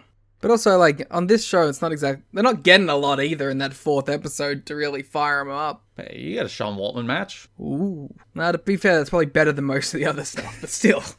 And yeah, they're very much in a holding pattern, because this is the month where it becomes increasingly clear that Spike TV is the destination. Spike TV? Yeah, I should have said that backwards so that you understood me. It's very funny. So at the start of No Surrender, there did this big artsy video package that had a bunch of hidden messages in it. One of which was TNA is coming to Spike TV, which is technically the official announcement that TNA is coming to Spike TV. To be fair, I don't hate doing something like that, especially if you're going to announce it, like, soon after. Like, it's a fun little thing that, like, will get some underground buzz. Yeah, and by all accounts, I think it worked. I think, like, forums in particular were popping off about the whole, like, Rhino is here, more are coming kind of thing, which is one of the messages. They were also, obviously, like, once they say TNA is coming to Spike TV, people work that out. I wonder, did they think people wouldn't work it out? I'd imagine they had to think they would, because it's quite obvious that they're running it backwards. It's not like there's a real bad code to crack. No. Vince fears Jeff Jarrett. Vince fears Jeff Jarrett is so funny. Because it's like, it's such a petty little one. It's not even like the folks up north fear TNA or TNA's taking over and they're scared. I think he's talking about Vince Russo. I don't know what you're talking about. Maybe he is. But like Vince fears Jeff Jarrett. And also not TNA. Yeah, it's just Jeff. Jeff Jarrett specifically. Bree Woo scare Vince. Scares Jeff. I did appreciate a little bit of foreshadowing as well when it said someone will get gored tonight. Raven was on the screen. Oh, I didn't even notice that. So yeah, and Raven was the one who got gored. Wow. So they were dropping hints. But yes, but the big story is that TNA is in fact coming to Spike TV. It hasn't been officially announced, but it's all but announced at this stage. Well, technically it has been officially announced, I guess, given it was in the pay-per-view opening video. But at the moment, TNA is currently still airing on the internet. And as all wrestling broadcasts on the internet, Liam, it went fine. No technical problems at all. No, I remember watching Ring of Honor on the iPay-per-view and it always worked. Oh god, I do remember watching Ring of Honor on iPay-per-view. It was the most, like, upsetting time. Everyone was just angry all the time. Because I don't think Go Fight Live ever aired literally anything else. They said this is going to be the thing that we stock our live content with, and we're going to fuck it up every time. Yeah, and I remember, I think it was whatever the final battle that had like a 60-minute Tyler Black Austin Aries match. And there was like a bunch of technical issues and it was like 4 a.m. and those dudes went a fucking hour. And I was like, no, stop, no. And also their problems went for like 4 years. Like they just never got it. And I think a lot of companies never got it because Gabe's catchphrase became, how's the stream? I think like we've mostly got it down now. Ironically, the only place that doesn't seem to get it is New Japan in the US. Though their last show went fine. I believe the TV Asahi people did that as one. That's why. So if you think wrestling companies have been disastrous at doing this in times of greater technological advancement, TNA uploading a file to the website apparently caused great deals of problems in June 2005. TNA experienced many server problems during the first week of TNA Impact broadcasts being shown exclusively on their website. After a several-hour delay on Friday, June 24th, the new Impact broadcast was released on TNA's website, but not easily accessible. TNA created a downloadable file for fans to view the broadcast at their own leisure instead of streaming the broadcast online, which would have resulted in buffering problems from the sheer volume of visitors. But TNA ran into problems because the file was too large to download in a reasonable period of time without interruptions. As I was mentioning on the last episode, like they put up a full like, here's how to download uTorrent, here's how to download the file, blah de blah, but apparently people didn't have fast enough internet speeds in the year 2005 to download that file particularly quickly, especially when a bunch of people were trying to download it at once, causing strain on the servers. Come on, guys, seed it, remember. Yeah, if you still have that sitting in your uTorrent from 18 years ago, please seed it, because you can actually still find the download link for this episode, which is very funny. It's wild to think, like, 2005 download times, not great, but probably not the worst. But it's wild to think, one, we were talking about the TNA On Demand, which I haven't heard a word about. I assume they've gotten rid of it at this stage, but like an actual streaming service in 2003, which is crazy. And now it's like, here's the episode on the internet, download it. It's like, TNA on the cusp of technology. Fair enough, not due to reasons of their choice this time, because they're currently between TV deals, but it's fun to see TNA trying to innovate in the field when they're forced to. Well, they always say like innovation just comes from struggle, so it makes sense, I guess. What I'm saying is TNA invented the internet. That's what I believe. In a statement released on TNAWrestling.com, Bill Banks said, the TNA staff will be reassessing the situation and consider new options in order to ensure these difficulties won't repeat next week. Our goal is to make Impact easy and accessible for all to watch. We want to thank everybody for their patience. TNA is without television because they're currently waiting for the Spike TV deal to start in October, which they haven't announced. Again, it's not official. For the record, Bill Banks didn't say that last sentence. No, that's the end of it. It would be funny if that's how they announced it. It's like, guys, we'll be on Spike in October, it's fine. You won't have to worry about downloading those episodes. He specifically says tentative deal.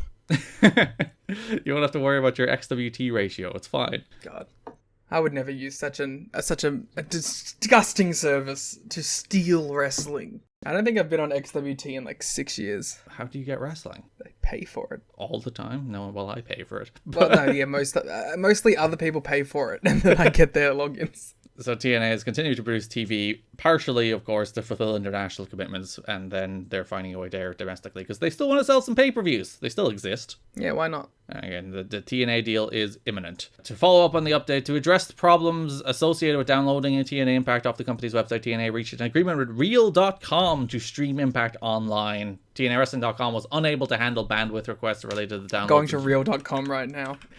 That's a dangerous proposition, but go for it.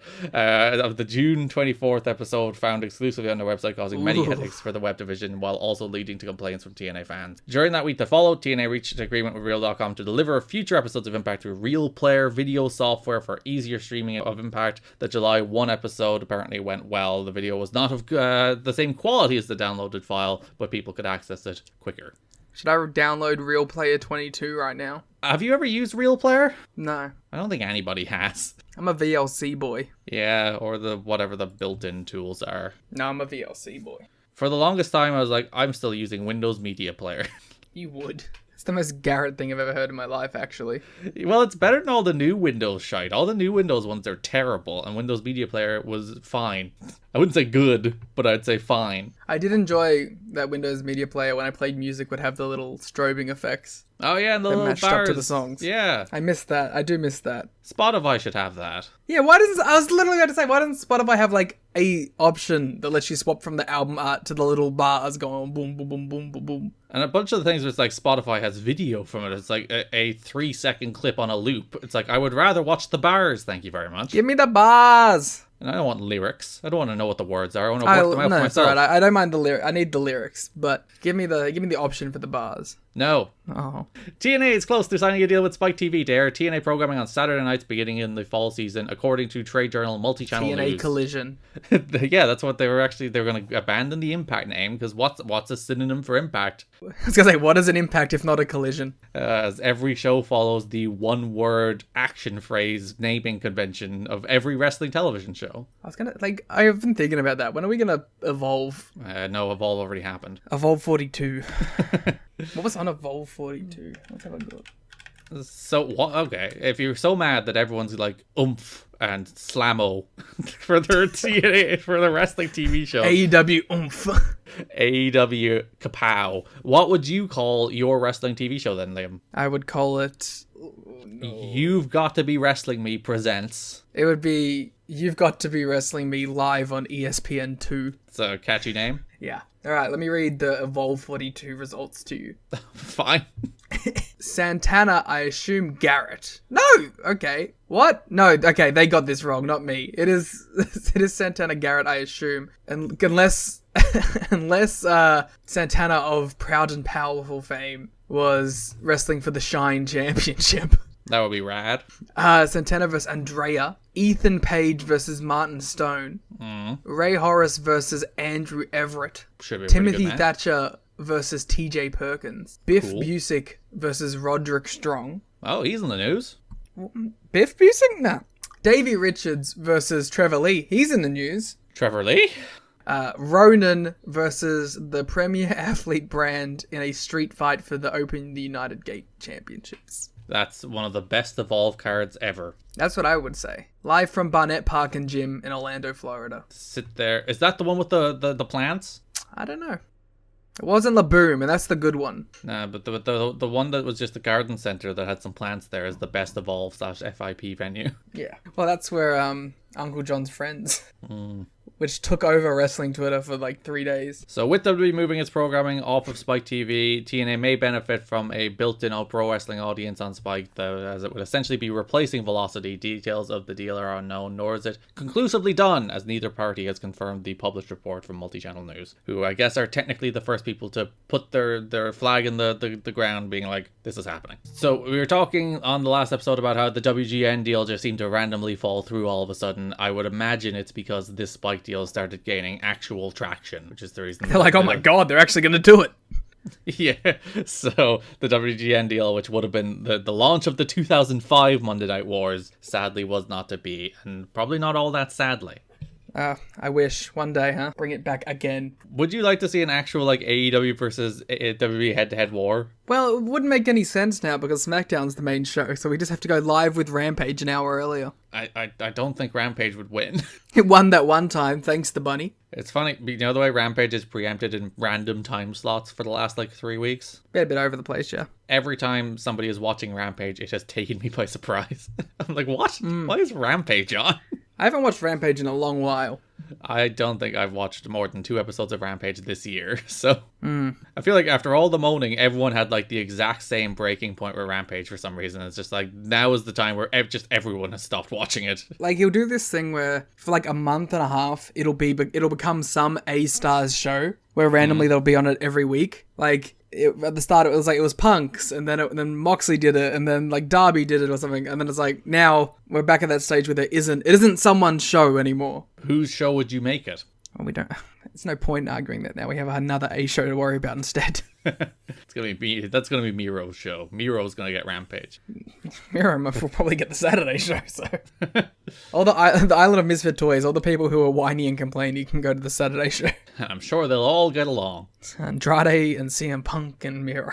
In an online chat this week, Jeff Jarrett stopped just short of confirming TNA is on the brink of announcing a major TV deal. He said, TNA in 5 years will be very interesting. We just had our 3-year anniversary. We've had our critics all along the way.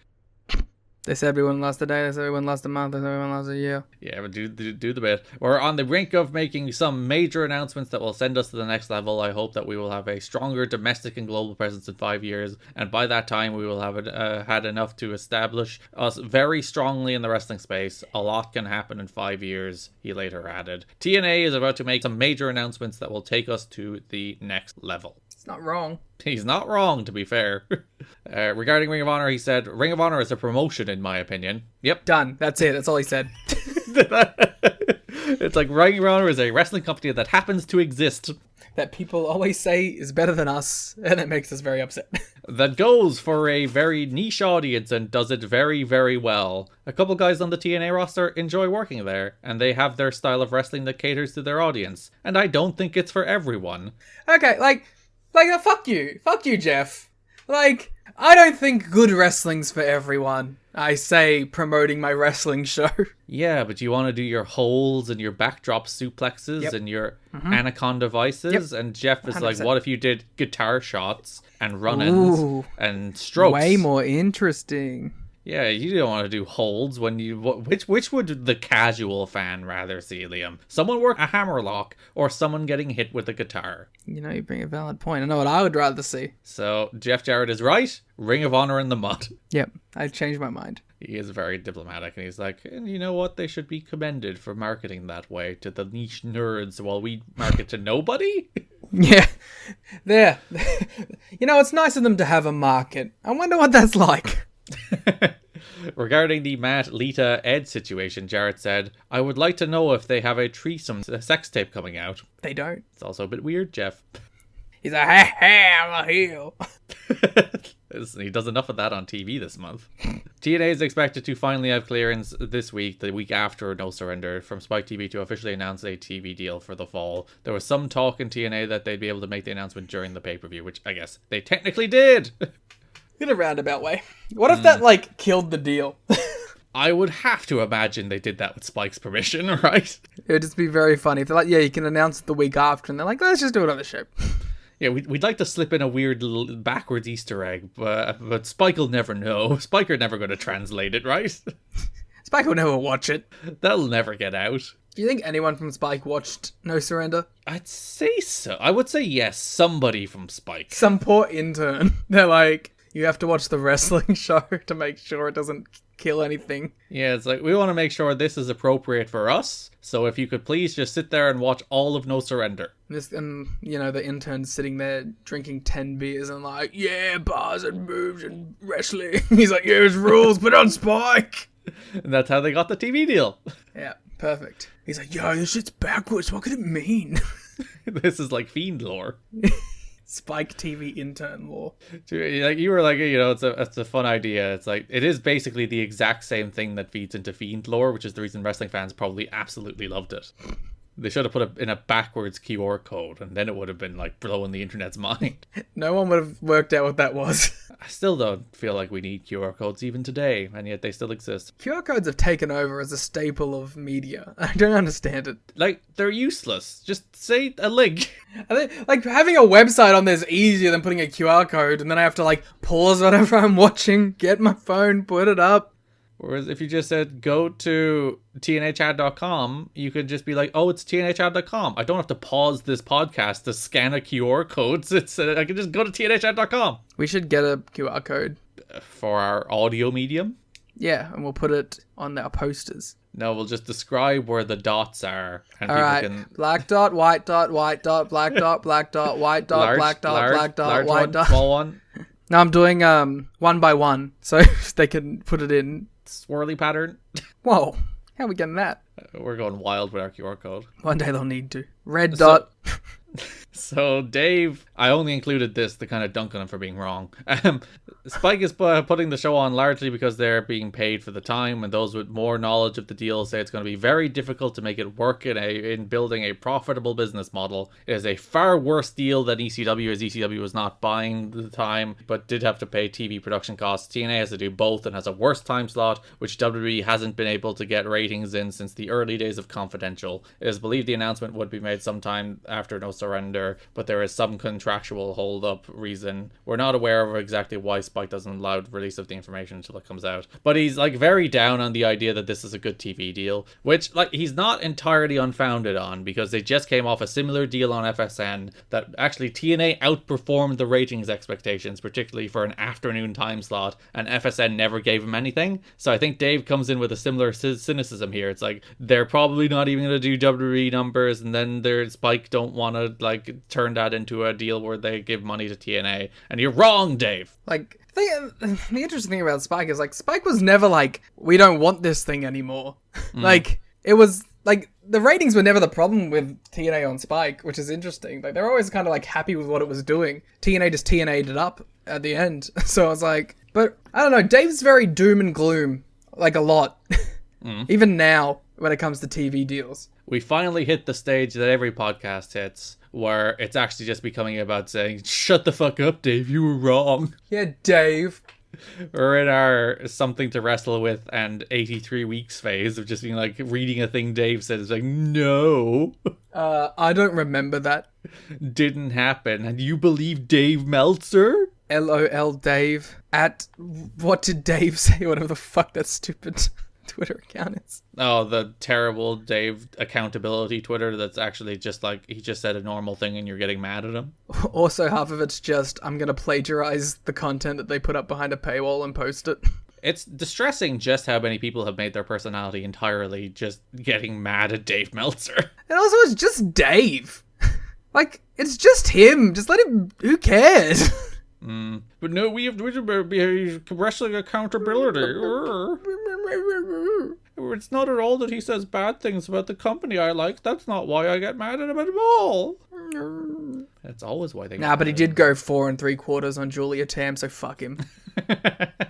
AJ Styles' NWA title reign lasted only 1 month because he was never looked at as a long-term champion in the first place by those in power, even by those who love him. Styles won the title because he happened to be Jeff Jarrett's challenger during a month where Dixie Carter took a stand and wanted to assert her authority and have him drop the title. Styles maybe moved back to the X Division and feud with Samoa Joe. Monty Brown was considered for the NWA title win instead of Raven, but the feeling is management is so high on Brown they didn't want his big title win to come too early before he was ready. An opinion they will hold until he leaves the company. He is seen as a potential franchise player in a year, though. He has a rep for having a great attitude with just enough skepticism to keep everyone around him honest.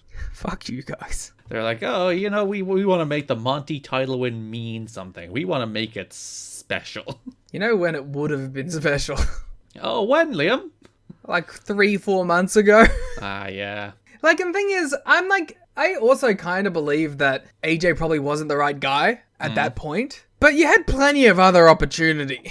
No, I'm firmly AJ was the guy. He's in the middle of the best run of his career. Just go with him. Best run of your career? Just have great matches on pay-per-view every month. The best run of his career? Probably like the best consistent pay-per-view match of his career, unless you're just being a New Japan fan. You're going to get mad at Dave. I'm just saying, like, New Japan exists. Fake company, not real. Even though we'll be covering that on Raintakers like next year. But Fuck your dreams, fuck your life. I'll just put my hand in front of my eyes and be like, not real, no! La la la la la. AJ Styles, TNA, wrestling Sonny Siaki on a TNA weekly pay-per-view. Did he wrestle Sonny Siaki? I'm sure he did at some point. He probably did. There's no way of knowing. I'm gonna research this. You gotta look up the AJ Siaki matches. I can't remember an AJ Siaki match, but I imagine he might have. He wrestled him on NWA Wildside TV. That's not TNA. I know, but it's fun, isn't it? He wrestled the Flying Elvises. Yeah, that was the first match in TNA history. I know. That counts. Elvis Siaki counts, I guess. Yeah. Wow, they have never had a single. Yeah, get fucked. The one person in the entire company I could reach for. You picked the one dude who's never wrestled AJ one-on-one. They probably have a pretty good match. Siaki would probably still have a job in TNA if he wrestled AJ once. It depends on which Siaki comes out. Yeah, but he'd throw AJ around. Did he wrestle Jorge in a one-on-one? Or AJ would demand he throw him around. Hey, you wanna hear a throwback? Sure. AJ Styles versus Crimson Dragon versus Jorge Estrada. Oh, what an era. Crimson Dragon's gear. Can we restart? Can we go back? Yeah, can we go back? These are the days you have nostalgia for. I truly do not. But the funny thing is, like they say, Monty's a franchise player in a year. He's actually gone in a year. So, not directly TNA related, but it will be. WWE announced that 15 talents were being released this week. 7 more names were expected to be added to that list before the week is over, which I think people say every time there is like mass releases, and it's actually never the case. Like there is always the splurge of releases, and then they're like, oh, more could come at any moment, and then they never do. But like one name gets announced. Yeah, there's like one NXT person who's also cut that you find out about 2 weeks later. Who was cut on the same day but just didn't get reported. So the people cut: Mark Jindrak, Kenzo Suzuki, Maven, Shannon Moore. Let's go name by name, and we'll do a thumbs up, thumbs down, and if you'd want to see them in 2005 TNA. Okay, so we start with Mark Jindrak. Thumbs down, I guess. I would say thumbs up. I think he's one of those guys who sneakily could have been good, but because the majority of his development was like death of WCW, and then he went to WWE, who clearly did not give a shit about him, any chance he had of developing into anything good just disappeared. So I'd give Mark Jindrak a go. Former TNA star Kenzo Suzuki. Gotta bring him back. Depends, does he have the nice pants? Definitely. Then he can come back. Yes. Maven. Yes. I'd give Maven a go. I'm surprised they never did. Yeah, bring Maven in. Though he wouldn't have the Tough Enough theme song, and that is a big hit to him. He doesn't have the Tough Enough theme song on the network stuff now. Which is a big hit to him. Yeah. The song is great. Do. It's such a banger. I'm so upset every time I happen to stumble across a Maven match on the network that doesn't have that song. I'm like, what the hell is the point of him even existing without that song?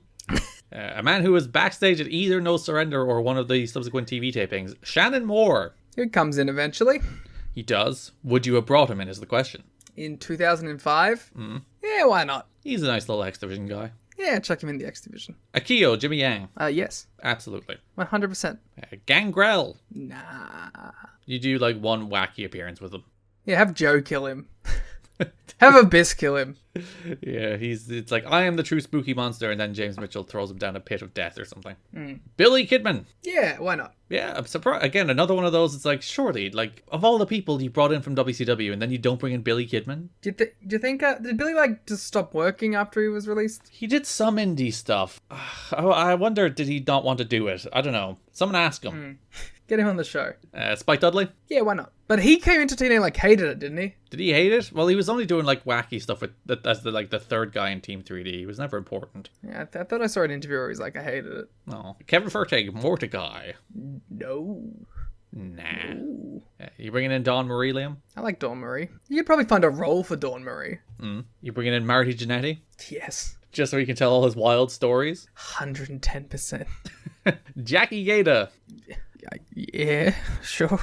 Of the Tough Enough people here, they brought in Jackie, but not Maven. Yeah, that's fucked up. Charlie Haas. Yeah, why not? He seems like the best wrestler of the bunch. Well, Jimmy Yang is probably the best wrestler. I was going to Jimmy Yang's there. Matt Morgan. Would I bring in Matt Morgan to TNA? No. I don't think I would either. Joy Giovanni. What does Joy Giovanni do again? I don't know. Was she the one who, like, banged Teddy Long to death? No, that's Dawn Marie, wasn't it? I don't know my mid-2000s WWE stories. We were talking about this yesterday, where we were talking about, like, the degree to which we are lore sickos for particular things. I was there, I remember. Yeah, well, I'm saying it for the listeners, Liam, who are not in our DMs. Wait, we're recording? We're not just having a conversation. Sorry, I'm working out what Joy Giovanni did. But, like, my thing is obviously TNA. But just when I was talking about wrestling in general, you were like, I could beat anybody in a wrestling quiz because I'm a wrestling genius, which I think is your exact quote. Yep. And I was like, I don't think I could, because even stuff like this that I would have watched whatever the fuck Joy Giovanni did. It's like my working memory of it is just gone. She was the on-screen girlfriend of The Big Show. Mm-hmm. This feud included a part on January 13 where Joy was kidnapped and discovered tied and gagged in JBL's limo trunk by Kurt Angle. What? There's a lot of words there. Why did Kurt kidnap her and then put her in JBL's trunk? No, she was discovered by Kurt. Oh, so Kurt's the hero. No, Kurt then bragged about orchestrating the whole thing. Oh, well then Kurt's not the hero. Her last appearance was in the... Wait! Giovanni returned to WWE at WrestleMania 25, making her in-ring debut. I was at that show. She was... Like, from 2004 to 2005, she was on the show, but she didn't wrestle until WrestleMania 25. When she was in that Divas Battle Royal. Yeah. She was eliminated by the Bella Twins. In which everyone came out at once at the tail end of a Kid Rock concert. I see a picture of it right now. So you didn't know a bunch of people who were even in the match, and then a bunch of people were eliminated before you realized they were even in the match, and then Santina Morella won. But just what a great company, you know? WWE.com also reported that the contracts of Devon and Bubba Ray Dudley would not be renewed. Their contracts expire in a few weeks despite a featured spot on the recently aired One Night Stand pay-per-view. The Dudleys. Would you bring those guys in? I would. Good. But I wouldn't be happy about it. Wouldn't you? They're a great tag team. Yeah, but I've had the last, 10 years of Bubba in my head. It's hard to get over. They had a very good TNA run. And they're TNA guys as much as anybody else. They do the fish market street fight. Charlie Haas spoke against the creative direction of WWE, and he said he's looking forward to indie wrestling and TNA. Haas appeared on In Your Head Radio and said he was released by WWE because creative did not have anything for him. In your head. Zombie.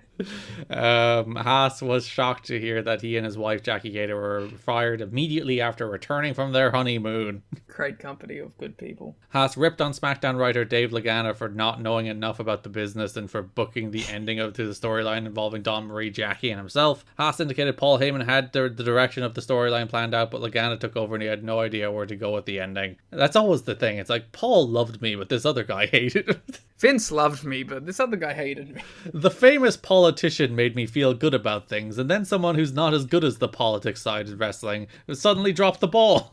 Yep. Haas said WWE needs to develop a new creative team soon. Lord knows that still applies in 2023. Haas said he is able to work independent shows and overseas but cannot work TNA until his 90-day no-compete clause expires. Haas said he would love to work in TNA because they emphasize wrestling. Really? You watch the show? And because he would like to work with AJ Styles. He's watched AJ Styles matches is what he's watched. Haas was outspoken against bringing talent from OVW to WWE too soon because creative is too focused on trying to find the next Rock, Austin, or Triple H rather than developing guys. On the topic of OVW, Jim Cornette was also fired this month. That'll have nothing to do with anything, don't worry about it. TNA signed a distribution deal to expand its home video offerings throughout North America. TNA will be partnering with Navarre Corporation to increase distribution of TNA products, including pay-per-view DVDs, musical compilations, special feature DVDs, and other TNA products to offer a wider range of retail outlets. I believe you would have seen the Navarre logo if you bought most TNA pay-per-views from this era. Liam, a Dixie Carter quote. Oh no. We're very excited about the potential of this partnership with Navarre. Said Dixie Carter, President TNA Entertainment. Their ability to showcase our product to major retailers across North America will bolster the growth of TNA wrestling and expose our brand of professional wrestling to a wider audience, said a different person. No, that's still Dixie. Oh, cool, great.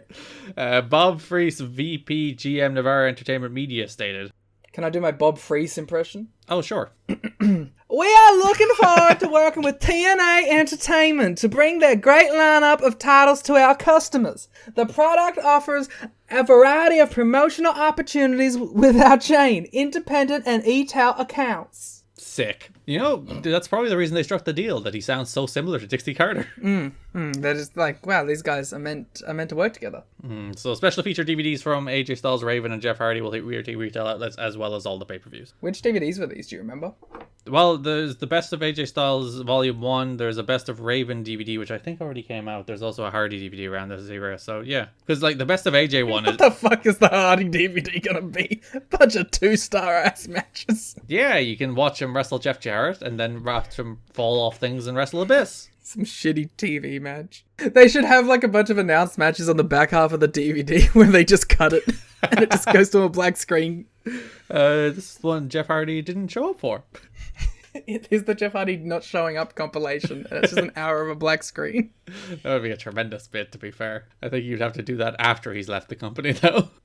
On the topic of the Hardys, Matt Hardy was rumored to appear at the No Surrender pay-per-view, but TNA did not want a WWE contracted wrestler on their show. So this was in the middle of, it was becoming increasingly clear that Matt's indie run during this period was a little stunt before he came back to WWE to build like hype on the indies, and then he comes back to WWE with momentum. It was like, everyone realized it's like, he's not accepting dates after a certain date, and he just wants to use this little run to build some hype for himself, so when he comes back to Raw for his story with Edge, he's hot. People realize that at this point. So TNA are like, we don't really want to let you do that on our show. They should bring him in and then have him lose. Well, I'd imagine that would have been a sticking point. But, like, I think Matt was open to appearing and wanted to. And I think there's even a report one stage of TNA were worried he'd show up even though he wasn't supposed to. And Matt said at a Ring of Honor show, because he was at a Ring of Honor show the night before, I think it's the one where he wrestled Daniels, which was a weird one because he's wrestling the TNA X Division champion. But he was like, oh, I'm heading to Orlando for the pay-per-view. And TNA were like, no, you're not. I would have just shown up in the crowd. He should have done that Shane Douglas thing from that one Raw in like 2012. I thought you were going to say the Rory McAllister. They just cut to a board picture of Matt Hardy. WWE star Matt Hardy, you blow his return, and you're like, he's returning soon. You should put the date that he's like stopped taking bookings for on the screen. Yeah, so TNA were mad about that because they didn't want people to think Matt Hardy was, because they already had their surprise with the baby, it's Rhino, and who's cooler? We don't want you to think Matt Hardy's going to be there because he's not, even, which is honestly a little noble, because I think a sleazier company, and not to say TNA haven't been a sleazy company, but would be like, oh good, people might buy the pay-per-view thinking Matt's going to be there, great. Yeah. But they released a statement, TNA Wrestling would like to officially address this rumor. Please do it in the voice of TNA Wrestling? Yep. TNA Wrestling yes, would like to exactly officially address this rumor as totally false. In an effort to further his own agenda, Hardy told several people last night he would be traveling to Orlando for No Surrender. TNA Wrestling would like to let fans know this is not the case and he will not be appearing. TNA Wrestling releasing statements redefined. Matt's name was mentioned during the pre-show to No Surrender when Jeff Jarrett ripped on fans for buying into the Matt Hardy BS.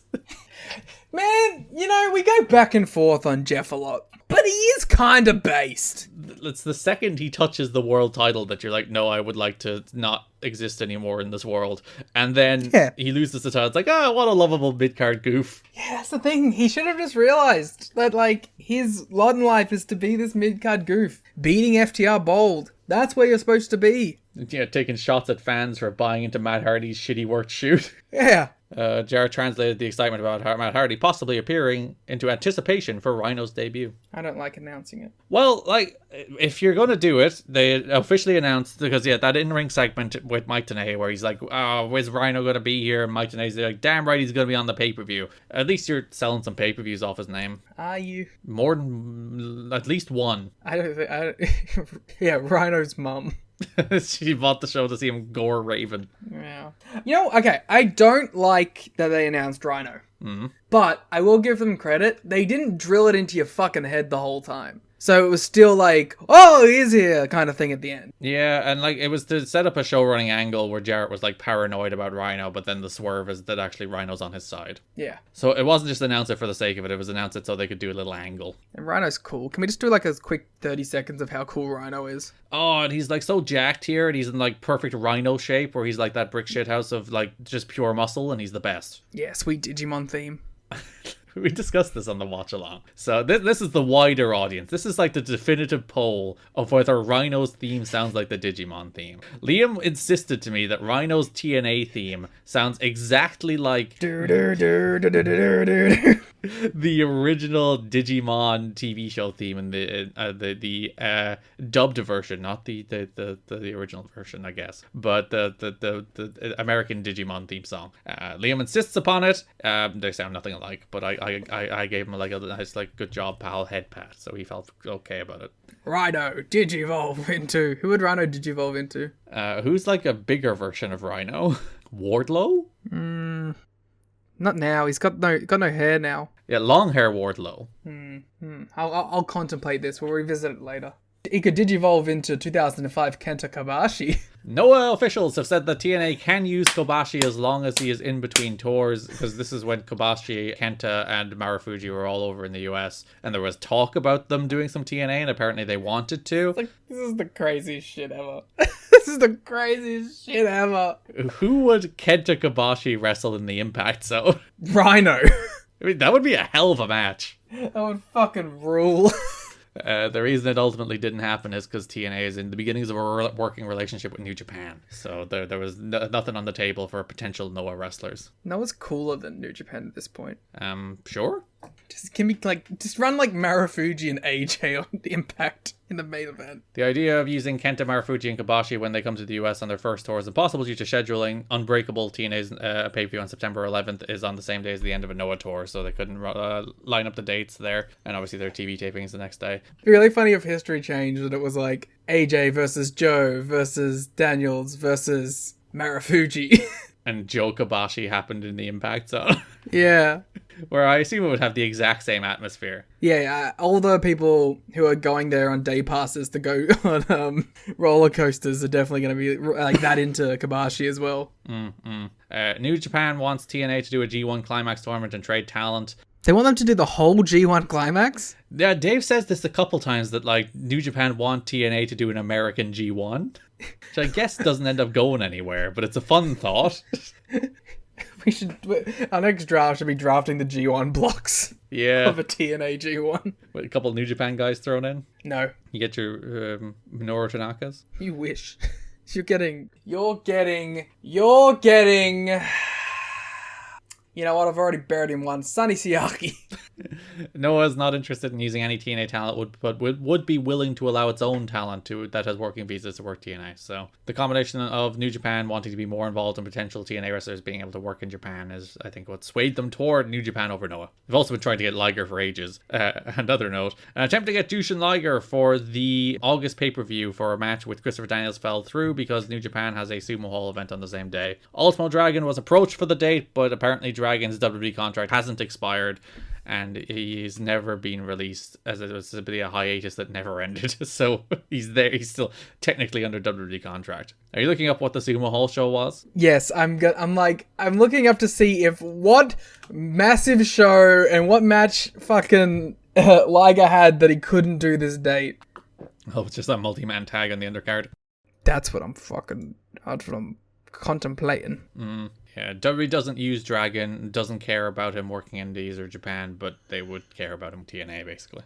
8/14, G1 Climax. Would it be 8/13, I guess? Well, both of them. Why not? Oh my god, Hangman was on this show. What would it have been, like 17? Okay, so in one of these shows, he was in an 8-man tag, and the other one of these shows, he wasn't booked. What was the 8-man tag? Yeah, good question, Garrett. Wait. He wasn't on the Sumo Hall show! Well, Dave's wrong. He wasn't even on the fucking show! What made you think he was? Dave saying? No, when you saw an 8-man tag. Oh, that was the day before, which was in Nagoya, in the Aichi Prefectural Center.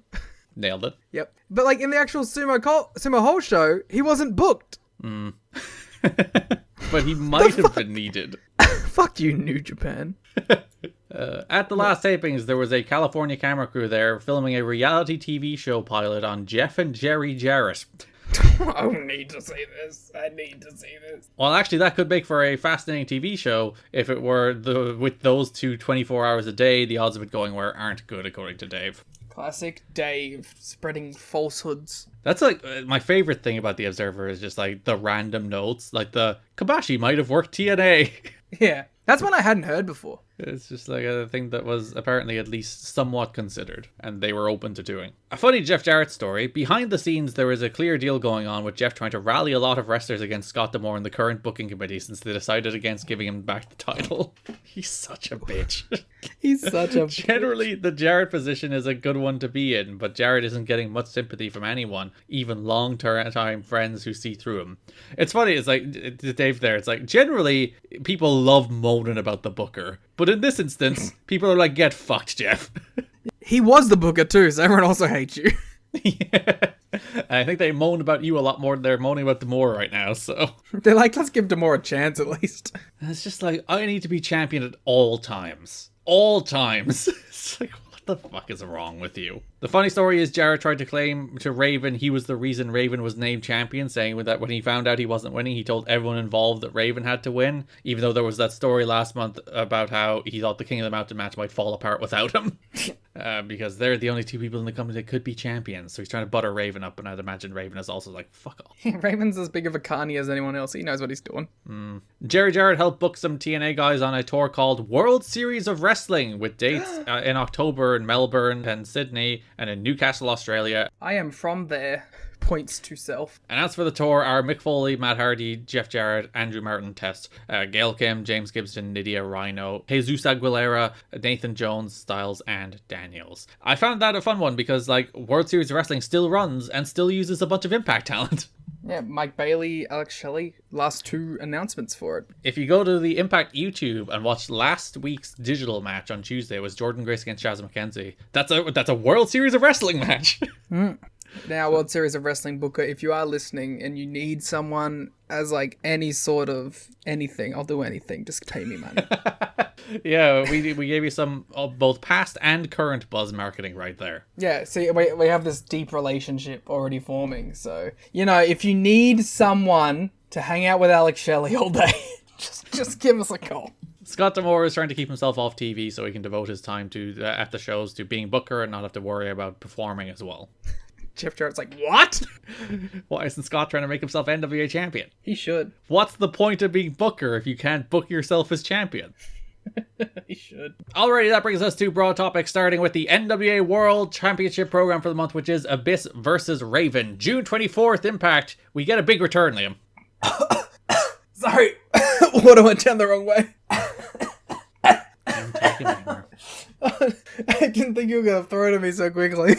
The water was in my throat as you said it. You're like, I have some time. He's going to do like 2 or 3 minutes of preamble. He's going to start talking about the first segment on TV. I won't be thrown to for a few seconds. No!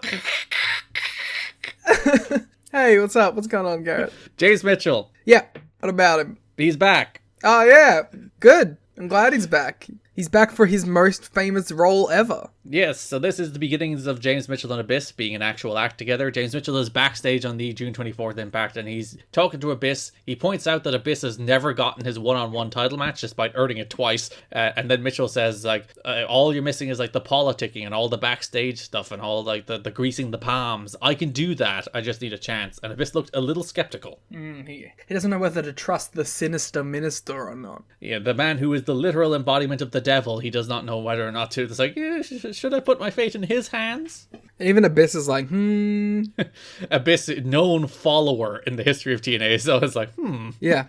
Doesn't take much for Abyss to get on your side. Though we do know that Raven accidentally summoned Abyss from hell. Yep. That is established lore. That we made up. And in TNA lore, that James Mitchell is the official, like, ruler of hell. Yes. So, that adds up. Yeah, sure. No matter how it got there, I'm just glad we're here. Yeah, even in my head, I thought the James Mitchell Abyss stuff was earlier in the year, and like, they took so long to get there. And it's such an obvious pair. It's a pairing they teased as well. If you remember, was it the build up to either Victory Road or Turning Point? There was like James Mitchell doing the in the rafters thing, doing the spooky voice, shouting at, I think it was even Raven or Monty at that time as well. And it's just like, you had the idea, and it's the right idea. It's a pairing that really works, and it took you so long to pull the trigger on it. Well, they thought one of them was leaving, so... Yeah, and James Mitchell also, like, because he did a promo for One Night Stand that was apparently cut, so he didn't even make it on One Night Stand. Which old TNA people were banned from. Yeah, and I think he was out of contract, so maybe they were like, oh, he's flirting with WWE, now we've got to bring him back. It worked. See, he is a master politicker. Yeah, he's like, I'll do one promo for One Night Stand that'll get cut, and that'll get me the best managerial stint of my career. He should be doing more. He's on Impact next week. He's also, like, does NWA stuff, I think. I think he's Max the Impaler's manager, which is a good fit. Yeah, because he managed them at Victory Road last year when they faced Jordan Grace. Yeah. I like Max. I think Max is really good. So James Mitchell propositioned Abyss to be his manager, and then later in the show, Raven comes out to do his big NWA World Champion promo. He does some evil poetry, says he fulfilled his destiny, but then James Mitchell comes out, and his first line is like, if you're through it, you're incoherent gibberish. My favorite thing here is that, like, Raven just gets beat up, and the first thing that went through my head was, Raven has shown more vulnerability in his first day as NWA champion than Jeff Jarrett did his entire run. Yeah, Jeff Jarrett, again, we talked about for a guy who was, like, rooted in Memphis, he was really bad at showing ass while being champion. Yeah, 100%. Whereas here, Raven is going back and forth with Mitchell. Abyss jumps him from behind. They do a little brawl that ends in a black hole slam that Abyss chokes Raven with the chain as it becomes clear that Abyss and James Mitchell are now in cahoots. You were mentioning on the watch along, I think it's a good point, that it's kind of nice to bring Mitchell back in for a particular straight into a program with Raven, because that's obviously the guy he hates the most. Yeah, that's where he was most recently seen, the guy he feuded with most. They had that last man standing match and everything, and now he's back. He's managing the unstoppable juggernaut Abyss to take down Raven's NWA title. It's a good little full circle moment. Indeed. Indubitably. So, July 1st Impact, Abyss has a kind of a squash match. I guess it's a competitive squash against Sonny Siaki. Yeah. Your favorite wrestler to talk about, Sonny Siaki. Yeah. I'm always talking about Sonny Siaki. You adore Sonny Siaki. That's me. Sonny Siaki, #1 stan. The crowd, for the first time, I believe, does the oh Abyss chant during this match. Yeah. I've always said that this is a great chant. So you were super duper skeptical when I pointed out this chant to you while they were doing it during the No Surrender main event. And then, like, 5 minutes later, all you could do was the Abyss, Abyss. It's just fun to do. It is. It's a fun chant. The folks in the Impact Zone, they're having themselves a good time. Just wait till I get the Bentley bounce going. Well, it's currently the Shane bounce. The Shane shuffle. Ah, no, that's Shira. I'm doing it. I'm doing the Shane shuffle right now. Abyss does like a splash off the middle rope in this TV squash. I'm like, Abyss, what are you doing? He's trying to get everyone's eyes on him. He's about to have this big pay-per-view main event. Let my man work. Fair play to him. Abyss wins with a black hole slam. He goes to use the chain after the match, but Apollo steps between Abyss and Siaki. Then Apollo's a fucking idiot who turns his back at Abyss and attacks him. And even Mike Tenay is like, you can't turn your back on Abyss, you fucking dope, you. I like that Mike Tenay has a willingness to bury the baby faces when they do something exceptionally stupid. The funnier part is he's also part of the booking committee, so he made him do the stupid thing. Yeah. Raven makes the save, hits the Raven effect. He wraps a chain around Abyss's neck and pulls Abyss into a chair in the corner, which is a spot I really like. They do it in the pay-per-view match as well, but it's a cool spot. I'm just, like, kind of amped to have a singles match that doesn't have Jeff Jarrett for the title. Even though he does loom over it. We'll talk about that in a second. His presence is always there. Raven challenges Abyss to a dog collar match at the pay-per-view, but adds a stipulation that there can be no surrender. You cannot submit, you cannot tap out, you can only win by pinfall, so suffering can only end when Raven allows it. Which is, like, very funny because it's the complete opposite sort of justification that they use for I Quit matches. It's like, there'll be no easy win. I can't just pin you. I'm gonna have to make you quit. That is funny. Yeah, it's like, no, never mind any of this quitter shit. You can't quit. You can only be beaten. To respect TNA law, they should have made all I Quit matches surrender matches. Yeah. No surrender and surrender. There should be a surrender pay-per-view too. Yeah, they should do a surrender match on No Surrender. Yeah. When they announced the dog collar match, Mike Tenay was like, hook them up like dogs? Which is maybe the best sell for the announcement of a dog collar match ever. Yeah, he's so enthusiastic about the idea of these two being tied together like dogs. Dog collar matches rule. Also, I get why they're called dog collars, because you wear the collar, but like, you don't hook dogs up like that. You don't chain dogs together. Maybe not in your neighborhood. Maybe Mike Tenay's neighborhood too, you never know. That's why he was so surprised. So yeah, main event of the pay-per-view will be Abyss versus Raven in a No Surrender dog collar match at No Surrender. It's both the pay-per-view and the stipulation. It works out well. Did they ever do another No Surrender match? No. Surrender? I'm trying to think. They probably did another dog collar match, but not a lot of them. Didn't they do the tag dog collar match? Which one? Sorry, I'm thinking of the Barbed Wire Massacre. Yeah, and they've done some strap matches. Is this the only dog collar match in TNA history? Well, it's not the only one. There was one with Vampiro as well. Oh yeah. That had another stupid name though, didn't it? That was Blood Gallows of Retribution. Was that one? Yes, of course. Might have been Hangman's Horror. Who could possibly tell? Many stipulations. But yeah, I think Hangman's Horror, like, the way to win was to throw them over, though, wasn't it? And, like, choke them out. Yeah, Hangman's Horror was the 4 straps on the corners, wasn't it? Yeah. Then you had to tie it and hang them, yeah. Which is not really a dog collar match. So cool. Oh, they did the 6-man tag dog collar match. You were right. It was a gathering against New Church of Shane Douglas. That was a 6-man tag dog collar match. So there you go. I knew the images in my head somewhere. Abyss faced Cassidy Riley on the July 8th Impact. Killed him. This is Abyss's 3rd match against Riley this year. And, you know, we're still waiting for that Riley upset. I was looking at the cage match, and Abyss in the history of Impact squashes Cassidy Riley 5 times. So we have 2 more to go after this. Oh, I'm excited. We should make a compilation video. He does absolutely kill him. Shock treatment, black hole slam. Black hole slams him again. Raven makes the save. Abyss cross Raven on the post and then hung him over the ropes with a chain again. And Cassidy Riley looked at this and said, man, Raven's the coolest. Yeah, so you might think this is just a throwaway squash match to set up Raven with the post match. You might think that based on the other 4 times. Yeah, it's just Cassidy Riley, a completely disposable part of this story, completely expendable. Not quite. The next episode of Impact, Mike Tenay is aghast because after the opening match, he gets something in his headset saying, "We're throwing to Cassidy Riley." And Mike Tenay is like, this can't be right. We're going to Cassidy Riley? I mean, if I was in that position, I would have a similar reaction. He is just so thrown by the very idea that we're going to hear from Cassidy Riley. Terry Taylor has Cassidy Riley backstage. Riley's like, Raven, thank you for helping me the last week. Yeah, you know, it's nice to see you really care about me. And Terry Taylor, which I did really appreciate, pointed out, was like, you know, this is the dude that broke your fingers once. And he's like, yeah, they're fucking owned. I loved that. He introduced me to the pain, and I loved it. And Raven, I'll be here for you. Is this serotonin? Not quite. This is more like him having like a disciple. He's the sick boy. An unwanted disciple, but a disciple nonetheless. It's a silly angle, but I kind of enjoy the idea that like Raven saved him from getting killed once, and he's like, I fucking love you, and I'm going to devote my life to you. They should bring Julio back. It would have been a nice role for Julio.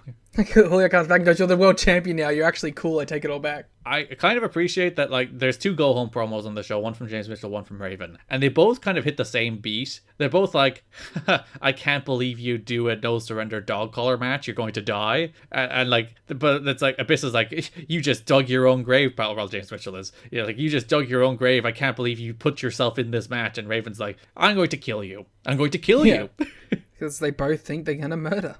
James Mitchell says Abyss will pound on Raven. Pause. Oh.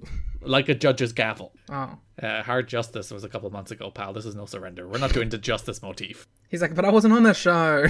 And then the show ended with Raven cutting a promo being like, Abyss, you're going to beg to say I quit, but you can't. And I'm going to keep beating the shit out of you. Nice. So, main event of the pay-per-view. Raven defended the NWA World Heavyweight Championship against Abyss in his first title defense in a no-surrender dog collar match. Oh, Abyss. This is where those chants are out in force. They were only like the beginnings of the chant for the Siaki match. Now it's like, full-on, Abyss chants. Yeah, we were talking about this during this match how TNA actually showed a lot of restraint on this show by making this the only full plunder match, and it actually worked because it made it all stand out. And even though there were better in-ring matches on this show, I thought this match kind of rocked. I thought it was fun. Yeah, it's just Abyss and Raven doing wacky shit. Raven pulled Abyss's chair to a head in the corner. Raven stapled $1 to Abyss's bleeding head, which is like, it's funny because the staple gun is usually one of the easier gimmicked spots because it makes the noise without you ever having to see the staple.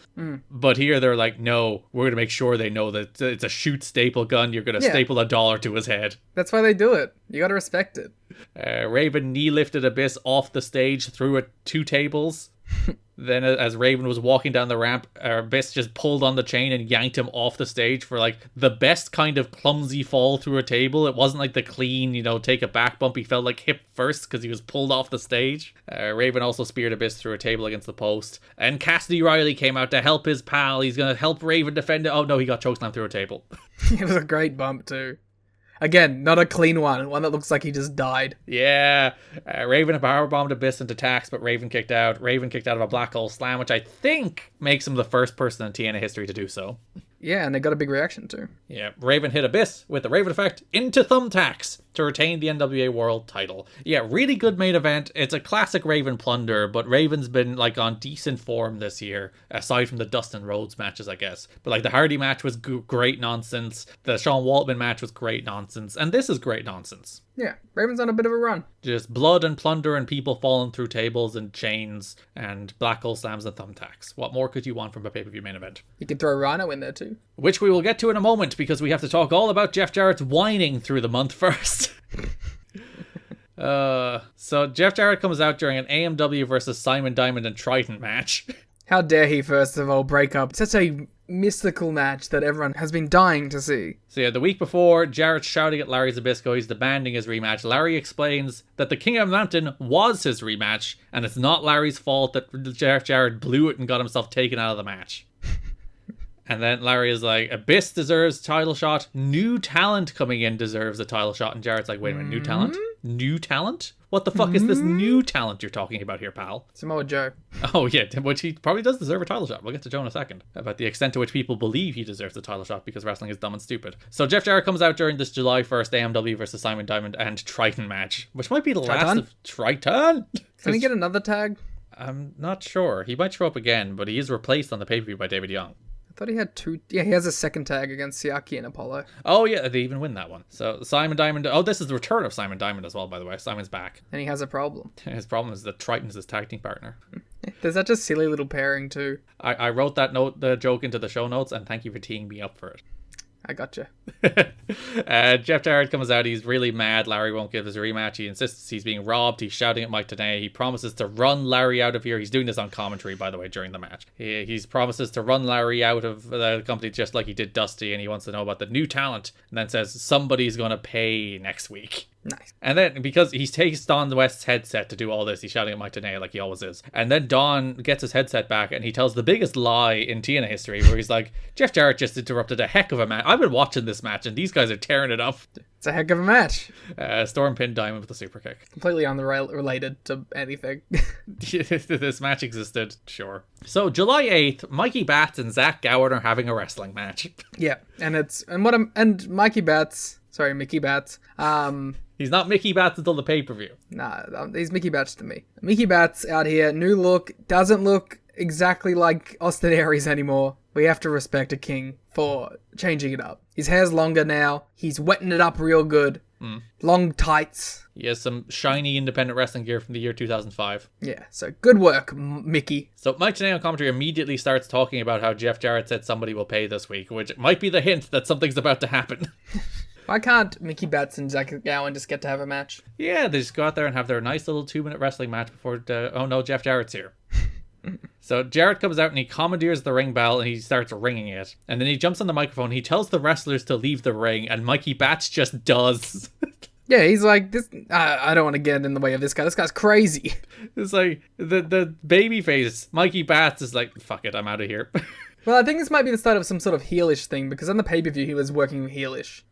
He's like, fine, I don't want to get on the bad side of Double J. Can I join Planet Jarrett, please? Mikey Batch should be in Planet Jarrett.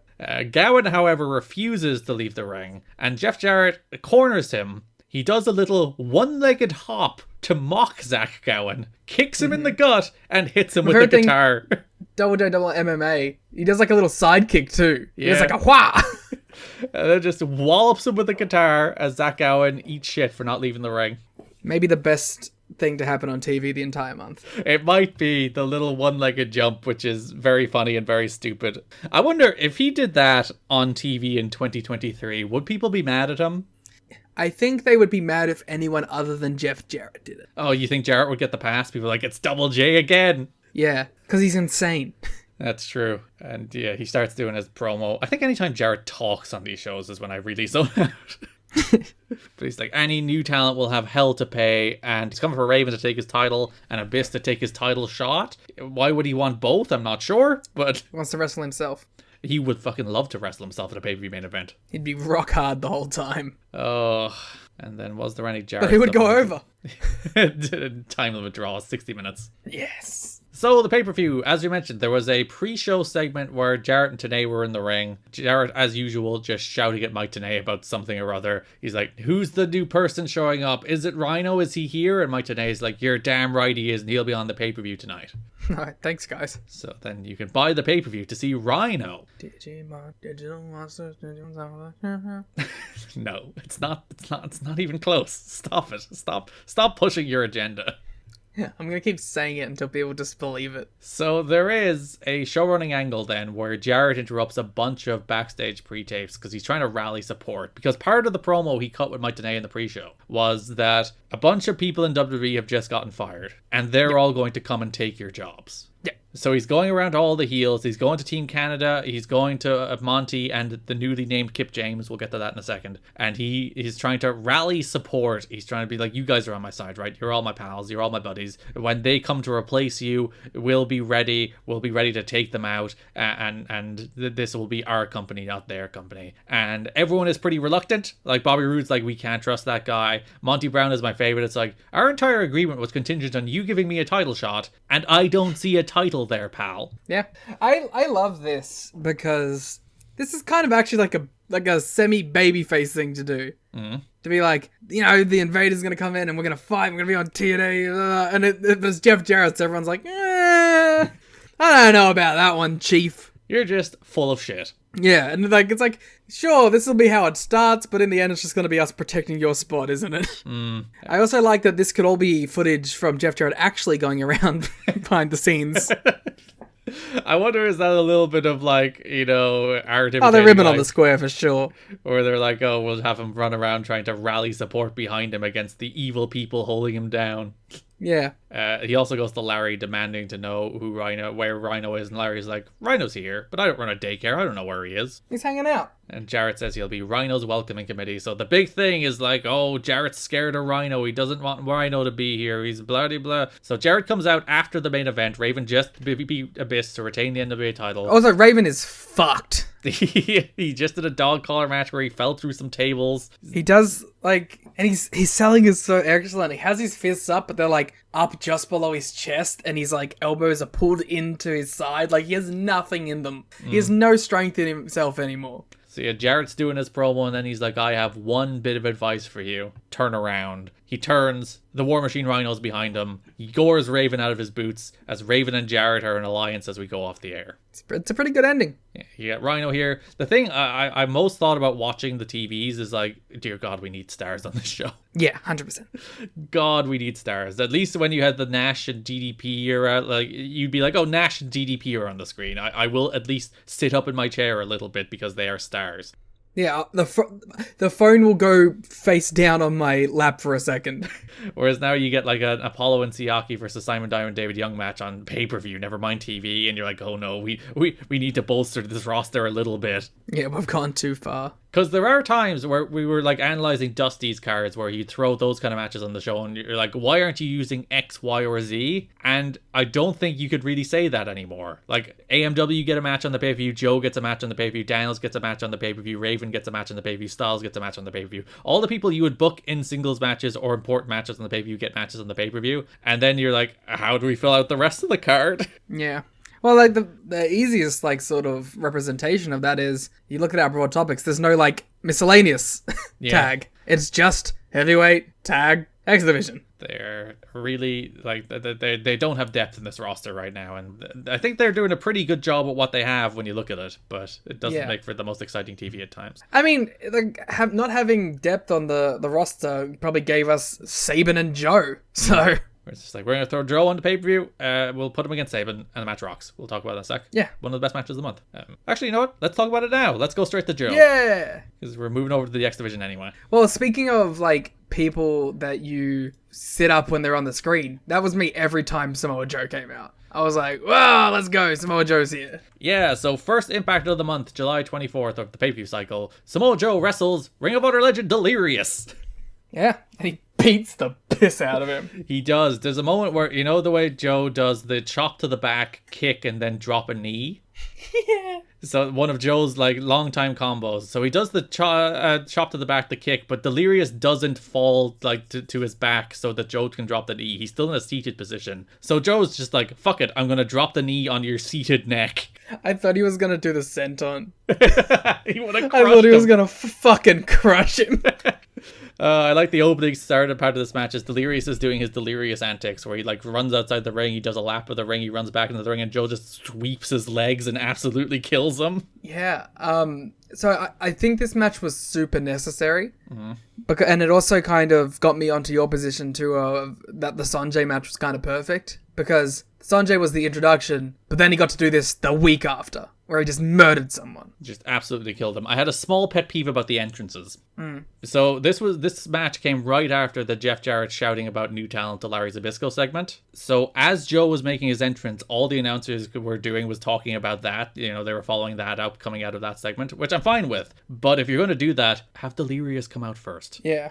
Just have Delirious make it the first entrance. Yeah, just swap those so that they're talking over Delirious in his entrance, and then when Joe comes out, it's business about Joe. Yeah.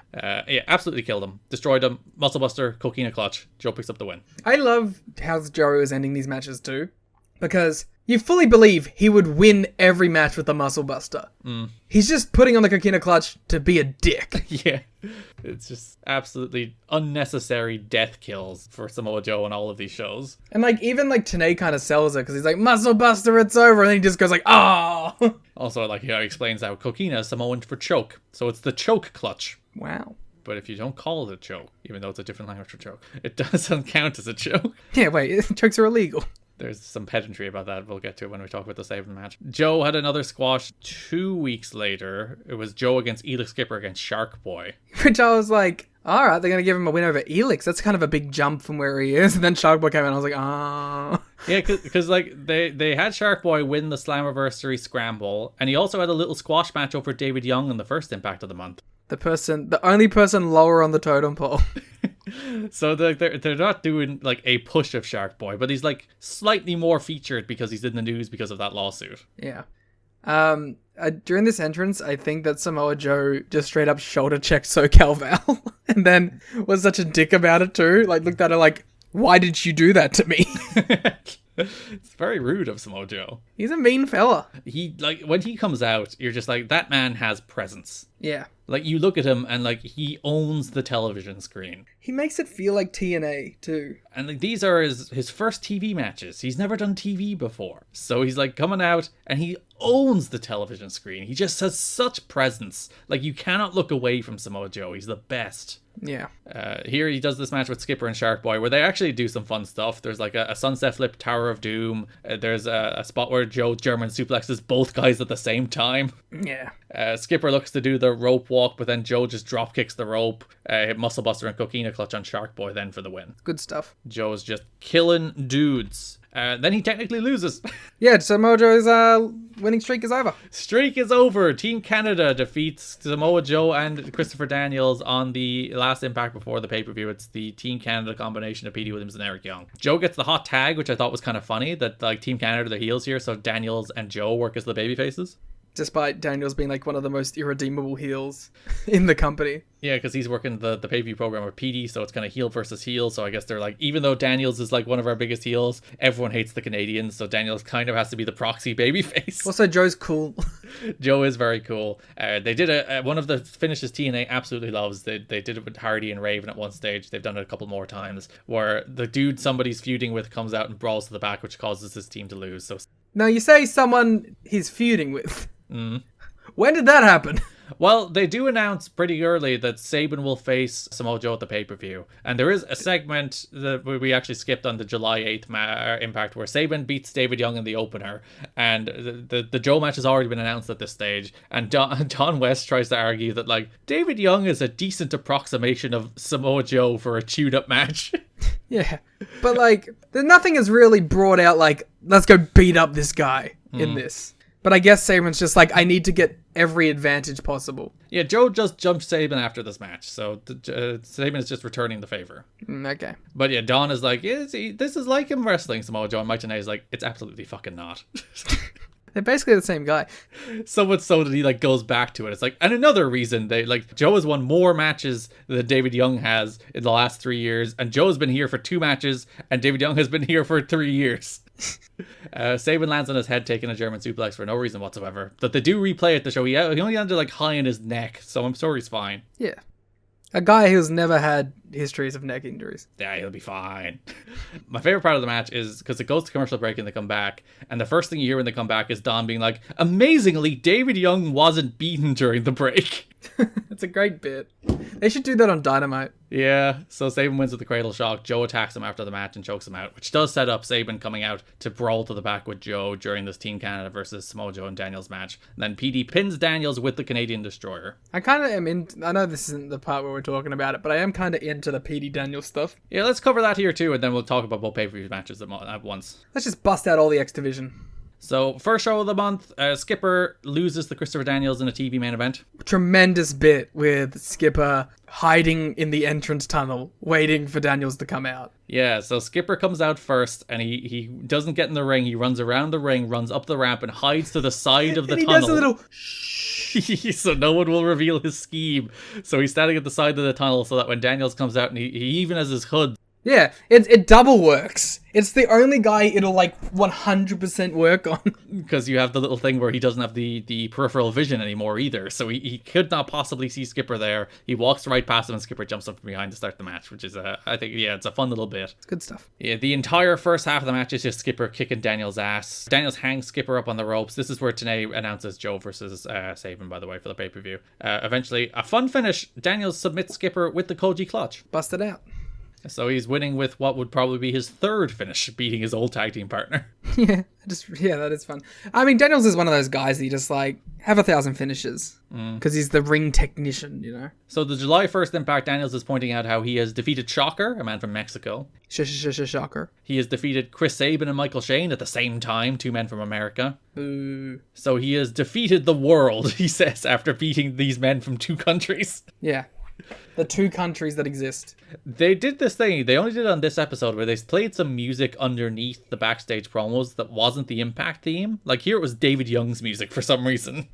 Because he's a good approximation of the world. He's the bald man, just like Christopher Daniels. Wow, that's the alliance. Bold WO. Yeah, so they were trying this new thing where they were playing different music underneath each backstage promo, and I think they realized it doesn't really work. So they went back to just playing the Impact theme underneath the backstage promos, and I think that's fine. And why not? Daniels is like, I am transcending borders, which then brought up the Canadians, because he's like, I have no more empires to conquer. And Petey's like, what about Canada, pal? They're like, and he's like, no, I want Liger. So yeah, there's a fun little back and forth then where Petey goads Daniels into giving him an X Division title shot, and Daniels is like, wait a minute. Why would I do that? You want to prove you're better Canadians? It's like, yeah, then give me a title shot. It's like, fine. And then he's like, fuck. It's funny because like it's normally Daniels who does that to people. Yeah, it's a turnabout is fair play for old Christopher Daniels. He got done in by his... No, you know what it is? He's normally used to dealing with the dumb idiot baby faces.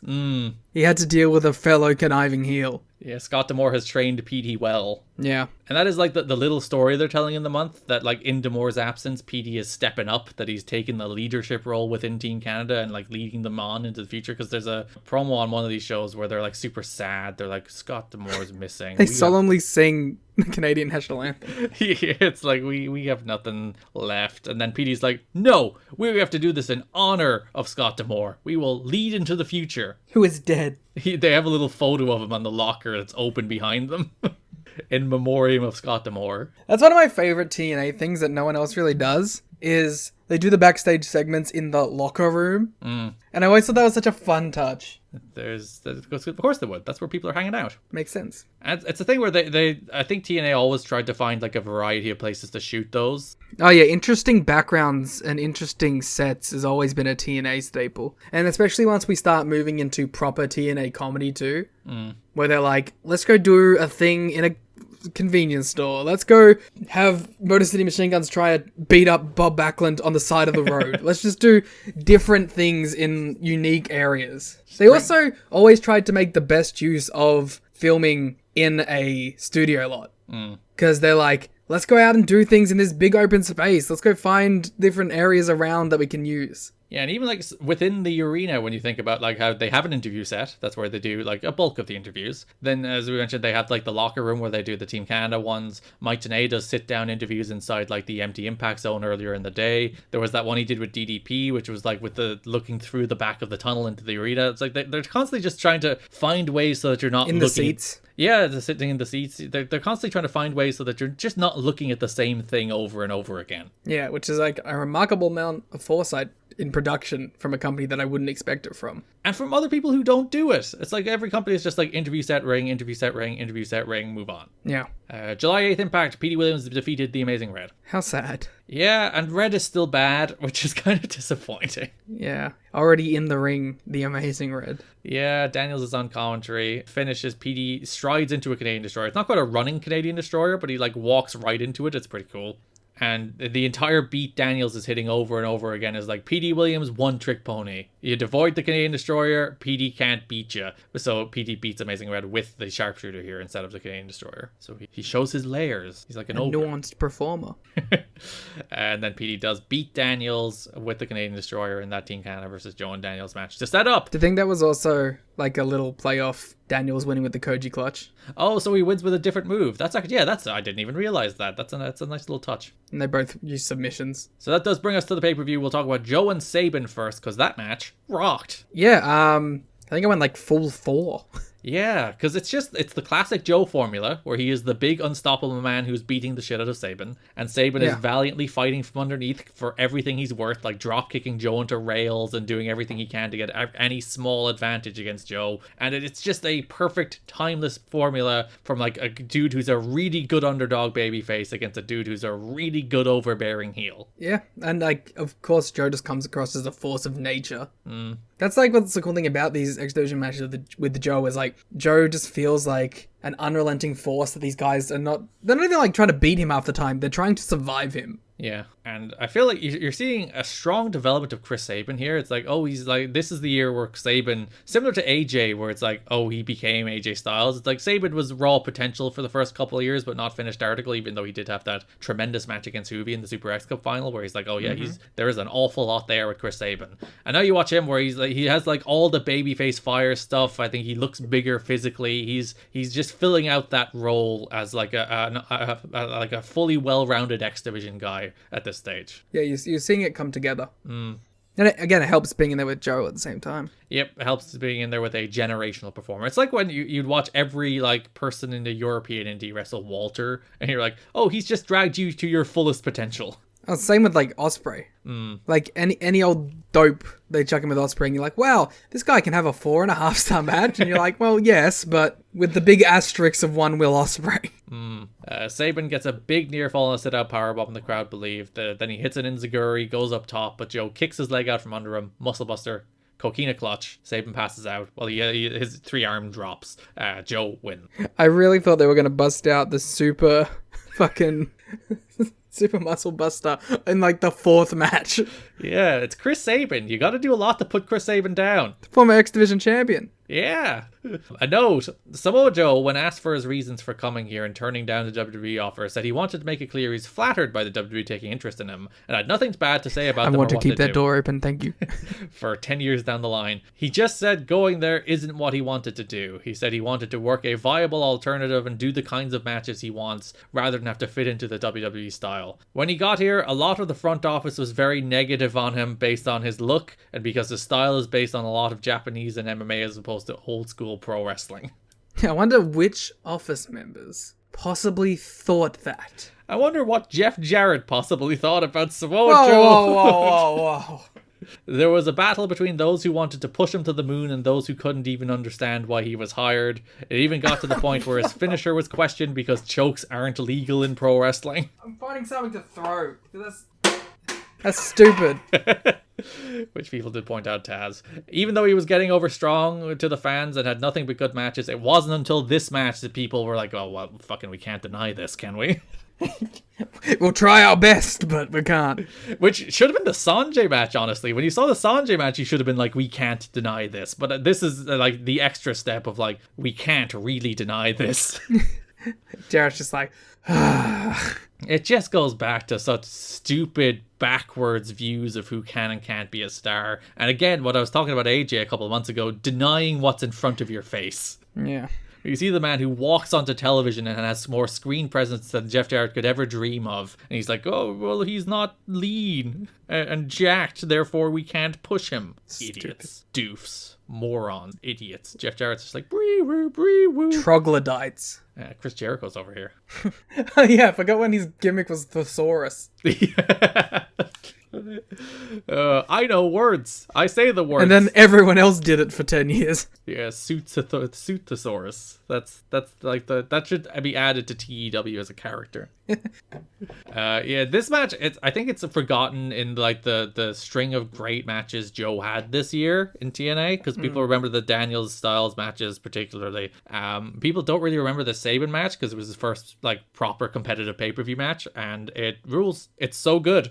Yeah. And again, it goes back to that thing about like the amount of vulnerability Joe shows here is probably more than conventional professional wrestling wisdom should tell you. And I think that's what makes him work, not what like is a detriment to him. You honestly believe Sabin can beat him, which elevates Sabin even when he doesn't. Sorry, I'm just clarifying right now. One, Garrett Kidney did not put this in his top 50 TNA matches. I didn't. It would have been a heartbreaking cut. Did I take it out of the I assume you're looking at the 2021 version, right? 2022. Or 2022, yeah, I did that last year. Because that was originally written for FSM. Maybe I took it out. Maybe I didn't. I should rewrite it. It's right, like, it's a heartbreaking cut, but it's a great match. If you had to guess off the top of your head, how many Samoa Joe matches do you think you did put in here? I'd say like 10 to 12. You have 9. 9. So that's voicewrestling.com if you'd like to read that list. Or if you have a like 10-year-old copy of FSM, there's a version, it's like 6 years old, but there's a version in that too. Your X Division title match on the show, Christopher Daniels defended the belt against Petey William. Yeah, it was like, it wasn't as good as the Joe match, but it's still really good. Yeah, two guys working very hard, Joe watching on ominously from the ramp. Which I was like, I didn't realize that they went to the Joe like title stuff immediately. Yeah, because we're moving straight into the Super X Cup, which the winner of which gets an X Division title shot, and Samoa Joe is in. So put 2 and 2 together there.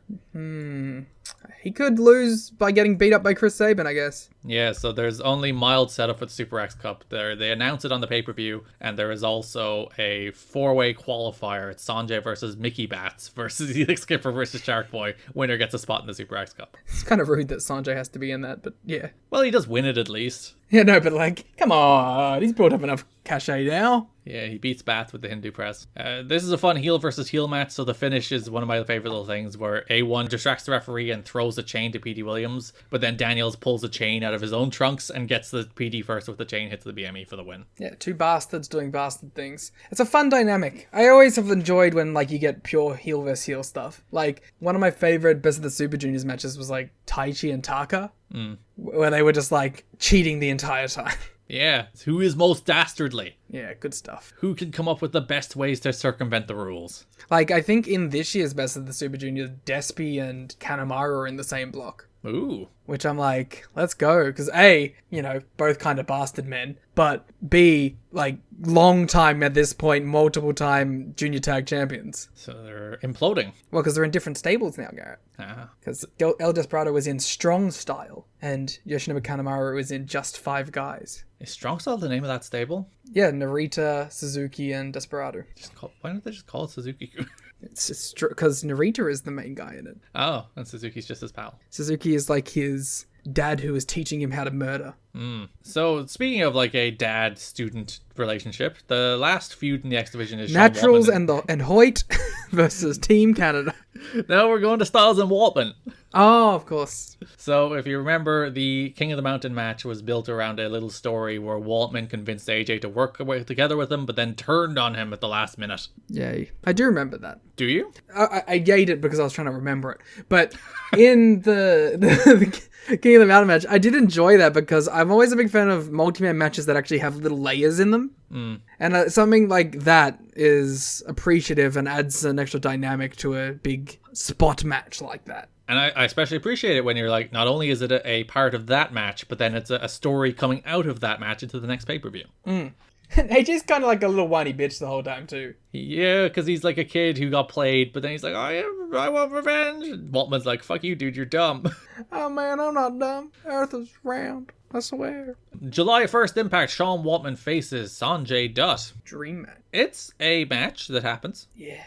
Listen, like, we were talking about this in the watch along about Sean Waltman, and that like this is a perfectly fine like 2.5-star TV match. But when you watch Sean Waltman, there is just the comfort in watching a man who is better than I think nearly everybody on these shows. There is a level and consistency to a Sean Waltman TV match that, although it won't blow you away, you know that you're not going to be insulted by watching it. Yeah, like every single thing about like every kick he hits, every position he takes when Sanjay's like everything about him, he's just like a true pro who nails every beat of a wrestling match. So even when he's doing what is ultimately like a 6-minute, largely kind of a squash, like he's not doing a super competitive match with Sanjay here, like every beat of it is just perfect. It's just on point. He just nails it. And it just made me kind of sad that like this is probably the longest run Waltman has in a TV wrestling company. In fact, I think it is since like the death of WCW, you know?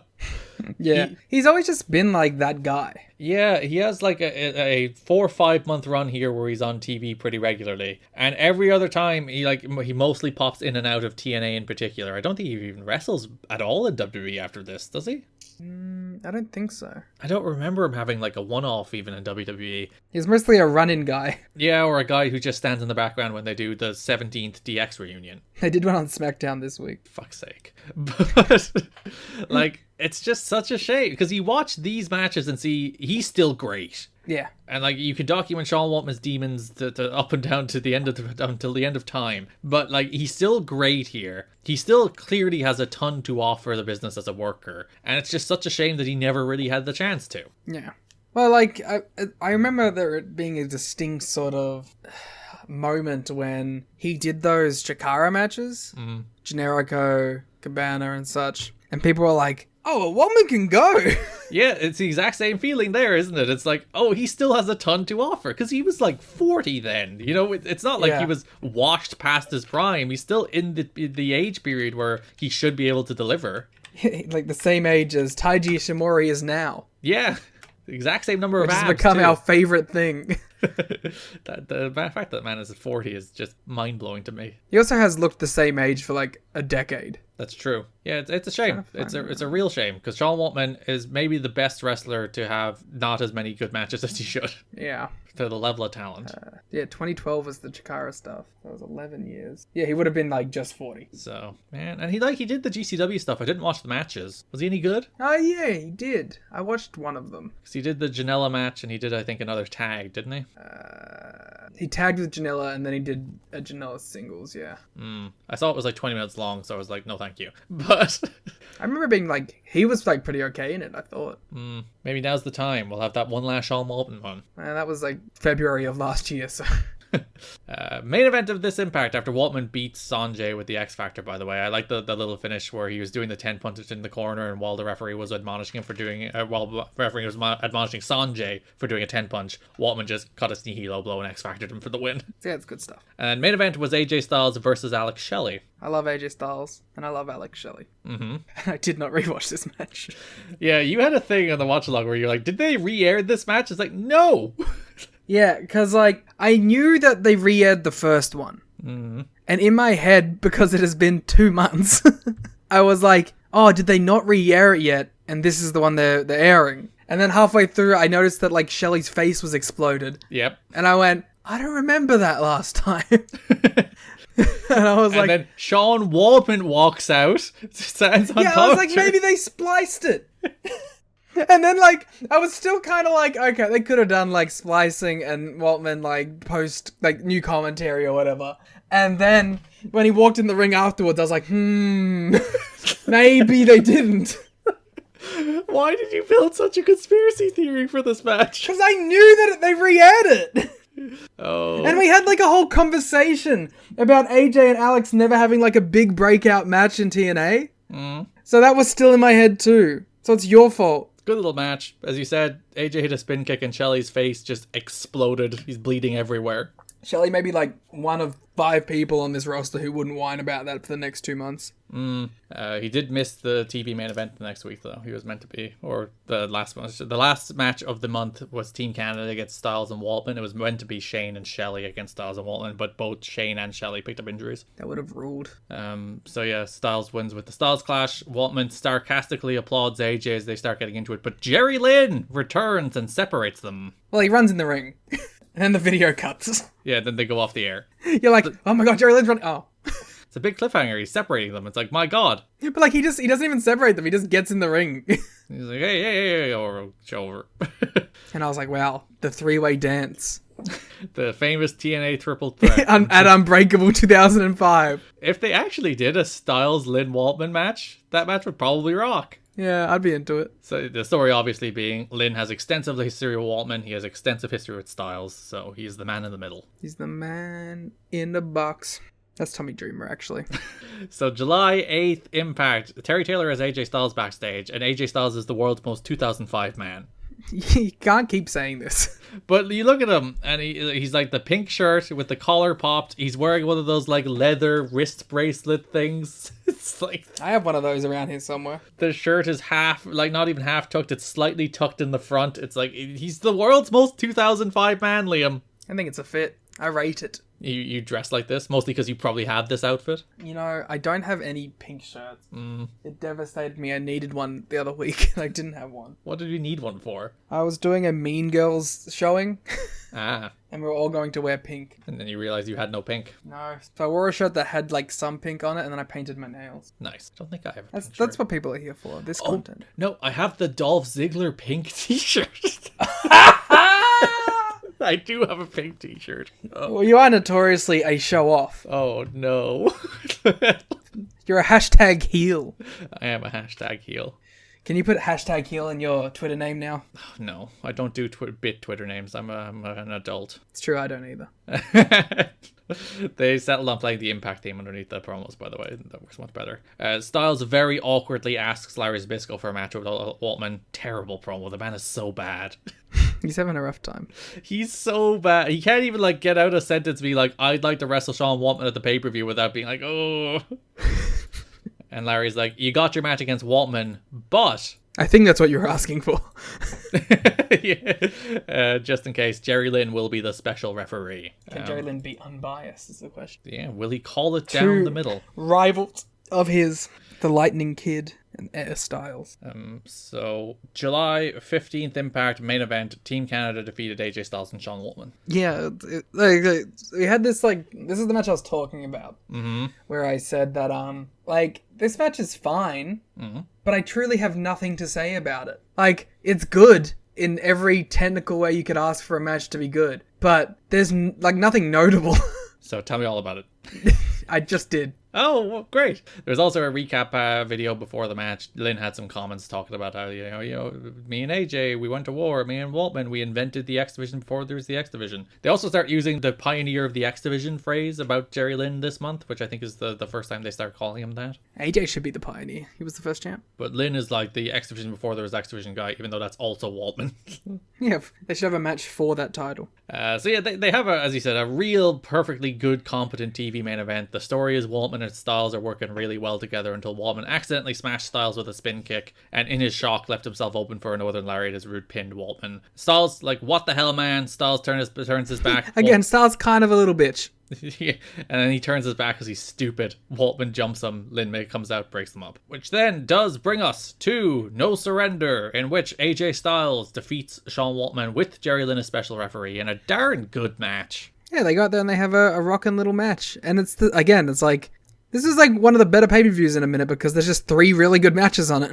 Yeah, there's nothing like go out of your way match of the year high-end level. No. But there's like 3 or 4 just real good, solid, you will watch this match and you will damn well enjoy it kind of matches. You should probably watch Joe Sabin if you're going to go out for anything. Yeah, that's the best match on the show. Then Styles, Waltman, Daniels, PD, and Raven Abyss are all just real darn good matches. Also, the opening tag is pretty good. Yes, which we'll talk about in a moment. That doesn't exist because we haven't gotten to it yet on the show, you see. Oh, sorry. I was just clarifying it for people who might be picking from the pay-per-view. So this is where TNA calls Lynn the pioneer of the X Division. Franchise interviews Lynn before the match, by the way. He's like, who you gonna favor? Come on. I know you hate one of these guys more than the other. And he's like, no, I hate them equally. Like all my children. He's going to call it down the middle because he has pride and the best man will win. So, real good match. Returning the favor because Styles blew up Alex Shelley's face with a spin kick. Waltman then blows up Styles' face with a spin kick. It ruled. Did you think there was a little of Alex Shelley's like, fuck yeah. Waltman being like the guy with Shelley and Shane would actually kind of rule. Yeah, you will get a little Waltman Shelley later in the year. Ooh, as a treat. Waltman hits a big senton off the top of the floor. Styles launches Waltman crotch first into the post. Waltman kicks out of the Styles Clash. Styles kicks out of the X Factor. Then after he misses a spiral tap. What scared the shit out of you? I could hear something like moving. Okay. I'm the only person in the house. And it was like... What was it? I look around. It's a box falling off my bed slowly. But I was looking around like, what the fuck is that? My heart rate just skyrocketed. Imagine if you were actually being robbed mid-podcast recording. That happened on the flagship. Oh, yeah. The guy was trying to break into Joe's house like mid-flagship. Good content. Oh, sorry, let's retape it. Hey, get out of here. Well, guys, Liam's actually fighting off an Australian villain. Oh! That's how I fight. Seems like he's getting the better of it. And you warn everyone else not to break into this establishment. I believe he did what Adam Cole did on that Bola show, and he slapped his leg when he kicked the guy in the nuts. I did. Okay, I beat up the guy. We're safe. Cool. So Styles kicked out of the X Factor after he missed the spiral tap. Waltman was frustrated. He tried to use a chair. Jerry Lynn stopped him. Waltman then got into it with Lynn. Styles was trying to get him in the Styles Clash. Waltman grabbed the ropes. Lynn kicked Waltman's arms, allowing Styles to hit the Styles Clash for the win. Then Waltman's like, hey man, you just cost me that match, Jerry Lynn. Yeah, that's a very nice way of putting it. It's funny because he was doing like the sit on the mat, point at Jerry Lynn. He was like the meme with the lady pointing at the cat. Yeah. And that's when we cut away. We will hear more about that in the next month. In fact, we may be approaching eventually one of your top 50 matches. Oh, I did put Lynn and Waltman on, didn't I? Yeah. Fun. Number 46. I think part of the novelty was the novelty of them wrestling again, but I'm excited to revisit that match because I think that match. Do you want me to really read good. your review? Go for it. Is this 2017, Garrett, or did you rewrite these? I didn't rewrite them, but I did edit them, so I might have cut something. Like, my entire process of editing that was not like rewriting. It's like, that sentence is unnecessary, just cut that sentence. Going back to a classic rivalry later is always risky business. Father Time inevitably takes its toll. Not in this case though, as Lynn and Waltman worked a really smart match that played to the experience as well as athleticism, accentuated by tremendous announcing which helped provide ample historical context. Good blurb. Well done, nailed Real it. fucking wordy in that one, huh? it's like 30 words. I know, but you're doing the Chris Jericho thesaurus bit. What, because I used the word ample? accentuated by tremendous announcing which helped provide ample historical context. Damn right. Good sentence. Father Time capitalized. Real person. Yeah, I wouldn't have done that, I don't think. I think that would have been the FSM editor. Or maybe it was me. I'm not sure. Let's just blame Rich. Yeah, it's Rich's fault. Rich capitalized it. How dare he? Yeah, Styles Waltman. Real good match. We will see. I'll tear it down. That brings us over to the tag team division, in which the main feud is little Team Canada versus Naturals and Lance Hoyt beef. Yeah. Okay. I don't really care about this at all. But the one thing I do like was the Naturals saving Lance Hoyt. Why? Because, like, they have the Candido connection. Oh, yeah. I didn't even put that together. Yeah, so I thought that was kind of a nice little thing. They're obviously all in the same last Candido match. So, but don't they hate Lance Hoyt then? You would think so. July 1st Impact. Lance Hoyt faced Eric Young. This is still coming off the fact that Lance Hoyt put Scott D'Amore on the shelf with a moonsault at Slammiversary. What a visual that was. Yeah, Mike Tenay doing his spontaneous woo. Spontaneous Woo is my band.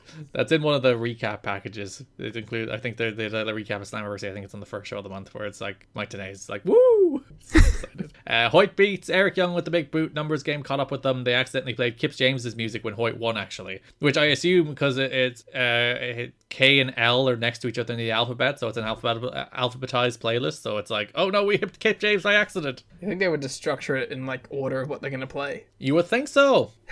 I like the idea of, like, all right, we've got a in the next match, it's going to be Abyss, but Larry Zbyszko, who is put in first, is going to have Z, and we have to swap quickly and go from Z to A. Scroll. Damn it, I clicked Z-Man by accident. Team Canada attack, the Naturals make the save. It sets up a TV main event, which is the Team Canada against the Naturals and the Lance Hoyt, with Jimmy Hart, not with the Naturals. The Naturals and the Lance Hoyt.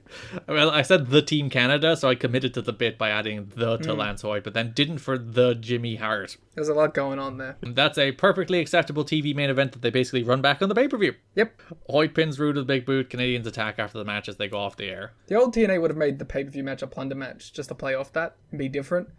But they have a plunder main event, so they showed restraint.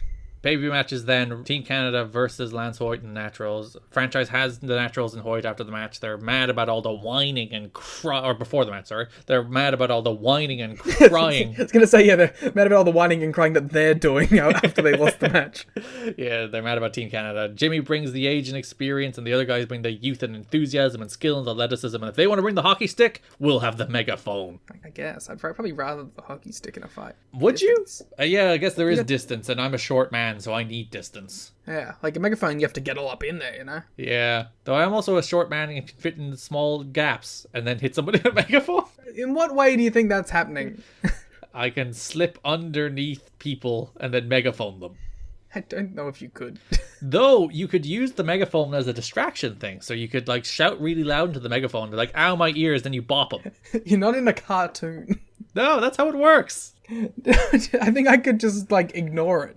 What if it's so loud, though? Your ears are like, eh. I guess. Maybe I would sell it huge. Who knows? But also, if you, like, kept the megaphone behind your back, right? Mm-hmm. As a surprise tactic. Yeah, the person didn't know. If they know you have it, you can prepare for it. But if you're, like, suddenly bring it out, you megaphone them in the face, they will be taken off guard. All right. In that very specific set of circumstances, I'll give it to you. Then you bop them. You bop them. You bop them and drop them. It's also harder to hide a hockey stick. It's bigger. I don't need to if I have a hockey stick.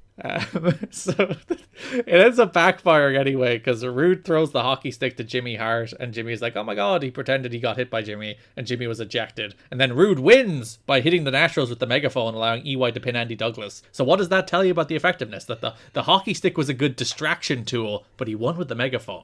What if you flicked the megaphone into someone's face with the hockey stick? That would be great. You know what? Combining them. This is the genius. Mm-hmm. This is why we're a team. We did it. Yes. There's more tag team stuff this month. Let's talk about Simon Diamond's return. Oh, yeah. Sure. Simon has a problem. We already talked about the AMW against Simon Diamond and Triton match, which was entirely about Jeff Jarrett. Storm pinned Diamond after a super kick. Then on the go home show, there was Simon Diamond and Triton versus Sonny Siaki and Apollo. which was one of my favorite things because they do this a lot. You'll see it on the go-home shows. That was one of my favorite things. Yeah, but one of my favorite things is the fact that they never talk about these matches. Like, you'll see it a lot on this year of Go Home Show in particular, where there will always be a match that's just the match, and the announcers will talk about absolutely nothing but the match. They're just running down the pay-per-view lineup. Yeah. Yeah. Triton pins Apollo with the T3. Triton wins a wrestling match. Cool. This match was so good on TV. They were like Triton and Simon Diamond against Sonya Siaki and Apollo. They tore it down. It rocked. We don't have Triton anymore. Let's replace him with David Young and do it again on the pay-per-view. And everyone was like, yes! Diamond does a promo before the match about how Young, he just needs support and he needs guidance and then he'll be good. You son of a bitch. How dare he? He's the one who was guiding him! Yeah. And then buried him! Maybe he realized the error of his ways. He was like, during the NYC, I did nothing but say this guy is the root of every problem we've had. He hated him! And called him a big old loser the whole time! Yeah, it's just like, we lost the tag titles because of you, and you've caused us to lose, and we were doing really well until you showed up. I hate you so much I'm gonna turn Irish. God damn it. But now he's realized I just needed to give him support and it would have been fine. I can't stand this. This is a toxic relationship. He's gaslighting poor David. He is! Young hit a spinebuster on Siaki, but Siaki wasn't the legal man. Apollo followed with a TKO on Young to beat them. Which does tell you that they won when he had Triton and they lost when he had David Young, so... He just needs guidance. Trio K family drama time, Liam. Beware. How are you feeling about this? Because I have 2 points. Oh, give me your points, because I have no points. Point number 1. Go for it. On one hand, this is really boring. Point number 2. On the other hand, it is a true, earnest attempt at long-term storytelling.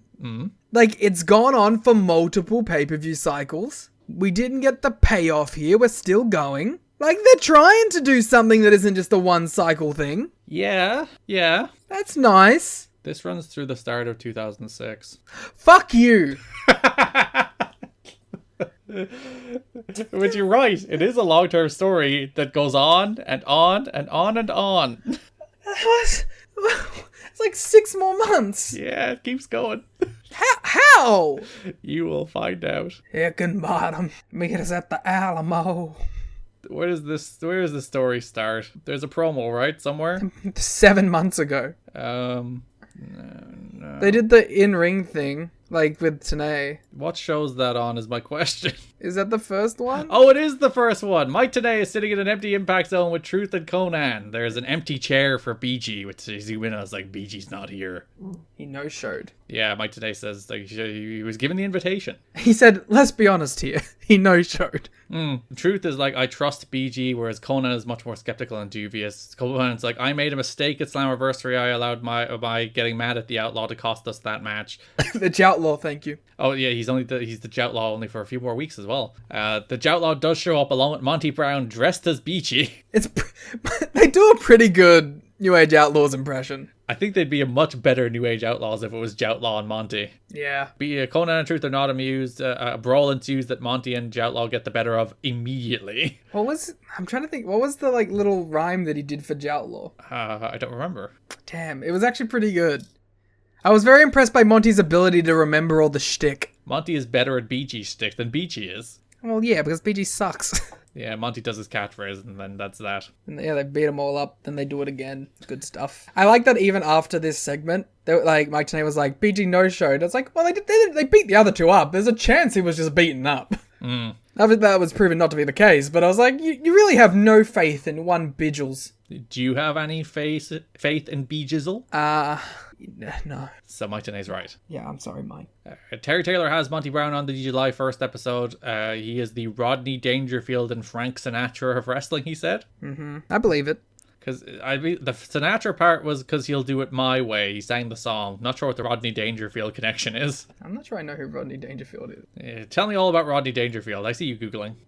Give me 1 second, I will. Let's see if it was cancelled. Wait, can you pick the animal you are when you're anonymous? No. On my screen, you're an anonymous liger. Liger! I was like, whoa, it's Liger. He's here. He finally showed up. He's in the Google Doc. On mine, you are a Garrett Kidney. That's because I'm logged in. Rodney Dangerfield was an American stand-up comedian, actor, screenwriter, and producer. He was known for his self-deprecating one-line humor, like you, his catchphrase, "I don't get no respect," and his monologues on that theme. Cool. How does that relate to Monty? He don't get no respect. Oh, he did say that, didn't he? There you go. That does make sense. There we go. Look at us go. Let me see if it was cancelled. I mean, surely. Personal life. That's what we're looking for. What the damn. This guy maybe wasn't cancelled. Why are you sad about this? I don't know. Anyway, point of this promo. Monty is mad that Abyss is getting a title shot before him, but he's used to the disrespect, and then he challenges 3LK to meet him on the Serengeti in war. He's also interviewed the next week, where he's just like, they didn't answer my challenge. What the fuck? That's all there is to the promo. He's just like, I issued a challenge to 3LK. They didn't answer it, but I would like to pounce them, please. You said it so nicely. He's a very polite man. I like that they've realised that even if we don't have him wrestle, we should probably just let him talk for 2 minutes on every show. Yeah. Even if he has nothing to say, just give Monty a promo. He can work it out. And then Go Home Impact, there was meant to be a Conan and Killings versus Monty and Outlaw match. It never started because they started brawling until security separated them. And then Mike Tenay announced that the match has been rebooked for the pay-per-view, but this time it will be no disqualification. The classic, if they would like to brawl, we will turn them loose and let them brawl. Which then does lead us to the pay-per-view, in which there is a interview with Franchise before the match, and the Outlaw announces that in honor of his pal BG, he will now go by Kip James. Where does the Kip come from? I don't know. Oh, his name's Kip Sop. It's his name. Yeah. Did him and BG get married? Wait, is his name Monty Sop? So where did what's BG James? Like, it can't be Monty James. That'd be confusing. That would be confusing. Oh, his name is Monty Kip Sop. There you go. That's where the Kip comes from. What a name. It's funny, it probably is the case. It's like, Monty James? It's like, no, he's teaming with Monty. He can't be Monty James. Kip James. He really did Colton and Austin a favour by giving them the names Colton and Austin. He knew they were wrestlers. It was fine. Yeah. They have the same picture on Wikipedia. Is it just them together, or is it just a picture of one of them? It's both. It's just the same photo of them, and it's in the same spot on the page too, so I can click between both tabs and it stays completely still. I can't remember I was on somebody's Wikipedia page, and there was someone, like, it was a grainy photo from like 10 years ago as their Wikipedia photo. It's like, you're doing that poor person a disservice. Did you know that Colton Sop is the son of professional wrestler Monty Bill Gunn Sop, and his brother is Austin Gunn Sop, who is also a professional wrestler? I knew none of that. Yeah, fun fact for you. They should say that on AWTV more often. They should use their shoot names. Yes, just so you know. They changed the name because WWE Legal was apparently giving them problems about the Outlaw being too close to their trademark for the New Age Outlaws. What about the Joutlaw? They should have went with Joutlaw. We're doing perfect. Monty's like, there are no streets on the Serengeti, but this is a street fight. Monty promo. There's probably streets in the Serengeti. I've never been. There's probably dirt roads at the very least. Is that a street? Yeah. Does it have to be paved to be a street? Is that the reason we have different words for street and road, or is that's just like colloquialisms? I'm searching up streets in the Serengeti. Are there roads in the Serengeti? Well, there is roads, but it would have to be paved to be a street. Roads are streets. But no, roads and streets are different things. Alright, are roads streets? This is like harkening back to the olden Slack days of, is a shed a building? Yes, it is. It is. A road is anything that connects 2 points, while streets are public ways which have buildings on either side. So there is a difference between a road and a street. Meanwhile, have the same attributes as streets but run perpendicular to them, while a boulevard is essentially a wide street with a median through the middle. Nice. We learn things on this show. Yeah, but that's because we don't know anything. Monty and Kip defeated Conan and Killings in a street fight. Also, a quick update, you only had 8 Samoa Joe matches on that VOW article. What was the 9th that you accidentally counted twice? You've got to be kidding me. Episode 37, Slammiversary, June 2005, end of FSN, Jarrett Meltdown, Samoa Joe debut. Nice. Yeah. So, yeah, everyone's in street clothes, which for Monty meant he was wearing a leopard print shirt. Which I do believe he would wear, like, regularly. To a street fight? Yeah. He is the best dressed man at any street fight. Even if you're getting your ass beat, you gotta look good. Kip is bleeding. Kip pulls Slick Johnson into a cookie sheet shot. Killings hits an axe kick, but then Kip pulls the other referee, which was Andrew Thomas, and throws him into the guardrail. And then Monty pounces Killings as BG watches on from the ramp as a third referee, Rudy Charles, comes out to count the pin. I like the little gimmick that's like, this is so wild and out of control that we're killing all the referees. Yeah, it's fun. Like, and honestly, this is kind of the best thing that these four could do. Yeah, they just brawled. One man bled. They hit each other with things. It was short. Fan got to keep a cookie sheet. Oh yeah, they stole it. I remember that. Yeah, he slid it under the rail with his little foot. I guess his regular sized foot. I don't think it was a little foot. I mean, depends if he's a child or not, I guess. BG looks sad and conflicted. Kip does the like suck it setups. I got 2 words for you. Crowd says suck it. And no, he looks at BG and he says, my brother. Are you telling your brother to suck it? Maybe? Kip invites BG into the ring. He gives him a chair to hit Ron Killings, but BG refuses. And the crowd actually boos when he doesn't hit Ron with the chair. Big Takeshita vibes from BG James. Who's better, BG or Takeshita? Guy who has only seen one Takeshita segment. I'm getting big Takeshita vibes. Let's round things out with a little America's Most Wanted. Yeah, a very little America's Most Wanted. Yeah, or is it a big America's Most Wanted? There's no way of knowing. Same with the foot. The June 24th Impact, Michael Shane defeats James Storm in what is billed as the Battle of the Super Kick. There's something we should have talked about. Foxbox is gone. Time limits are gone. Oh yeah, I was gonna mention that, when I was watching this show, I was like, what the fuck? Where is it? And then I was like, they're on the internet. Yeah, so they didn't keep all of like the presentation things. They dropped the Foxbox, they dropped the time limits, they dropped the judges. It's just a regular wrestling show now. Except they kept the bottom scroll, but it looks a lot worse because it's not within something. Yeah, it's just rolling white text. It's straight up Ring of Honor home DVD release shit. Yeah. How do you feel about them dropping all like the Foxbox time limit stuff? I don't mind dropping the time limits and stuff. I would have liked if they kept some of the visual aspects. Yeah, it's one of those things that I'm always like, every sport has an on-screen display with like scoreboard with people and all that and teams. And I don't know why wrestling hasn't taken it. Do you remember the like 1 week that AEW had people's names with their gear color on the screen? No. They did it for like 1 week. And I was like, that's kind of cool and different, I guess. Like, it does take production effort, which might be why it falls by the wayside, because people... And also, wrestlers change their gear every 3 seconds, so... Yeah, and people just end up getting lazy and don't want to do it. But I think it's a cool thing. Yeah. One day, for the Patreon, we'll do like a year 1 AEW thing, and we'll relive all like the weird growing pain choices they were making in presentation. Listen, we'll just wait till next year and we'll do like the Reign Takers, but 5-year anniversaries instead of 10. There you go. Easy said. God, that show, by the way, that show is so fucking weird. I've rewatched that first Dynamite. Since then. It feels like a different company. Yeah, and like it takes a while for it to feel like the crazy Tony Khan frenetically paced Excalibur is not allowed breathe show. which it became, I think coming out of the pandemic is kind of when it became that more than anything. Yeah, for sure. But like before that, it's like a normally paced show. It's very weird to watch those normal paced early Dynamites that aren't like breathless. It's interesting. That'll be a fun thing to do. I wonder if Tony ever goes back and watches those shows. It's like the good old days. And it was so young and full of potential. So this Shane and Storm match, Mike Tenay is like, this is the Battle of the Super Kicks. And Donna's like, I was going to say that. He should have said it then. Tracy crotched Storm, allowing Shane to hit a swinging neck breaker off the ropes. Harris went to handcuff Tracy. Harris decked Shane as he went to save Tracy, which I think makes him the babyface. But then the referee ejected both Harris and Tracy. Tracy was at the top of the ramp then, asking Alex Shelley to come help. How do you feel about the fact that they have replaced Frankie Kazarian in Shazarian with Alex Shelley? Or just Shane? Nelly. So you upset about the fact that they've just basically slotted him in Frankie's role? Well, like Shelley's better, so I don't mind it that much. It doesn't have the fun element of Tracy being Michael Shane's on-screen girlfriend and Frankie's off-screen girlfriend. Yeah, she has to start dating Shelley.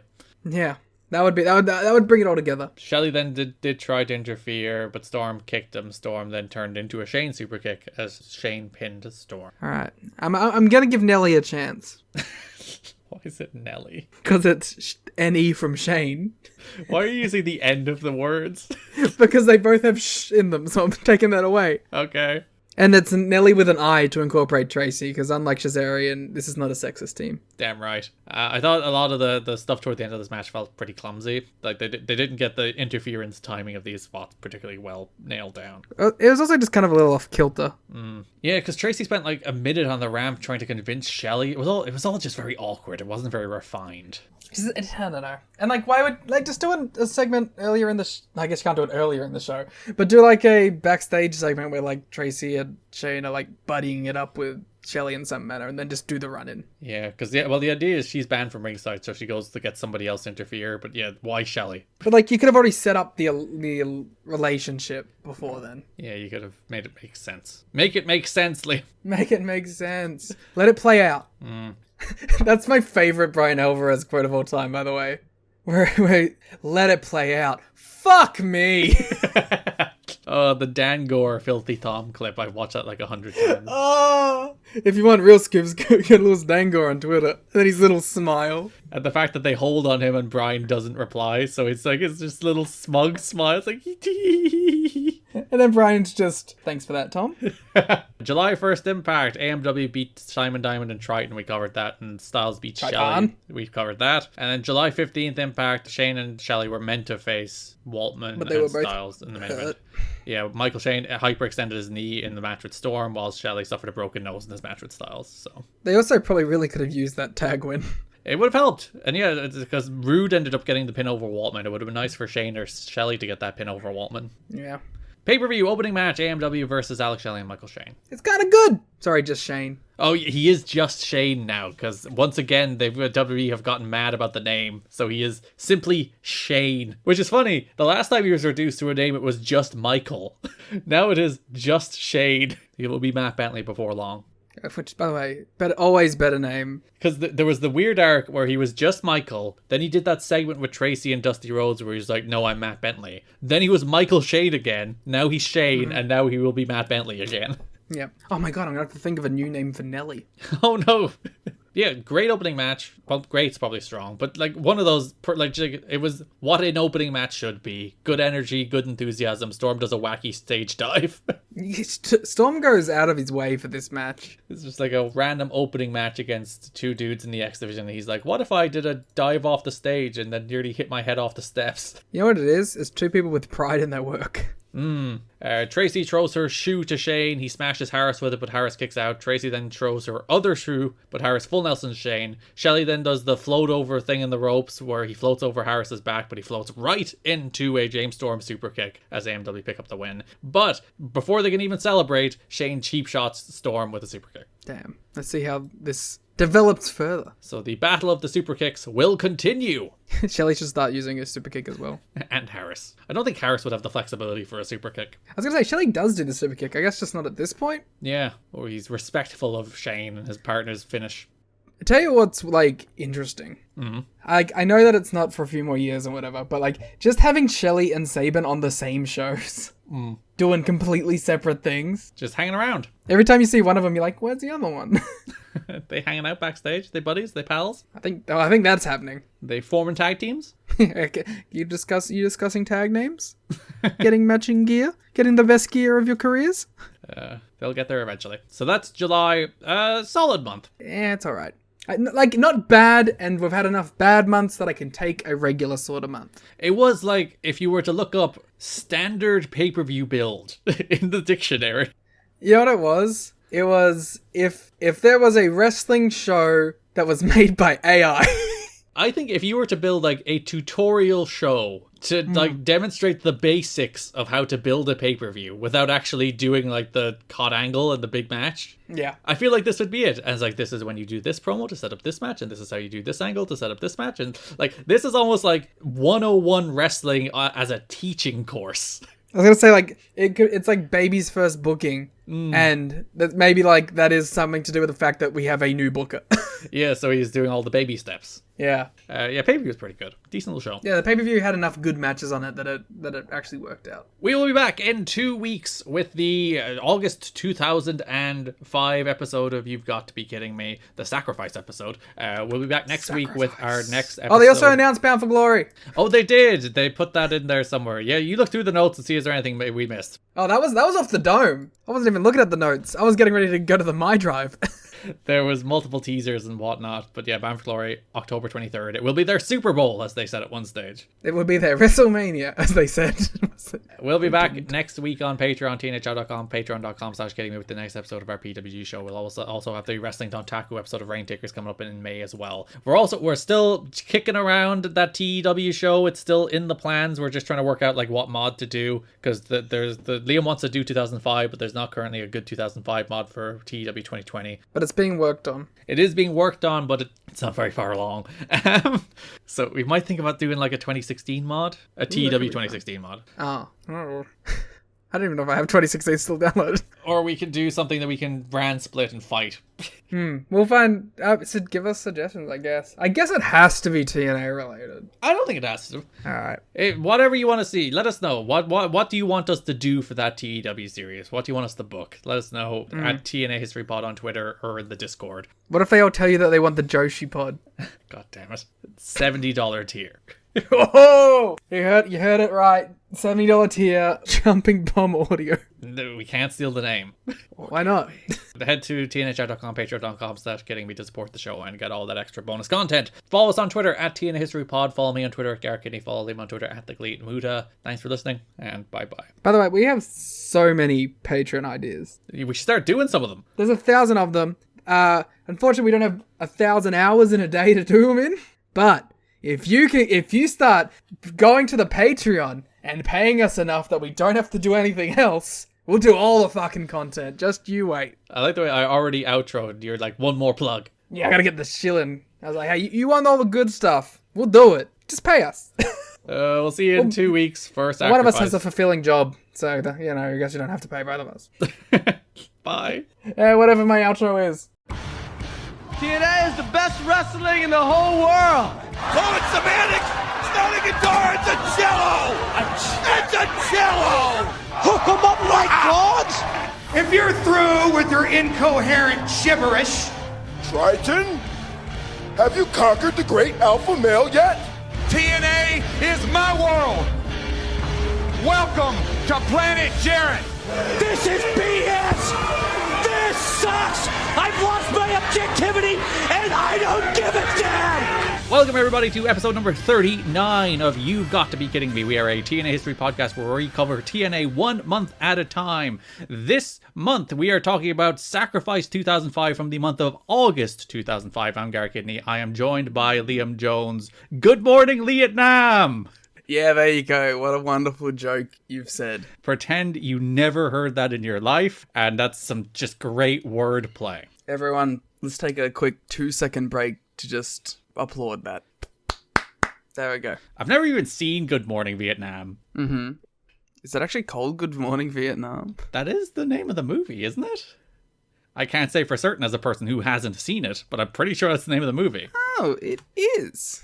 I've seen most of the Robin Williams Sad Boy movies. I do quite like most of them, but It is a tremendous genre of film. the man has the world's most pathos. It is his greatest skill. Also being funny. He was also very funny. That helps too. Yeah. Impeccable charm helps. How are you doing? Okay. How's your mouth going? It's sore. We probably should have like tweeted an update at some stage. Nah, fuck him. But Liam had a throat infection and then followed by his gums attacking his mouth. There was some ear infection in there at a certain time too. So this is classic because you're like depths of winter over there now. Yeah, like winter. I was actually just saying before, today feels like the first day that it actually feels like obnoxiously cold. Which is fun because we're entering into the Irish summer, which is like a week of it being 20 degrees and then it stops. That's crazy. And we do not deal well with it. 20s are the perfect weather. Early 20s with like a nice cool wind is the ideal weather. You see, we're a 12 to 15 country, and anything above is like, well, hey, shorts, no clothes on. I would really like to throw you into a, like, when it's hot for like road melting, like 50-degree Australian weather one day. Just to see you, how you'd handle that. I'll come on down in December and melt into the floor. Yeah. Like, I've been to Egypt, so I've been to, like, very hot places. You know heat. I think it was, like, 40 plus while I was in Egypt, and I was like, good lord, it's very warm. You know heat. Michael Mann. I was going to go for the WWF show, but Michael Mann is probably a better one. And also relevant in... That post is so good in how obnoxious it is. Oh, a certain somebody broke the writer's strike, and I'm now going to insert as many Michael Mann movies into this tweet so I can tell you exactly who without using his name. Yeah, it's amazing. Should really pay those writers. Yeah, they should. If there's one group of people I would not be on like the wrong side of, it's a bunch of people who build narratives for a living. They can just say anything and we'll believe them because they have. Yeah, it's like that is the group of people. Is like, no, let's just give them money. It's fine. I don't want them on our bad side. We are pro writing union. I'm pro mall union. Pay people. Pay them all. Give people money. Give us money. TNAchat.com. Yeah. Oh, we'll go on strike. Then what will you do? We're going to start the podcast union. Oh, the podcasting union. PAG. We're going to negotiate better rates from HelloFresh. And Manscaped. Lord knows if you saw some of the podcast payouts we got for HelloFresh, you would know it's actually justified. I'm sorry, Rich, if you ever get HelloFresh back on as a sponsor.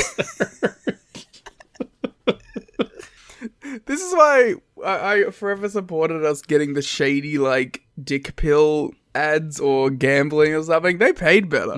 What else we got? We got ZipRecruiter. Yes, shout out ZipRecruiter. Sometimes I'm like, people sell their souls for the smallest amount, and then I think about the amount of money I got for doing HelloFresh ad reads, and I'm like, well, I can't fucking say a word, can I? It's like $8. So I promoted HelloFresh for a fraction of cents on the word. They never provide anything else.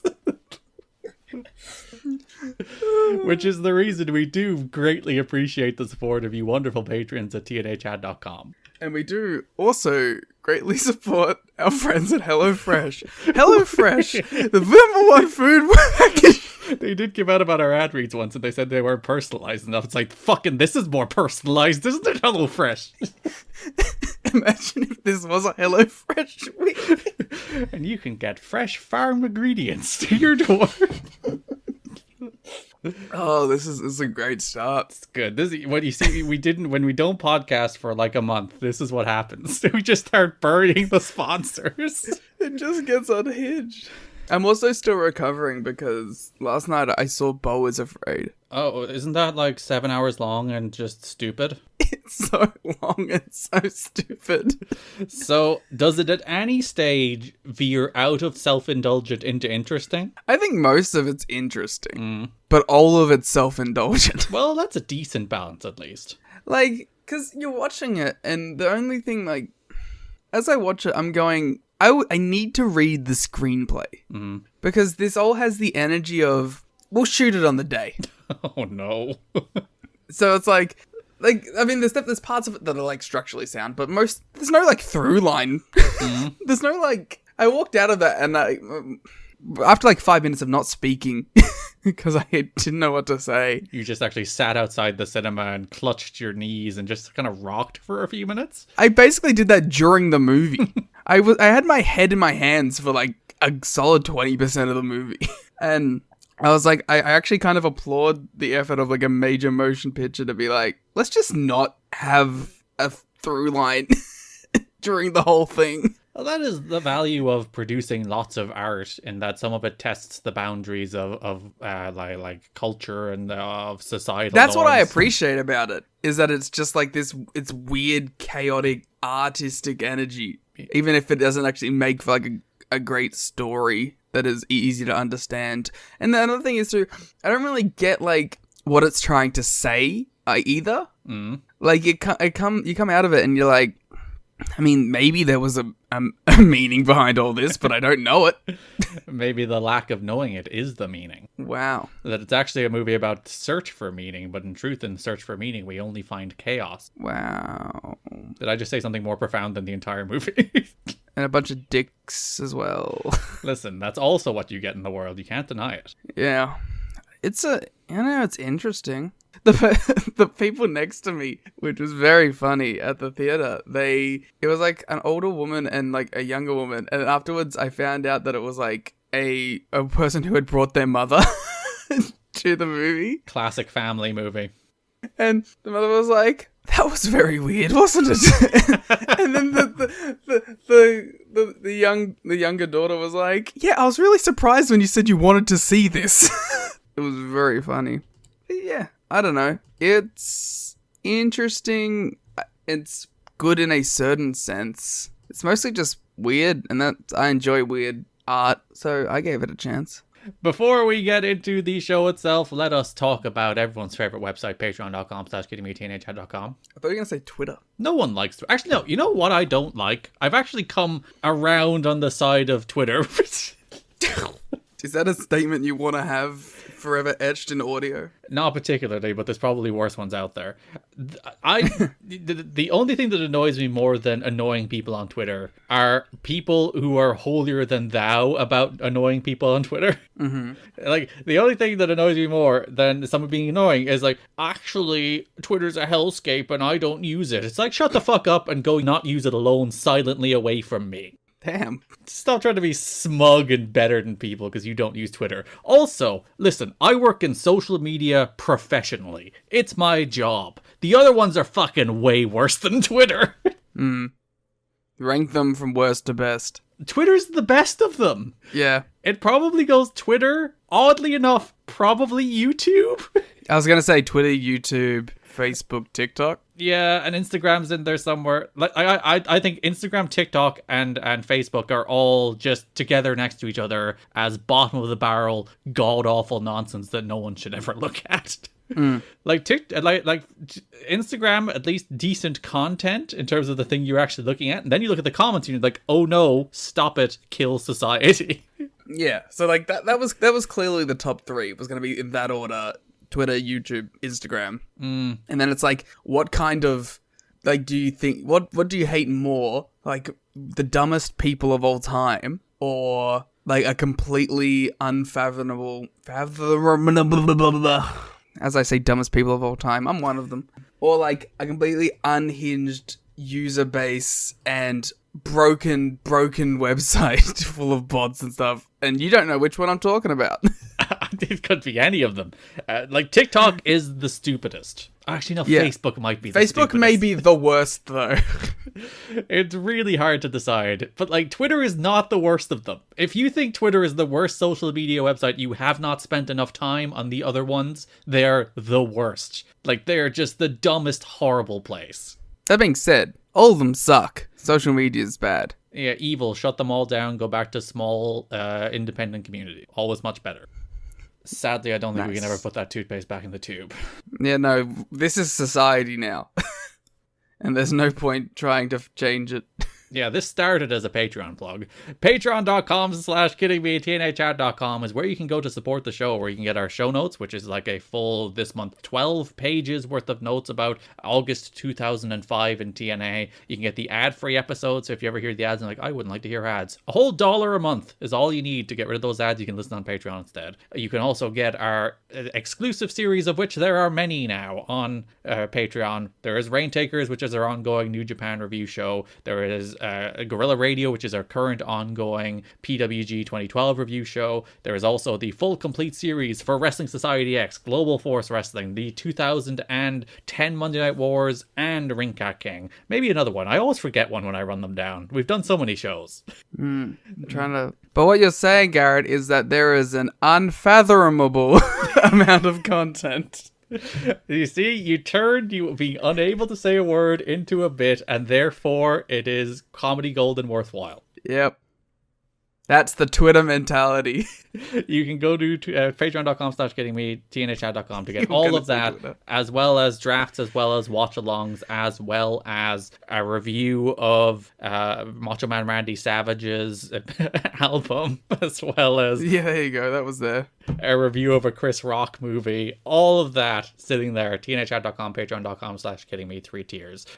Support the show. We would appreciate it. That brings us to the news, starting with, after months of rumors and unconfirmed indications that TNA would be airing on Spike TV this fall as soon as WWE moves programming to USA, it became official. Beginning in October, a 1-hour TNA program will be launched as part of Slammin' Saturday Nights, their weekly block of programming that will include UFC and was touted to include Howard Stern, but did not end up including Stern, and in the end, he ended up going elsewhere. Damn. TNA's going to Spike. I know it's a big surprise. It wasn't at all. So I thought you were wanting my opinions on the Howard Stern program, not coming with it. Sure, but how would you have felt? Again, this is the weird. I think it's like the 4th different time Howard Stern has like crossed over with TNA in some regard so far. Yeah. Was Howard Stern still like giant in 2005? Pretty much. I think he was maybe he's approaching peak of his powers at this stage, I would have said. Interesting. I was never a Stern guy. I was never a Stern listener. I know JB is like the big Stern guy in TNA, and that's how I remember when they wanted to book Beetlejuice versus, is his name Beetlejuice? Yeah. Yep. Against Puppet. They wanted to do that match, but that never came through. And they potentially would have been in the same block of programming here, except that didn't come through either. He's launching his own VOD service, I think, in the end. God, ahead of the curve. Yeah, in 2005, launching his own Howard Stern VODs. The Howard Stern Network. So instead, it's just a block of UFC and TNA, including Ultimate Fighter. Yeah, that'll work out for them, so sure. I know, like, it's not something we'll get super into, but I know it was like a thing happening in the background in that there was like a basic war going on between Spike and WWE in the last months. As like WWE announced they're going back to USA, and then for like the last like 2 or 3 months, and particularly the last few weeks, like there was a bunch of passive aggressive bullshit between Spike and WWE, or like that relationship did not end on good terms. No, historically, that's one of like that's like really the only time that's happened to them too. Yeah. Normally they're pretty like they've stuck to USA for most of Raw, so they haven't had to worry about that. And the SmackDown jumps have been like from, one network to Fox or something. So again, they've done it in like a way that was applicable to everyone's circumstances. Yeah, and usually, like, networks are very conservative, risk-averse things. They don't want to push the boat out. They don't want to declare war on one of their properties. But I was listening to Deadlock, who were covering the TNA Spike first episode. Not that any other podcast should be allowed to cover TNA. That's ours. It's fucked up. Brian Alvarez. Yeah, fuck you, Brian. Thinking fuck you guys. We are the first people to have a beef with Brian Alvarez on the internet this month. Yeah. You know what? CM Punk was right. I'll say it. But they were talking about how Spike would run commercials during Raw for the UFC, being like, enough of that fake bullshit. You can watch the real stuff in the UFC. That rules. And like the last Raw, there was the whole thing where Vince was trying to get in plugs for USA, and they'd put up like bars and tone and cut off any mention of USA. Spike would be editing him and censoring him in the middle of the broadcast on a live show. All that bullshit between Spike and WWE. I bring it up because I do wonder if part of that is what pushed Spike toward TNA. I'm sure that's maybe not the whole thing, but there's probably a bit of it that like we also have a wrestling show as well. Fuck you. Yeah, there's a little bit of spite, a little bit of pettiness. It's like, fine, we'll take on and we'll put them in the fucking Velocity time slot. Right there, the week after you're gone, TNA will be there. Fuck you. We're helping your competition. Wrestling is an industry that runs on pettiness, and I'm glad that it's now back at the forefront. Yeah, we are fueled by pettiness in wrestling right now. It is the driving force of everything. It's perfect. It's how it's meant to be. We have a Dixie Carter quote, Liam. It's very short. Don't know why. We are thrilled to be coming to Spark TV, said TNA President Dixie Carter. This is a real test of your voice after your yeah, I know. That's why I was like, this didn't come out the way I expected it to. We look forward to bringing our exciting style of total non-stop action and entertainment to male viewers. Not the women, by the way. She doesn't Not give the a women. fuck about bringing it to the female viewers. TNA is for the boys, it's for the fellas. Once TNA's agreement with Spike TV Dare Impact beginning in October was finalized, Dixie Carter announced the television deal to TNA employees during a conference call on the morning of July 21st. The announcement came 2 days after the Impact taping in Orlando, where no announcement was made to staff and wrestlers at Sunday's pay-per-view, which would have been the last show, whatever the hell one that was. No Surrender. Dixie Carter attended, but she was unable to give any announcement because the deal was not done. So she had to do that weird thing. It's like, listen, it's coming soon, guys, but it's not done, so I can't say anything. And then 2 days later, it's like, no, it's done. We can say it now. The first edition of TNA Impact on Spike TV will air on Saturday, October 1st. TNA will tape matches and promos for October 1st and October 8th on Tuesday, September 27th, setting that taping cadence going forward of taping 2 Impacts at a time. As was the case when TNA aired programming on Fox Sports Net from June to June in the last year, TNA will tape television every other Tuesday, although still under consideration and not definite. TNA will be exploring the possibility of going live on Saturday nights, depending on how well TNA does on Spike TV during the initial debut, and whether TNA can secure talent that normally take indie dates on Saturday nights. TNA President Dixie Carter, Jeff Jarrett, and graphics producer David Zahadi met with Spike TV officials. The discussion at Spike headquarters in New York centered around production, marketing, and the overall feel of the TNA product when it debuts on Spike in October. Kevin Sullivan, not that Kevin Sullivan, who worked with David Zahadi in WWE, was hired by TNA to assist Zahadi in the graphics department. That Kevin Sullivan is actually still, he's head of post-production for AEW now as well. The latest indications regarding the TNA Spike deal is that Spike is going to be in charge of selling the ad time in the show. That makes more sense than TNA having to sell that ad time, since TNA staff doesn't have those kind of advertising connections, the same ones that Spike would have. And also Spike will be selling TNA as part of a block, the Slam and Saturday Night block, along with UFC, which means they aren't buying into wrestling per se, but a block of like edgy male orientated programming. Damn, Spike might be good at this stuff. Yeah, and it's one of those things, it's like it mitigates the risk of bringing TNA into the fold, that you are selling it as part of a package with UFC, therefore like you are taking the risk off that, you know, even if TNA flops, people will still buy those hours for UFC. Like, there's a level of knowing what they're doing here with Spike that we just haven't seen in all of TNA's history up until this point.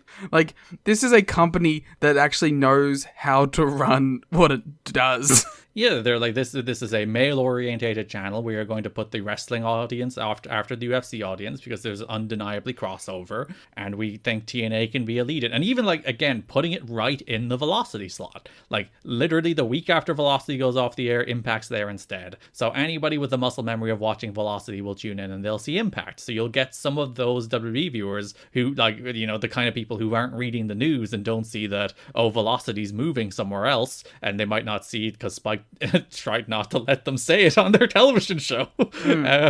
So they might tune in on that October 1st show to see Velocity and say, hey, wait, this is a new wrestling show I've never seen before. Look at that six-sided ring. Whoa, I want to see my Shane Helms versus local enhancement guy match. What the fuck? Who's this? Oh, I remember AJ Styles once wrestled Shane Helms on one of these shows. Therefore, I'm going to watch this. I'm a giant Velocity head, so I guy who's only seen Velocity. This TNA Impact show reminds me a lot of Velocity. Yeah, he only knows AJ is the dude. I think that match was on Velocity too, wasn't it? Maybe it was Metal.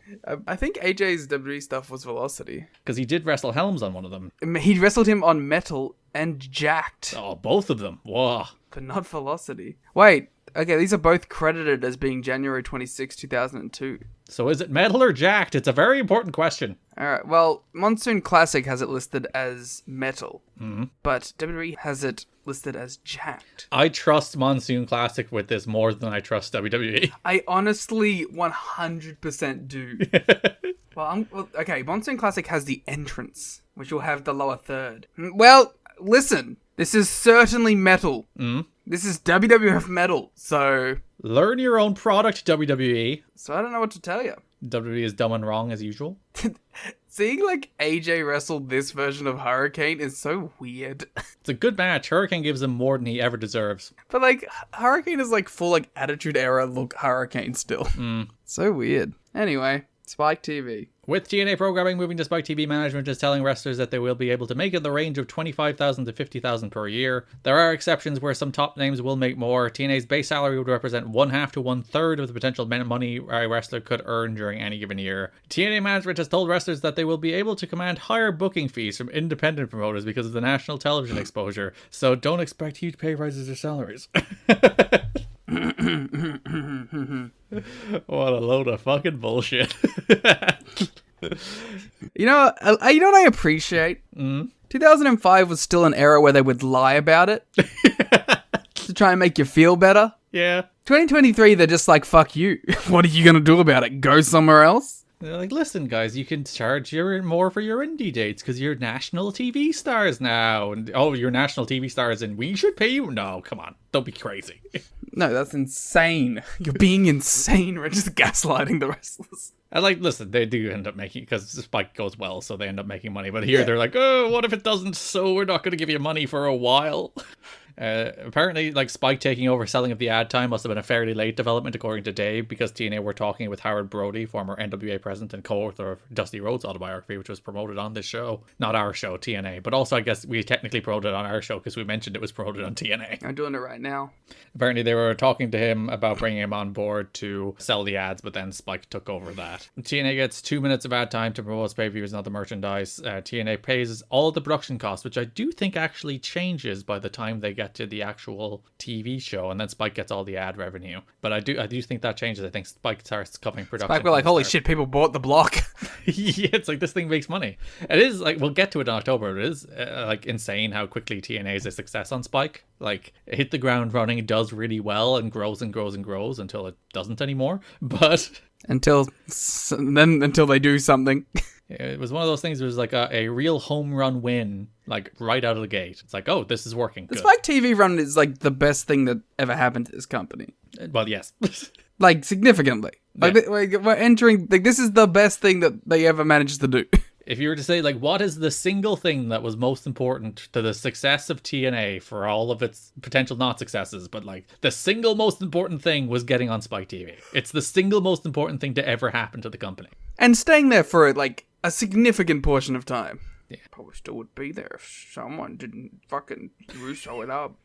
There were Spike representatives at the pay-per-view, which is one of the reasons it was announced so strongly. This is at Sacrifice, by the way, because they announced it on the pre-show. That's the first time they mentioned it on air. I think they did put out the press release before that, but the first time they mentioned it on air, Mike Tenay in the ring with Larry Z being like, we're coming to Spike TV! So there was a dude in the crowd with like a Spike TV shirt, so... Yeah, they all knew. And also, it played backwards on No Surrender. But apparently the officials there loved the show and started asking if they could get rematches on TV. Okay. They want their Jerry Lynn Shawn Walton match on TV. Yeah, they're like, that ruled. Can we run it back, please? Hey, guys, we really loved Abyss and Lance Hoyt. Could you just run that back? I think they do run back Abyss and Lance Hoyt, so maybe that was the match. Shoutouts to the Spike execs. They know what's up. Samoa Joe received rave reviews from colleagues and members of management after his pay-per-view match against Chris Sabin. He lived up to his reputation and showed a lot of people what the hype about him was all about. Yep. So they finally get it. I'm glad that like it took that for them to get it, but yeah, it's Samoa Joe. He's the greatest.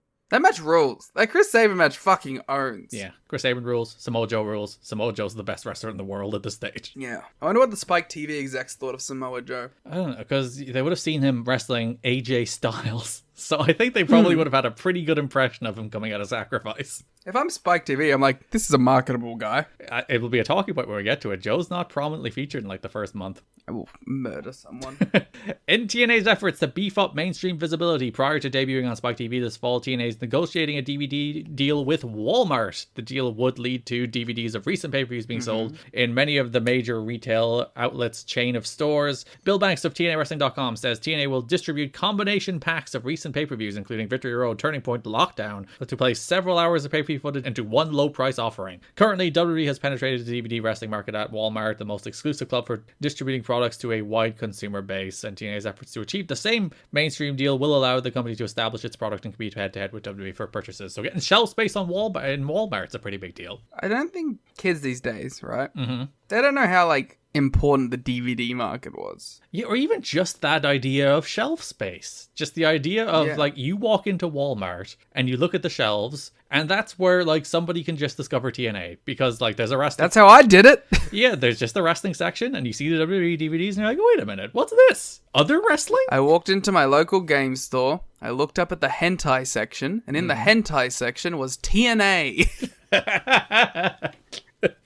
Which is 100% true. It is very risque. It was in the rated R DVD section in the corner of the store. There was TNA, which means every time I wanted to go look at the wrestling DVDs, I had to go into the hentai section of the store. Yeah, dude is like, that guy keeps walking over to the hentai section. It's really weird. He's a creep. And then I'm pulling down Jeff Jarrett, King of the Mountain, 2-disc set, and he's like, oh my god, even worse. He just swings a guitar at your head. Just pick up Bible Black. What are you doing? Because of the legal threats from WWE, TNA had to do new voiceovers for its DVD releases that will be going into Walmart for all matches involving the former Michael Shane and Outlaw. Outlaw. They should have went with Outlaw instead of Kip James. So all the DVD releases will have the names Matt Bentley and Kip James. They should have just done best of WWE jumps. It's just to get at them. Yeah. It's just D-Lo, and it's Raven, and it's Rhino. We just had Rhino. And the Joutlaw. And the Joutlaw. So if you ever listen to one of those old TNA DVDs, I guess, you will see they actually redubbed the commentary for the entire match. They didn't just redo the names, they recalled the matches. That's interesting. Which makes it feel a lot less organic. No, yeah, it's like when you go back and... I imagine they did the thing where, like, they stick to the kayfabe of it being, like, from that show specifically. Yeah. Which is, like, one of the most annoying things in the world is when commentators can't settle on which side they want to be if they're, like, doing it with, like, they're doing it, for historical context, or if they're calling it as if they were there in the building. Because, so you go back and you listen to some of, like, the New Japan World stuff from, like, the 90s, and, like, they, like, half and half call it with both, and you're like, it's so, like, aggravating. Pick a lane. Exactly. Honestly, I would prefer, like, if the bit was like, here we are, it's Kevin Kelly, Chris Charlton in the 1996 G1 finals. We're gonna call this like it's live. Yeah, exactly. And just like, oh, he's coming over near us. I could approve that. That rules. Conan is supportive of the new TNA booking committee that replaced Dusty Rhodes because the group is more in tune with today's wrestling environment. Well, thank God Conan's in support. I just love this shit where it's like Conan just talking about how booking is going. We'll have some more Conan business about how he may not be entirely happy with some other parts of the booking committee. But great. Conan said during an interview with the Monday Mayhem show that the current booking committee is more focused on developing angles and storylines that serve the fans and aren't made to amuse themselves, as was the case with Dusty Rhodes, Dutch Mantel, and Jeff Jarrett. I like that Conan is just confident enough to be like, yeah, fuck Jeff Jarrett. We'll get to more of that in a moment. Yeah! On the storyline involving 3 Live Crew, BG James and Kip James, Conan said it was one of the better angles going on in TNA right now. Even though it's been going on a bit too long, he expects that once TNA gets back on TV, there will be a real payoff. On the recently released WWE wrestlers, Conan said he is willing to welcome anybody who can contribute positively to the promotion. So why Kip James is there, who knows? Why BG James is there? Who knows? He didn't say that. I'm editorializing it. Oh yeah, you gotta make that clear for everyone. It would be very funny. It's like, I really don't know why we signed the guy him. that I'm in a feud with. Yes. Monty Brown has not signed a long-term deal with TNA. He's using wrestling agent Barry Bloom to represent him in negotiations. Bloom, who currently represents... Boom. All about the boom. It's all about the bloom. Bloom, who currently represents Mick Foley and Kevin Nash, and in the past has represented Bill Goldberg, Sean Waltman, Steve Austin, Chyna, Chris Jericho, and Triple H, among others in WWE negotiations, is working closely with TNA to put together a fair deal for Brown. TNA wants to keep Brown in the company as one of the centerpieces of the promotion, but if Brown does not receive a fair contract offer, he will most likely seek employment from WWE. Friends of Brown, though, say he would prefer to remain with TNA for the long haul. And because Bloom has worked with Jericho, there is some suspicion that Jericho may end up working with TNA, because this is where Jericho was gone for a while. So I'm learning about Barry Bloom. He's basically like the wrestling super agent. He's been managing wrestlers for a very, very long time, and I imagine most wrestling companies hate his guts. Well, they not hate his guts, but it's like fucking Barry Bloom again.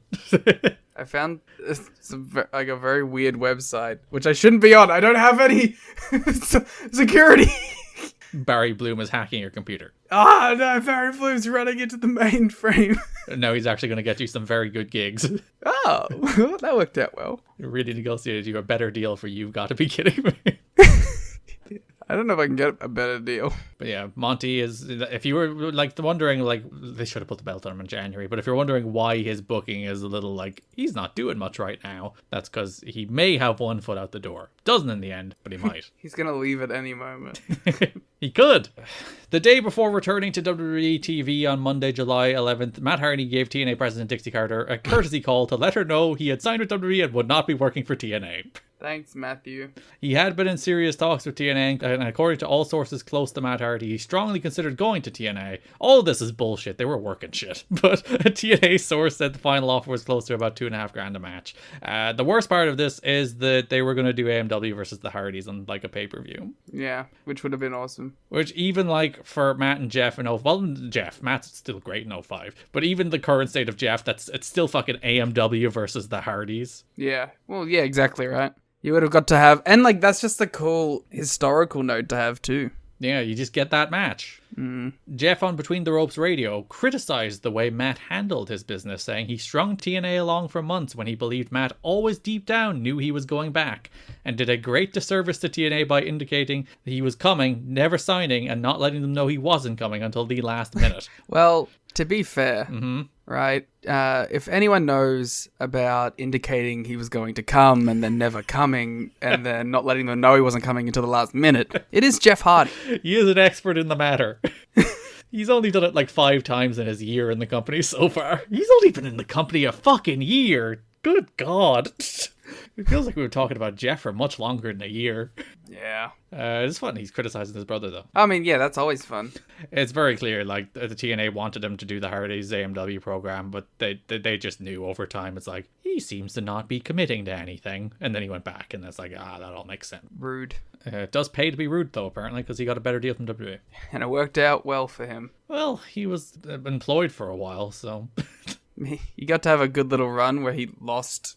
That cage match with Edge on Raw is great. Yeah, he jumps on his like butt. I'm sure that hurt like hell, but the company has signed a TV deal for India on ESPN Star, which debuted on August 2nd. Sanjay Dutt will be going to India in September with at least one other TNA wrestler for a promotional campaign, which they do air clips of. We'll see some of that on Impact. Dave is like, they should air clips of that. Well, they do, Dave. All right? Calm down. Yeah, Dave. All right. You should have known that thing that hadn't happened yet was going to happen. Yeah. It's funny that maybe it was this like Observer article. It's like, we should actually air clips of that. That's a good idea. A newspaper story listed Triton as going with Dutt, but Triton is no longer with the company. When listing stars, among the names listed were Kevin Nash and DDP. Nash does come back, DDP never does. I thought that meant like those were the 2 guys considered to go to India with Sanjay. And I was like, man, boys trip with Sanjay and K Nash to India. Let's go. That would be a fun... That's where actually Paparazzi Productions started. Yes, that's where he built up the interest. Morphoplex, which uses Larry Zbyszko as pitchman and which also is a sponsor of the Wrestling Observer live radio show, is expected to become a major sponsor of the show on Spike TV, including the brand name on the ring mat. AJ Styles is either strongly under consideration or it has already been agreed to that he will be the pitchman on a future TV commercial for the supplement brand. Why? Because he's like, he has... Dave goes into it. He explains why. And that Styles is jacked, but has like the realistically attainable physique kind of jacked. What? Yeah, okay. So AJ's the guy they're looking for. Listen, if AJ's physique during this year is realistically attainable, I think I can get it myself. I think it's pretty easy. When I use my Morphoplex. That's insane. He's like the most jacked. Like pick like, I don't know, like Shelly or someone, you know? But you want to trick people into thinking they can be AJ Styles. True. You can't trick people into thinking they're going to be Monty Brown. You're going to be like, fuck it, that's never happening. Or is it... AJ's still pretty big. I think you could trick people into thinking they could look like AJ. Interesting. I think a lot more people have higher expectations for themselves than I do, I guess. Yeah, maybe Sanjay. He's like secretly jacked. But he's also gassed up. Listen, so are most wrestlers. This is 2005. But like, he's like super gassed up.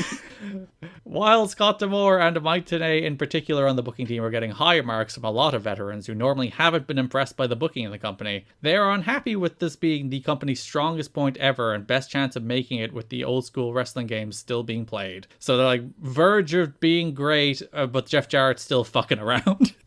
Jeffrey. In particular, there was major heat with Jeff Jarrett and Waltman, Conan, and Ron Killings that Frank Dickerson had to smooth over. Basically, there is the booking committee of D'Amore, Tenay, Bill Banks, JB, and Dutch Mantell, which, like, Borash and Dutch being the Jarrett guys, and the rest trying to book a good wrestling program. But above them is the executive committee, which is Dickerson, Carter, and Jarrett. You already laughed at Dickerson. You can't laugh at it twice. It's just such a funny word. So yeah, that's the executive committee that has veto power over the booking committee if they don't like what they're doing. Conan not happy. So there's a long-term idea that they were going to break up the Tree Live crew and put Conan with Apollo and Shocker as a Latin trio.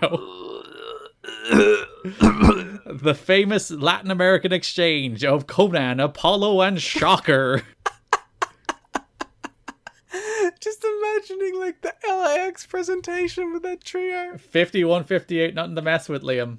Oh, great. You will see some iterations of LAX. They don't come out of the gate with Homicide and Hernandez. No one remembers the other iterations, but... Alright. So the problem being that if they split Conan off with his potential Latin American exchange, Killings would have absolutely nothing to do and fade into oblivion. Conan did ask for a certain Homicide to be brought in for the group. I like Homicide.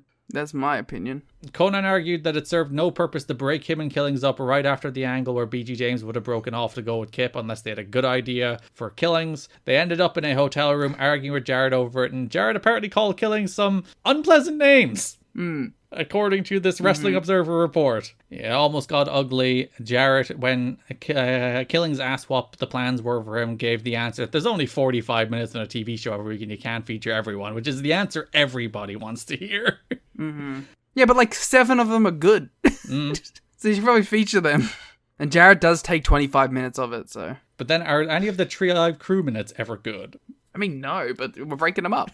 That answer made Killings mad because then he's like, what's the point of breaking me and Conan up if I'm just going to do nothing? LAX. Killings suggested the idea of forming a team with Jeff Hardy, knowing that Hardy, no matter how many no-shows he does, is always guaranteed a strong position, but Jarrett didn't like that idea. I actually do like that team. Yeah, they work together, don't they? That's a good vibe. Yeah, it's a good vibes team. Others have apparently suggested that team too, but Jarrett doesn't like it. Apparently Conan threatened to quit if they were broken up, and then Waltman nearly walked out before the pay-per-view over his own issues, saying that he would be professional and put over Lynn clean and leave. He also complained that he and Lynn were only being given 10 minutes and they eventually got bumped up to 15. Apparently he has some contract issues and he doesn't want to sign a contract and they want him to sign a contract. And then there's like a whole thing about how he was apparently asked to sign a contract while he was at TV and didn't have an agent to look over his contract. He has to talk to Monty and get Barry Bloom's number again. And so there's some issues with that as well. It's like, I feel like these are all things that Voltman would have let slide had there not been a gigantic Spike deal just announced. They would have been like, yeah, whatever, we can just work it and then work it out later. But now he's like, TV, perhaps actual money coming in? Let's get someone to look over this contract. You give me your TV money. I know what's happening here. Waltman is a guy who knows what's on. He has been through this rodeo many times before. Yeah. So yeah, Three Live Crew and Killings and Waltman even are not happy with Jarrett in particular. Everyone else seems pretty happy with everyone else on the booking committee. Yeah, if only they were just allowed to book their good TV show. Speaking of, that brings us to broad topics of the month, and let's start with something that basically covers off half the entire month of shows, the X Division. Yeah, because this is a big X Division month, which in turn means pretty good month. Yeah, so if you remember, Sanjay Dutt qualified for the Super X Cup and they announced the Super X Cup tournament, which covered all of TV this month, all of the tournament matches, building up to the final, which aired on the pay-per-view. Starting July 22nd Impact, in which in the opening round match, Sanjay Dutt faced Samoa Joe in a rematch from Slammiversary. And it was really good. Everything in the X Cup is good. Yeah, it's a good tournament, isn't it? Like, this is a very good tournament. And it makes old TV feel good too, and actually makes TV feel important, because it's not just random X Division matches, it's X Division matches with stakes. This might have been my favorite full month of Impact, like in terms of them just it's up there. Building a pay-per-view over TV, because I think the main event angle rocks, and I think there's just a bunch of good X Division stuff. And like tag division's a little flat at the moment, but other than that, I think everything's kind of going pretty well at the very least. Yeah. It's fun. There's a couple things, but like I forget which episode, but one of these episodes I was like, that was so jam packed that if you told me that was the best episode of Impact up until this point, I would be like, yeah, 100%. Yeah, and we've had a few of them. And like Impact feels like a real show this month because you do get like on this show, you get Sanjay against you can get Styles against Matt Bentley, and those are just two like good meaty TV matches. Yeah. And this was, might even been this show that I was thinking about, but yeah, it's a good show. So Joe against Dot, these two are perfect for each other because Joe will kill him and Sanjay has great plucky babyface fire, and Joe gives him more than he probably still ever should, but it makes the match better and it rocks, and Sanjay hits like big flip dives and it just rules. It's so good. It's interesting how much Joe does give away in all of these matches. Like, he's not a guy who kills his opponents. Yeah. Despite having that aura of being a guy who kills his opponents. And like the AJ match, which we'll talk about in more detail in a second, like he gives a ton to AJ. If anything, he's on like the back foot for a lot of the match. Yeah, and that makes a little more sense because it's AJ, who is a guy who is a world champion. Who's arguably the guy in this company. So it's like, that makes a little more sense that he's on the back foot. But like, against Sanjay? Twice? I think like this. I think the Slam match is a better match just because it's like the presentation of Joe. But this match also just rules. It's just a really great TV match. Rocks. And Christopher Daniels is on commentary for all of these tournament matches, and he's still a delight. I really enjoy him. The Christopher Daniels Invitational. Yeah, the CDI, which upsets Mike Tenay so much. My favorite part of this is like Daniels is like, I am operating at 120% capacity because I beat 5 men in the last 4 pay-per-views, which for a moment just breaks Mike Tenay's brain until he remembers he wrestled 2 minutes on Slammiversary. He's like, wait a minute, 5 men, 120%? What? Oh yeah, you wrestled 2 guys at Slammiversary. I like that Mike Tenay's bullshit detector is constantly going off with Christopher Daniels. Oh, they're like a bickering married couple. I really enjoy it. Yeah. Daniel should be on commentary for every show. I'm surprised because like he is on commentary for half of the matches in 2005 basically. And he's really good, he's really enjoyable, he's really quick-witted, he's really sharp, he puts over the wrestlers in the right way while also putting over himself. And it's the kind of thing where it's like, how has he not done commentary as like a thing? He's not retired yet obviously, but he's coming closer and closer to it. It's like, I think he'd be really good at the desk. Yeah, put him on Collision. Yeah, Collision should like is it a hot take to say Excalibur shouldn't call Collision? Even for his own safety. Yeah, to give him some, but like it should sound and feel different. It should have a different lead announcer. I don't think Excalibur should call Collision. Ian? Well, I don't mind who it is, but ideally someone good, so Ian would work. But like, it should be a different team. It should be a team that's not on Dynamite. Yeah, I'd agree with that. I loved that they went to break pretty quick in this match and came back from break with Joe just fucking himself through the air, elbow suicida to Sanjay. Yeah, that's the thing, because like, and before that too, he was on the back foot this entire part of the match. So it was like, Joe getting beaten up. We go to black, we come back, and then Joe just kills him. And you're like, oh, Joe's in charge now. Joe rolls the STF right into the Coquina clutch for the win. Franchise tries to get comments from Joe after the match, but Joe doesn't say anything. Like building to this Joe franchise match. Yeah, Joe says nothing and walks away. I wonder, is that a thing? Because like, there's another moment at the pay-per-view where it's Franchise is like, give me the respect I deserve when trying to interview Joe, and Joe talks for the first time. Is like, I just did give you the respect you deserve, and left. It's like, fuck yeah. And Franchise makes all his franchise faces. Yeah, it does feel like we're building to Joe franchise. Listen, there's worse matches you could do, I guess. Bound for Glory. It's the dream match that we were all waiting for. Joe franchise. The main event of that episode is the second first round match. Ric Flair. AJ Styles versus Matt Bentley. Yeah, I also was into this. Notably, it's not as good. Matt Bentley. But still good. Yeah, Matt Bentley. And the Bentley bounce. Yeah, so Don explains that due to a legal situation, he's called Matt Bentley because that's the name his mama gave him and nobody can take it away from him. Great line. Tracy distracts AJ as he pulls her up by the hair but allows Bentley to turn the tide. What a hero. He's just trying to attack a woman. It's fine. Which is, sadly, a babyface move in 2005. Yeah, it's a babyface move. There is nothing that gets a bigger pop in wrestling from the years like 1996 through probably 2023 than a man attacking a woman. Yeah, I was going to say, did you not see the like Fred Ross and Juice Robinson match? Bentley tries to use Tracy's shoe to win, but AMW come out intervene. AJ pins Bentley after a Storm super kick to continue the battle of the super kicks. Which has a tremendous payoff. July 29th Impact. Alex Shelley faces Shocker in their second match. Shocker. Again, it's still awesome. Great chemistry, really fun. Shelley is great. That's it. Yep. Nailed it. You should, if you haven't seen the Shelley Shocker series, just watch them at this point. Check them all on. They're all, short. Yeah, they're all 8-minute matches. You can watch them in a half hour. Yeah. They're just delightful, fast-paced wrestling. And then be, excited that was on, American TV. Well, American internet. It aired on, the Sunshine Network. There you go. And a Real Player. The network are all angling for, and you could download it in your uTorrent if you wanted. This is the kind of match that should be uTorrented exclusively, I feel. Shocker versus Alex Shelley. This is the kind of match you stumble across on a grainy YouTube video that you're like, oh, this happened? That's the way that match would be discovered. This is famed matches of one Mercedes Moné. Oh yeah, that was on the screen, wasn't it, when she was watching Slammiversary 2005 for some reason. This show also aired on my 9th birthday. 7th, 8th, one of the birthdays. I think it was your 8th birthday, but sure. It was 8. I got there eventually. I know the year you were born. I'm a good friend. I was going to say, I said 9 and got it wrong, but then I was going to say 8 and then my mouth just said 7. So I was like, fuck, now I sound like I really don't know, but I knew it was 8. When was I born? I don't know. Shocker attempted to get out of working the last pay-per-view and tapings, calling from Mexico the day before to say he had a bad back. When they noted he was still working in Mexico, he claimed he could work there without aggravating it. They pressured him to fly in, which he did. He's like, yeah, you got me. It's the classic, you ditch work and you run into your boss and, the shop you're in, it's like, fuck. Or you've gotten out of school and then your mum comes home at, lunch to check up on you and you're, playing video games in the lounge room. You're like, no.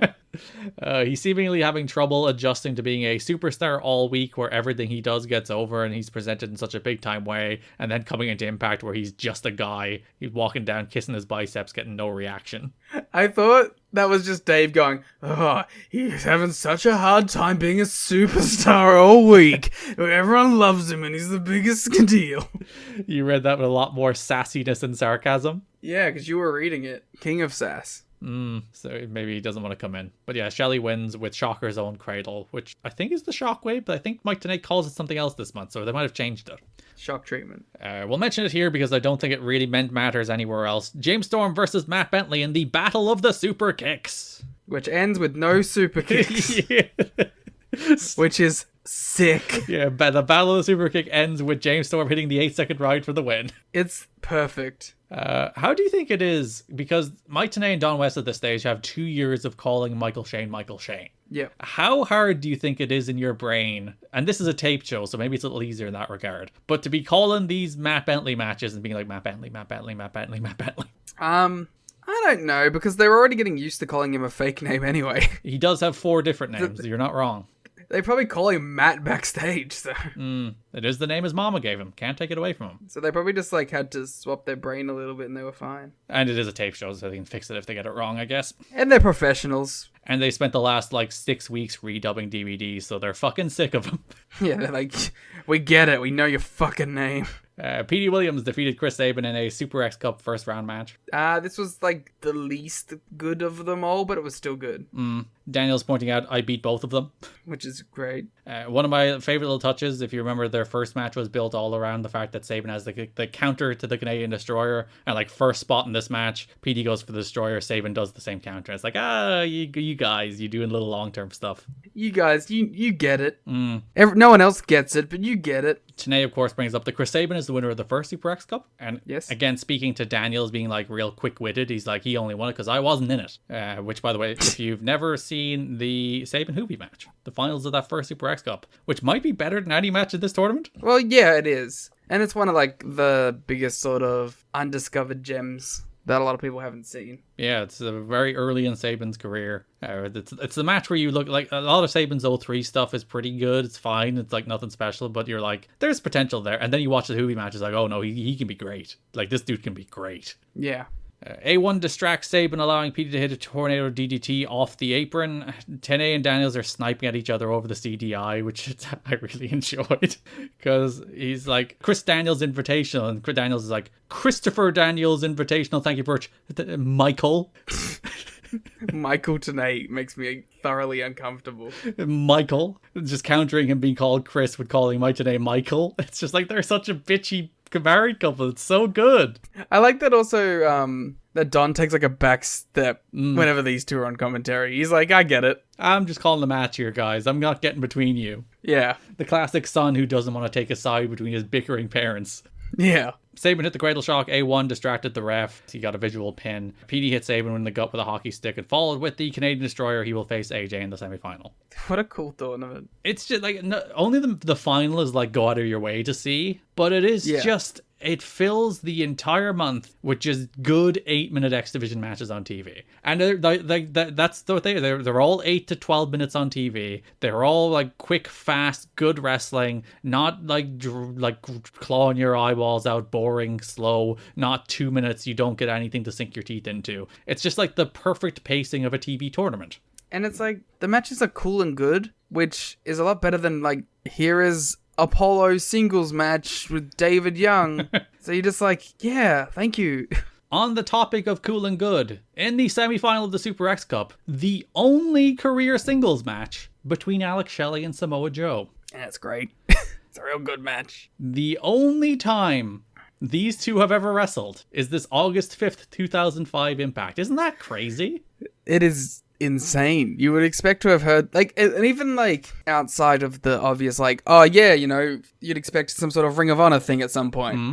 Like, they were both in TNA for long periods of time. You would have expected like a 2008 5-minute match between them at the very least, you know? Yeah. Just some random TV match. And they're in tags. They're opposite sides of tags a lot. But this is their only singles match. It's crazy. It is. It's pretty wild. How did nobody else run this match? How did everybody looked at the state of the Indies in 2005 and only TNA once thought Joe and Shelley? But like, you just can't imagine, like, through multiple companies, they never did it. No PWG match, no random indie, no like random shit. It's like, how did nobody else ever do this? Yeah. Yeah, they do like a wacky submission match and it's fun. It's one of those that has like a chaotic, sloppy is the wrong word, but like there's like a live ammo element to it. Oh yeah, like it's like the fun kind of sloppy. Or it's just two guys going out there trying to out wrestle each other. Daniel's on commentary, AJ watching from a monitor, and PD watching on from the ramp. There is a small hint of a Joe's gonna kill you chant for I think the first time. That's the first time I remember it. Was that a Ring of Honor chant? Yeah. So I seem to remember them getting some Joe is gonna kill you. But post TNA or pre TNA? Pre? I think so. I'm just going to claim TNA invented it. These fans, yeah, why not? Right here in the Impact Zone, invented Joe's Gonna Kill You. No one who's listening to this show has ever seen a Ring of Honor show. That's true. There's no way to prove otherwise. I do like the matches, like them going like submission for submission, a lot of it on the mat. And then the end of the match is Joe just strikes the shit out of Shelley and Muscle Buster's cooking. Like Joe just turns it up a level and just beats him. Yeah. Because Samoa Joe is very, very good. But it's actually like my favorite kind of switch that he does.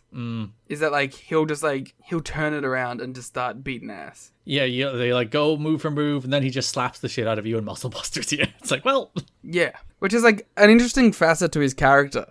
Like he doesn't just come out guns blazing and try to murder someone. It's like he enjoys the hunt. And then he's just like, I want to beat you now. And I can, because I'm Samoa Joe. Yeah, now I will, because I've deemed it, this is the time for me to do it. Petey Williams, AJ Styles is your other semi-final match. I thought Petey might win. You thought you were getting Joe and Petey on the pay-per-view?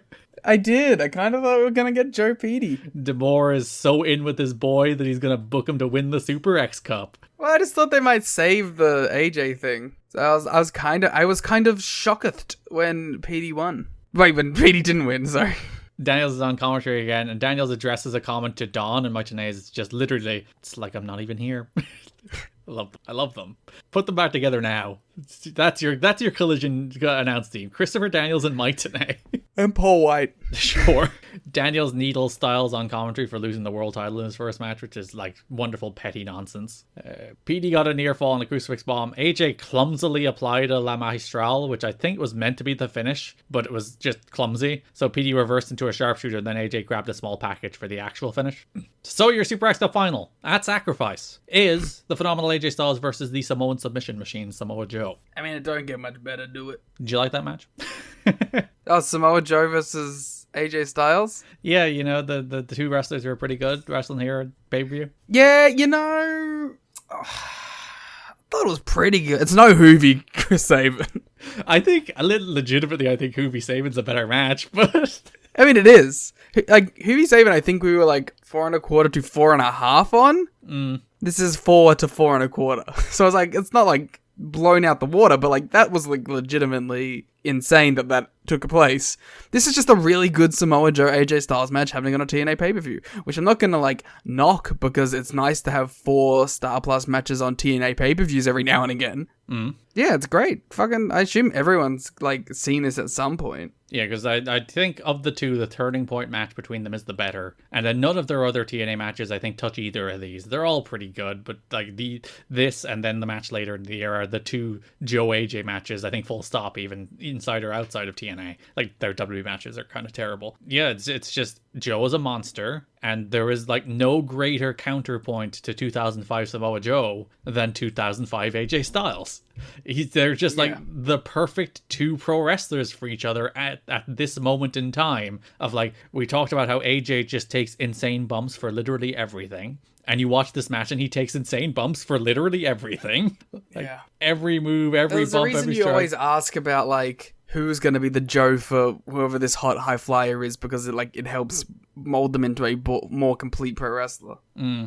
It's just like that combination. It's the thing about Ospreay. It's like, there's a Joe out there for Ospreay. I'm sad he's never found it, really. No, well, but like, he kind of did it by himself. But it would have been nice to have someone slap it into him. Let me pose a question to you, Garrett Kidney. Was Vader Will Ospreay's Samoa Joe? Listen, if you took the two men from their respective primes, that match would be fucking awesome. It'd be like the greatest of all time. I do think if you're to ask Will Ospreay which match taught you most about the wrestling business, the Vader match is probably up there. Oh, when he put Vader over? What a thorough learning experience that was for young Will. And you know what? The thing is, even if I'm Will at that point, like my star is rising, blah, blah, blah, I'm still putting Vader over. Why not? Yeah, it's a fucking Red Pro show. It doesn't matter. Yeah. I mean, I wouldn't do it in Japan. That's probably a bit of too big of a stage. Well, Vader's a bigger star in Japan. It might be a bigger deal in Japan. Yeah, but like, that's what I'm saying, especially if you beat him in Japan at that point. I wonder how many Japanese fans even knew that had happened. I don't think many Western fans remember that has happened, never mind Japanese fans. Is that like just a weird thing that people on Twitter from that era know? Yeah, I think so. Are we the niche creeps? We are the niche creeps, because Will wasn't like he was like on the cusp at that stage, but he wasn't with like world-renowned star he is now. And like, it was it literally, it was a match that came from Twitter, so it's all the Twitter creeps that were there and saw that match posted into existence. But I just assumed that people knew. I don't think people remember the Will Ospreay Vader match. Okay, everyone. Well, no, they're all creeps that are listening. All you sickos out there, all our best friends are all Twitter weirdos too. Well, okay, if you're a sicko who listens but don't have Twitter, get in the Discord and let us know that you A, did remember the Vader Will Ospreay match, or B, did not remember it. Who is... I can't remember the exact tweet, but it was like Vader tweeting like, who the fuck is Sudutwa? Yeah. Oh, yeah, tweeted about Rover. That's good. That's good stuff. Yeah. R.I.P. Vader. One of the undisputed greatest posters. You think I was going to say wrestlers? Nah, posters. Yeah, and this shit doesn't happen on TikTok. Yeah! You don't get this on Instagram. You probably get a lot of Vader on Facebook in that era, I'd imagine, but not fun stuff. Yeah, not him calling out Will Ospreay and then beating him. Yeah, and then the match happening and then beating him. It's so good. Bless Twitter. It has only given us good things, except the bad things. Except the Nazis. So that does bring us back to Joe and AJ. Joe is wearing black and white tights. My long-time conspiracy theory, that means he means business. Which is funny, because I think it's like one of his like less good color schemes. You're not a fan of the black and white? No, it's kind of dull. I want peach. I'm going up as... Peach is his other one where you like, if he's wearing the peach, it's going crazy. I do wonder, like, maybe even it's not even a subconscious thing, but when he's like picking gear, and I wonder, do wrestlers actually think about this? It's like, we have wrestlers that listen. You get in the DMs, all right? Yeah, let us know, do you have the I'm trying tonight gear? Versus, we'll slap on a few holds, do a couple of falsies and get out of there. All right, wrestlers who are listening, Get in the DMs and tell us, do you have this is my trying gear? We will be inundated. The only wrestler so far we've DM'd is Conan. Alright, Conan, get in the I'm going to DM him right now. Conan did send us a DM saying, do you listen to my podcast? To which I replied, do you listen to my podcast? Then he sent a plug to his podcast and then replied like 10 minutes later, once again asking, do you listen to my podcast? That is our extensive DM exchange with Conan. Conan, a big star of this episode of the show. He's all over the place. We still have a freaking Conan angle to talk about. Are you typing a message to Conan? Yeah. Please read the message you're typing to Conan. I think you should read it. Oh, I have to switch Twitter accounts. I'm logged into the other one. Hit send. Sorry, I was making sure I didn't have spelling mistakes. Hey, K-Dog. Do you have gear that you wear specifically when you want to go out and kill it? Thanks. Thanks spelled THX. I tried to pronounce it that way. I tried to get through that in intonation. So we'll see, does Conan get back to us before the end of the show? If not, we'll update you later. If Conan wants to jump in the Skype call. That actually worked once. JB did reply to us about why Hiroyoshi Tenzan was at the World Wrestling All-Star show. Yeah. So we'll keep that Twitter up just in case. Joe hits Styles with an elbow suicida that sends Styles all the way into the desk. It rocks. Joe kills AJ with a boot in the ropes that sends AJ out to the floor, and AJ just crushes to the floor. It's so good. Joe whips AJ into the rail. AJ jumps over the rail, comes back with a forearm off the rail. Joe fucking murders AJ with a power bomb. He absolutely kills him. He literally bounces this dude off the mat. God, good stuff. Like, I watched that and I yelped. Because, like, I watch these shows, not quite twice, because we watch them for the watch along, tnachat.com, patreon.com/kiddingme. But then I do, like, a skim back through them to do notes for, the actual show, which is what I'm reading to you right now.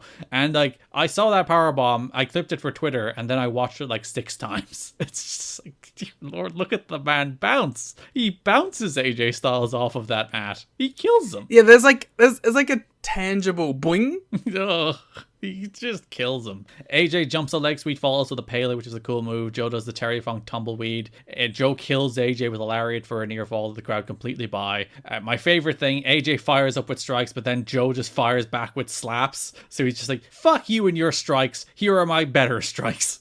Before AJ resorts to a kick. Ref bump on a torture rack bomb. Daniels, who was on commentary for the match, jumps in, hits Styles with an STO. He feigns to hit Joe with the belt, but Joe turns around in time to see him. Daniels is like, no. Styles tries to clothesline Daniels out of the ring. Unfortunately, he does the thing where he tries to take like the back reverse clothesline out, and he doesn't get over the ropes and has to fall under the ropes. It happens to the best of us. And then Joe slaps the Muscle Buster, Coquina Clutch combo. He beats AJ. He's the winner of the second Super X Cup, joining Chris Sabin. Nice. I did appreciate the finish as well, where they locked in the Coquina Clutch and AJ did, like, there was a good, like, desperation reach for a rope sequence that almost made you feel like he was going to get there, and then he didn't, and he just lost. He tapped out. Yeah, I love that sort of element to submission finishes. There's like 2 really great submission finishes that I love, and one's like desperation, the other one's like not the immediate tap, but the like I can't do anything. Like I'm not reaching for anything. I'm just sort of like and then taps. Yeah, it's not the heel I'm surviving tap. It's the I'm trapped and there is nowhere to go and it's over. Yeah, like it works really well with the Coquina Clutch too, because like they'll have this moment of like they put their hand up to in front of their face almost, and they're just like, this isn't happening. I'm going out. Joe celebrates with his trophy. He is now number 1 contender. A very large trophy. I have a question, Garrett. Go. I obviously did not watch the Night of Champions. Neither did I, but... Shit. I was going to say I heard cinema happened, and I was going to ask you to recount what cinema happened. I did see the 42-second Twitter video. I can recount that to you. Please, thank you. So the Uso who's on the side of Roman, I don't watch Raw enough to know which is which. I think it's Jay. Is it Jimmy? Is it nobody's bitch, or is it the right-hand man? I think it's nobody's bitch. It's the one who hasn't been, dissenting. Yeah, because, Jay was the one that everyone thought was gonna, be the guy. Yeah, he was, Sammy's pal, and he's, all conflicted. Yeah, and Jimmy was the one that was, Stay in line. I'm with Roman the whole time. Yeah, so today they did the big angle where Jimmy was the one who turned on Roman. Ah! But Jay's the one who's, actually good. But, the thing was, Reigns was bullying Jay, and he was getting into him, and he was berating him, and then Jimmy snapped and super kicked Reigns twice. Okay, good. Well, so, both the Usos are now hate Roman? In theory, until they probably do some shit where Jay actually stays with Roman and Jimmy goes on his own now and we do another 6 months of this shit. I hope each Uso wins a world title. No, I hope Reigns beats them both in back-to-back months where people think they're both They should going do to a handicap match for both belts and Raymond beats them both. Raymond. That's what I just called him. Roman and Reigns together. Raymond. Raymond. Everybody loves Raymond. Everybody loves Raymond. My favorite 90s platformer is Raymond. Oh, shit. Alright, fucking, let's go. Whatever we're talking about next. X Division, Jules and Aries. Yes, so we had the X Division International Dream Match, the Internet Dream Match to be precise, at Sacrifice, where Christopher Daniels faced a fan poll winner, which the poll was Daniels would face Austin Aries, Roderick Strong, Jay Lethal, or Matt Sydal, whoever won the poll. I would have voted for Austin Aries. Would you like me to expose the business? Expose it! They booked Aries all along. I'm gonna punch my computer screen. You feel cheated? If you can't respect the sanctity of an online poll, what can you respect? Aries did win the poll, but also they booked him from the start. What the fuck? I guess they knew of those four, because Aries is Ring of Yeah, Honor. the former ROH champion. Yeah, is he Ring of Honor champion right now? No, he lost it to Punk at this stage. No, it's Summer of Punk. Yeah, so he had beaten Joe this year. He lost it to Punk. So like he's like the biggest name of those four. So I think they probably knew Aries was going to win. They do break down the poll. They do say he gets 55% of the vote. So dominant win for A-Double. I wonder if that was... how can I trust that was a shoot now? Well, they could have lied. You're not wrong. It might not have been 55%. But like he makes the most sense. My favorite thing is Don's like, you know, Mike, I don't want to admit this, but I actually voted for Aries myself. I just like the idea of Don West like staying up all night watching his ROH DVDs. He's like, I gotta see Austin Aries in the TNA. And that's why Don West ROH funny. Good. Very good transition back into the show. World class. Yep. And in the interests of transparency to you, our best friends, we were recording that first part right up to talking about Don West and Ring of Honor. And then for the third time recording, we cut out. So we gave up and we're back a day later. And you have to give all the credit in the world to one Liam Jones, who has come from an early work shift to fit this into his day. So you should go on Twitter and say nice things to him. And then probably more importantly, go to tnachat.com and give him money. Yeah. Then I can quit the job and then I can do this. For his devotion and dedication to you, our best friends. I'm also exhausted, so if you wanted the manic energy of the watch-alongs, you're probably going to get it. Yeah, if you wonder, it's like, Liam suddenly hit Daniels and Aries and just energy levels fell apart. It's like, well, that's Just what... died. He really just hates Austin Aries. Yeah. So we were talking about how Don admitted he voted for Aries, which is very funny. And he gave the reason being that all the wrestlers in the locker room talked about how great Aries was. That seems about right. Which is funny. It's like maybe they were just burying Lethal, Sydal, and Strong. But yeah, and like the actual match itself is really cool on paper because it is like this sort of long-term X Division champion at this point, and you know, guy fresh off being an ROH champion. It's like a cool little worlds collide moment. It is an internet dream match. They're not lying. No, not at all. So this was meant to be Liger? Yeah, it was meant to be Liger, and they also wanted it to be Ultimo Dragon. We talked a little about that in the last episode, how they were trying to get them for this show, and as it turned out, they didn't. So they got Aries and then did a gimmicked poll, which wasn't gimmicked. It said Aries did win, but also Aries was meant to win. And they booked Aries from the start. But Aries was the man. And this isn't Aries' TNA debut. He did some explosion stuff. His actual TNA debut was an explosion match against Mad Mikey. Now that's the dream match. That's the McGee Hart of 2023. Listen, we found that match. It's on Impact Plus. Oh my god. Everyone, go watch it right now. If you go to the Hidden Gem section on Impact Plus, that was one of the ones I actively sought out. The Austin Aries Nice. Mad Mikey match. One of the few men that Austin Aries is probably taller than. So rude. Yeah, it was a little mean, but it's Austin Aries. So, you know what? I don't feel bad Taller about than it. you? Is Aries taller than me? I'm 5'6". I think we might be roughly the same height. You're allowed to say it then. Yeah, as a short king, I'm allowed to call people small. Yep. I have that entitlement. Yeah, really good match. Nothing like blow away, blow your socks off, but one of those just rounds out a pay-per-view with a damn good 3.5-star Aries Daniels match. And it was just fun. It was just fun to have on the show. Yeah, didn't go out there and do an epic. They did a 12-minute match. It's just go out there, have a fun match. Aries hits his 450. Daniels gets his fingertips on the rope, which is always a nice touch. Just barely got there.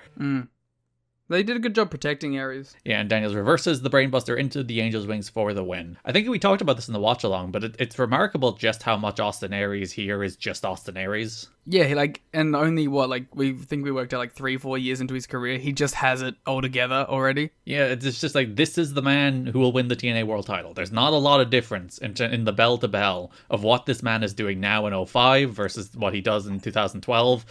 With a brief Austin Star interlude. I'm excited to get to that. And he's 27 here, which is old-ish, I guess. In comparison to his contemporaries. Yeah, he's always a little bit older. You think of him as the young guy, but he's a few years older than most of the guys around him. He's closer to Danielson's age. Well, the thing with Aries is I think of him as the generation after. When it's he's actually older than the generation before. Yeah, he should be in there. He's not quite Chris Daniels old, but he's if he was 27 now, that's 16 years later, so he'd be 43 now. It's math. Explosions in my brain just occurred. I can't tell Wait, no, it's 18 years, so he'd be 45. So yeah, he's mid-40s now, so he's not a young man anymore. Though he did kick ass when he was in TNA last time, or in Impact last time. So he's still good. That was a good run. It's so funny to think, if he wasn't Austin Aries, he'd probably be on AEW TV, teaming with Strong or something right now, wouldn't he? You could say that about so many pro wrestlers throughout history, if they weren't just themselves. The two big ones at the moment are Low-Ki and Aries. Low-Ki would be all over AEW if he wasn't Low-Ki. Yeah.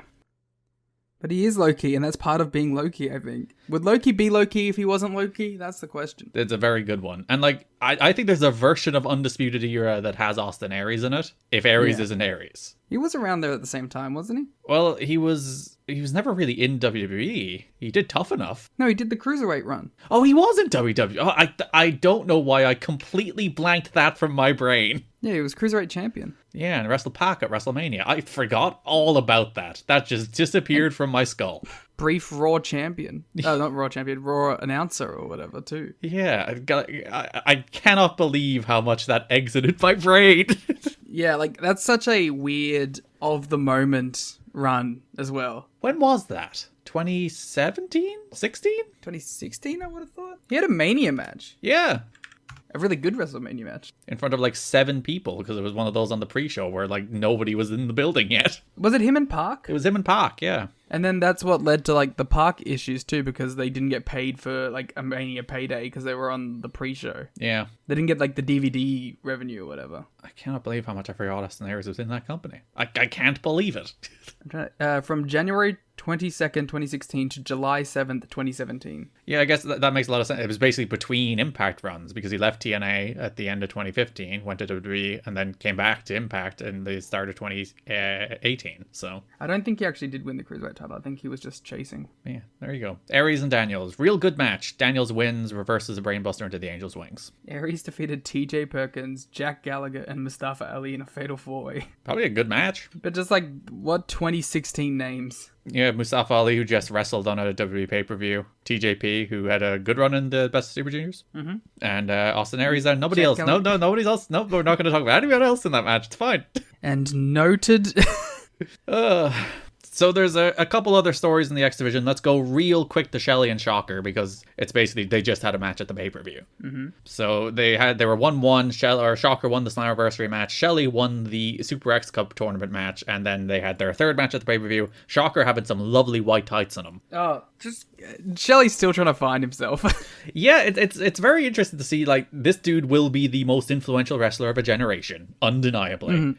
And you see it in ring work. You're just not in everyone's going to rip up his gear yet. Yeah, but in terms of look, presentation, how he carries himself, it's not there yet in 2005, in August 05. And you're just it's interesting to see how he'll work it out. And then he'll work it out on behalf of 75 other wrestlers after him. Yeah. which is very good of him to do. Go back and listen to our exact thoughts on the Super X Cup match between Shelley and Shocker. This is basically the same. Delightful little 8-minute match. Shelley wins by reversing a La Magistral and grabbing the ropes. Jesus Christ. Knocking things over. That's how much I'm fucking amped up about Alex Shelley and Shocker.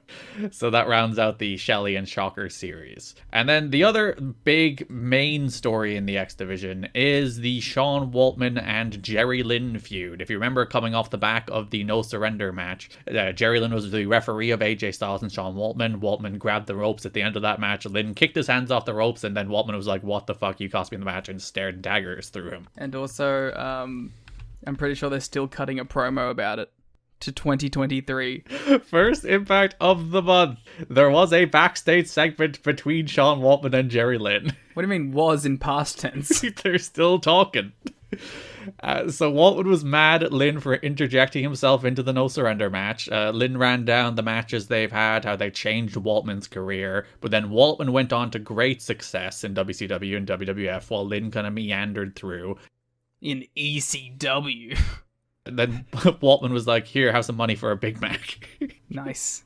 So, like, the story being that, like, Waltman hit the big time and left Lynn behind him and forgot the guy that made him. And that's basically the setup here. And they talk for 15 minutes. While Waltman weirdly stands with his hand behind his back. Yeah, Waltman's like a right pervert here. There's a real bad energy about Sean Waltman in this segment. There is that is the most accurate description of Sean Waltman. There's a real bad energy about him here. The crux of it, though, Waltman challenged Lynn for sacrifice, and Lynn accepted. So, like, beyond the fact that this was really long and boring, like, my biggest problem with it is that it made Jerry Lynn sound like a big whiny bitch. Yeah, so you were successful. You left me behind. You made money. And it's like, I'm not gonna root for this guy. I'm gonna root for the fucking dickhead who just offered to buy you a Big Mac. He's so much more interesting. Yeah. There's like 10 times too where Waltman's like, "This is the final line of the promo," and then Jerry Lynn's, "And another thing." That happens so often in this thing. It just keeps going, where Waltman does the outline and just like bladdy bladdy bladdy bladdy bladdy bladdy blah. And you can even tell that Waltman was like, "Really?" Can we wrap this? I'm surprised that they weren't like, let's do another take. Let's try that one again. No, if they did another take, everyone would have died of old age. I suppose if you don't end the first take, you can't do a second take. I like to imagine they all wanted to go home, but then like Scott D'Amore's like, we gotta fill up this episode of TV, keep going. It's like, the earlier match on the show went 2 minutes short. It's all Joe and Sanjay's So go fault. 17 more. There was a package on the August 5th Impact going through their history. There was some footage from Japan from, I think, the UWF? I think so. I think that's where they wrestled. Because they had a bunch of matches there, and I think the timelines match up, so that's where they randomly pulled some footage of Lynn and Waltman. And then that's it, basically. That takes you to the pay-per-view. Jerry Lynn versus Sean Waltman. To be fair, that's all you need, really. Yeah, and they basically shot the angle for it at No Surrender. Like, so they have the reason to wrestle. And also, they really don't want to fly Waltman in. Yeah, and you go through their history, and they wrestle. And I really liked this match. It's like one of your favorite TNA matches ever. Yeah, I put it on the list because that list includes like historical significance and like matches being interesting. And I think I always liked the idea of going back to classic rivalries, because it's one of those things where, well, it could be risky, because if you go back to a classic rivalry, people are older and maybe not as good. But it's always a fun idea to be like, these are the two men who did legitimately revolutionize cruiserweight wrestling in the United States. They were doing things in like, fair enough, like stuff like this was happening in Japan and Mexico all the time, but like this style of wrestling did not break into the mainstream until much later in America, and these were two of the guys who helped push that forward. Waltman especially, when he broke onto the WWF and had that really good run as 1-2-3 Kid, and then Lynn had his like the ECW stuff and went on to do the Rob Van Dam stuff, which was super influential in its own way. Like, and then you bring these two back together for a cool pay-per-view match. It's just one of those matches you put on a pay-per-view and it's like, this is a really fun attraction. And it helps, like, it's kind of the same thing with Aries and Daniels, where it just fills it out nicely too. Yeah, and once again, like the X Division becoming the backbone of this company once again, which was what kind of lost it in the Dusty years. It's like, well, you're filling out these pay-per-views with random matches, but they're terrible. So, yeah. Whereas they're filling out these pay-per-views with Austin Aries versus Christopher Daniels, and Jerry Lynn versus Sean Waltman, and Alex Shelley versus Shocker. Like, that is a much better way to fill out a pro wrestling pay-per-view than giving me a Sonny Siaki match. Yeah, 100%. Jerry Lynn got like the big formal introduction. JB welcomed him back from injury. This was the debut of Jerry Lynn's infamous Ski War theme song. God, Jerry Lynn is just like the cool uncle. Yeah, he loves his heavy metal, but also is just a nice, solid, reliable guy. What was the line that we used all the time? Destroy the opposition. It's up there with straight up G directed at Elix Skipper as some of his famous lines. The two are just Mr. Dork. Yeah, Mr. Nerd. Thank you very much. Sorry, Mr. Nerd. Whoa! Hold your horses, Mr. Nerd. Is it? Nerd. Is it? Maybe Jerry Lynn's actually the greatest promo of all time. It's very important to deliver the mic-to-nay. That's right. That's right. Signing off. Jerry Lynn, again, like, there's a lot of people who we would have at least 3 memorable lines for in TNA history, and Jerry Lynn is up there, so fair play to him. Dusty Rhodes, Vince Russo, Jerry Lynn. The infamous TNA promos. When Jerry Lynn does his last match for the company, we have to just make the whole intro Jerry Lynn quotes. Yeah. They did show the Hoovy driver where he got injured in one of those packages, and he got fucking killed on that thing. It's Hoovy, baby. But yeah, he got a very nice reception. Mike Tenay walked through like the history of how his own interest in wrestling was waning a little, and then he saw Lynn and Waltman on ESPN and fell back in love. And they go through the history of how like they were the genesis of the X Division, and then talk about how Jerry Lynn has been on a year-long road to recovery, and he loves wrestling and he loves Impact and TNA so much that he's been backstage helping out through the entire time he was injured, like setting the stage. I think they did a real good job here. Yeah, and it's funny because like it doesn't really feel like he's been gone that long. It doesn't, and it has been over a year, maybe about I think like July-ish last year, maybe tipping into August was the last time we saw him. So it's pretty much a full-on year since he's last wrestled. Did he ever actually appear on Impact before this? Like, other than in the angles with the AJ and the stuff? Did he wrestle? He would have wrestled on Impact, yeah, because he was around until August. I'm pretty sure he's at least had one Impact match. Yeah, okay, he did a couple. Wait, no, that's Jarrell Clark. Easy to mix them up. They're very similar. He did the pay-per-views during the same time as Impact, but did he not do an Impact? Because I can't, off the top of my head, picture him in the Impact zone, so he might not have. I think he only did the pay-per-views that were running at the same time as Impact, but he never did Impact. It's interesting. I wonder was there like a reason he wasn't available. That's really interesting. So this is technically his first time wrestling in the Impact Zone. Yeah, or he was already injured because the Hoovy match was, I think, May. I think that was the World X Cup. So he was already hurt and he worked after that. So maybe they were like, we'll save him for the pay-per-views. You won't have him work a 5-minute TV squash, which is all they were doing on TV, not even 5 minutes. So story naturally, Waltman hits the shoulder breaker and starts working over Lynn's injured shoulder. Because he's a dick. Yeah, but I like that. Like, he's not a full dick. He's not like he does a low blow in this match. So he's the regular Sean Waltman level dick, I think. Yeah, bad energy. They do a spot where you see this teased a million times, where you have a guy on the apron and he teases doing a suplex to the floor. And 99 times out of 100, nobody actually does it, because a suplex to the floor from that position would suck. Especially coming over the ropes would suck. These two did it, and you could hear the thud Waltman landed with. It's like, oh, that's why nobody actually does it. Especially these two old fuckers. Waltman hits a low blow in an X Factor, but Lynn got his foot in the rope. Waltman takes Lynn up to his shoulders, but Lynn rolls through with a victory roll, picks up the win. And after the match, Waltman bows, they shook hands. Waltman paraded Lynn around the ring before dropping him with a shoulder breaker, draped his shoulder over the rail and hit it with a chair before the X Division lads, who were watching on from the ramp. That was the little story they wanted to tell, that Sabin, Sanjay, and Shark Boy were watching on from the ramp, seeing these guys like do their X Division thing one more time. I love the idea of Shark Boy being like flashbacks, being like, yes, at the time. He's taking it in, he's being respectful. Yep. Yeah, I thought, like, really good angle. Shame it doesn't go anywhere for various reasons. Doesn't go anywhere. Reasons we'll get into in the next month's episode, but I think it would have set up a real heated rematch between the two. I really like this match. I think it's just two guys going out there who are pros having a pros match, and it's real darn good, and it's real cool to see two guys who were on a different stage get a different stage, like be highlighted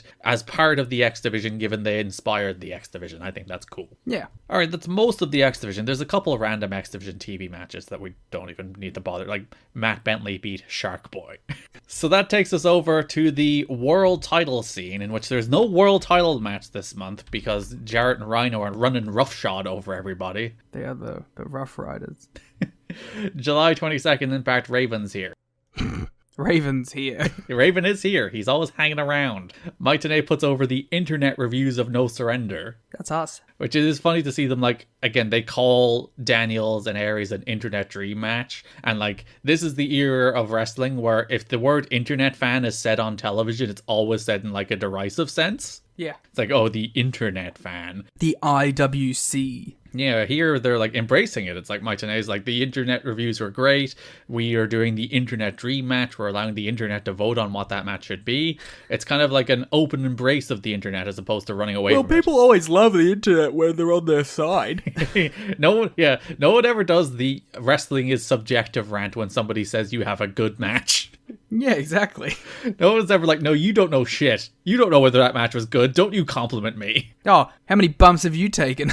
Raven does a promo. He says, plans are like tyrants. The simpler they are, the easier they are to execute. Makes sense.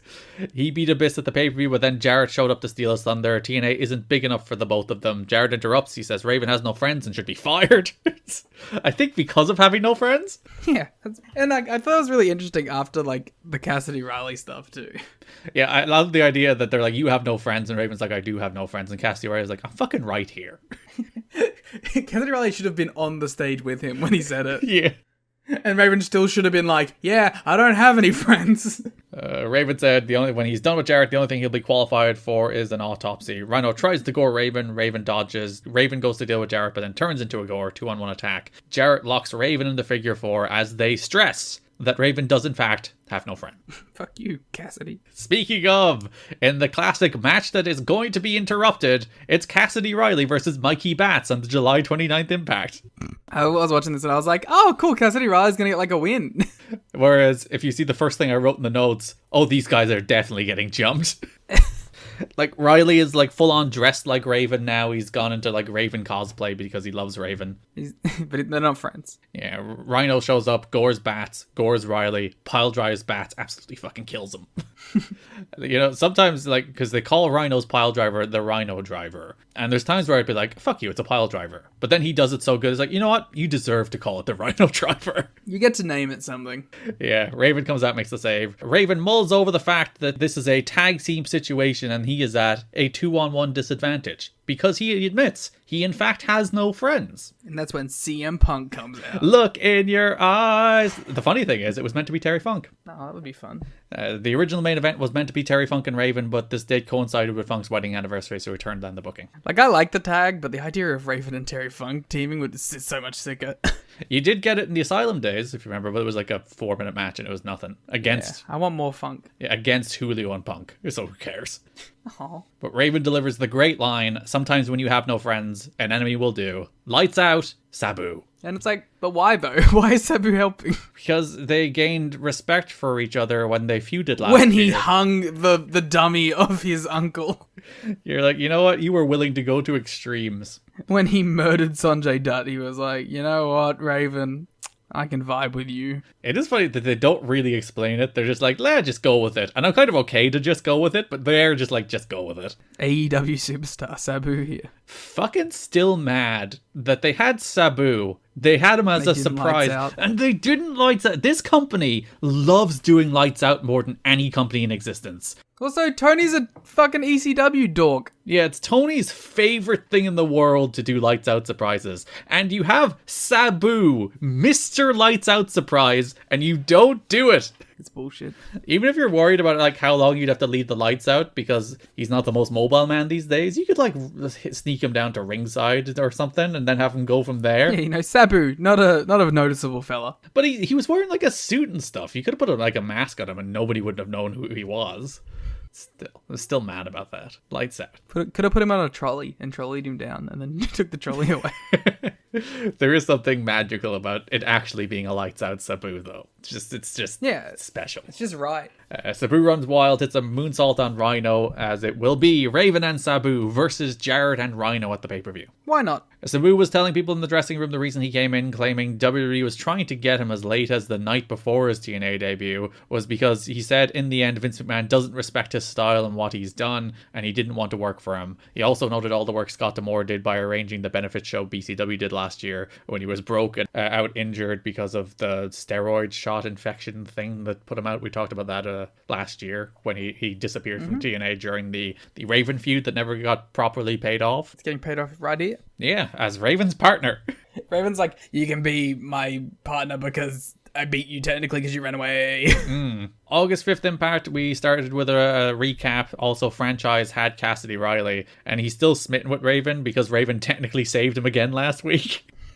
Because the whole thing is franchise is like, he broke your fingers, he doesn't care about you. And Cassidy Riley's like, franchise, did you not see last week? He came out and helped me. He watched Mikey Batts get pile driven and he was fine. But when I was being pile driven, he saved me.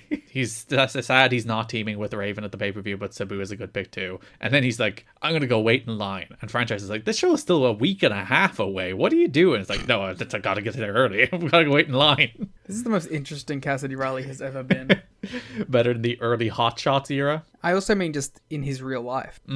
Just taking on Raven's personality. Yeah. Main event of that episode, Raven and Sabu did a quick TV squash against Simon Diamond and David Young. That is the natural reaction to David Young. Fucking hated that match so much. Why? Oh, as soon as I saw it, my eyes glazed over and my brain turned off and I was like, fuck you. You just don't want to see Simon Diamond and David Young? No, it was after an Apollo match. TNA referred to Young as a diamond in the rough here, saying the name for their stable. It's a great name.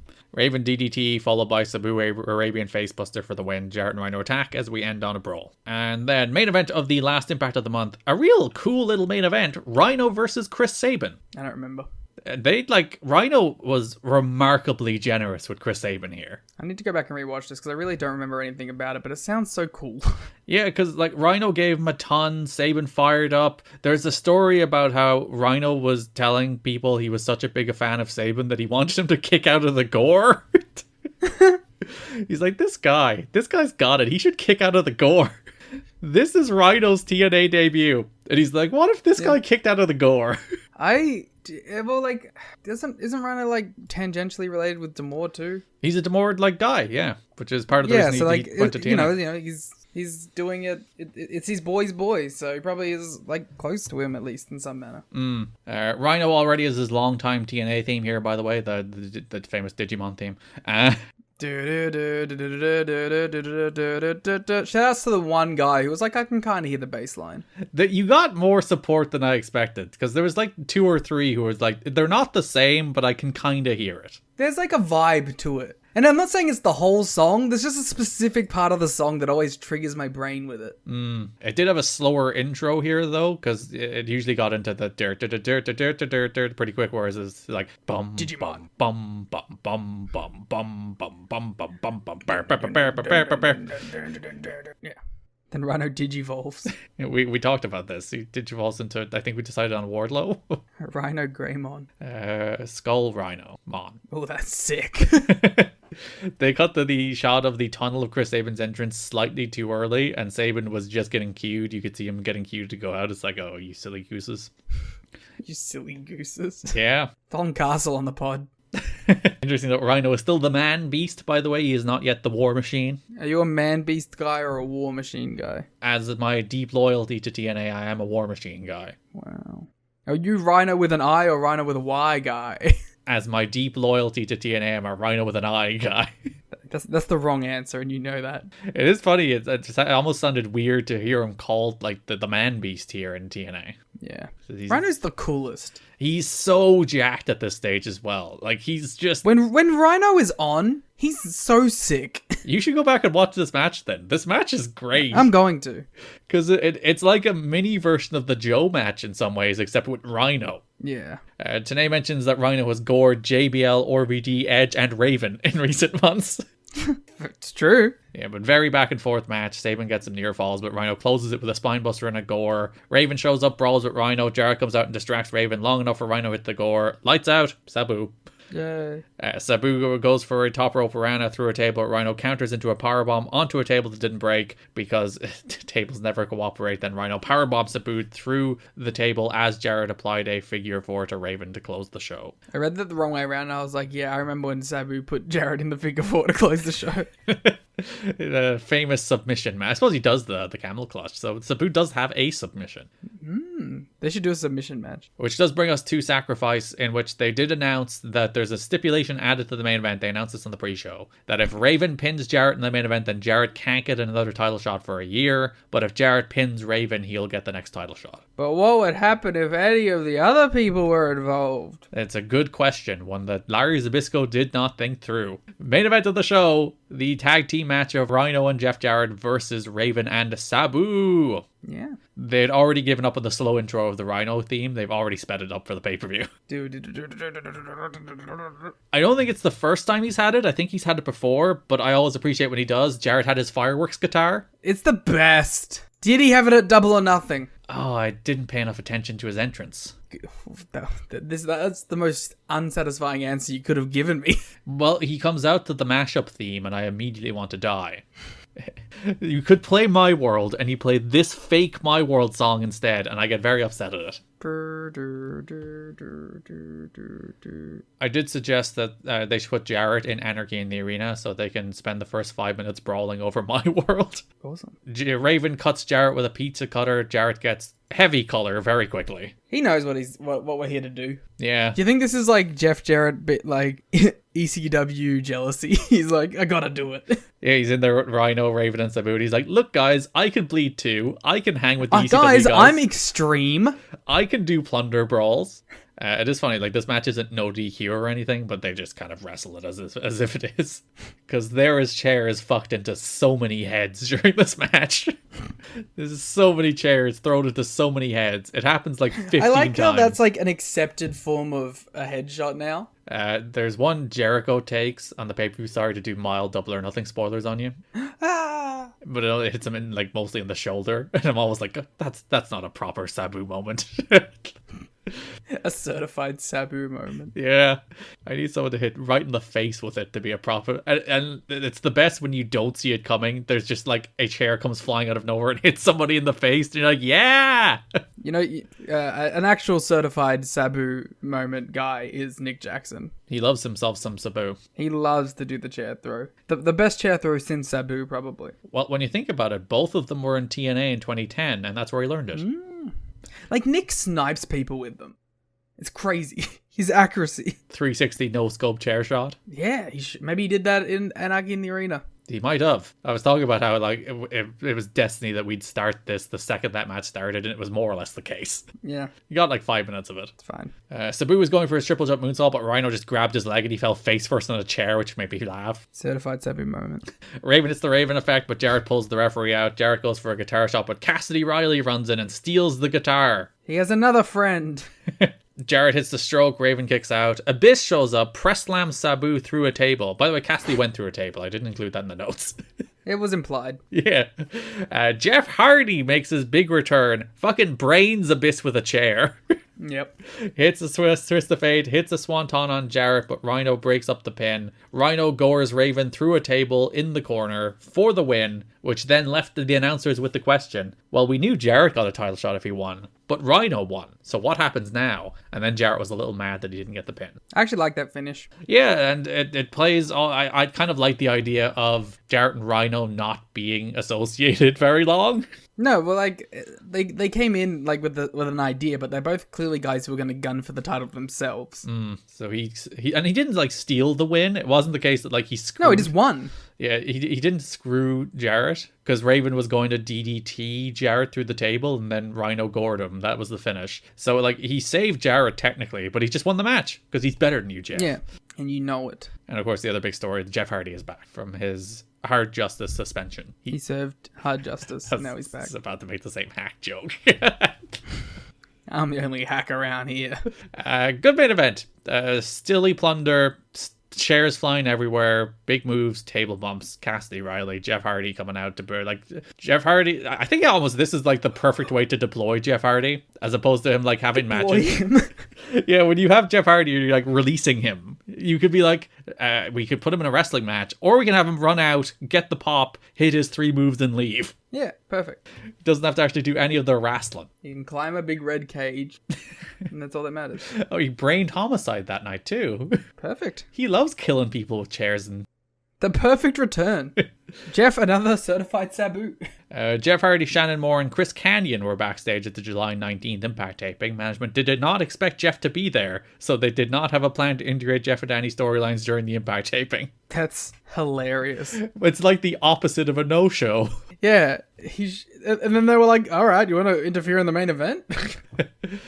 Jeff's unexpected visit to Orlando may be attributed to Jeff trying to restore faith in his ability to show up on time and ready for work as a member of the TNA roster. He showed up so much on time that he was before he was even meant to be there. Yeah, he's just like, oh, look, guys, I'm here. And they're like, that's not how it works, man.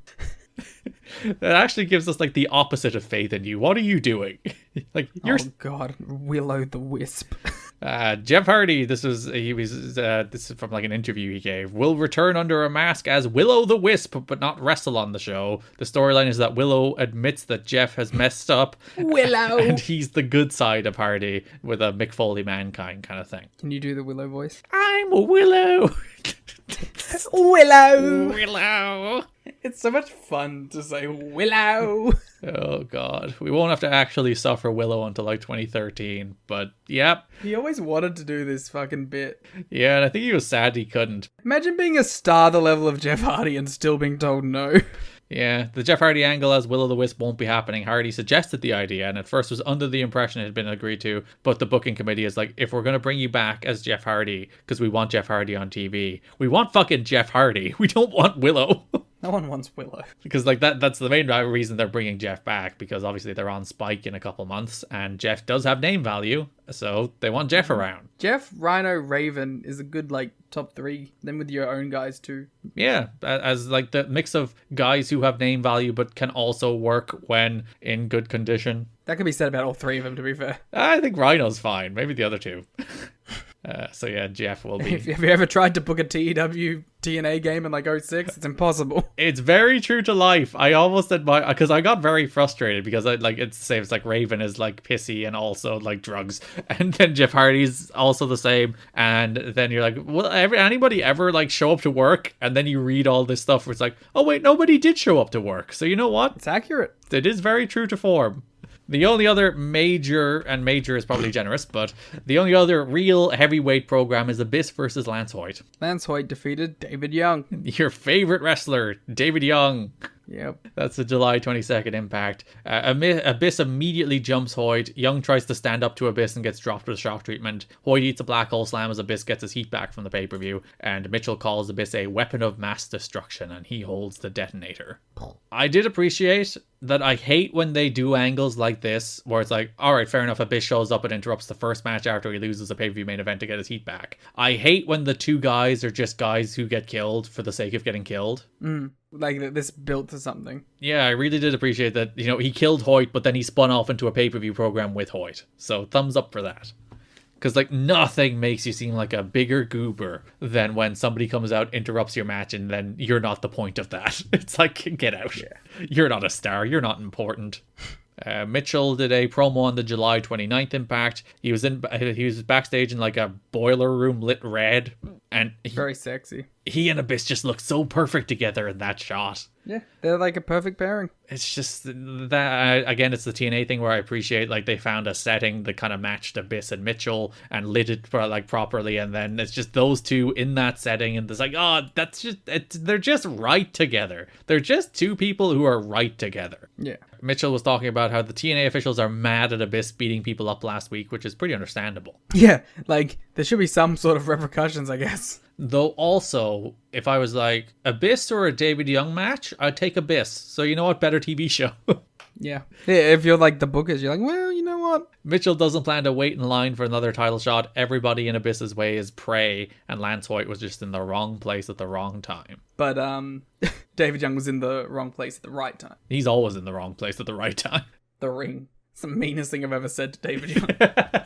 You used to defend poor David Young. I don't mind David Young. I just, like, who can possibly get excited for David Young? He's a company original. Ooh. He's been around since day one. Whether or not he should be is a different question, but he's been around since day one. Boy, Estrada should be here instead. Or Jimmy Yang.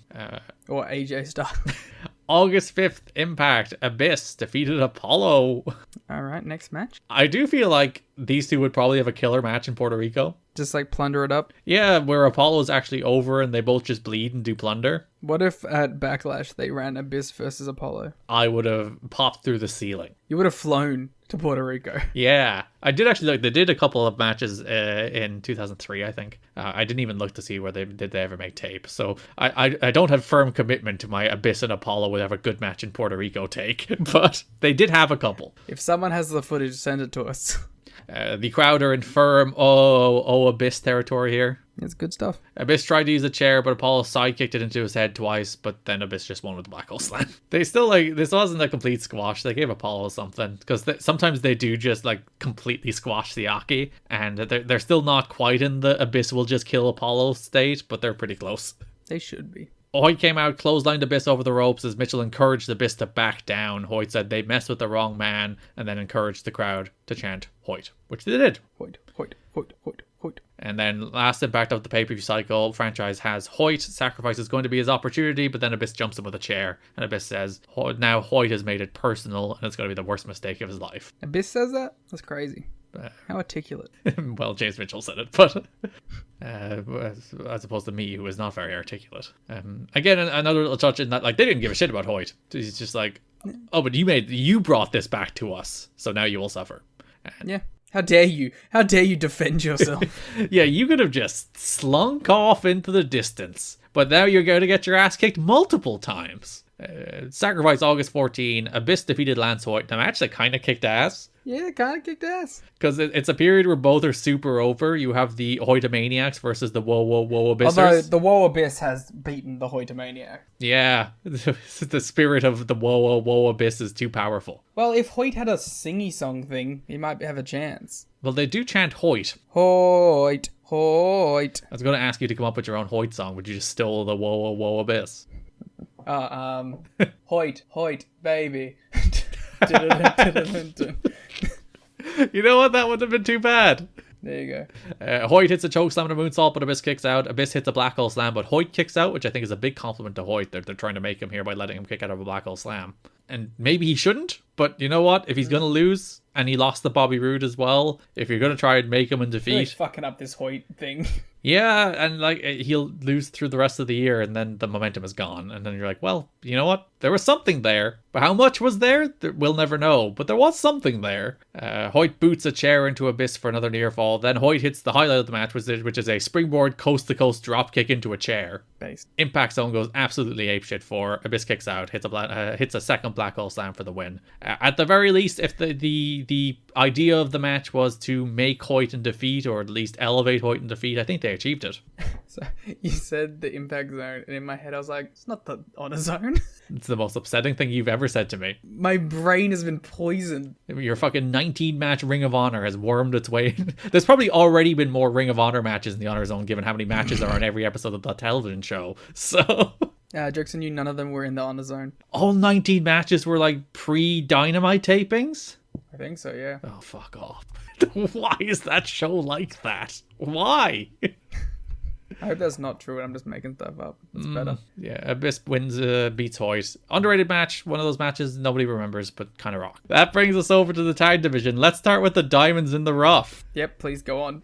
July 22nd Impact. After David Young gets his ass kicked by Abyss, Simon Diamond walks up. He's like... He says he has a problem. That is his famous catchphrase. And he's just like, you're a useless piece of shit. But you know what? You could not be a useless piece of shit if you follow this useless piece of shit's advice. It's like, I also job all the time. But what if we're together? What I'm saying here is times are pretty rough. But we're a couple of diamonds ready to shine. So he offers him his leadership and it's like, I can overcome the office politics. And it's like, I don't think office politics are getting in David Young's way. No, he's like, I can overcome the office politics by becoming the office. That's very smart. He is a road agent. There you go. I can put your matches together and make sure you shine. That's even better. If he's like, yo, I'll book you real strong. I can veto all your opponent's cool spots. That would be a great story. It's like, you can't do that. It's just like, people won't be able to follow you. You should do a side headlock while David Young does a springboard moonsault. That would be awesome. Young accepts because he's like, I've fucking nothing to lose. Which I actually do kind of love, that he's like, this guy's full of shit and a big dumb idiot, but what's the alternative? Yeah, it's like, I'm not doing anything by myself, so I might as well. You can't go down. Probably not going to go up, but we can't go down. Yeah. Diamond and Young had that match against Raven and Sabu. That's their first match as a duo. They lose. But they do, for reasons passing comprehension, on the August 12th Impact beat AMW. I don't get... Why does Simon Diamond just get to beat AMW all the time? He has their number. Like, it's part of a story we'll talk about in a second in the tag division, the 8-man tag, the Team Canada Naturals, AMW stuff, where Storm goes for a super kick when Canadian Young hooked his leg with a hockey stick, allowing American Young to hit a spine buster and win, and Team Canada tag Naturals save. I was writing those notes and I was like, wait a minute, there's two Youngs here. I have to clarify. It's like, there's no world in which Simon Diamond and David Young should be beating America's Most Wanted. Like, there is no value in those two beating AMW. What are you doing? Skipper had a match at some stage. Oh, Monty squashed him. There you go. Which is a rematch of their big 2002 NWA-TNA Detroit street fight. Do you remember that? I'm trying not to. You don't remember Monty's 2002 run? I'm trying not to. Skipper was real stupid. He turned around to do his "what time was it" catchphrase, and Monty just jumped him. It's like, what's wrong with you?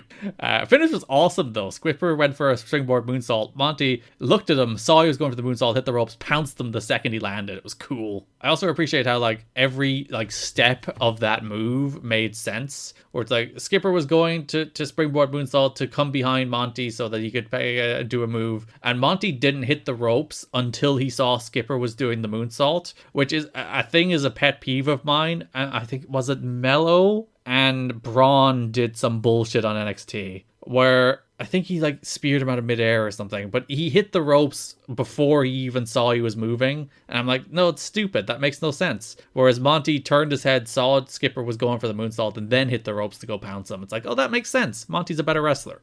True.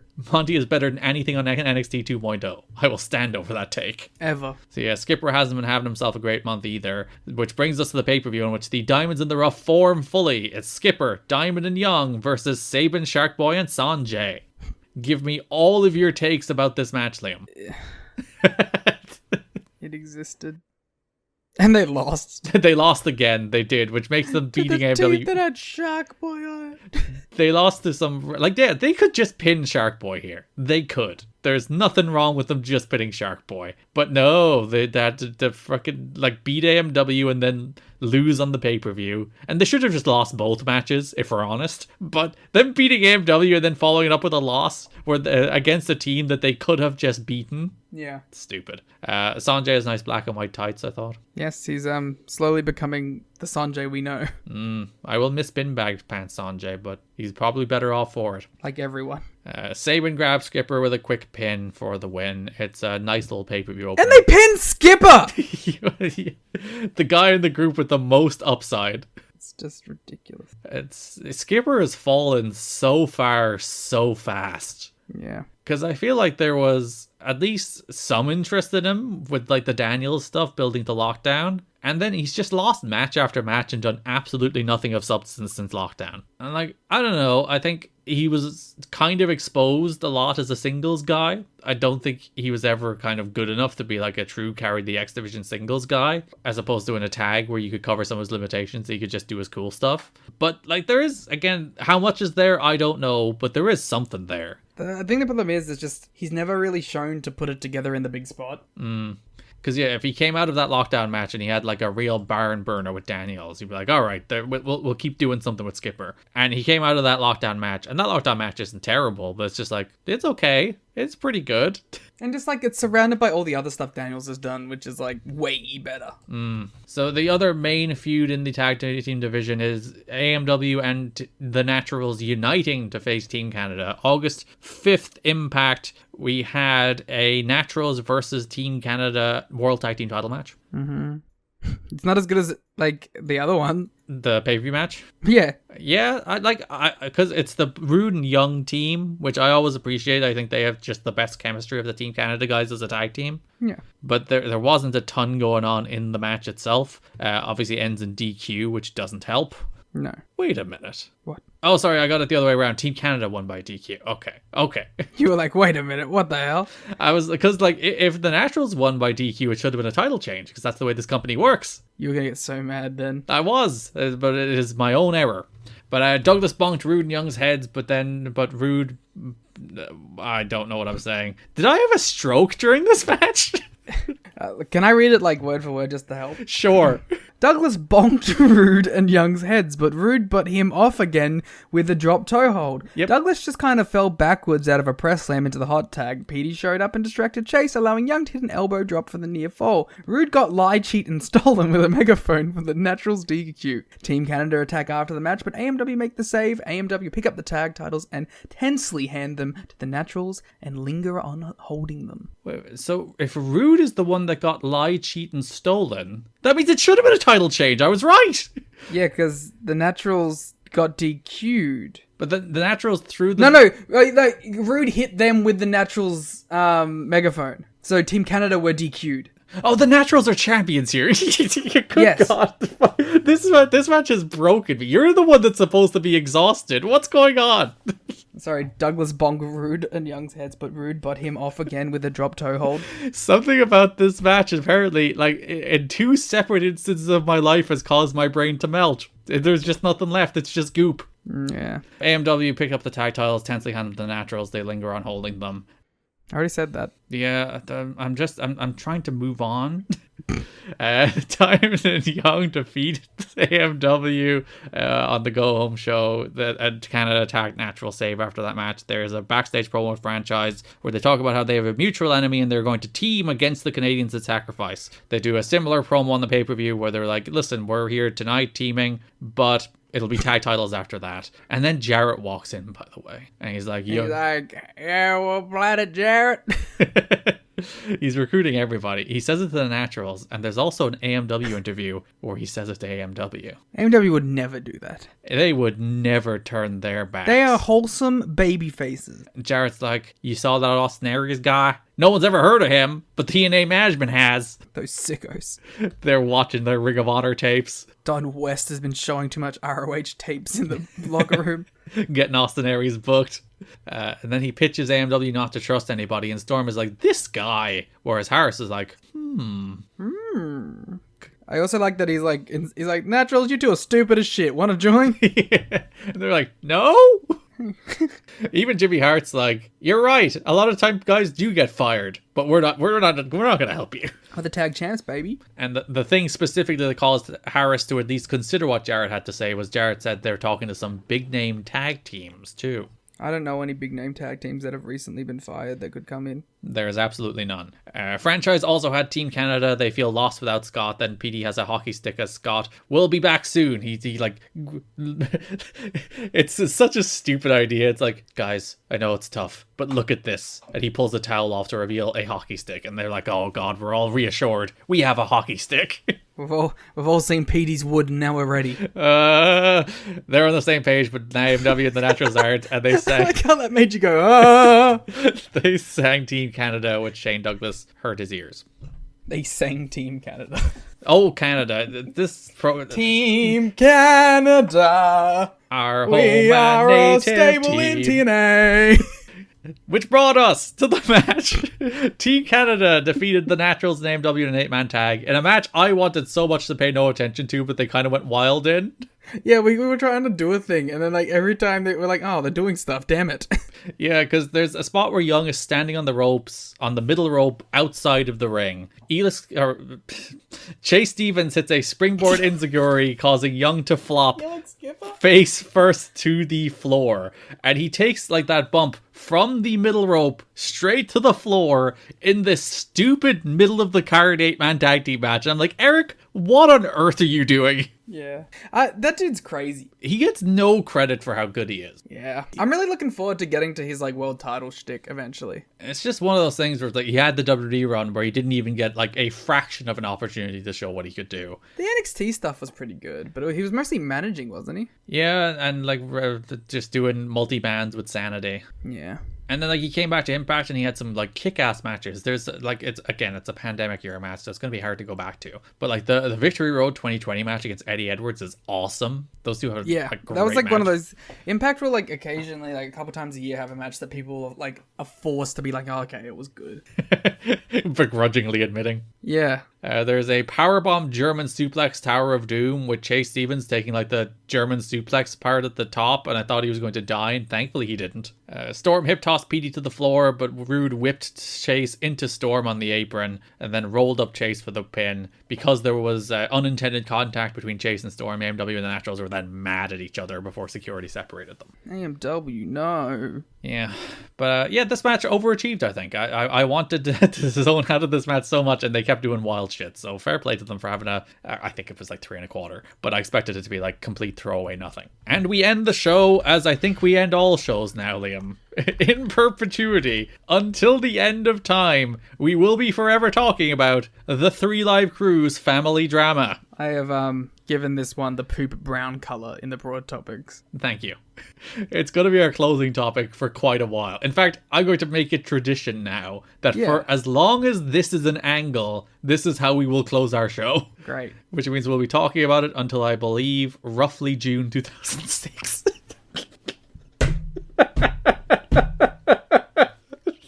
So long. Technically July. Kip James and Monty Brown defeated Sonny Siaki and Apollo on the July 22nd Impact. Apollo will be involved in a surprising amount of it. TNA managed... What? Not a surprising amount, but he will pop up. Any amount of Apollo is surprising. Today mentioned that Kip was fined for his referee attacks at the pay-per-view, which is a little touch that I appreciate. BG James watching up on the ramp. Monty pushed over Slick Johnson and then pounced Siaki into Slick. He's like, fuck you, I'm going to pounce you into the referee. Rudy then just showed up and counted the pin. Truth and Conan attack after the match. Tenay demands a rematch between those two teams. He has no authority. But he wants to see it. It's the match we've all been waiting to see again. Kip James and Monty against Truth and Conan for the second pay-per-view in a row. Tenay's meant to be like the voice of the fans. He should be like, no, don't do it. He should be like, thank God it's over. We will never see that match ever again. We go backstage after the match where the referees are shouting at Larry Zbyszko over this Trio K family drama nonsense. Unionize. They're constantly running through the refs. They're attacking referees. They're pouncing referees. Well, pouncing people into referees. And then a rematch is set for Sacrifice, but the referees refuse to do the match. Understandably. Yeah, they don't want to fucking deal with this. Even they're sick of this shit. The referees represent us. They're revolting against the 3 Live Crew. I find the 3 Live Crew revolting, so... July 29th Impact, Larry Z has BG. He's like, these referees are bugging me. And if you're the instigating factor here, you're just going to be special referee. He shoves the referee shirt in his hands as BG's like, what the hell, man? BG's like, I just won't show up again. Fuck you. Which, a good Larry line about that. It's like, and if you don't want to do it, keep the shirt for your new job at Foot Locker. That's where he should be. I like Larry Z. Oh, he's great. He's like flabbergasted and aghast at everybody, and he's just like, he has the I'm done with this shit mentality at all times. He's like doing the bare minimum as a boss. And I appreciate that. And every time somebody like shows up to annoy him about this, he's like, would you fucking go away? I have to deal with Jeff Jarrett. And you have the gall to come up to me with your referee problems? August 5th Impact. Monty is with Larry. He's mad about BG being the referee after how much he has kicked BG's ass, which is a good bit. It's like, have you seen the number of times I beat the shit out of this guy? He cannot be impartial. Which is fair too. If Larry puts BG in the match, then the Serengeti is going to become a much more dangerous environment as Larry is exasperated. It's just like... It is his default setting, exasperation. They should do like Tony Soprano-esque segments where Larry is just that therapy. Who's his therapist? Have there been any wrestling therapists? Dr. Stevie. You can't bring up my favorite gimmick in TNA history and not expect me to be like, yes. You could page Dr. Stevie. Paging Dr. Stevie. Paging Dr. Stevie. Go Home Impact. We had Ron Killings and Conan defeat Jarrell Clark and Mikey Batts. Sure. There's a moment where Jarrell Clark does a standing moonsault to Truth, who just kind of stands there, and Clark just kind of bounces off of him. Let it be known that you said, go home show. This is the go home angle for this big story. That's been going on for 17 years. Conan hits a brainbuster and a powerbomb for the win because he's working with small guys. So he's like, let me break out some work rate, Conan. Fuck yeah, work rate, Conan. Oh, it's actually, because it's been 24 hours, has Conan responded Yeah, to I our was DM? literally just saying, did Conan respond? Boo! Conan didn't respond to our DM. I'm gonna send him a voice message. Do not send a voice message to Conan. Sup, K-Dog? Just wanting to follow up on the previous question about the gear. Because like we were watching this Conan and that's you and Ron Killings tag against Jarrell Clark and Mikey Batts, and brother, you were just going hard, you know, brainbuster, powerbomb, and we're just wondering if that has something to do with the gear choice. All right, thank you. So we probably won't be able to update you until the next episode whether or not Conan responded to Liam's voice message. My favorite part of that is Conan and Ron Killings. That's you. You made a fatal mistake there, though. What? You should have started with, "Hey Conan, I listen to your podcast." Oh, okay, I'll follow it up. No. Hey Conan, do you listen to my voice message? BG cheers from the ramp. Conan grabs a mic and says BG is a day late and $1 short. I like the entire tenor of this is that Truth is playing like Peacemaker. He's like, we can still get along. And Conan's like, fuck this guy. I hate BG James. Conan rules. He's by far the best part of this entire thing. Conan says BG has to choose between Kip and the 3 Live crew. And even though BG does the 3LK hand signs, he is skeptical. And the blow off to the feud. At Sacrifice, Franchise has BG. He wants to know where BG's head is at. BG feels like the sacrificial lamb at Sacrifice. It's wordplay. I get it because lamb. Sure. BG has his fists taped because he doesn't know who his friends are. Ron comes up and he's like, "Hey guy, we've been pals for 2 years now. This should go great." And then Conan comes up and he's like, "You're so full of shit. How could you let Kip James do this to us?" And then pay-per-view match. Ron Killings and Conan defeat Monty Brown and Kip James with BG James as the special referee. 3 Live crew are back. So yeah, Conan tries to use a chair, but BG pulls it out of his hands. Then Kip tries to use a chair, but BG takes it again. Kip pushes BG, so BG unloads with punches. Kip turns into a chair shot from Conan for the win. And then the 3 Live crew do a big hug as Ron does a giant splits to celebrate that the 3 Live crew are back together. That's how I celebrate every good thing that's ever happened to me. When Conan responds to that message, I'm going to hit a giant splits. And then send them. Yep. This is how I celebrated. So yeah, 3 Live crew are back together. Cool. Oh, they did air a Bound for Glory spot on this show, by the way, that had Barry Scott in live action for the first time. I was like, who's this fella? Yeah, he's like, that's the famous TNA voice guy. And I was like, oh my god, I know his voice, but not his face. Look at him, he's a real man. He's a real guy. Good promo. That is it. That is August 2005. Thank God. Where we'll have more. One of the best months in TNA history turned to absolute dribble by everything else. It's all that one Team Canada versus the Nashville's match. It's fault. And Conan not respond. We do have at least one podcast a year that just derails into like a cursed podcast, and this is it. Congratulations, Sacrifice. Which means we're safe for another year. Yeah, all the other ones should be good and fine. We'll be back on Patreon at tnachat.com, patreon.com/kiddingme in the next week or so with the next episode of PWG, the last episode of this run of PWG. We're covering Mystery Vortex in 2012. We have some Rain Takers to probably catch up on. We'll catch up on that in the next couple of weeks. Again, I was dying. I'm sorry. Liam is recovering from his death, which is quite a miracle. Well done. I'm pretty good at it. We'll be back in 2 weeks with the Unbreakable 2005. I'm pretty sure nothing big happens at that show. Nothing ever famous has come out of Unbreakable. Yeah, I mean, they would have kept the title of the pay-per-view. Yep, we'll be back in 2 weeks with that. You can go to tnachat.com, patreon.com/kiddingme to support the show. We'll listen to the watch along for Sacrifice 2005. Look at the show notes, look at the ad-free episodes, and all the other stuff we have there for you. Over 100 pieces of exclusive audio there at tnachat.com. Great value for money, and reward Liam for squeezing it in, and he has to go get his back adjusted. He has to get a shock treatment. In 7 minutes. So, perfectly timed. You can follow us on Twitter at TNA History Pod. You can follow me on Twitter at Garrett Kidney. You can follow Liam on Twitter at The Gleet Muda. Subscribe to us on YouTube at You Got to Be Kidding Me. We have a 2002 video that's nearly 12 hours. Go just click play on that to give us watch time. We need money. Thanks. You can also subscribe to us on TikTok at TNA History. Thanks for listening, and bye-bye. You know what? In the honor of the 3LK coming back together, do the damn thing. Garrett Kidney. You have not cut out again, have you? Oh, God damn it!